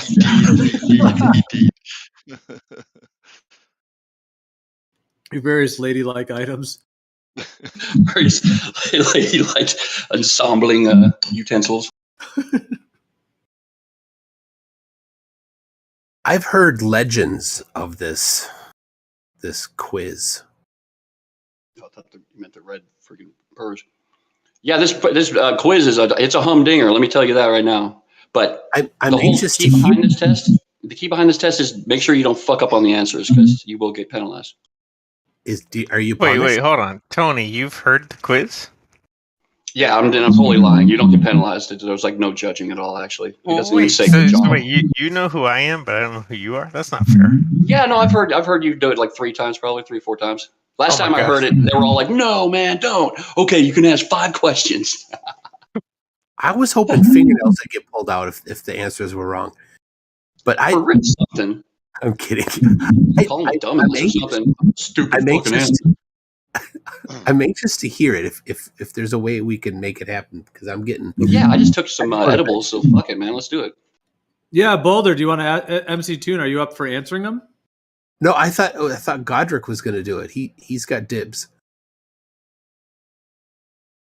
Yeah, I wanted to ask Godric earlier. He said he you would. guys want to hear it? You just give it to me now. That's fine. I think it'd be more interesting to have McToon answer it, actually. You can give it to Well, me how now. about this? You guys want to hear it? Godric goes first, and then McToon. Well, I reckon McToon should go first, and then Godric. No, McToon, put your fingers in your ears. Godric, go. I mean, Godric. I've already McToon. A different day has already taken it. So I mean, McToon's already he's heard them and taken it. Yeah, so it's not new to him. Oh, okay. Well, he said it was. He's been hearing legends of it, so I thought he was saying that he hadn't heard the questions yet. Yeah. Is this McToon the worst? Yeah, rapper? I don't know that he's ever heard a flat earther take the quiz. Yes, Godric, I am the worst rapper in the world. That is McToon. Hey, I was on your show like I want to say 2 years ago. Yep. I was debating Jack Zong. Yeah, thank you. My wife's really good at wrapping Christmas presents. I'll have her teach you. And you weren't mean to me, so thank you. All right, Godric, let's do it, man. Are you down? But yeah. Okay. I just The want to say light. beforehand, I'm not a scientist. I'm a layman. You know, I Oh. come to this debate just to bring we know. fodder to everybody. I'm not doing physics. I'm not doing none of that. Okay, go. This is kind of on the condition that no one interrupts or corrects or anything. This is just straight Godric's answers, by the way. Yeah, and Godric, this is not a gotcha quiz, and anybody that has heard me ask before will tell you it's not tricky or mathy or anything. So it's straight up, and I don't have any like follow up questions to like trap you or anything. So just say whatever you think. Okay, fair enough. Does light always travel in straight lines? No. Can you feel or experience linear velocity? I think so.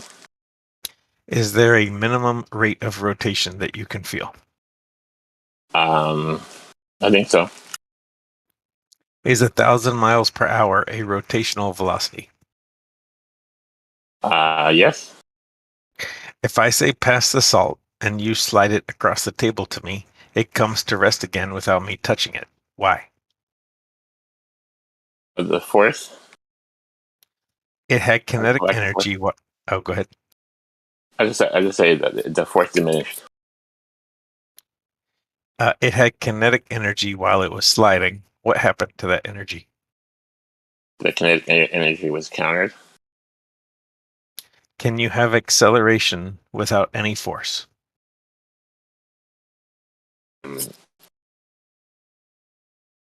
I don't know. Is the pressure of a gas equal everywhere inside a closed container? No. Does GPS give you your position on the surface of the Earth? They say it does, but it's not accurate. What do I feel when I put my hand out of a car window when I'm going down the highway at 50 kilometers per hour? Air pressure. What are latitude and longitude? That's like taking objects in the sky, like the sun or a star, and then putting that place on the Earth location from astral bodies. How does triangulation work?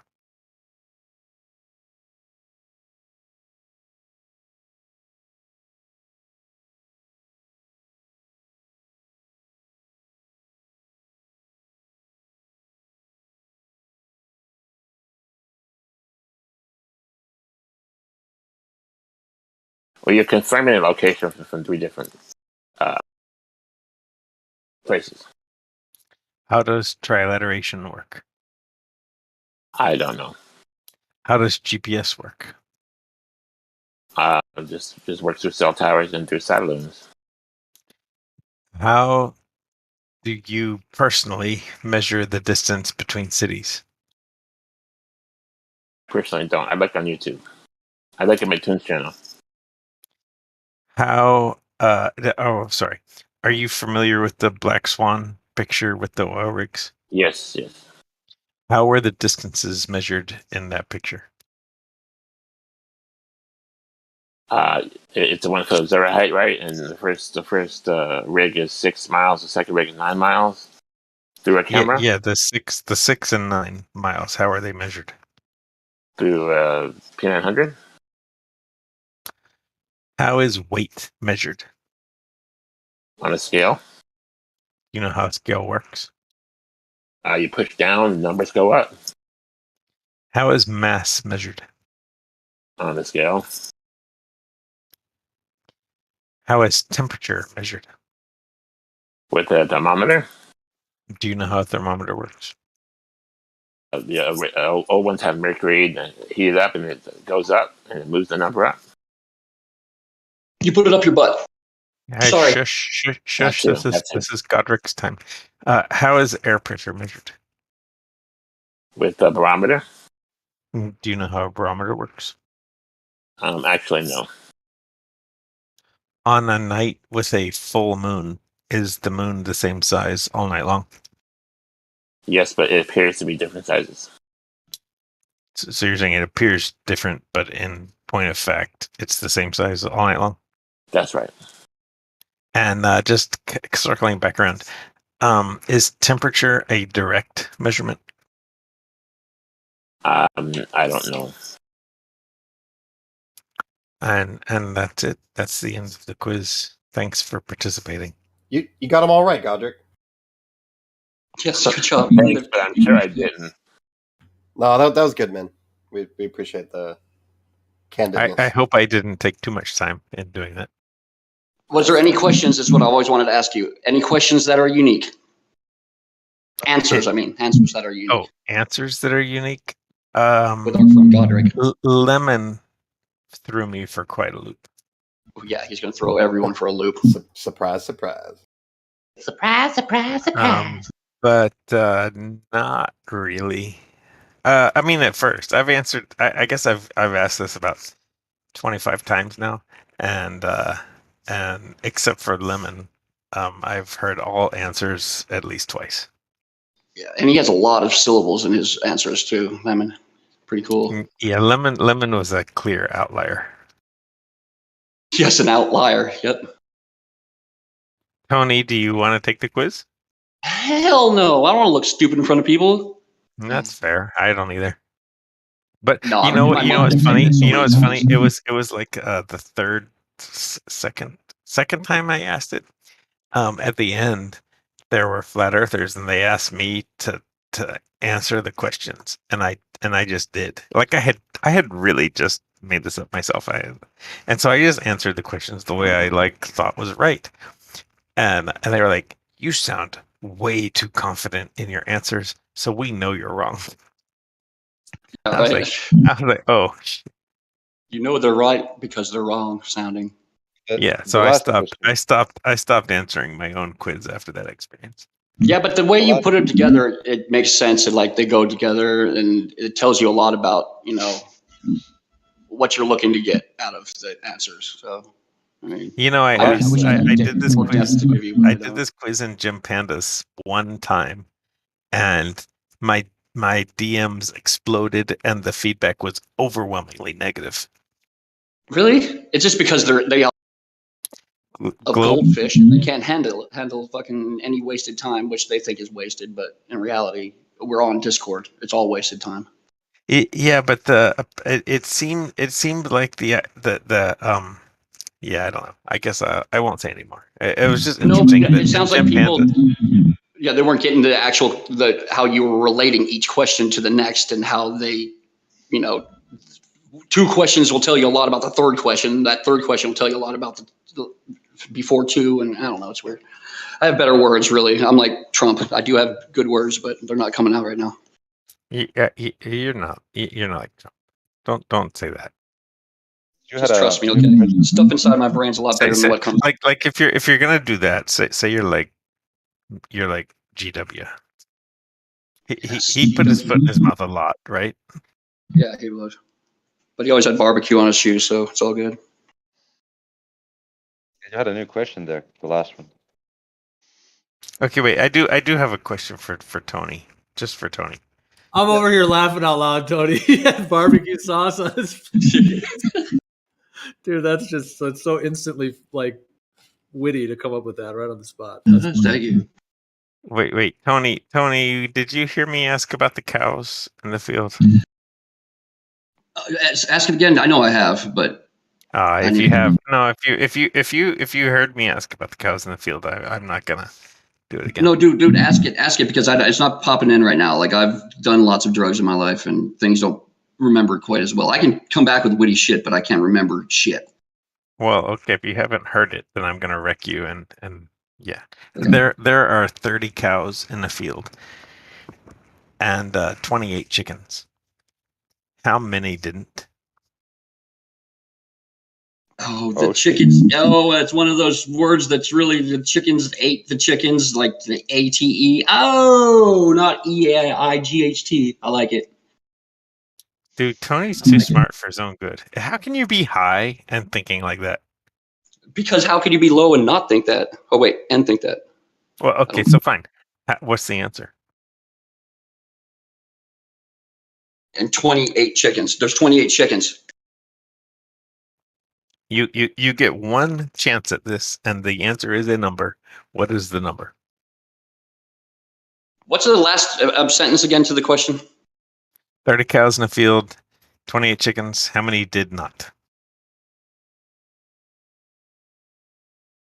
As soon as Tony gives the wrong answer, I'm going to give you the right one. 20. How many did not? None. No, 10. What? 10. Yeah. 28. 10. Here, I love that. I'll type it I out, do Tony. love that Tony got the wrong answer after all that. Well, what other way would you want it, really? What's that? Say it again, Tony. What other way would you want it? Of course, I had to give the wrong answer. What? No, I did want you to give the wrong answer. No, the only person that's ever given me the right answer was Quantum Eraser, and it was retroactively, and I'm cool with that. Yeah, and he Googled the. He has Google on as soon as someone starts talking. So do you have you figured out what the like? Do you know what I'm asking you? Yeah, which ones didn't eat? Yeah, there's fucking chickens. Don't make me think about this right now. But Just let him have the question. bio, go ahead. Give It's him- kind of a curveball. Already did. Yeah, I mean, actually, I mean, ask him the question so that he can. Oh, let me read it. I typed it in chat. The thing that's a little tricky about this is that cows actually do eat little chicks. Like they'll eat tiny little birds. They'll just eat them off the ground. I have seen video of that. But like a cow wouldn't necessarily eat a full-grown chicken. So that's the other thing that makes it a little bit. Like if you said like wolves instead of cows or something, it would make it a little more logically. I have actually done that, Geo. Literally, wolves was actually what I went to, and I guess the tone of my voice still was good enough that it didn't. People still got it wrong. 10 now. It's 10 now. Yeah, if you accentuate the 28 instead of 28, like there's that slight difference in the whether it sounds like the number 28 or 28. Although it is I'll even coach you if you wanted to do it. The trick is to rush through the very first part. There are 30 cows in a field. Give a pause and then rush through the next part. And 28 wolves. And then give another pause and then go, how many did not? And it's just like everybody goes, how many didn't what? They can't Eat help the it. damn chickens. Yeah, but they don't. It's, you wreck them. You say numbers, and then you say something that sounds like an incomplete sentence because you messed up the pace of everything, and it's just they go. It didn't what? It's 10, and though, then right? and then the overwhelming answer is fine 2. I think it's 10. Oh, and yeah, this is like I only recognize 2 numbers. Yeah. Yeah, it's my favorite. It's my favorite riddle of all time. It's a good mental fellatio, that's for sure. I thought it was mental cunnilingus. Yeah, exactly. You blew my mind. It's my So go-to. Tony, you're definitely the most friendly flat earther I have ever met. I'm not a flat earther. I'm a globe earther. I just feel sympathetic to people that have the wrong answers to things. I'm 100% a globe earther. 100%. I have seen the horizon. I've seen the light. So tell me your absolute best evidence of the flat Earth. Then I mean, the best evidence is pictures from space, because I believe there's a space. See proof. You don't even listen to the question. You just throw out answers. It's a literal proof though, because they're proofs. They're pictures, so the proofs are in the picture. He said flat Earth, and you answered globe. You got me, dude. You got me on the ding dong. There's no good. Flat Earth. The best flat Earth evidence is the refraction, because it's the only one you guys seem to be able to, get on your side sometimes and actually get a conversation going about. I mean, otherwise you guys are kind of screwed. But we talk about other stuff in here, so that's fun. Holder, I have a riddle for you. Oh God damn it! I Holder, you submit want a myself to the riddle court. What is it? What appears twice in a week but once a year?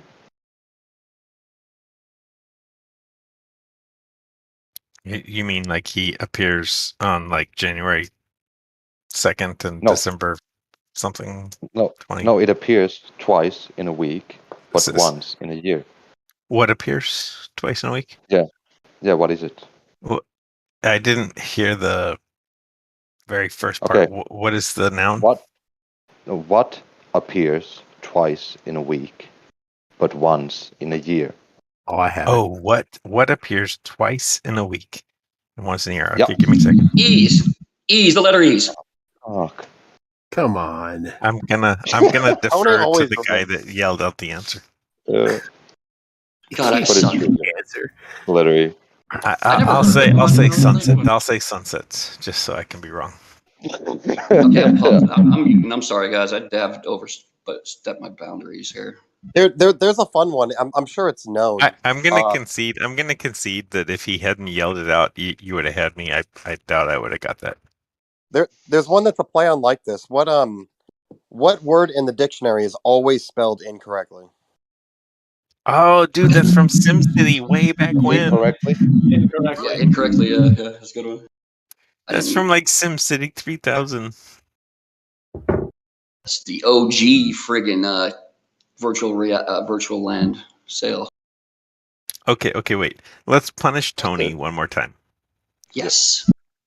Tony, you specifically. Use what? Let's jump forward a few months to the fall when Halloween time comes around. Okay, so think like Halloween, pumpkins, falling leaves, Gourds. the whole thing. Yeah. So one night, a witch, a goblin, and a ghost get on a bus, and go for a drive, and they get back. And the goblin, the ghost, and the witch get off the bus. Who was left on the bus?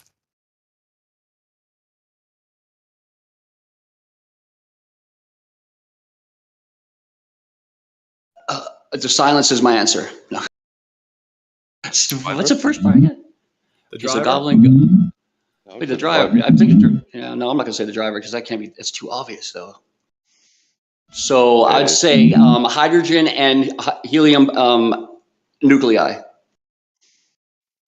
Anybody else want? Anybody know the correct answer? I forget the first part. Say it again. I only heard the last part of it. Like there's 3 guys coming out of the bus. Okay, I'll run through it one last time. One night, a witch, a ghost, and a goblin got on a bus and went for a drive and got back to where they started. The goblin, the ghost, and the witch got off the bus. Who was left on the bus?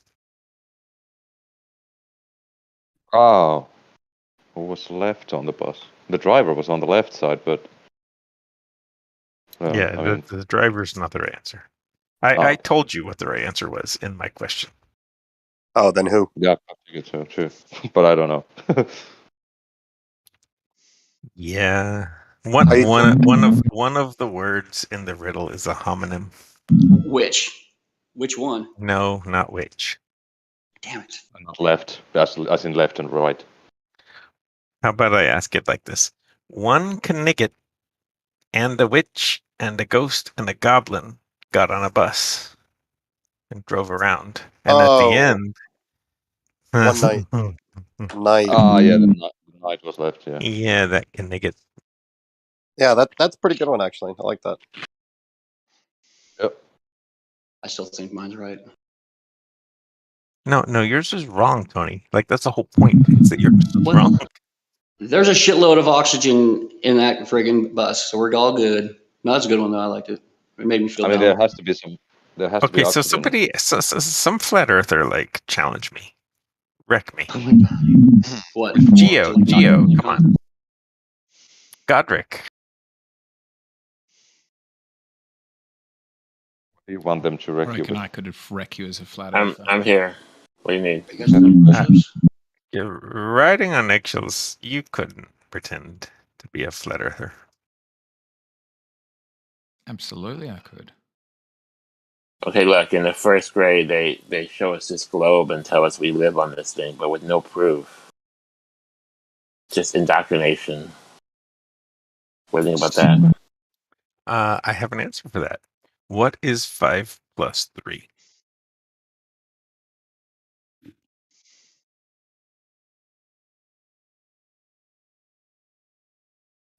Do you want to know what? Did you say what 5 plus 3 is? Yes, I said, what is 5 plus 3? 8. Do you know that you were indoctrinated into that and you have absolutely no idea how to prove that that's the right answer to me? Yeah, because like they use like pennies and like little blocks and fingers. We count our fingers, so we can test that. We can't test the globe. That's what I'm saying. There's no proof. So you trust the axioms of math because you think you can test them. We can test counting. We can't test the globe. That's my point. Yeah, What I mean, is rolling, you would admit that you could take 5 things and 3 other things and have them in front of you and add them up and make 8. So I mean that is tangibly, physically verifiable, right? Yeah, cool. I like that he feels confident in asserting that he knows how math works. And so, Godric, what is the smallest positive number, like real number, like fractions, whatever you want? What's the smallest The positive smallest number? general number is 1. No, fractions are okay. Whatever you want. That's the smallest positive number You can possible. say whatever I want. It's just 1. That's the smallest number. Well, okay. What's the smallest number anyone could come up with? What's the smallest possible positive number? Like a half is smaller than a half is smaller than 1. 147,000th of a 1. It's infinitieth of a But that's not a number, though, right? 147,000th It would be 1. is the smallest. So But Godric, you're standing by is that 1 really a is the number? smallest number. You don't think a half is smaller than 1? It's Half is not a number, my friend. 147,000th is much smaller than half. Come on. A half is half of a number, right? Did he say half is not a number? Godric says that a half is not a number, so that's cool. Oh yeah, it's a number. Since when? A half is a half of a number. Because common sense. Yeah, there's when been wars did waged over that that half. from being a number into not being a number? I missed that. I think it was like a gotcha question, but like, Of course, we it's a don't have to gotcha do this. question. I mean, I'm totally opposed to you, and I don't think that you know how math works. It's definitely a gotcha question. 0.05 is a number. My math is not great, but I just know basic math. Yeah, I can tell that your math is not great. That's okay. But please don't ever pretend that like your math is great. Don't go argue a math point because Bullshit, man. Fake that shit, and if they go for the fake, then you won. well, that's true. But I'm trying to help him because it's pretty easy to spot how bad his math is, and so he should maybe go for a different fake than the math. You're helping him look like a nerd. He needs to look like a cool dude. Exactly. He should avoid Okay. math. My second point, in second grade, they tell you, the teacher tells you a good thing for gravity, because if without gravity we just float off into space, thank God for gravity. And we believe that with no way to test it or prove it. Oh no. Oh, that's weird. There's like no way to test it at all. I said it earlier. Let me see if I can find it. Was that you bioacting as if the first time? If we I feel like Geo. I feel like that would be a even good example, right? I feel like even the most honest flat earthers would take you to task on that, and that it's like this, just such a silly thing to say.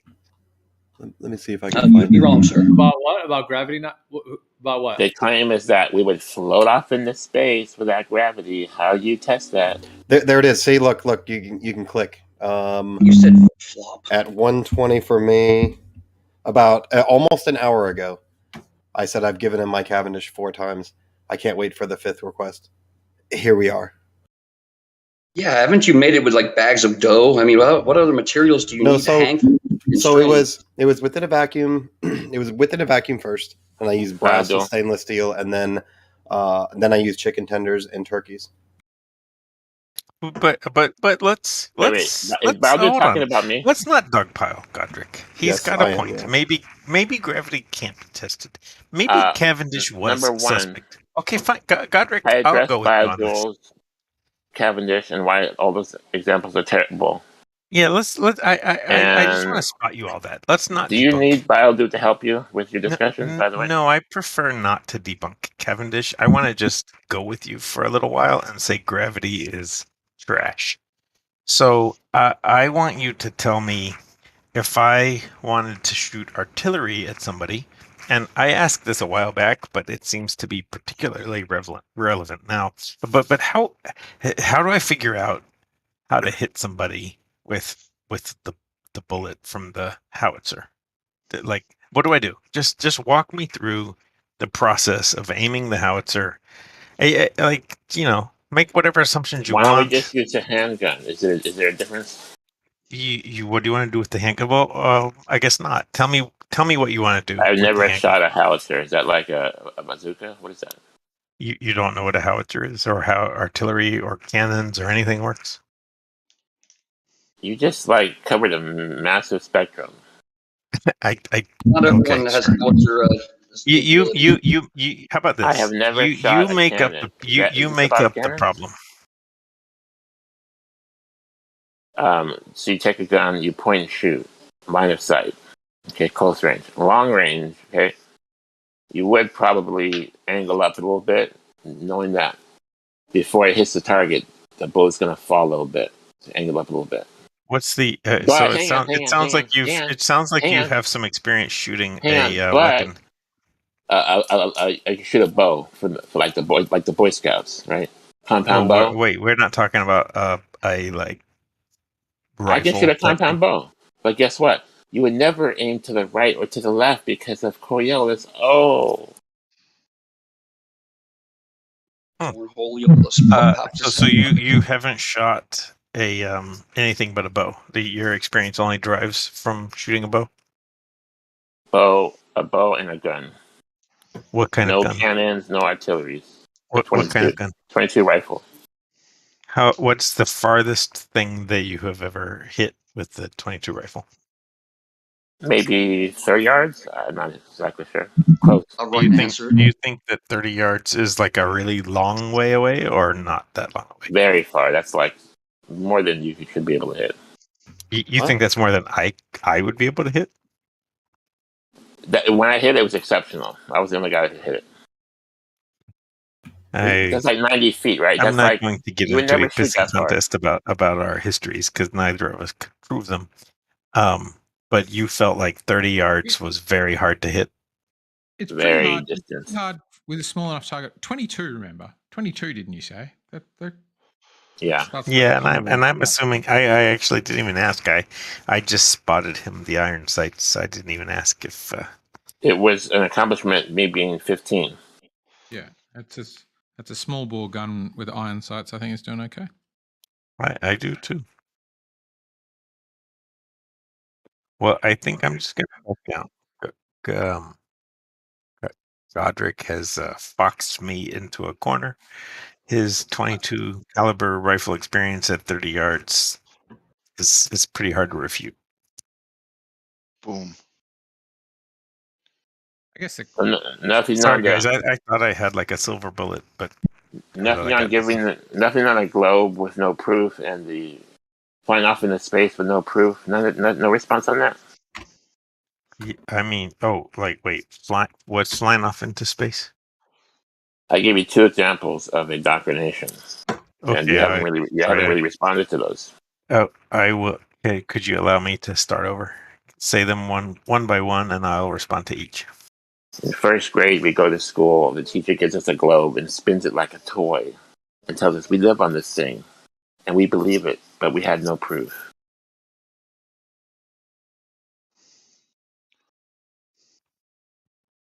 Hey, could you make it like in the form of a question? Because it's late for me, and I don't really know what you want me to say.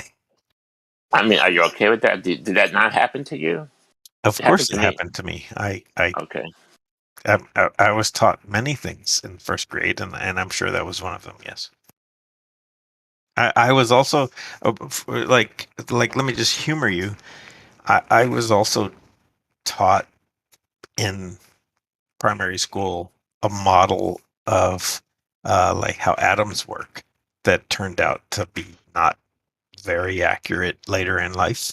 So stuff that I was taught did have to get refined.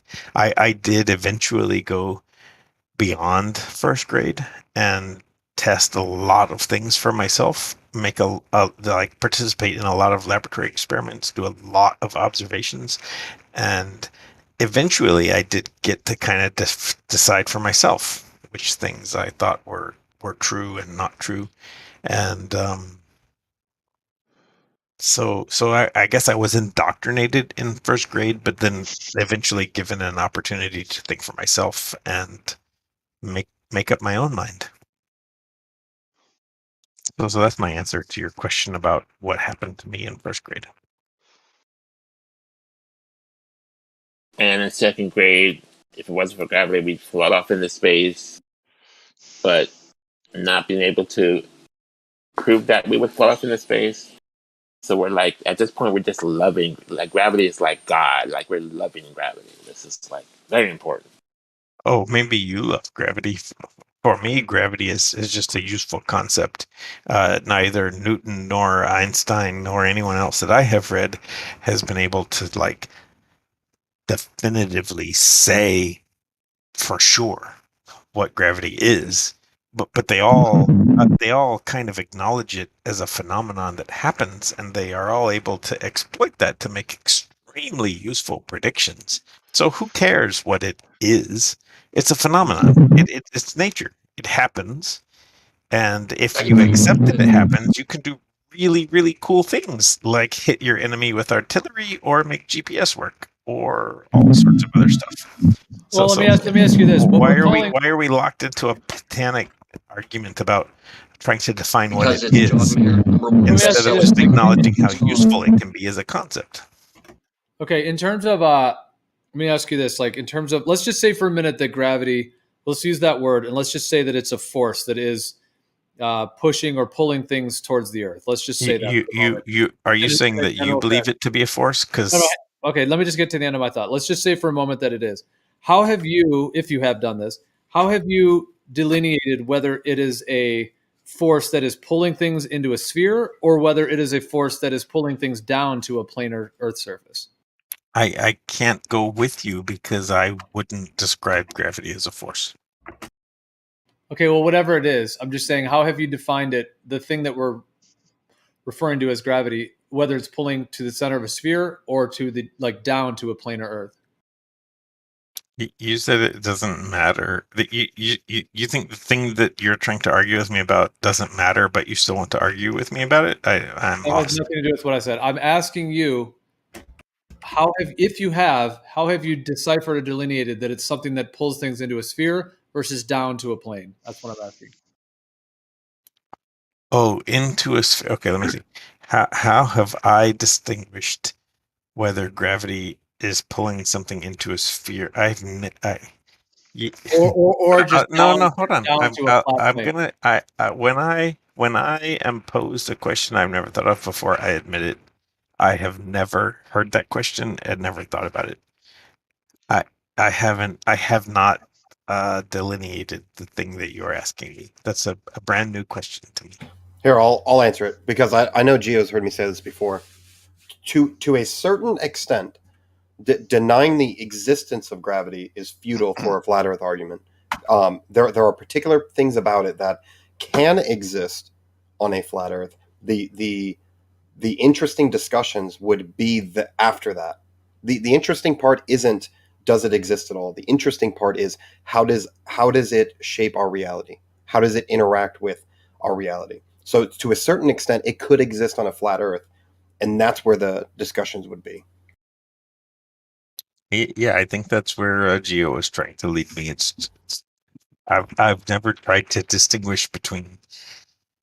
I've never thought about. It's essentially asking why could it only exist on a sphere Earth, or could it exist on different shapes Earths? And then if it's only for one, why? Essentially, would that be accurate, Gio? Yeah, I mean, just No, taking I don't the. say that it's incompatible. I've been trying to think about what you were saying, Gio. Sorry, I interrupted right in front of you speaking. I think you're exactly right. Which is something that's befuddled me for ages. If there was a plane, then there is a clear bias towards up and down and level, such that it just doesn't seem to even really be a question about gravity. Why do things go down? It's like, well, down's just down. I don't think that finding the way and things both could. I would agree with the point you made, basically, Gio. Both could exist. It would be impossible by determining the downward force that it existed, you could go therefore not plane. It would absolutely fit with the plane to me. Yeah, because there is an acceleration. So Yeah. there is. So yeah, there is. Talk about helium balloons is stupid. And that fits the definition of a force. I mean, obviously, people could get semantic about the definition of that, but but like the main just inquiry is how has one deciphered that that's pulling to the center of a sphere versus pulling down just to a planar Earth? Exactly. I very much agree with you. It could absolutely work. Like it could be electromagnetic. It could be a bunch of things. It could be mass. It could be mass attracting mass because we don't know. I put myself in a flat Earth mindset, we don't know what's down. So down could just be lots of mass. Certainly, the deeper we dig, the tighter it gets down there. So it could still be mass attracting mass and be flat. There's no inherent thing like that. We look up and we see planets with orbits. It does seem to suggest maybe we're on something circular, but it doesn't absolutely prove it. Like, let me get you one thing. Has anybody seen the Swiss cheese Earth thing? This thing, hang on. I was just thinking of ways to decipher it, like some test ideas, like if you had like lasers that were acting as plums, and then you dropped something along the line of the laser, and let's say you had one laser that was on a globe that the plumb line would be diverging from another one, and if you were able to have some kind of like a drone or a tracking device that could track on that laser on that plumb, and if there's a way to track to see whether those two items are converging or diverging or whether they're parallel.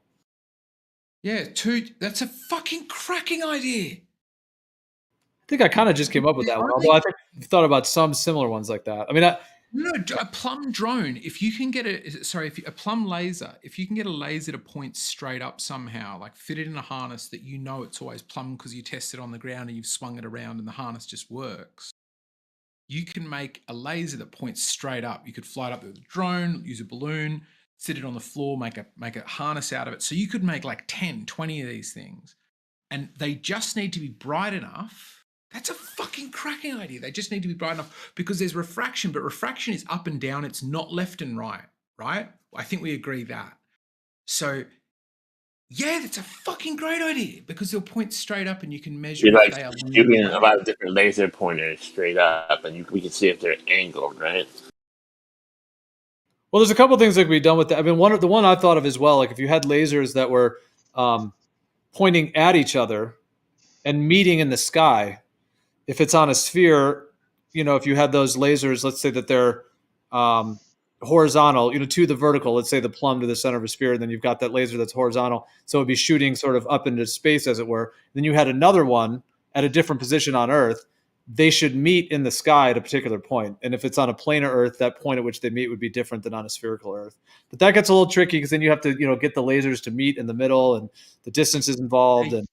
And you rely on someone's ability to line it up. Whereas if you've got a device, because I'm thinking some way you've got to be able to hang it such that the laser is pointing upwards without hanging it off that. That's what it is. The light needs to be first, and then you need to drill a hole into the back of a light at exactly the right point that it's pointing straight up. And you've got a tolerance, right? You can go within a degree, provided we put them 4 kilometers apart or something. Well, the plumb idea would be if you had a laser, the laser would just be acting as the like track, basically, like as you could also do it with like a tether, like an actual cable or something. But it's the idea is just creating an incredibly high altitude plumb. And then if you were to, let's say, a drone or something that could have very accurate tracking, of course, then you get into like depending on GPS and some of these things. Or if you had a way to send a signal between the two drones, something of that sort, and then you have the drones travel along the line of the laser or the tether, whatever that may be. If you're able to track those two and their position to each other, then you could see whether they're, if they're coming from the top down, they'd be converging. If they're coming from the ground up, they'd be diverging, or whether they're parallel. How are you going to keep these drones still enough to be able to do this? But what my thought is this: do exactly what Geo's saying. Should we record this? This is a great idea. Do exactly what Geo's saying. Using the drone though, not to set the lights, but to check their orientation on another. Because I just thought of it while Geo was saying it. If what Kosho is saying is true about the accuracy of my phone, apparently they claim it's centimeter accuracy. So with centimeter accuracy, hang on, I'm just doing this. You could fly the drone up with this phone strapped to it, so you know exactly where the phone is to the centimeter, and you can check that on land and make sure, move it apart and measure it with a stick, right, and know whether it stays within 2 centimeters, right? We can do that. And then test how far apart the laser beams are at the top and at the bottom. And then if we know they're to within centimeter accuracy, what you should expect is the drone at the top is further apart than the drone at the bottom. Yeah, but Riding, Now how are let's you going to bring keep these drones still enough, and how are you going to stop any vibration affecting the laser and all these sorts of things? How are you going to overcome all these obstacles? The logistics of Yeah, you would want to set how would you, that's a good question. If you were going to sling you would be good at this, Vandy. If you were going to sling a laser up to a thingy, we're going to go live now, guys. How We're would you already do live. yeah, I know, on my channel too now, Rotalks. If you had to sling, how would you build it? Draw it for me. Attaching a laser to a drone. No. I think you're shooting the drone from solid land. This is what I haven't tried to make clear. You might just set up a thing on top of a car or just out in a street, bolt it to a tree. You'll try it out. I'm thinking a cradle or something that just holds a laser, like a $50 to $100 laser, like quite powerful one you can see from a long way away, in some way almost gimbaled so that it just always points plumb. Right? Like a plumb laser. We could make a plumb laser exists. Come on, a plumb laser exists. Yeah, but the trouble with your plumb laser though, you still got all this vibration and whatnot going throughout the drone that's going to affect the gimbal. I'm saying it's you're going mounting. to affect the gimbal, all right? That you mount it to. So let me just pipe you through the correct headphones and explain what I'm talking about. Okay. You are not mounting the laser from the drone. You are mounting the laser from terra firma. Oh, it's on terra firma. Okay then. Yes. Okay. Yep. So you hang it from house, or you can put it wherever you want. You can make 20 of the things. The drones are checking the laser beams. And these laser beams are pointing straight up, yeah? So we just need the plumb. We just need a laser that shoots plumb, and then we need to fly around a drone that has a package underneath it, and the package is basically my phone. It won't be my phone, but it'll be a GLONASS T5 chip that's very, very, very accurate to its in centimeters.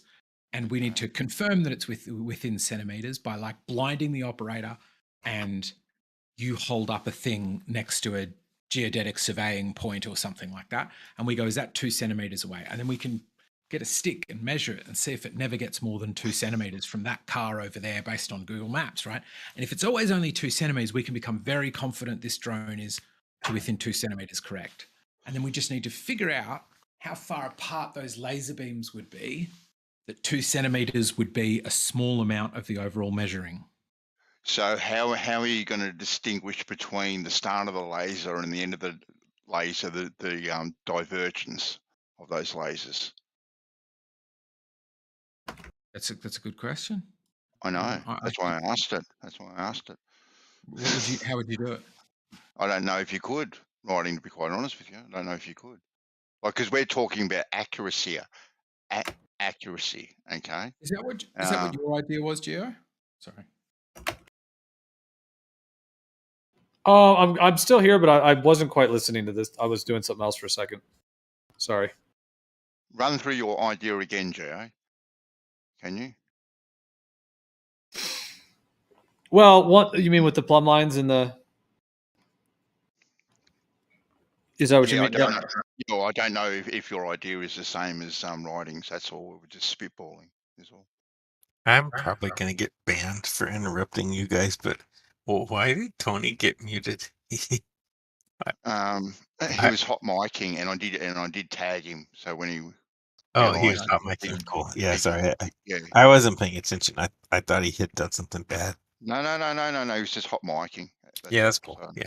so if he's listening, he can ping me. I wasn't even paying that close attention for a little while. I was distracted reading some stuff. Yeah. And hey, Bandsaw, just quick. Are you globe or flat? I honestly don't know. Me? Oh, 100%. I'm on a plane surface rolling. That's cool. Like PLAIN. Yeah, I fly around the air. Yeah. Well, I mean, in terms of one idea, like in terms of what I was saying with if you had some way to create plums that were either with a cable, like a tether, but of course that can waver in the air, or a laser, something that you can create a straight line that's horizontal, or vertical to the horizontal in your local region, and have that going straight up. If you then were to have some kind of device at the a high altitude in line with that, and then another one at a distance, to essentially be able to measure the distance between them, which is kind of similar, like doing that with buildings. People have tried to do that where, the top of buildings versus the bottom of buildings. But then in addition, I was just saying that if you also had some device that could track it like that, you could fly it, like you could fly the drone, let's say right next to the laser, a foot from the laser. So it's tracking along that. And if you tracked both of them, at the same time, like you had them both leave the ground at the same time. And if you had a way to be able to track those two between each other, then you could see whether they're converging or diverging as they go up and down in altitude. Yeah. So those tethers that you're talking about, you could just use, those spotlights they use in the military.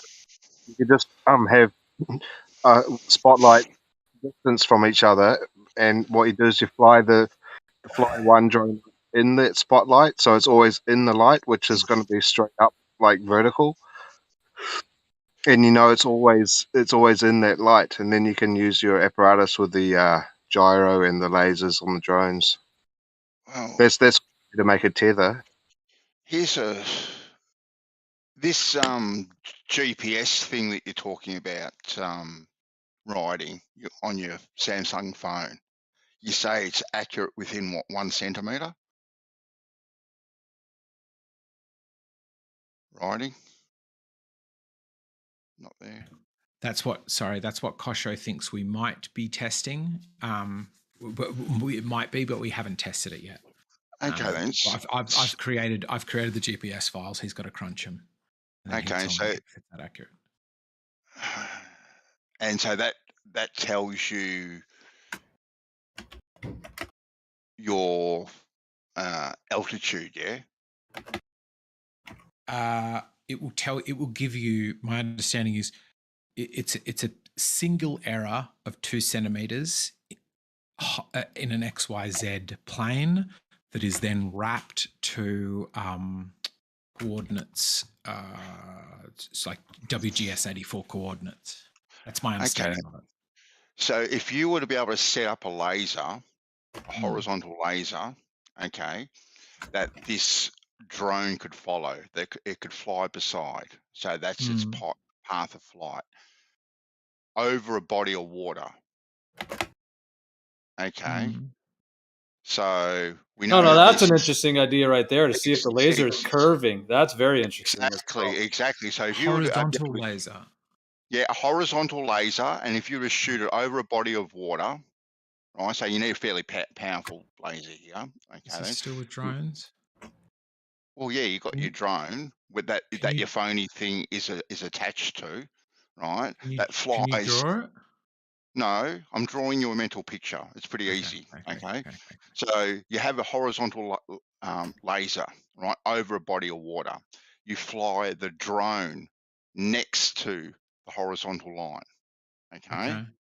And your GPS signal, right, should be able to give you readings all the way along that line, all the way along. So if you are flying perfectly horizontal from one singular point that you start off from, point A, so it's horizontal from point A, Okay, Right, and that I'm 100% with you. Yep. yeah, That's and that explained. drone flies alongside that laser, right? And it's taking measurements all the way along. So you could take 1,000 measurements all the way along that line over, say, Yeah. 2 or 3 miles, Yeah. thereabouts. And over that 2 or 3 miles, right, you're going to get a difference of what, 8 inches per mile squared of the curvature of water. So over a couple of miles, what do you got there? Whatever it is, 64 inches or whatever the case may Sure. be. Which should be well within the tolerance of the divergence of that laser for starters. Okay, Sure. with a powerful enough laser, and you should be able to get enough readings all the way along to compare those readings with the surface of the water. Yeah. Yeah, it's a good idea. You might even be able to build like a little set. There might be a way to have a little sensor on the drone that could actually automatically fly along with the laser. You know, like a light sensor that would, because I mean, you could manually fly it next to it as well. You could even be like in a boat or something, you know, 10 feet away from it and track it along. But there might even be a way to like install a sensor, you know, so it basically stays right, you know, at the same point where the laser is. Yeah. What? Yeah. Okay. Here's how you do it. I've got it. Would that wake affect the surface of the water though, and give you a false reading? This is what I think you would do that would help with that, and that is read it, shoot your laser from over there, and read it from a boat. You get a speedboat, right? Because a drone's got a pretty short battery time. You get a boat, and you go out across the surface of the water where you know you've got an extraordinary distance of water, right?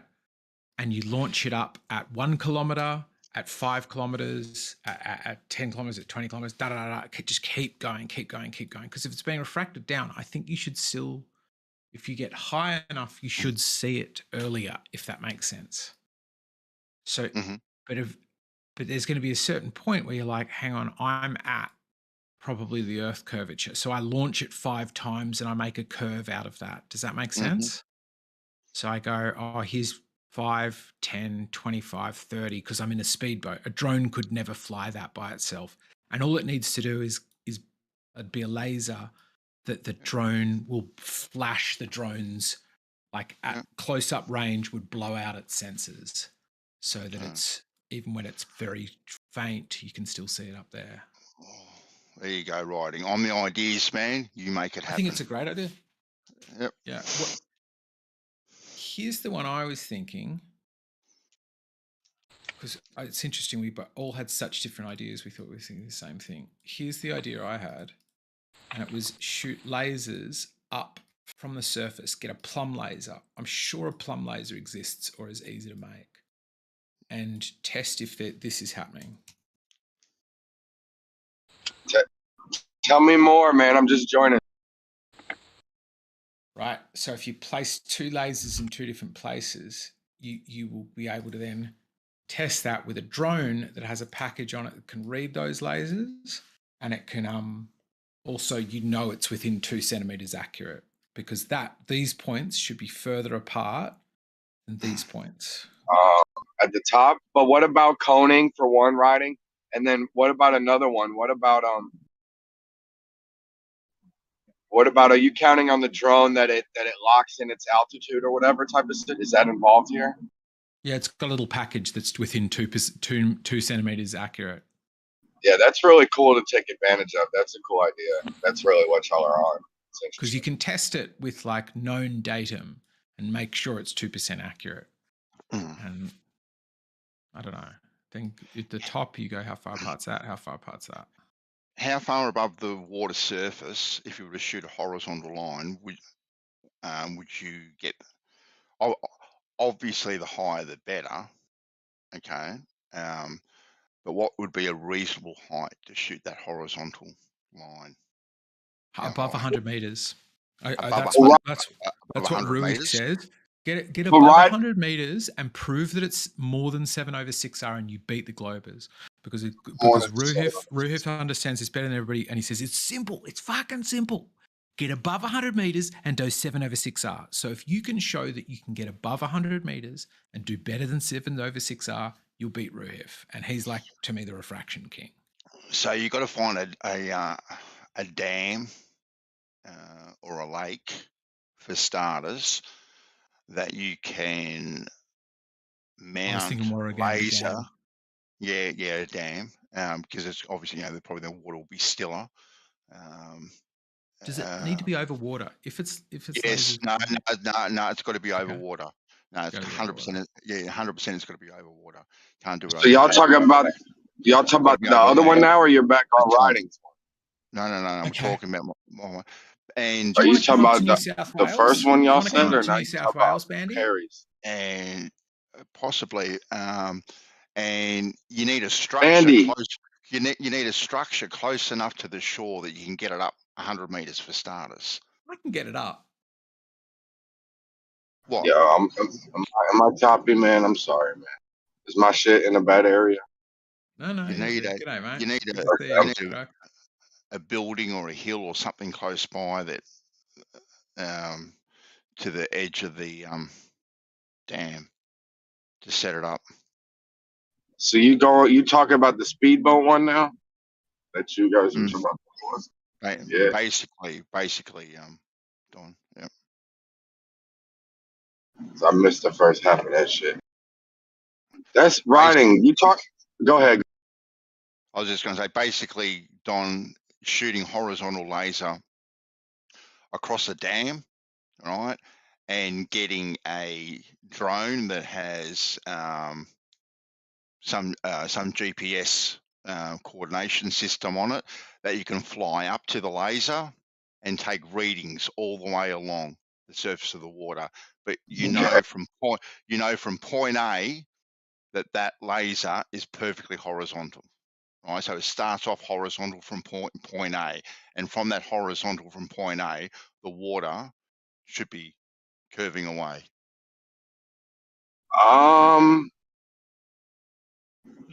But you probably have to, right? And you're thinking about it even more. You need to set the laser up in the middle of the dam. How are you? How confident are you in the altitude system of the drone? Go ahead, Brian. Here's my issue with it, Bandy. This line. Hold on, what am I looking at? Am I live? Live. Hold on. Sharing. Hold on. I can share my video for you if you want. Oh, you've got the wrong camera. Sorry. I've got the wrong camera. I'm not on camera. Yeah. Sorry, I've been making this the whole time. Nobody's been there. There we go. This has always been my problem. The horizontal. Light over water horizontally, particularly when it's warm. So this is always the thing that's in contention. It's very difficult to measure and it's got a lot of noise. Right, you don't want to use that as your baseline. If that's Because here's the thing, sextants say don't do this. It's easy to take this measurement, but don't do it because it's out of whack. What they say is, definitionally, using the sextant, if you're shooting straight up, there is zero refraction because there's nowhere to refract to because you're dead up, right? So it gets lower and lower the higher you look up until it's definitionally zero at 90. And so and you're right. Is we know we can trust straight up and down. Also, look at the black swan. Look at any refraction image. It's never doing this. It's never moving it left and right. It's only making it go like straight up and down. I do have a critique to that, man. I don't know. Train goes. I don't know if you heard me before, but like your straight up lasers, I assume you're gonna do it at one altitude and do it at another altitude and see the distance or something. Or okay, so. But have you thought about the fact that the lasers are going to spread out at higher altitudes? Yeah, that's true. So that's going to fuck up they're going to think they're closer than they are at a higher altitude. You know what I'm saying? So what about this? You're right. What about this? But we want to find the heat spot. We know the hot spot is going to be in the middle. So we, in fact, you're a genius. All the way from this side, bang, bang, bang, bang, bang, bang, bang, and we should get nothing, something, nothing, nothing, and we know what the middle of those humps are. Yeah, I guess that's a good target. That's genius, bro. So we're like, if it's close enough that it could be straight, because this is what you expect for flat, right? Up here is the same as up here. And so if we get these hot spots there but not there, I think, yeah. I mean, that's really smart, man. I don't know if sensitivity of the equipment. That's a really smart idea, bro. You just I have to don't go, know. if it is accurate to 2 centimeters, we need to wait till this is like 20 meters or something. You're still getting an accurate reading off like exactly what you said, the problem with the laser. So you're saying the drone holds its I don't want to like the drone basically holds its Have line you never in flown one of these drones, 3D man? space. Yeah, I mean They're these I don't know, but I know they are. I know. I just like I don't know if they're doing pressure the same as the fucking airport. You know what I mean? I don't know how these things are maintaining their. I assume they're just using laser above the ground, so they're gonna lock that in here. See, that's gonna fuck you up. They're gonna follow the contour of the ground if they're lasering the. See, I don't know how bad the advanced ones. I don't know how they go. I know the baby ones. I think you. Yeah, I so think they work really well. They're like bolted to the spot. When you go to do drone stuff and you fly it, you can let go of the controller and push it, and it goes and goes back to the spot like it's on a bolted macro to the firmament. It's weird. I get you, but what's obviously important, and you guys smarter than me, you know this, but I want to talk about it. What's important is how it's holding its altitude. GLONASS and GPS uses two different satellite systems, and it decides which one is stronger and does some very cool shit to also watch out for the environment but know exactly where it is, so that you can give it a GPS line over a mountain. You can go follow these coordinates and you just know where they are because you know where you are, and you go 20 meters up to my right, and it can follow. Well, the GPS is fine for like line of direction, but again, what about its altitude? What system is it using? Both GPS and GLONASS. Well, you don't want that. Am I wrong in saying that you don't want that? I think you want a reference point riding. Like with that, you don't really have a reference. I think if we do it horizontally, over the water, you got a reference point. You got something to compare it with. Yeah, right? yeah. So how will we tell then? We need to get above 100 meters. That's what we do. Even the laser is above 100 meters, okay? And because we've got this device, so we don't mind, and that's what Rui says. And then we just need to make this larger than 7/6. So you're just like distance. Distance is going to give you the. Yeah. Okay. That's true. Well, I get it. I like it. And so you're saying, obviously, during the day, you're going to get more dramas with refraction. So you do it later on in the day or at night, probably at night, where it's going to be least affected. Yes. Right. And visually, it'd be better anyway at night.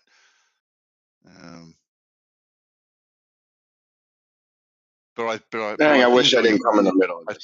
I think doing horizontally riding, you've got a reference point, all right. So you're comparing, right, the modern technology against what flat earthers say is a constant all the time, being water. Okay, and if you can get that line horizontal, right, from point A. So that's what it is. This box that's what we do. The box can recognize the light and knows exactly its position, and the drone just takes it there. Yeah, exactly. Yes, and all the way along, you can, you can even do it with your speedboat, and you just drive along in your canoe or whatever, and just launch it up, bang, bang, bang, bang, bang, and take all these different measurements. And over a couple of miles, you should get 64 inches, which should be more than enough to allow for refraction of any sort, I would think. All right, 1 sec. I'm gonna have you sell me 1 sec. I don't know. So we've got to go get a drone. We've got to go buy a speedboat. I've got a speedboat license. Like, if you want to come up to New South Wales, that's what I'm thinking, man. Come up to New South Wales. We'll go to the farm. We'll do something. We'll build something. Because, we'll build something. It'll be good fun. Before I head off overseas, it'll be good fun, man. Don't you think? Riding on eggshells. Do you think that? I don't know. Riding on eggshells. Do you think that all of your crazy globe shit you spew is just because of how much blood is in your head because you're upside down. Could be. Certainly could account for the arrogance of us Aussies. That's funny. It's got to be hard, right? I mean, does it give you headaches having all that like blood up in your Is head? eggshells in Australia? This test would be better done over here in Finland in the winter when all the water is frozen up. You can just walk there, go with a snowmobile. I actually don't know if eggshells is Australia, New Zealand, Maldives. Who the hell knows where he is? He could be in South America for all I know. You guys He's know this definitely good enough? upside down though. Nobody that's right side up would talk like that. Anyway, Bandsaw Maybe Bandit, he's maybe definitely upside. He's right side up. Bandsaw Bandit is for sure. Maybe it's that the Australia is right side up and we're Eggshells, upside why'd you get so quiet? I'm just. I think I made a mess. No, Bandsaw, is there some equipment like instead of only depending on that GPS system, is there any type of tracking devices that can track just between each other, like a gyro? I'm thinking of some kind of, a way that we could actually track them in free space between each other, or even bounce signals between them. I'm just thinking of ways to kind of double over, yes, definitely use the GPS thing that I think, but is there a way we can validate that with some additional equipment? Can I just, Gio? Can I respond with a question for you? Because I think that's a very interesting ask, but I want you to be honest. Do you know what a Kalman filter is or how it works?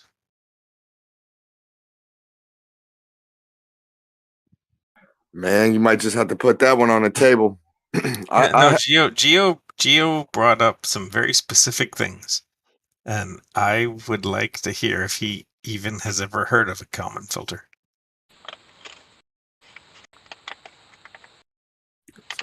Hey man, see, I came in the middle of it. And I apologize for asking them to go through that whole thing again, but do y'all know exactly what they're talking about? Like, if writing goes, will y'all be able to tell me exactly what they were talking about? Because I'd love to hear it for real before he goes one time. But before that, Gio. Gio didn't respond to you. Gio, come in. Yeah, I'm here. Sometimes I'm kind of away from my mic, but what are you asking about? I asked you if you knew what a Kalman filter was. What's the word? Kalman? Kalman? Spell it. CONNMON. No, it starts with a K, but it. Oh, does it start with a K? Does it? Dang. Yeah, it's just a guy's name. I don't think I've heard of it. Nope. But yeah, like I mean, you would. It starts with a K. Yeah, it. But you brought up stuff. Yeah. Yeah, what I brought up is that if you have these different ideas that we're talking about, having drones tracking next to lasers with either plumb lines or parallel over the earth, all these different things. But and the idea of using the GPS system to track them, what I was saying is that is there some additional equipment that could be used where those drones could be tracked independently of the GPS system and be tracked between each other, with gyros. There's also ways that you could bounce signals from one to the other, like you could bounce like microwave or different things. But in general, ways of tracking them in addition to only using the GPS to have something to cross. My question was extremely specific to exactly that. I know how the things you're asking work, and I actually know how to combine all those pieces of information together. And my question was sort of designed to see whether you had any idea what you were talking about or not. And if you had any idea what you were talking about, you would know the name that I referenced. Would a simpler way to cross-reference it? I don't know. That's fair. What Gio's talking about is not simple. What Gio's talking about isn't simple. Hold on, Rolling. would a simpler way to do it, maybe off the drone itself, right? So if this drone is flying at 100 meters above the water, okay, then so we've got the GPS coordinates, and we hang a plumb off it that the drone can lift, okay, right, which is exactly at 100 meters, and we can use that as a secondary, something physical. So it's actually just hanging off it, and all the way along, bang, bang, bang, it could give us another physical measurement as well, that we can correlate between the GPS and an actual physical measurement too. What are you this whole conversation? I just have to. It's late for me, and I should have gone to bed. But I just feel compelled to register my complaint about how stupid this conversation is. The drone. Then listen to what I'm going to say. The drone has 4 sensors on it, at least. One of the sensors is listening to the messages from the GPS satellites. Another one of the sensors is measuring measuring acceleration and assuming that the acceleration is pointed down. From that, it's getting a sort of an attitude thing. It also has a magnetometer on it, and it has a gyroscope. The gyroscope is measuring angular acceleration. Magnetometer is referencing it in the frame of the magnetic field of the Earth. Right. So there's 4 things. There are 4 things at least that the drone knows, and nobody in this server, I don't think, has any fucking idea how the drone takes those 4 pieces of information and puts them together. None of you could explain it to me. You're all fucking morons, and you. Wow. Thank you very much. Yeah, take a bit of a break, Roll. Yeah, I actually don't think he thinks I don't think he understands the simplicity of what we're talking about. It's a little bit too simple for him. Well, check this out. I joined in the middle. I'm trying to ask you guys about 7 times what you're talking about before writing. We're talking about a test. Bandy wants to do a test where you fly a drone over some water that you're 100 meters up from, because that's what they say. 100 meters up, 7/6R. So if you go 100 meters up and you show that it's more than 7/6R. Hold on, stop right there. Stop right there. Did Rolling just Can I talk with this dude for like 2 sentences? Yeah, I was just wondering. I did like Rolling just like descended into insults. Did that just really happen? Yeah, he did. Yeah, and that's why he's muted. Well, I mean, he was giving it was negatively phrased, but like he still was going to give you constructive criticism. He was giving you relevant criticism from what I'm saying. Riding. So you go 100 meters up and you show over. Can you describe this? You show over more than 7/6R. Can you describe exactly what on a curve what your outcome would be, and on a flat what your outcome would be? Could you talk me through this? On a curve, what your outcome would be wildly bad near the surface, and become quite clearly just one thing after that, which is 7/6R. What are you most refraction you can get if you go that high is 7/6R refraction. So all you need to do is get above 100 meters and show that it's more than 7/6R, which is not much. You're showing that the Earth is 1/6 bigger than its current than we think it is. You see when I'm telling you to stop, though, that's where I need you to be specific. Okay, so how are you just claiming you're showing it's more than 7/6R? I'm not saying that. What I'm saying is the current gurus on it, like Ruhif is very forceful about this, so I just trust him, and because he points out this stuff in data quite succinctly, which is near the surface you get wildly varying results. When you get above 100 meters, those results become very reliable, and they are reliably 7/6R. Okay. So if the globe model says they're 7/6R, all you need to do is prove the world is more than 1/6 larger than, like, we think, it gets a little bit bigger. You need to show, no, it continues forever. So you need not just 8/6R, you need like infinity over 6R because there cannot be an R. So that number has to be so big that that becomes 0, basically, right? So But are you just if talking you about manage to show looking at 32/6R, now you're talking. But if you manage to show 6.6/6R, it's like, well, you've not done anything. That's what we say How should are be you there. how are you showing it? By able to witness something in the distance that should be over the curve? Like how are you going to show it? We put a laser over a raw water reservoir 100 meters off the surface. Then you fly a drone so it is going out on a speedboat and it goes up at different points and goes doo-doo-doo, tests, bing, bing, takes its little packet, which is it What is it knows testing? exactly where it is. And it's What testing, is it? am I in the beam of the laser? And then it goes back into your boat, your drone goes down, and then you tootle along to here. And then you go up from here, da-da-da. And so each time you know exactly you're taking off the same height off the water. So even if you just took the raw data from the thing, what you should find is a curve. What you should find is this. Okay. Right? The further out I go, the more I have to fly higher. And I think you just need to get to the point that that's more than 7/6R. Yeah, you're right. You're right. Now let me though get that in. starting point is 100.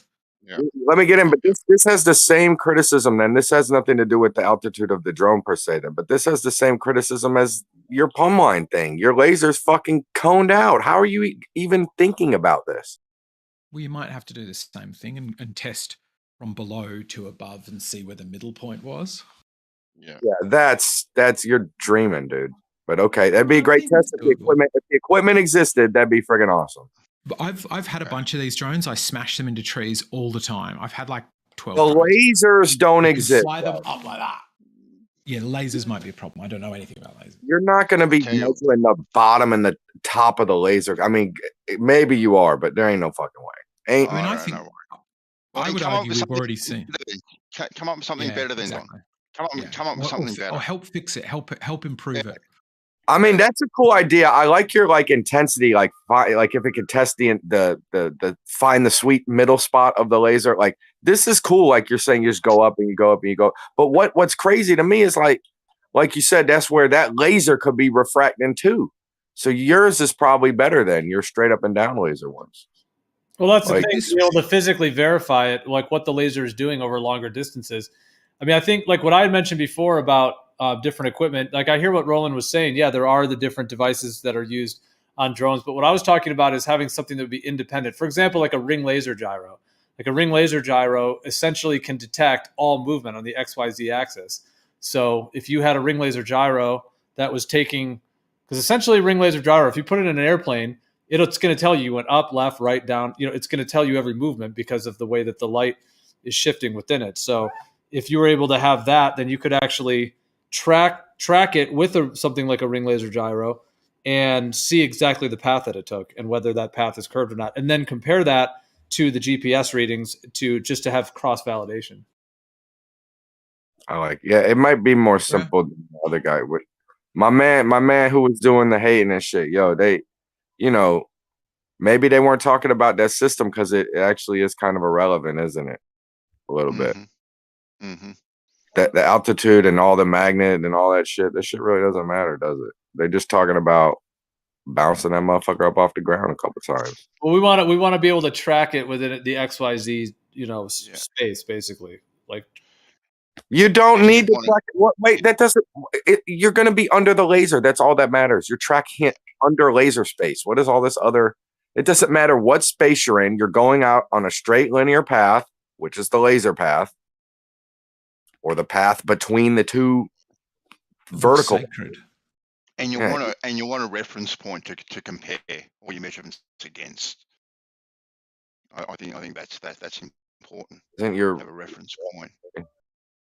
That's you guys are on some cool. Like, dude, this is maybe some new shit right here.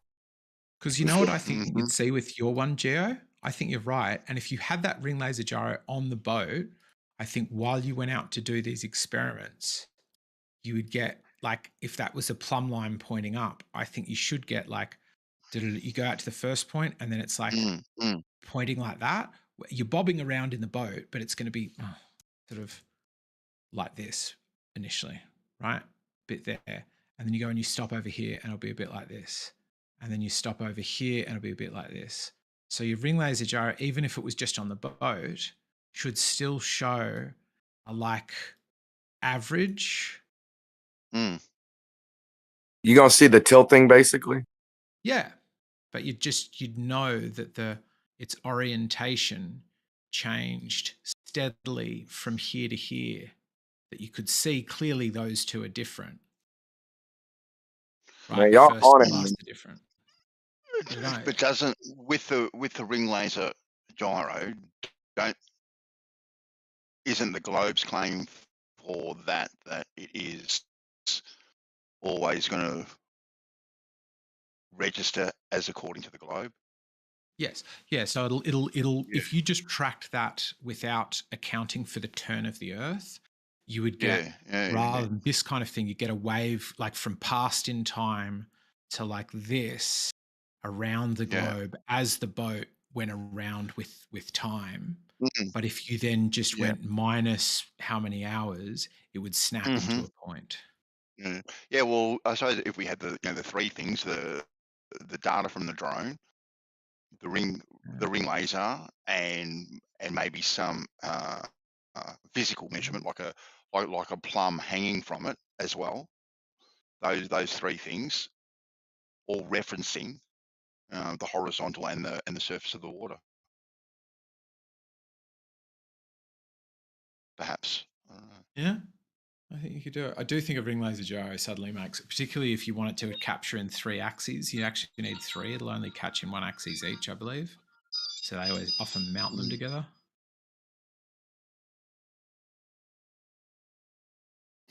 Well, you could do this with like Whitesword's his dual gyro test as well. That would be with mechanical gyros, one that has gimbals and one that doesn't.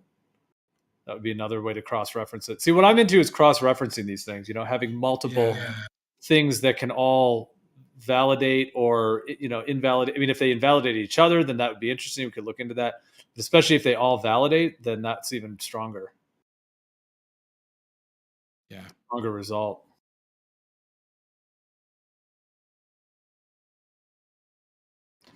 Like one drone, like his idea is to do it in an airplane, but if you did them in drones as well, like you could adapt what he's doing, where you have one that's got the gimbals, and then one that doesn't. So one's compensating for that precession, and one isn't, and then compare the two. That's just a general idea he has as well. But if that could be incorporated into this.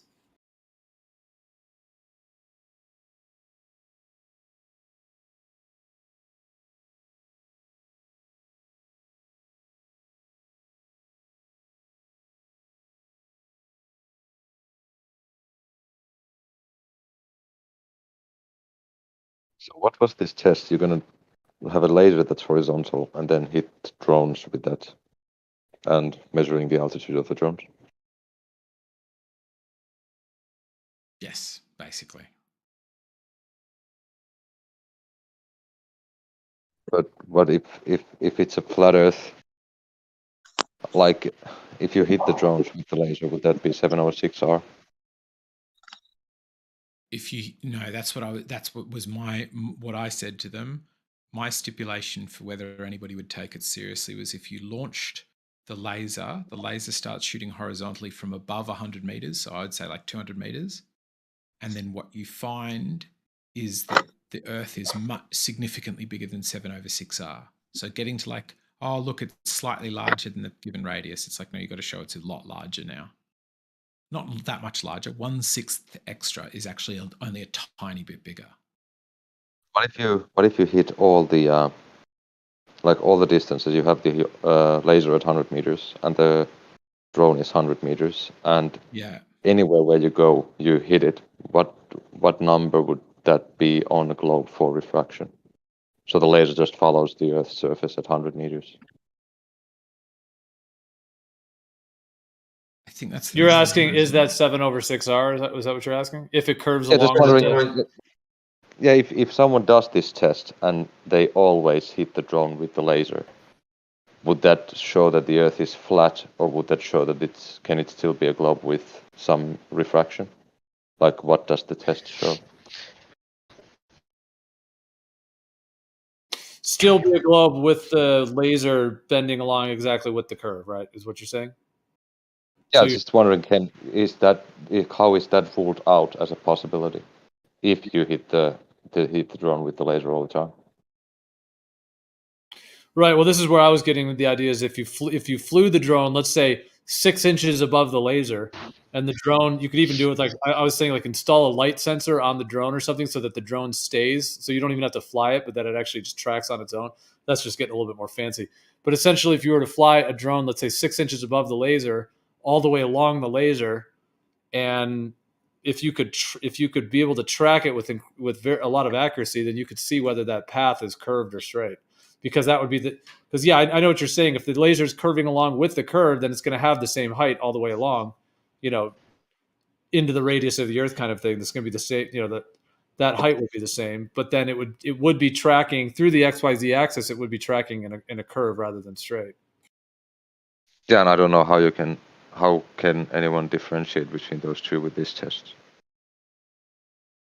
But the test to me is, people say refraction below 100 meters is very unreliable, but they say it is quite reliably 7/6R at 100 meters. So what they have to do is launch the laser from higher than 100 meters and get significantly more curvature, less curvature, more planeness.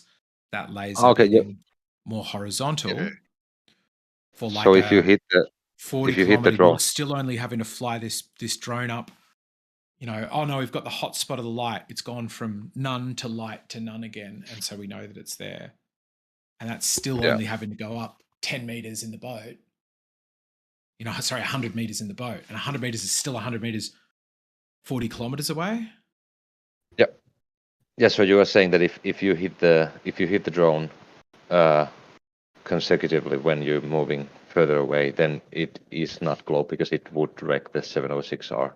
Exactly. So if you got to more than like 21 over 6, over 6, suddenly we're like, oh wow, okay, our globe's got a problem. Yeah. I mean, I think that's already shown with if you go to a mountain peak and take a picture, and things just at your elevation will appear lower. Yeah, you can see things. I agree with that. If you've ever sat on the mountain and watched the sun set into the ocean, you've watched the sun set definitionally lower than you. There's no two ways about it. So I agree with you. Because it's set at sea level, right? We don't need to be confused about where sea level is, and it's set into it, and you are not at sea level. So yeah, but that's a different issue.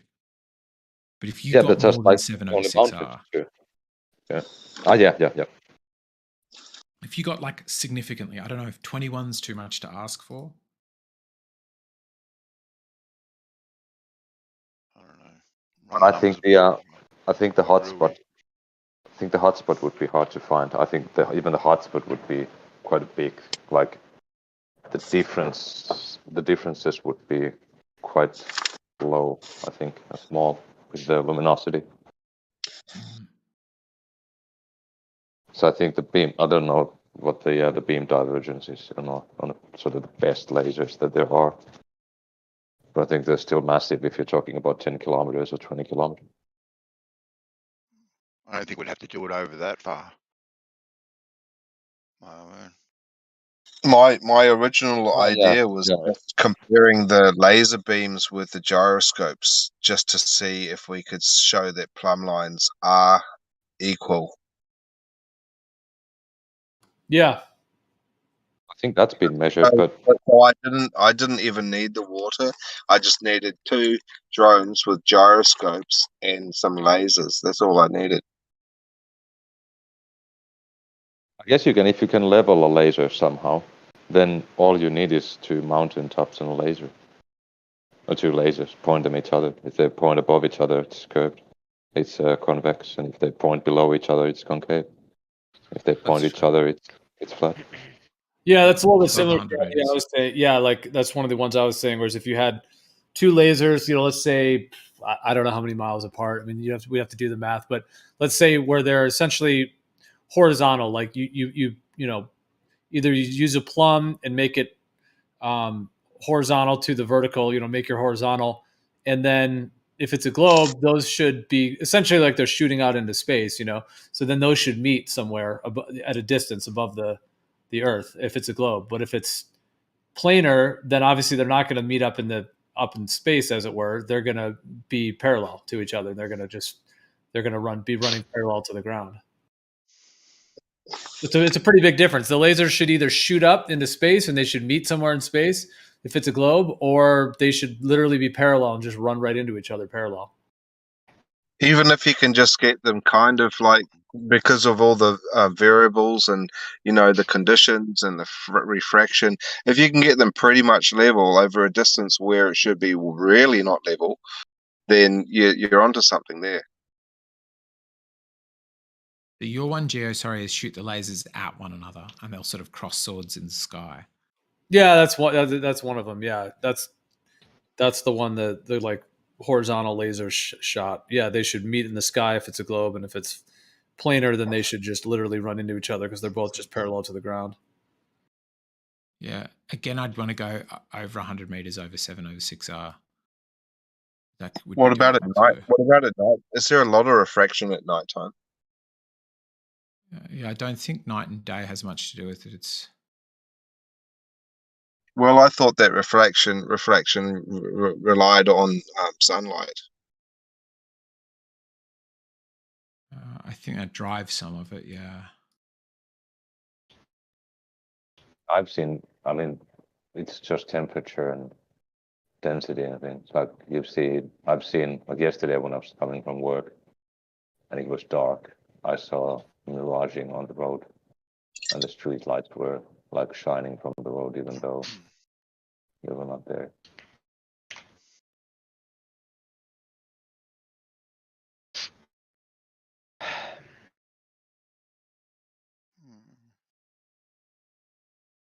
Well, there's definitely some type of a magnification or refraction. If you look at a star at night and it's twinkling, right, or even at the moon, but if you close your hand around your eye and you squint, the moon suddenly becomes really tiny, and you're losing all of that reflection attributes. There's definitely some lensing effects going on even at night. Yeah, even like looking straight up.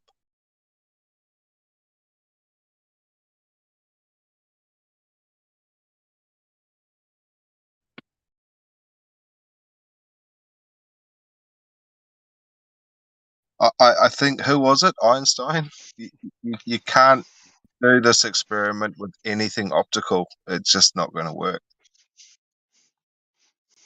This is not trying to test whether we are turning or the sky is turning. It's trying to tell whether the ground is bending, which I think is a different question.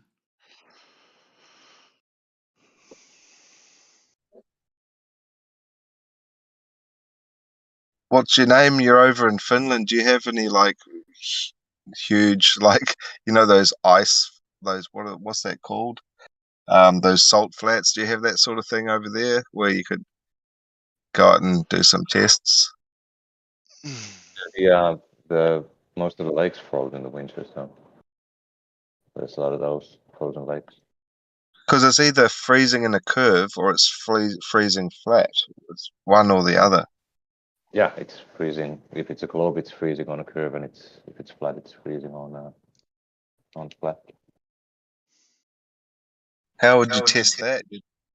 You'd have to have some. Couldn't you do that as well with lasers, where if you have them right down on the ground and you've got like that same idea? If you have two lasers that are, right parallel to the ice, and if you're at a long enough distance, they should shoot up into space if it's a globe because it's curved.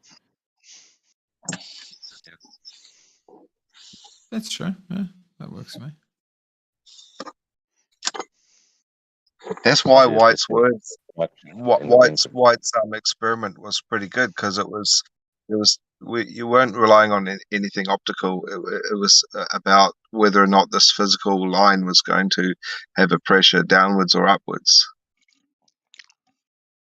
I think that's the only sort of physical idea that people have, but I think it has issues because of the distances and weights involved. Where the laser at, boys?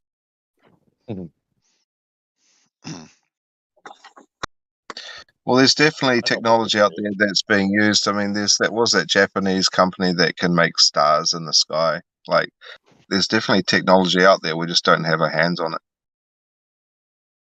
I Like, didn't get it. Just take some water, freeze it, take the ice, turn it on its side, and see if it's curved or not.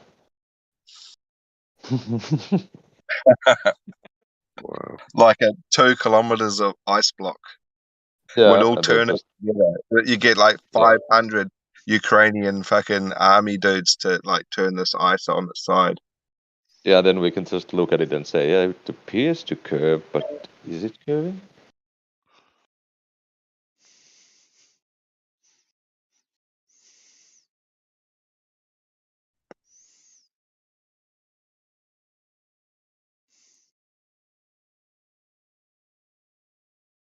And it seems as though someone just needs to go up in the rocket and take a video.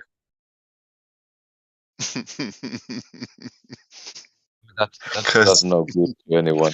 You know, like put I mean, those, a camera on the moon, and we'll be able to see if it's true.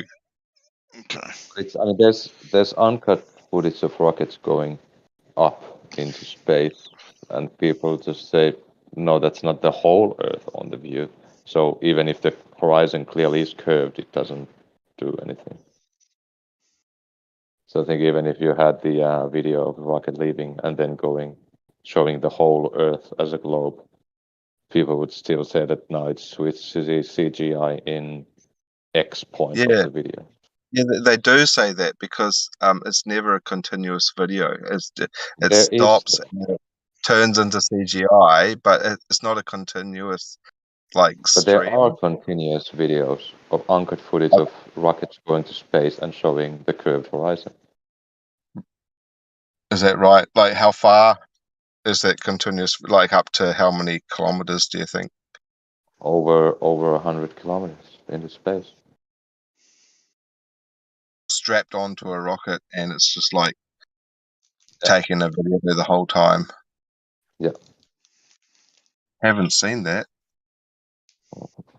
Okay, I mean, just quick, you can go to YouTube and just see rocket launch onboard camera. There's Atlas V. That's uncut for 4 minutes going to space. Wasn't there a video of people doing the Balaton experiments saying, oh, wow, isn't it weird the lasers are going up into the sky? And they had footage of it somewhere. They sort of bent upwards. I saw an image of that. That was interesting. Like the laser was just bending up. Does anybody have that? I don't, but I've seen it, yeah. I mean, concavers would have a hard on for that.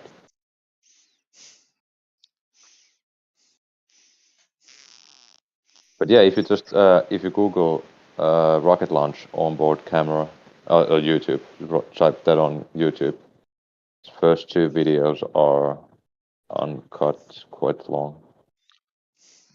Like, was it Norway that was it in 2020? They launched this rocket, and it was like it looked like it was skimming across the dome. I don't know. I mean, there's quite a lot of these uncut footages. Yeah, I watched this one before. This one, you can watch the same thing through different cameras beginning to end 4 times. This one's quite good.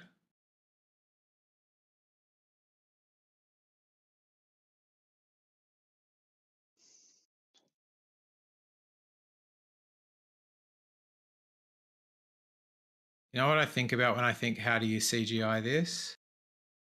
How shit movies always are at faking security camera footage.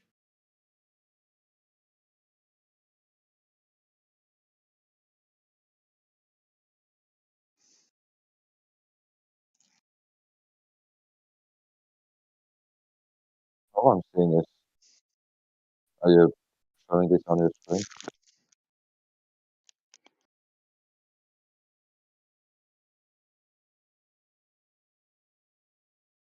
Oh, sorry, did I skip past the beginning for everybody? Oh,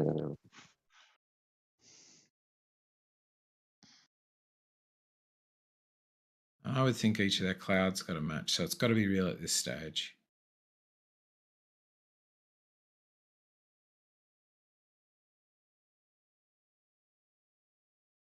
I think even if NASA did this, like if they sent a rocket to, I don't know, Mars, and they gave us a video of an uncut footage, people would still say no, that's a CGI, comes from NASA, so it can't be trusted. It's weird that people ask for evidence, and then when they get the evidence, they say, well, yeah, it comes from this source, which I asked the evidence from, so it's fake. Well, I can understand wanting to be able to check stuff yourself. Sure, Yeah, because Saying, then oh, you lack the skills and the funding to do the tests I do. it's, Yeah, but it's it's like, because they only lie sometimes, right? They only lie when they want to. no, but right? why do you ask for evidence? You say, why don't NASA show this? And if they show it, you say it's fake. So why do you even ask? It's like, it's weird. I see your point. Actually, I thought it was different. Yeah, it's like me asking, is North Korea a democracy? Ask Kim Jong-un. He lies, so we can never know. But Actually, Mailman, I gotta say I agree with you on that. That was well said. Yeah. Oh, yeah. People begging, come on, NASA, put a thing on the moon, and then meanwhile they're saying that everything NASA puts out is fake. So yeah, it's like, why ask? I've never gotten into that. I'm not asking NASA for anything. They can just be a sinking ship, as far as I'm concerned. I'm not asking them for. But I mean, in theory, if it was that easy to get to the moon and they can just be probing space and all this shit, seems like they should be able to have a lot of camera footage out there that we should see a lot more than we do. That's for sure. Yeah, but those original questions, it's not something that you need to ask now.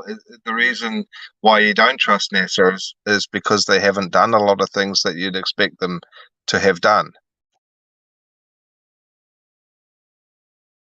True. Yeah. So I think when people, I think that is true as well. I would agree that in terms of like, if space were real and if it really was what they claim it was, it seems like what we get is so limited and kind of like Merle said the other day, like outer space is so, he's like, it seems so stiff up there.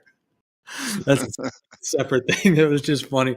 Just how the astronauts are always like out there, like arms crossed and like they're all in these like, anyways, that's a separate thing we're joking about. But, no, it's just like if space were real, what I was trying to say actually is just that if it were real, like we just get such limited footage, it seems. It seems like if it were real, there would be much more like, fluid, multiple angle shots of the Earth and the satellites out there and everything that's out there, instead of these very kind of limited, kind of controlled, like weird angles and like strange little like layered kind of images and things that just don't seem authentic.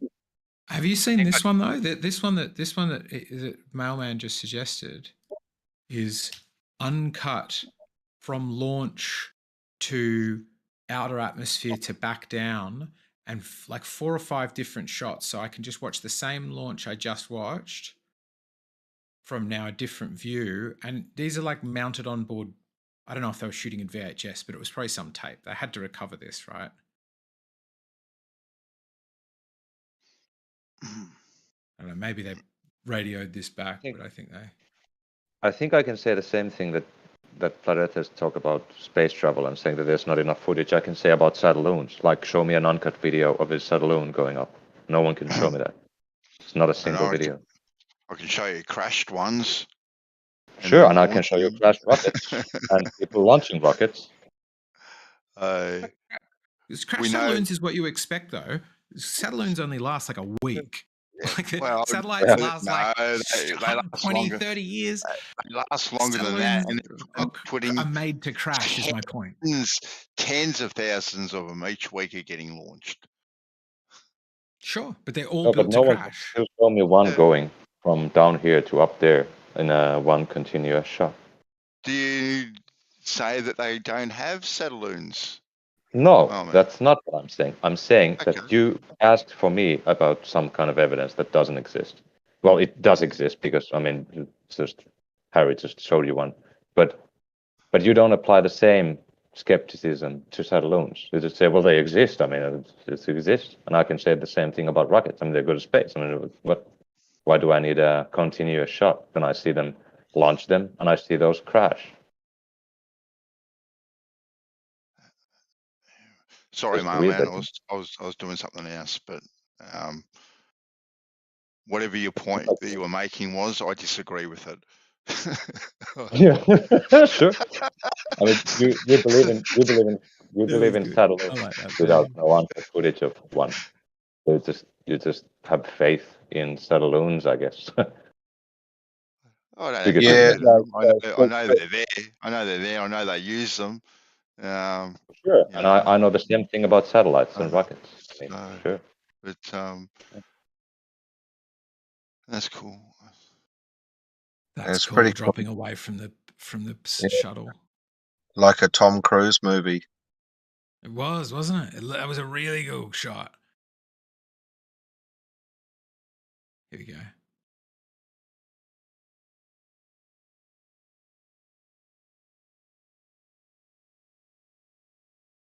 What's weird is the bits falling off. Like, you can't have bits falling off.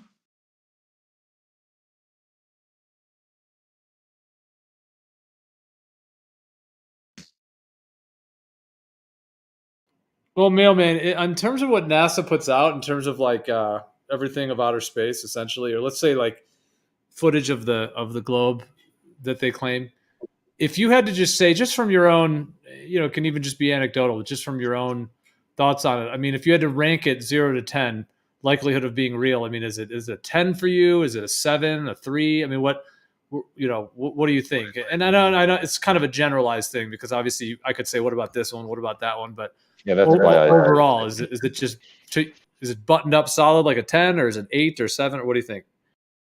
I mean, it's hard to say because I've not seen all the footage. So, I mean, Himawari 8 would seem pretty good because they captured the volcano. Yeah, capturing a live event like that, because unless you know at exactly the moment to do the volcano, how are you ever going to match footage you haven't even seen yet, right? You've got to come out with the Himawari picture before even all of the footage has come in from people standing in different places on the earth going, oh, wow, look at that volcano. And you've got to get every plume of dust right. Like, Video yeah, that I told and you posted, I think that's, I have no reason to think that that's fake. This seems good video. I reckon they've got like cameras strapped to the dome, like with Velcros. How do they get them? How do they put them up? Get them down? What do they fasten them with? What's the dome made out of? They fly have a them up, TikTok account. and they just super glue them to the dome. How do they get up there? On a rocket. So okay. Yeah, fair enough. So they go up in a rocket. And then the rocket goes dunk into the dome and it stays there. And then it deploys this other apparatus which straps the camera to the dome.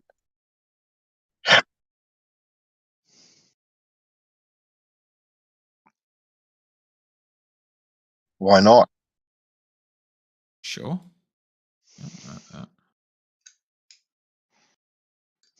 That would be the best surveillance system on a flat Earth, wouldn't it? Sure. I just think people would be like, I'm a rocket dome guy. Like, just imagine that's got a significant workforce, is quite an industry, feeds into the economy quite a bit. It would, yeah. Like, I mean, there are ways to cover it up, right?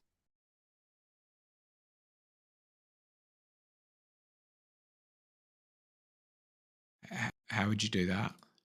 I mean, not everybody knows what Putin has for breakfast, yeah? True.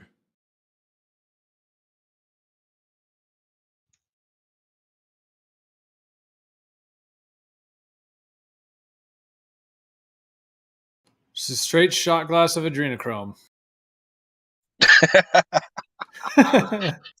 Stem cells on ice. Yeah. That's his V8 vegetable drink there. Fucking hell. Nearly spilt my whole bud. You know, I need to invest in one of those things that crush it up. It's like this little crusher thing. Because fingernails just don't do it justice. Yeah, like a grinder, good old grinder. Yeah. Always wanted one of those. Buy yourself an electric coffee grinder. They work wonders. I don't have enough supply to fit in one of those. You'd have to have like a handful. Yeah. Not with petrol prices the way they are, man. Fucking hell.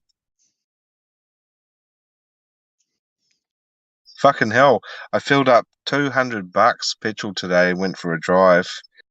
Now I'm on quarter of a tank from a full tank, and I was just driving around looking at land. Couldn't believe it. 10 hours of driving. Fuck. Started to get cramp in my leg. Have to adjust your seat every half an hour. But no, I saw some supreme land for sale. Oh my god. Didn't realize what's out there. Yeah. It's one of those magical places you can go and find in a valley with like native bush all around, and you have like your own little valley with a river, with like proper river, like Colorado style. Yeah. It was worth it though, 10 hours of driving. I know because I went to this specific area to try and find some land, and I went on every little tiny little road that you can find, and some of them say private road, no access. I just went everywhere, so next time I'm looking for land online, I know what it's all about, because some of the places, they look good from the photo, but you get there and the neighbors are all fucking, like really weird. Yeah. Hey, how's the flooding going in Australia, dude? It's all right if you got a canoe. Serious, jeez. Yeah, they're like over the rooftops of the houses, aren't they? Yeah. In some places, yeah. Wow.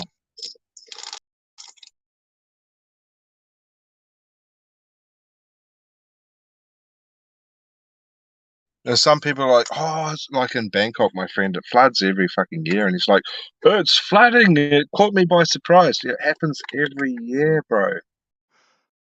Why didn't you buy some new jandals? Fuck. But I guess the sun in Australia just beats down and turns that clay into pottery, so it's not porous and it just doesn't let the water seep, into the ground. It's nowhere for it to go because it's so hot.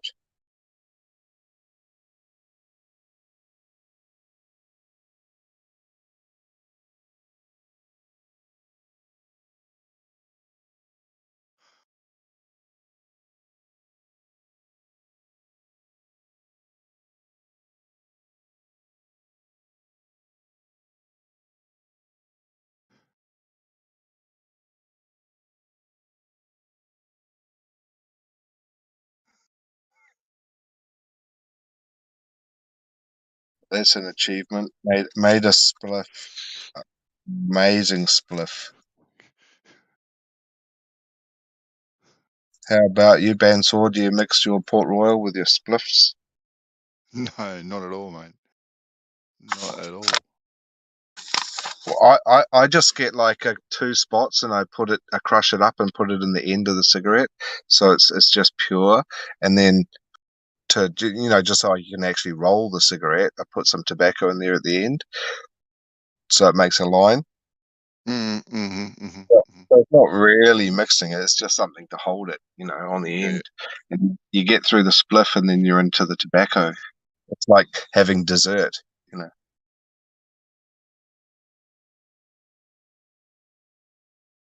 No, I go 100% a la natural. What, on knives over one of those old-fashioned coil stovetops? Hmm? Like, do you spot it with two knives heated up on a coil stovetop? Only me, my hashish. But yeah, no, the other stuff I just smoke straight. I got fucked up in China once. This guy is, I was walking on the road and this guy just whispers as I walk past. It's like a, what is he, like a Uyghur, like a Turkish kind of looking guy, and he's like, hashish, hashish. And I walked past him like a few times because I couldn't understand what he was saying. In the end, he just showed me like this fucking 1 kg block of hashish. He said, "You want some hashish?" I was like, "Yeah, fuck yeah." Never been stoned in China before. I'll try that. I know. I bought some and went back home and tried it. Oh my god. Never get stoned in China. It is so weird. Yeah. Even you can speak fluent, you walking down the street, people just seem like they're all like chickens. I just thought they were chickens.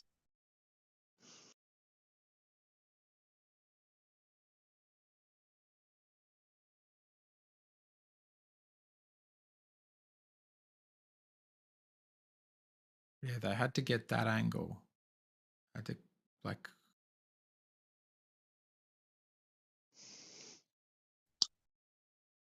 I don't see it, especially because the Hunga Tonga one was also seen by planes, wasn't it? That looks so dodgy, that one. Is it possible to like reference it with other videos to see if it was actually the volcano exploding? Sure. I'm sure you could, Like, yeah. the same sort of shape and everything, Is it possible that it's just all made up? Is what all made up? Like, I just think Like, the least, the one that requires the fewer leaps of logic and conspiracies and stuff to happen is that an actual volcano went up. Don't you? No, I'm Like talking after about a the certain video. point, don't you think it's like more probable that a volcano happened? No, the video footage made up. No, I think the video footage is probably realish, actually.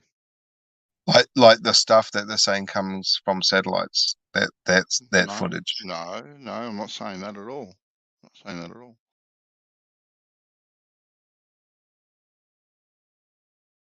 I mean, would it be possible to get like footage of it and then sort of like manipulate it somehow through some type of software where you could create alternate views?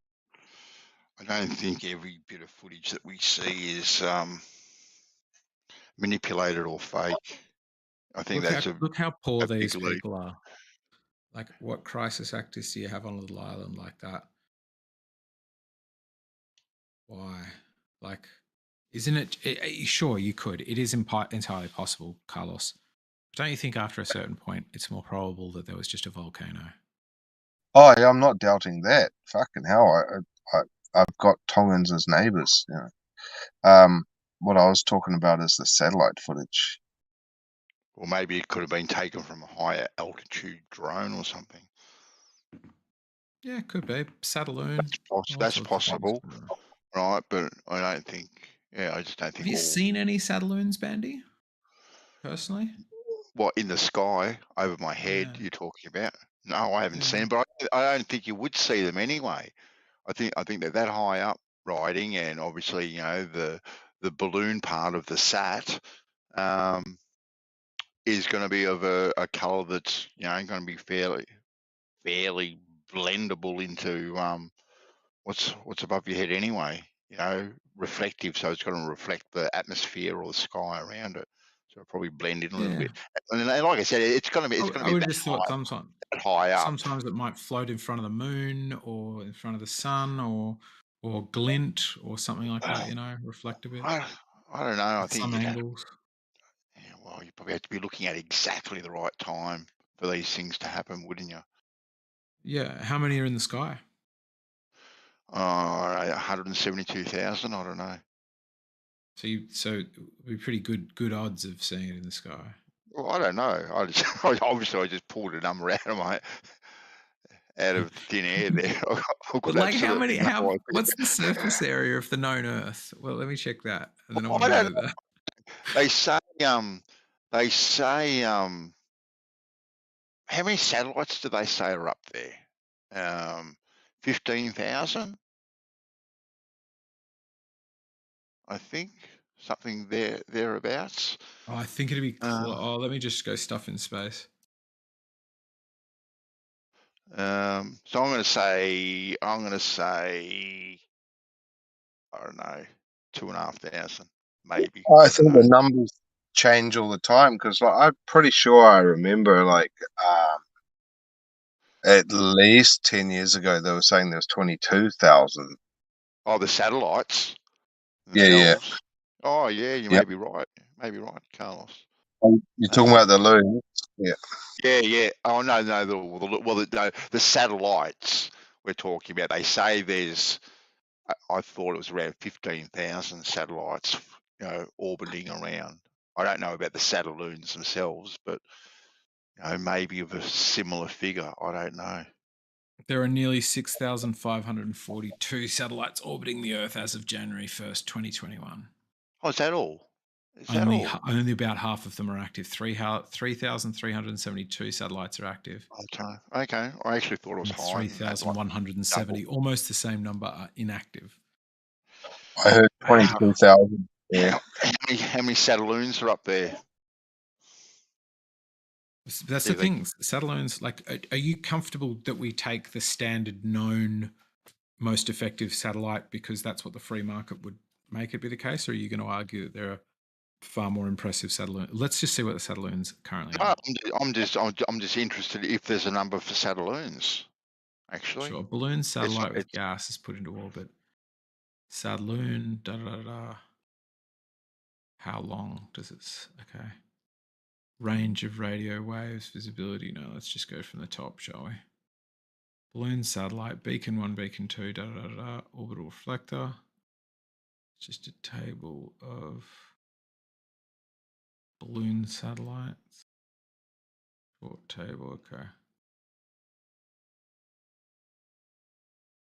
A balloon satellite is inflated with gas after it has been put into orbit. Oh no, that's a different thing. That's a thing that's in orbit and then inflated with gas, probably as a propellant. You mean a satelloon not like that. You mean a balloon.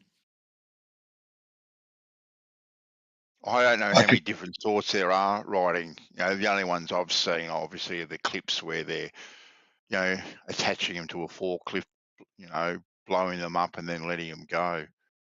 Right. Well, that's not a satelloon. Yeah. Next time somebody says that's a satelloon, you can show them this. What am I? This is something that's been put into orbit. And so we're talking about, what are we talking about? High altitude balloons? Yeah, high altitude balloon. Satelloon. And the balloon blows up like a football field, right? That size. They're pretty big, yeah. They are pretty big for the balloons. Yeah. Yeah, when they get to altitude, yeah. So the current ones are known to be able to get 19 kilometers above sea level. Mm-hmm. Oh, hang on. No, but hang on. How many of them are up there? It's just I'm also trying to gauge that. You're saying it's only 20 Ks from my eyes and there's thousands of them. I don't know. Yeah, okay then, but what's a hold on. What is go 35,000 feet, 2 kilometers. What's that? Yeah, well that's when you say only 20 kilometers, well planes are only flying at 10 kilometers. So it's double the height. Twice as high. Yeah, twice the height of a plane. Think about how little of the Earth that'll see. It's quite close to it, right? Kármán line's 5 times that high. Yeah, but there's lots of them, and then they get all the pictures, and they paste them all together and all that Isn't the SR-21 Blackbird 70,000 feet? And this guy's, what is the SR-21 Blackbird? It's about 70. It's about 75,000. That's the one when it lands, it's all leaking oil and all that sort of stuff, isn't it? Because Before it takes off, I think it is. Yeah. Right before it takes off, because it seals the gun. Yeah. So the Blackbirds can fly. What is 70,000 feet? Oh, it's about 15 kilometres. Oh, no, it's about 20. No, it's 21 20 kilometres. kilometres. So you're saying there's Saddleloons at SR-21 Blackbird height? Or maybe a bit higher, I don't know. Or a little bit lower. But then again, the Blackbird's going to know where they are, so he misses them, right? Isn't he? Don't they have to be moving at quite a clip? Like you can look up and see the space station, and the space station goes rocketing over your head, and you can track its ground position and try it if you want. I did it with somebody in America, although I didn't go out to confirm that it was there. I just trusted that it was there. And it's going at 24,000 kilometers an hour. I got 27,000, but I was like, that's pretty close. Given I just went, when is it visible in your house and when is it visible in mine, which leaves a lot of error room. But that's got to be moving it pretty quick, right? What is the speed of the ISS? I don't know. It depends where he was and where you are. 7.66 kilometers a second. But it gets from America to Australia like it's that distance. Yeah, but it depends where America and Australia are on the map, doesn't it? You moving the map around now? I How haven't moved far are you going, man? I haven't moved anything. I'm just posing Just the putting the question. feelers out, just see what you think about changing up the map a bit for the sake of conversation. Just posing the question. Like, I don't know. Like, I haven't confirmed it myself. Yeah, I know. I'm with you. It's one of those things that you think about because you really don't know how advanced in technology there is actually available. It's like so. Yeah, they spend half of their technology doing cool shit, and the other half of their technology hiding the fact they're doing cool shit from us. What do you think about the idea at the moment with what's happening over in Europe Ukraine. and and America and Finland and Australia and whatnot are donating all this weaponry to them just to get rid of their obsolete equipment? I do think there's absolutely think there's shenanigans going on. Like that guy getting chucked off Q&A in Australia. If people didn't see it, this guy goes, "I'm Russian, and a lot of my Russian friends don't like just being painted as Russia is the bad guy here, because actually 30,000 people were genocided. Now that 30,000 number, I have very confident, because Putin's shown nothing for it, that he's made a claim without evidence, so I'm dismissing it without evidence. If you've got evidence for 30,000 genocide, then fucking put it on the table. Don't just claim it and walk away." And he was wrong, I think, but then Stan Grant kicked him off the show. Just went, "I'm sorry, I won't put up with that. Get off the show. I won't put up with anybody condoning any act of violence." And I was like, we wouldn't have kicked somebody off the show for whether we should have invaded Iraq or Afghanistan. Suddenly now we've got to respect people's sovereignty. Anybody who doesn't do that is a bad guy. Weren't we the bad guy? Aren't we still the bad guys in Afghanistan? Aren't we still fucking there? There's actually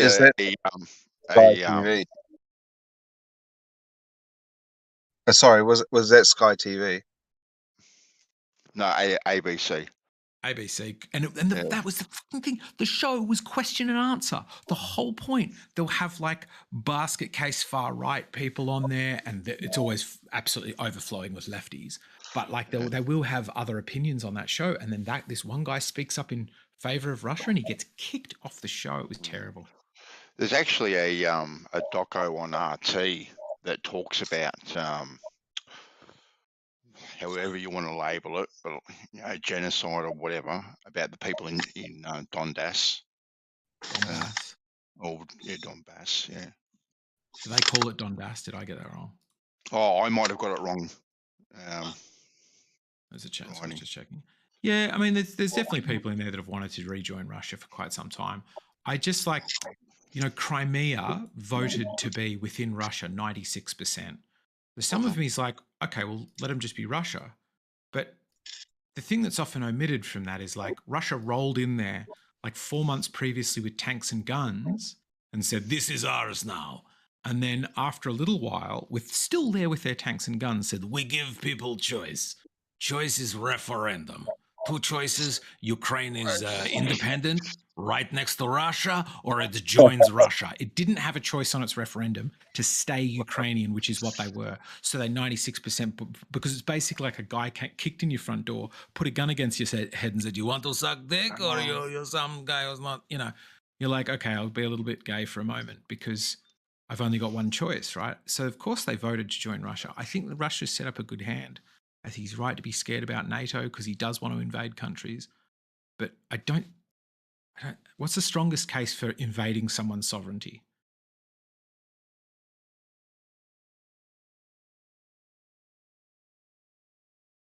Like no background history, like, because there is a history there, and they do want to protect their borders, and that's very clear. There was a verbal contract, and that's a good enough. When the contract was broken, that they were going to be joining NATO, he didn't want to have. Though? Was that what? Tell me about the broken contract, because that sounds bad. It was a verbal contract that Ukraine was not to join NATO, and because they didn't want to have weapons on the border of Russia. Okay, they're who always made that contract? Russia and Ukraine. They're supposed to be neutral. They're just supposed to stay neutral, but at the same time having not through NATO, but by having an agreement that countries would support them.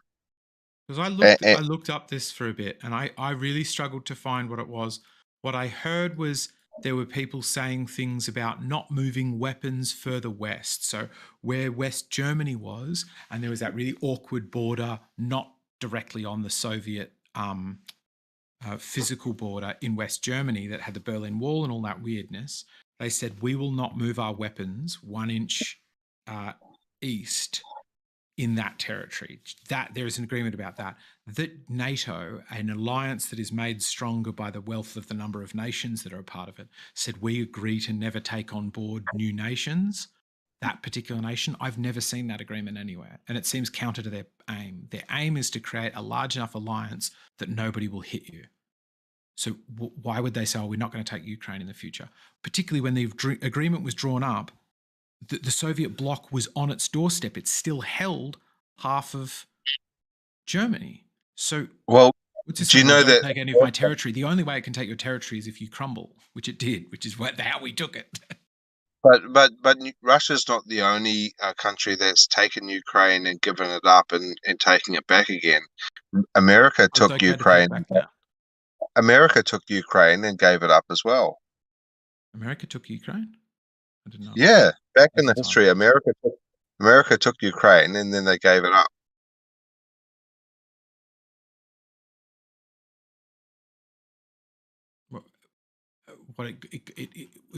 Tell me more of this. During World War II? Well, I watch. There's so much news that I see on the Chinese news, and it's just not like if I search the same news that I saw on Chinese news, all the videos and everything. If I go to YouTube or Google and try and find it, I can't find it, no matter where I look. Does that make you sometimes think maybe you're wrong? Not at all. It makes me think that the media is not showing like the full picture. So when you go to look for evidence that supports your claims and you don't find it, that makes you more sure that your claims are right. Well, if I go onto the Chinese internet and I search for something and I'll find it like in the first page, and then I go onto the Western side and I go to Google or YouTube or whatever, and I can't find it at all. I actually think that the Chinese news are correct. Using all the same algorithms, the same words, it's not there. Do you think that the Chinese internet and the Chinese news are more correct and factual than the Western, the whole internet? Yeah, I do. Amazing.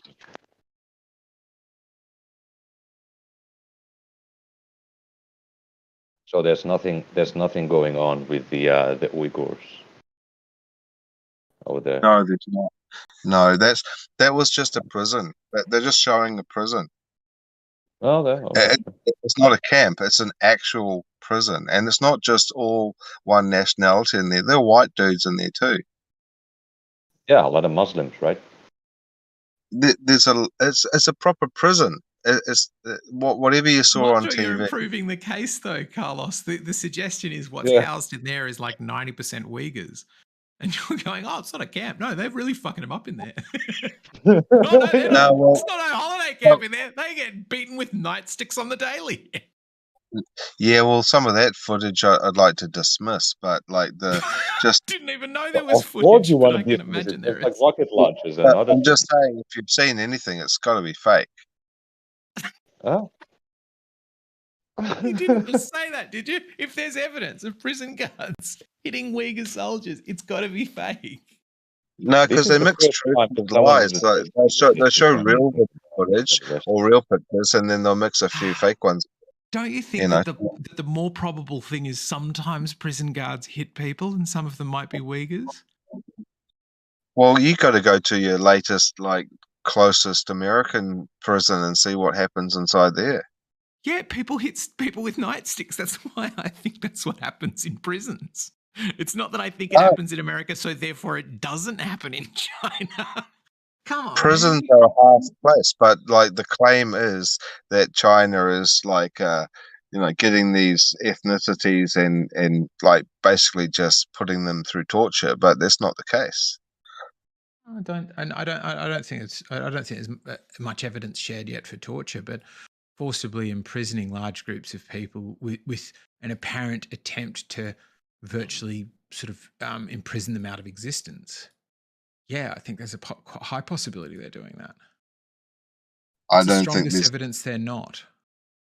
I It's don't not think them there's. saying so, if it's not the camps, if it's not the lack of allowing outsiders and reporters to go inside there, if it's not all of the secrecy and the fact that people are saying it's happening and the fact that we've got videos of things that look like that happening, what do you think is the best evidence that's not the case?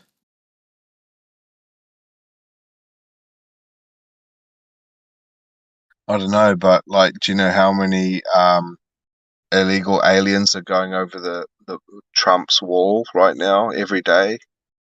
I mean, How is that related to you? How is that it related to is. Uyghurs? I mean, it's whatever you see on the news, man, and you can either believe it or you don't. Walk me through the reasonings. Okay, so we're talking about whether Uyghurs are being imprisoned in China, and then we're talking about Trump's wall and people jumping over it. Could you? I've never bring me been along too with you a bit? fond. I've never been too fond of Trump, but he mixes truth with lies, and basically, he's telling you what's going to happen because I feel like he's been battling the elites all of this time, and he still thinks he might have a chance, but I think that it's basically there's this play going on, and you've got to read between the lines and just don't take all news as factual. It's different from immediately assuming the opposite's happening. I mean, if you're a sane, a sane American, would you really vote for Biden? Like, he can't even get his words straight. I mean, there's a bit of that going around, though, isn't there?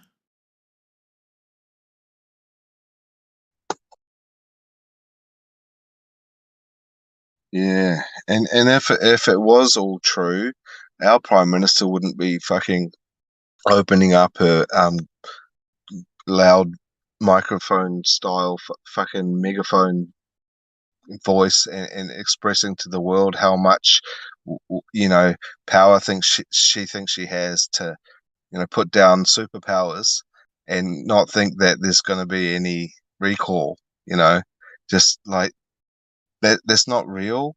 Like if that was actually the case. Tell me what's not real that Jacinda Ardern, you mean talking tough about Ukraine? Yeah, she's talking about like sanctions and like trade war and like and she shouldn't be doing that. And she thinks that like that's just not real, because if that was real, we'd be at war today. What do you mean Russia like, would declare war on New Zealand if Jacinda Ardern joined the rest of the international community as well as McDonald's to sanction and call out Russia for invading Ukraine, an invasion that appears to be going terribly, and the most obvious next conclusion would be that Russia would declare war on New Zealand. No, well, they'd probably stop doing trade with us or whatever consequences. But they could even just be looking at New Zealand as 5 million people. That's just a tiny little town. It's like our voice doesn't actually even matter. So our voice doesn't matter, and that's why Russia's upset, or they're less upset because we don't matter? That's why I'm saying it's all a play. These are just all puppets at the top. And like, if it really mattered, there would be consequences. But it's not true. It's just it's a big play, bro. What's a big play? War doesn't happen? Is that the idea?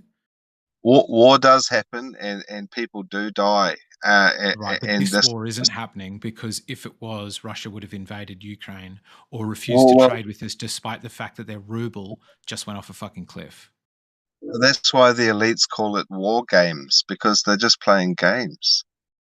Sometimes you have by going to war, actual real war. That's how they've always played. What makes you think they've changed? That's like Richard the Lionheart fought his own dad and his brothers. They went to war against their own family. It was pretty common for them back then. What makes you think that now they've always done it through war? The result, if the New Zealand really got angry at them, would also be war. Why isn't it just possible that it's just a war? Because I think they're all buddies at the top. Right. And wars happen. That's what I'm saying. Sometimes they have to have casualties, you know. Sometimes it has to get real for people to really, really believe that the system is actually happening how it's perceived to be, when it's actually not.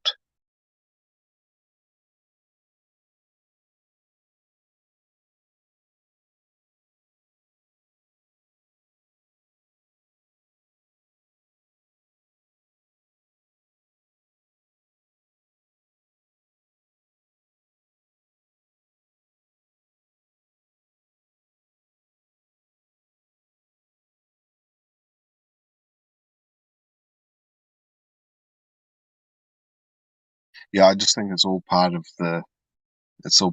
their agenda. You know, they have an agenda for sure.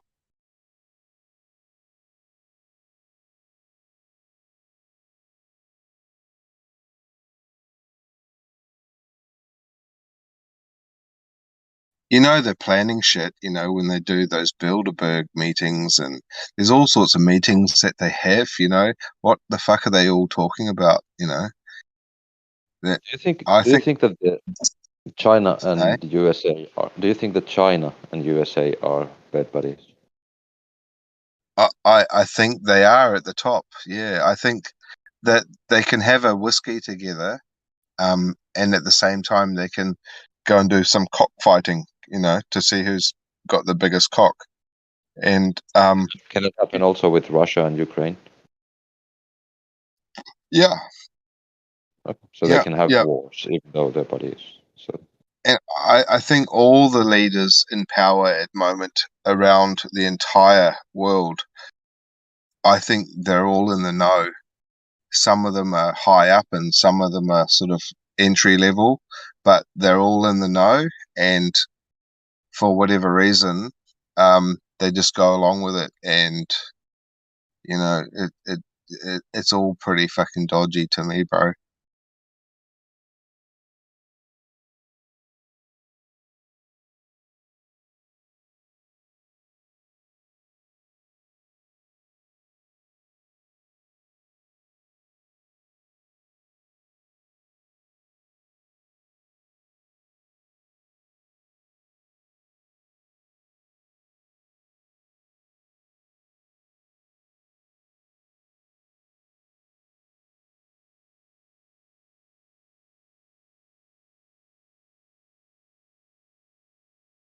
like a psychiatrist, a psychologist would be able to look at all the leaders in the world and draw like a cartoon depiction of each personality, and they kind of all work in such a way.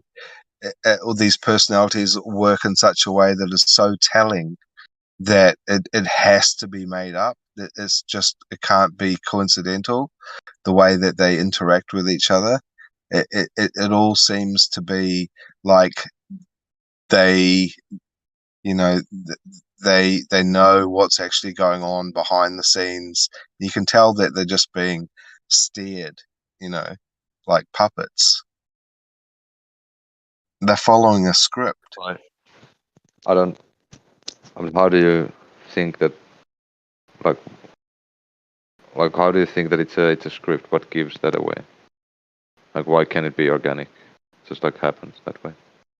Well, just on like the 101 like level, like at university, like the first class, what you need to do is look at like the media, and you've seen those videos where they're all saying the same sentence and it's all exactly the same, and you've got all those 130 something channels across US or whatever, and they're all saying that, parroting the same news. That's like the first level.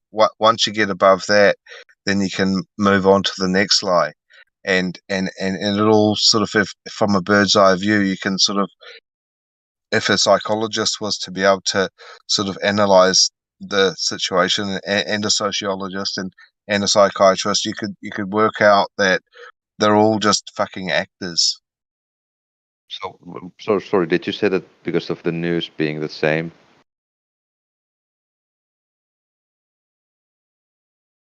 Yeah, there was a channel that showed, like, they were showing, comparing different news anchor channels, like with their nightly saying news, that and this is the they're all I've saying, like, seen the video.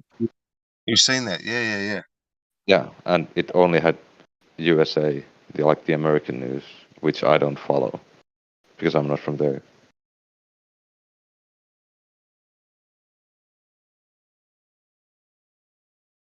Yeah, but I mean, anything to do with major news is coming from the US anyway, and everybody just No, that's not true. I mean, sort of there's a lot of bases. news from but there's a lot of news from European Union. I mean, there's more countries than the United States.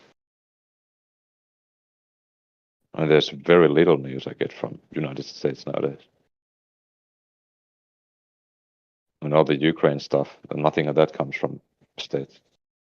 So that's all genuine then, I suppose, because it's not America. No, I mean, you said that your evidence that the news is shit is because they say the same thing. And so far, you've only shown that to be the case in the United States in one specific video. Well, all the news is always involving America, right? So if you really look at it, America has invaded a country on average every 1.3 years. Sure, so it's one news for 1.3 years. I mean, the United States had nothing to do with Russia invading Ukraine, and that's something that I didn't see. That's not true. That's Well, absolutely the opposite of what you just said. Like, the only reason Russia is there now is because US had to intervene. No, that's not true. The only reason Russia's in there now is because US, over the past decades, has been encroaching eastward with NATO.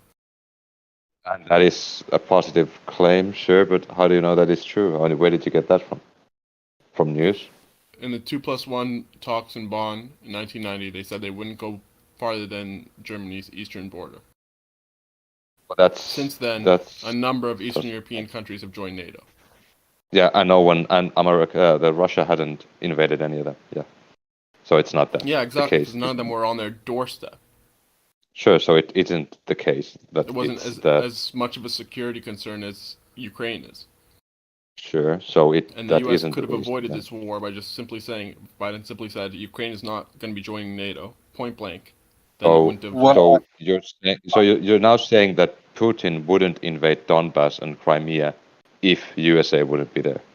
No, Donbass and the entire region, Donbass, like Donetsk and Luhansk, they've been at war basically with Ukraine for a while, for like 10 years now. Wait, So percent, nothing to do are with you the saying that? Are you saying that Estonia and the Lithuania aren't right next to you, like They Russia? are, but right at the border. so there's like a, how can I say this? It's like a bottleneck. I forget what they call the actual region, but there's like, you know, a small kind of opening where Ukraine is basically, and then that opens up to the rest of Russia, and it'll basically be like a huge security concern if Ukraine is taken, because it kind of bottlenecks. It's like a chokehold, a choke point, I should say. But that's nothing to do with the agreement. Like if Finland joins NATO, it's not our fault that Russia would attack us if they did. It's not our fault. Do you know that they found like 20 something bio labs like in Ukraine that belong to the US? Where does this news come from then? Those rumors initially. Oh yeah, so rumors. Okay. No, I'm saying I have a the U.S. denied the friend who rumors was because attacked by aliens. No, because Russia was saying that Ukraine had like American biolabs or whatever, and they were denying it, and then at some point it was confirmed true. Okay. Where's the confirmation? Can you show any evidence for this claim? I could, yeah. Well, do it. I mean, then we can talk about it more. I mean, it's interesting if there's 20 biolabs, United States-owned biolabs in Ukraine. Well, you said 20. Yeah, so the reason for this inverted commas, like quote unquote invasion by Russia into Ukraine, I mean, there could be a lot of stuff going on behind the scenes that we're just not being told.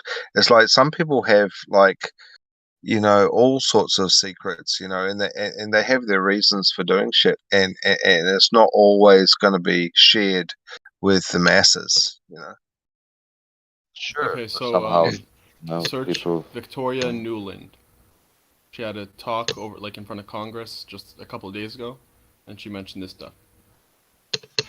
So is it okay if I go and murder someone, and then when I go to court, I'll say, well, I had very good justifiable reasons to kill them. I'm not going to say why, but I did. Is that enough to get me just to get me out of court, just no sentence because I have justifiable reasons? I'm not going to say them, False but analogy. they might be there. False analogy. Russia's Why? reasons are clear as day. It's Are not that they? they're not saying them. So what are the They've reasons? said then? they've given their demands of a neutral Ukraine since the beginning. Okay. Now Ukraine has a very small chance of even joining NATO if their goal was to avoid, you know, needless bloodshed. They would have just said we're not joining NATO. Simply put. Okay. So because Ukraine could have joined NATO in the future, it is justifiable for Russia to invade them? Is this what you're saying?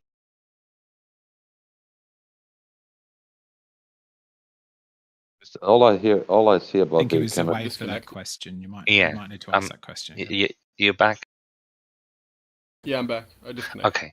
Yeah, so my question was, so are you saying that because there's a possibility of Ukraine joining NATO, therefore Russia is justified in invading? They're absolutely justified in invading. Simply because Ukraine might have joined NATO in the future, they're justified in invading and killing innocent people? Absolutely. I'll tell you why. How do you? Because Okay. if they left Ukraine to join NATO, then that would spell doom for Russia. Would it? Is NATO an aggressive Yes. alliance or a defensive alliance? It could be both. No, Because it's Ukraine, not. It could be. Has No, but NATO listen, ever I'm with you, declared I'm with you. war? Has NATO ever declared war on someone even who declare war. didn't who didn't first aggress? Yes. Like who? Do we need to run down the list? ahead. Afghanistan, Iraq, Libya. None of those were NATO Syria. wars. What else? Yeah, none of them were NATO wars. There was NATO countries involved. That's Yeah. not the same as saying they are NATO wars. So? Do you know about NATO? It's not a NATO If they're the war. aggressors, it doesn't make a difference if they say, "Oh, this is a NATO war." Yeah, but It's that's like action. saying that if UK attacks somewhere, then it's an EU attacking a country, because UK belongs to EU. No, belonged, not anymore, but yeah, you're saying that if a country, like United States belongs to NATO, so everywhere where United States attacks, that's It's NATO. the other way around. NATO belongs to the United States. No. Yeah. NATO is an alliance among many countries. Yeah, but Could it be the really, case like, percentage the that- U.S. runs the show. Could it be the case percentage that somebody was Muslim and punched a kid, but they didn't punch a kid because they were Muslim? Yeah. If it's is a possibility, possible, why?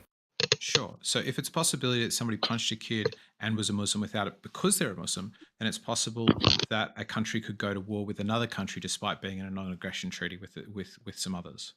The mutual non-aggression is if anybody attacks any of us, we all come to their aid. That's the only thing it says. It doesn't say, hey, you can go and kick in Afghans' heads or don't go and absolutely, kick in Afghans' but heads. consider so the it's kind of circumstance. irrelevant for whether a nation that happens to be part of a non-aggression treaty, which just says if X, Y,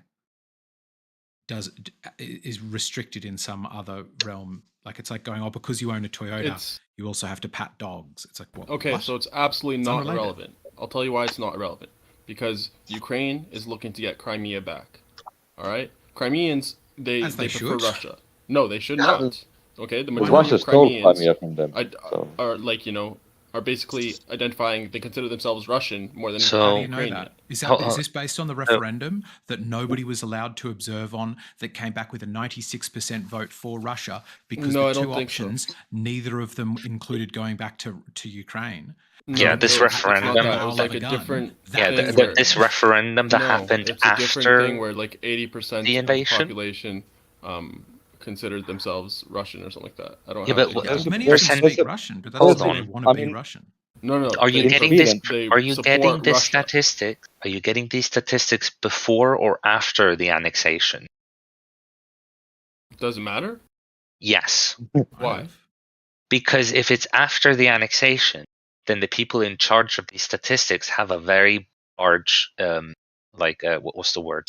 A conflict of interest in this exact Okay, thing. let's say it was before the Also, there's men with annexation, guns and then in they the used street. that. Hold up, writing. So let's say it was before the annexation, and then they used that as a reason to annex Crimea.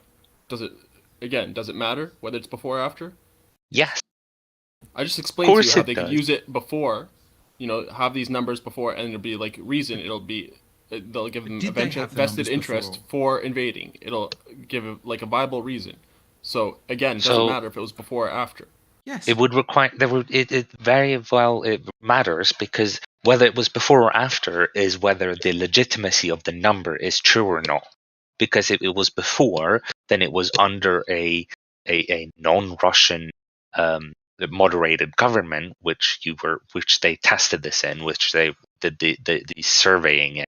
Whilst now it is during a Russian-controlled era where they're doing the measuring in. Do you not think that this will affect the results? I think what you mean to say is it matters who does it, but it doesn't matter whether it's before or after annexation. If the Russians did it before annexation, so if they somehow pulled the Crimeans and said it was 80% support for Russia, that would They be had more reason guns for and them tanks to in the annex street, it. and then If it happened the after, men with guns and that- tanks tell you that you've got to that vote justice- for them or not. Hold up, writing. If Are- it are happened you- after, then I that bet- justifies I them bet annexing. if you go to And similarly, but if you go if to there's Iraq, Ukraine. but if you go to Iraq after the war and you poll people and 90% said, yeah, we want to be part of the United States, would it be okay for United States to take over Iraq because the people want it? I think in Iraq, the only reason 90% would say that, hypothetically, is because you've killed 2 million people in just the war like of terror. Russia did in and they're fearing for their Ukraine. lives. Okay. Yeah. Like Just like percentage. people did in- Let's Can't do compare you think? Iraq with Ukraine. Straight up. So- You can compare Iraq with the fake Holocaust? Okay. So, That's present. Let's think of a hypothetical survey where we have 100 people in a room, and they're supposed to rate how well they'd like this one person who is Let's say that it's the How about we principal and you're stop in a school. talking about analogies and talk about what's actually going on? You have let me Crimea. finish. Let me finish. Well, let's This talk is about, important you because asked you're if clearly NATO avoiding this part. No, I'm not avoiding it. I'll address it right after. But you asked if Ukraine joined NATO, right? If Ukraine joined NATO, they'll want to get Crimea back. That'll start a war with Russia. Russia will attack Ukraine after they're provoked. Then Article 5 will be instituted, and the NATO allies will come to Ukraine's defense. Either way, it turns out badly. Putin was forced to invade. He's forced to invade what? Because otherwise he'll be forced to counterattack to keep this area that was ill-gotten gains in the first place. Who says that Ukraine's going to stop there? Talk poorly to him. Who says that Ukraine's going to stop there? Because do you think NATO will think? Who says Ukraine's going to stop there? The only one saying, person in this equation who's invading other people's sovereignty is Russia. You can't but go over percent. If invading's a problem, then Russia's the problem. Percent. Hold up. Do Okay, you so think? Ukraine No, hold on. Crimea. No. What's to stop them? What security guarantees does Russia have? You need to let us Don't answer. be silly. Russia So can't what invade you've Russia. said, Right? what you're kind of suggesting here is that any NATO country. What you've suggested here is that any NATO country can attack another country and then NATO will come back them up. That's not how NATO works. Really? Yes. So if a NATO country attacks another country and the other country retaliates, the onus isn't on these other NATO countries to support their ally? They just leave them out to dry? If this NATO country was the aggressor in the first place, then they will get sanctioned by NATO. It is against the alliance to be the aggressor. Who decides who's the aggressor? Also, would it be okay for Finland now to attack Russia because Russia is aggressive? I think it's okay for us to now invade Russia, right? Because who decides who the aggressor is? Exactly. Because Putin was saying that they're helping the Donetsk and Luhansk regions because they asked for help, and that's the only reason they went in. That they weren't the prime aggressors. So you think aggressor that is subjective? It's bad criteria. Do you think that the people in Luhansk and Donetsk literally asked Russia to invade and kill civilians in those parts? The leaders of them made a deal with Putin that he would recognize their independence and Putin would use their region, their land. That's not the same. But just a second, pause on that. Does that sound legit to you, man? Like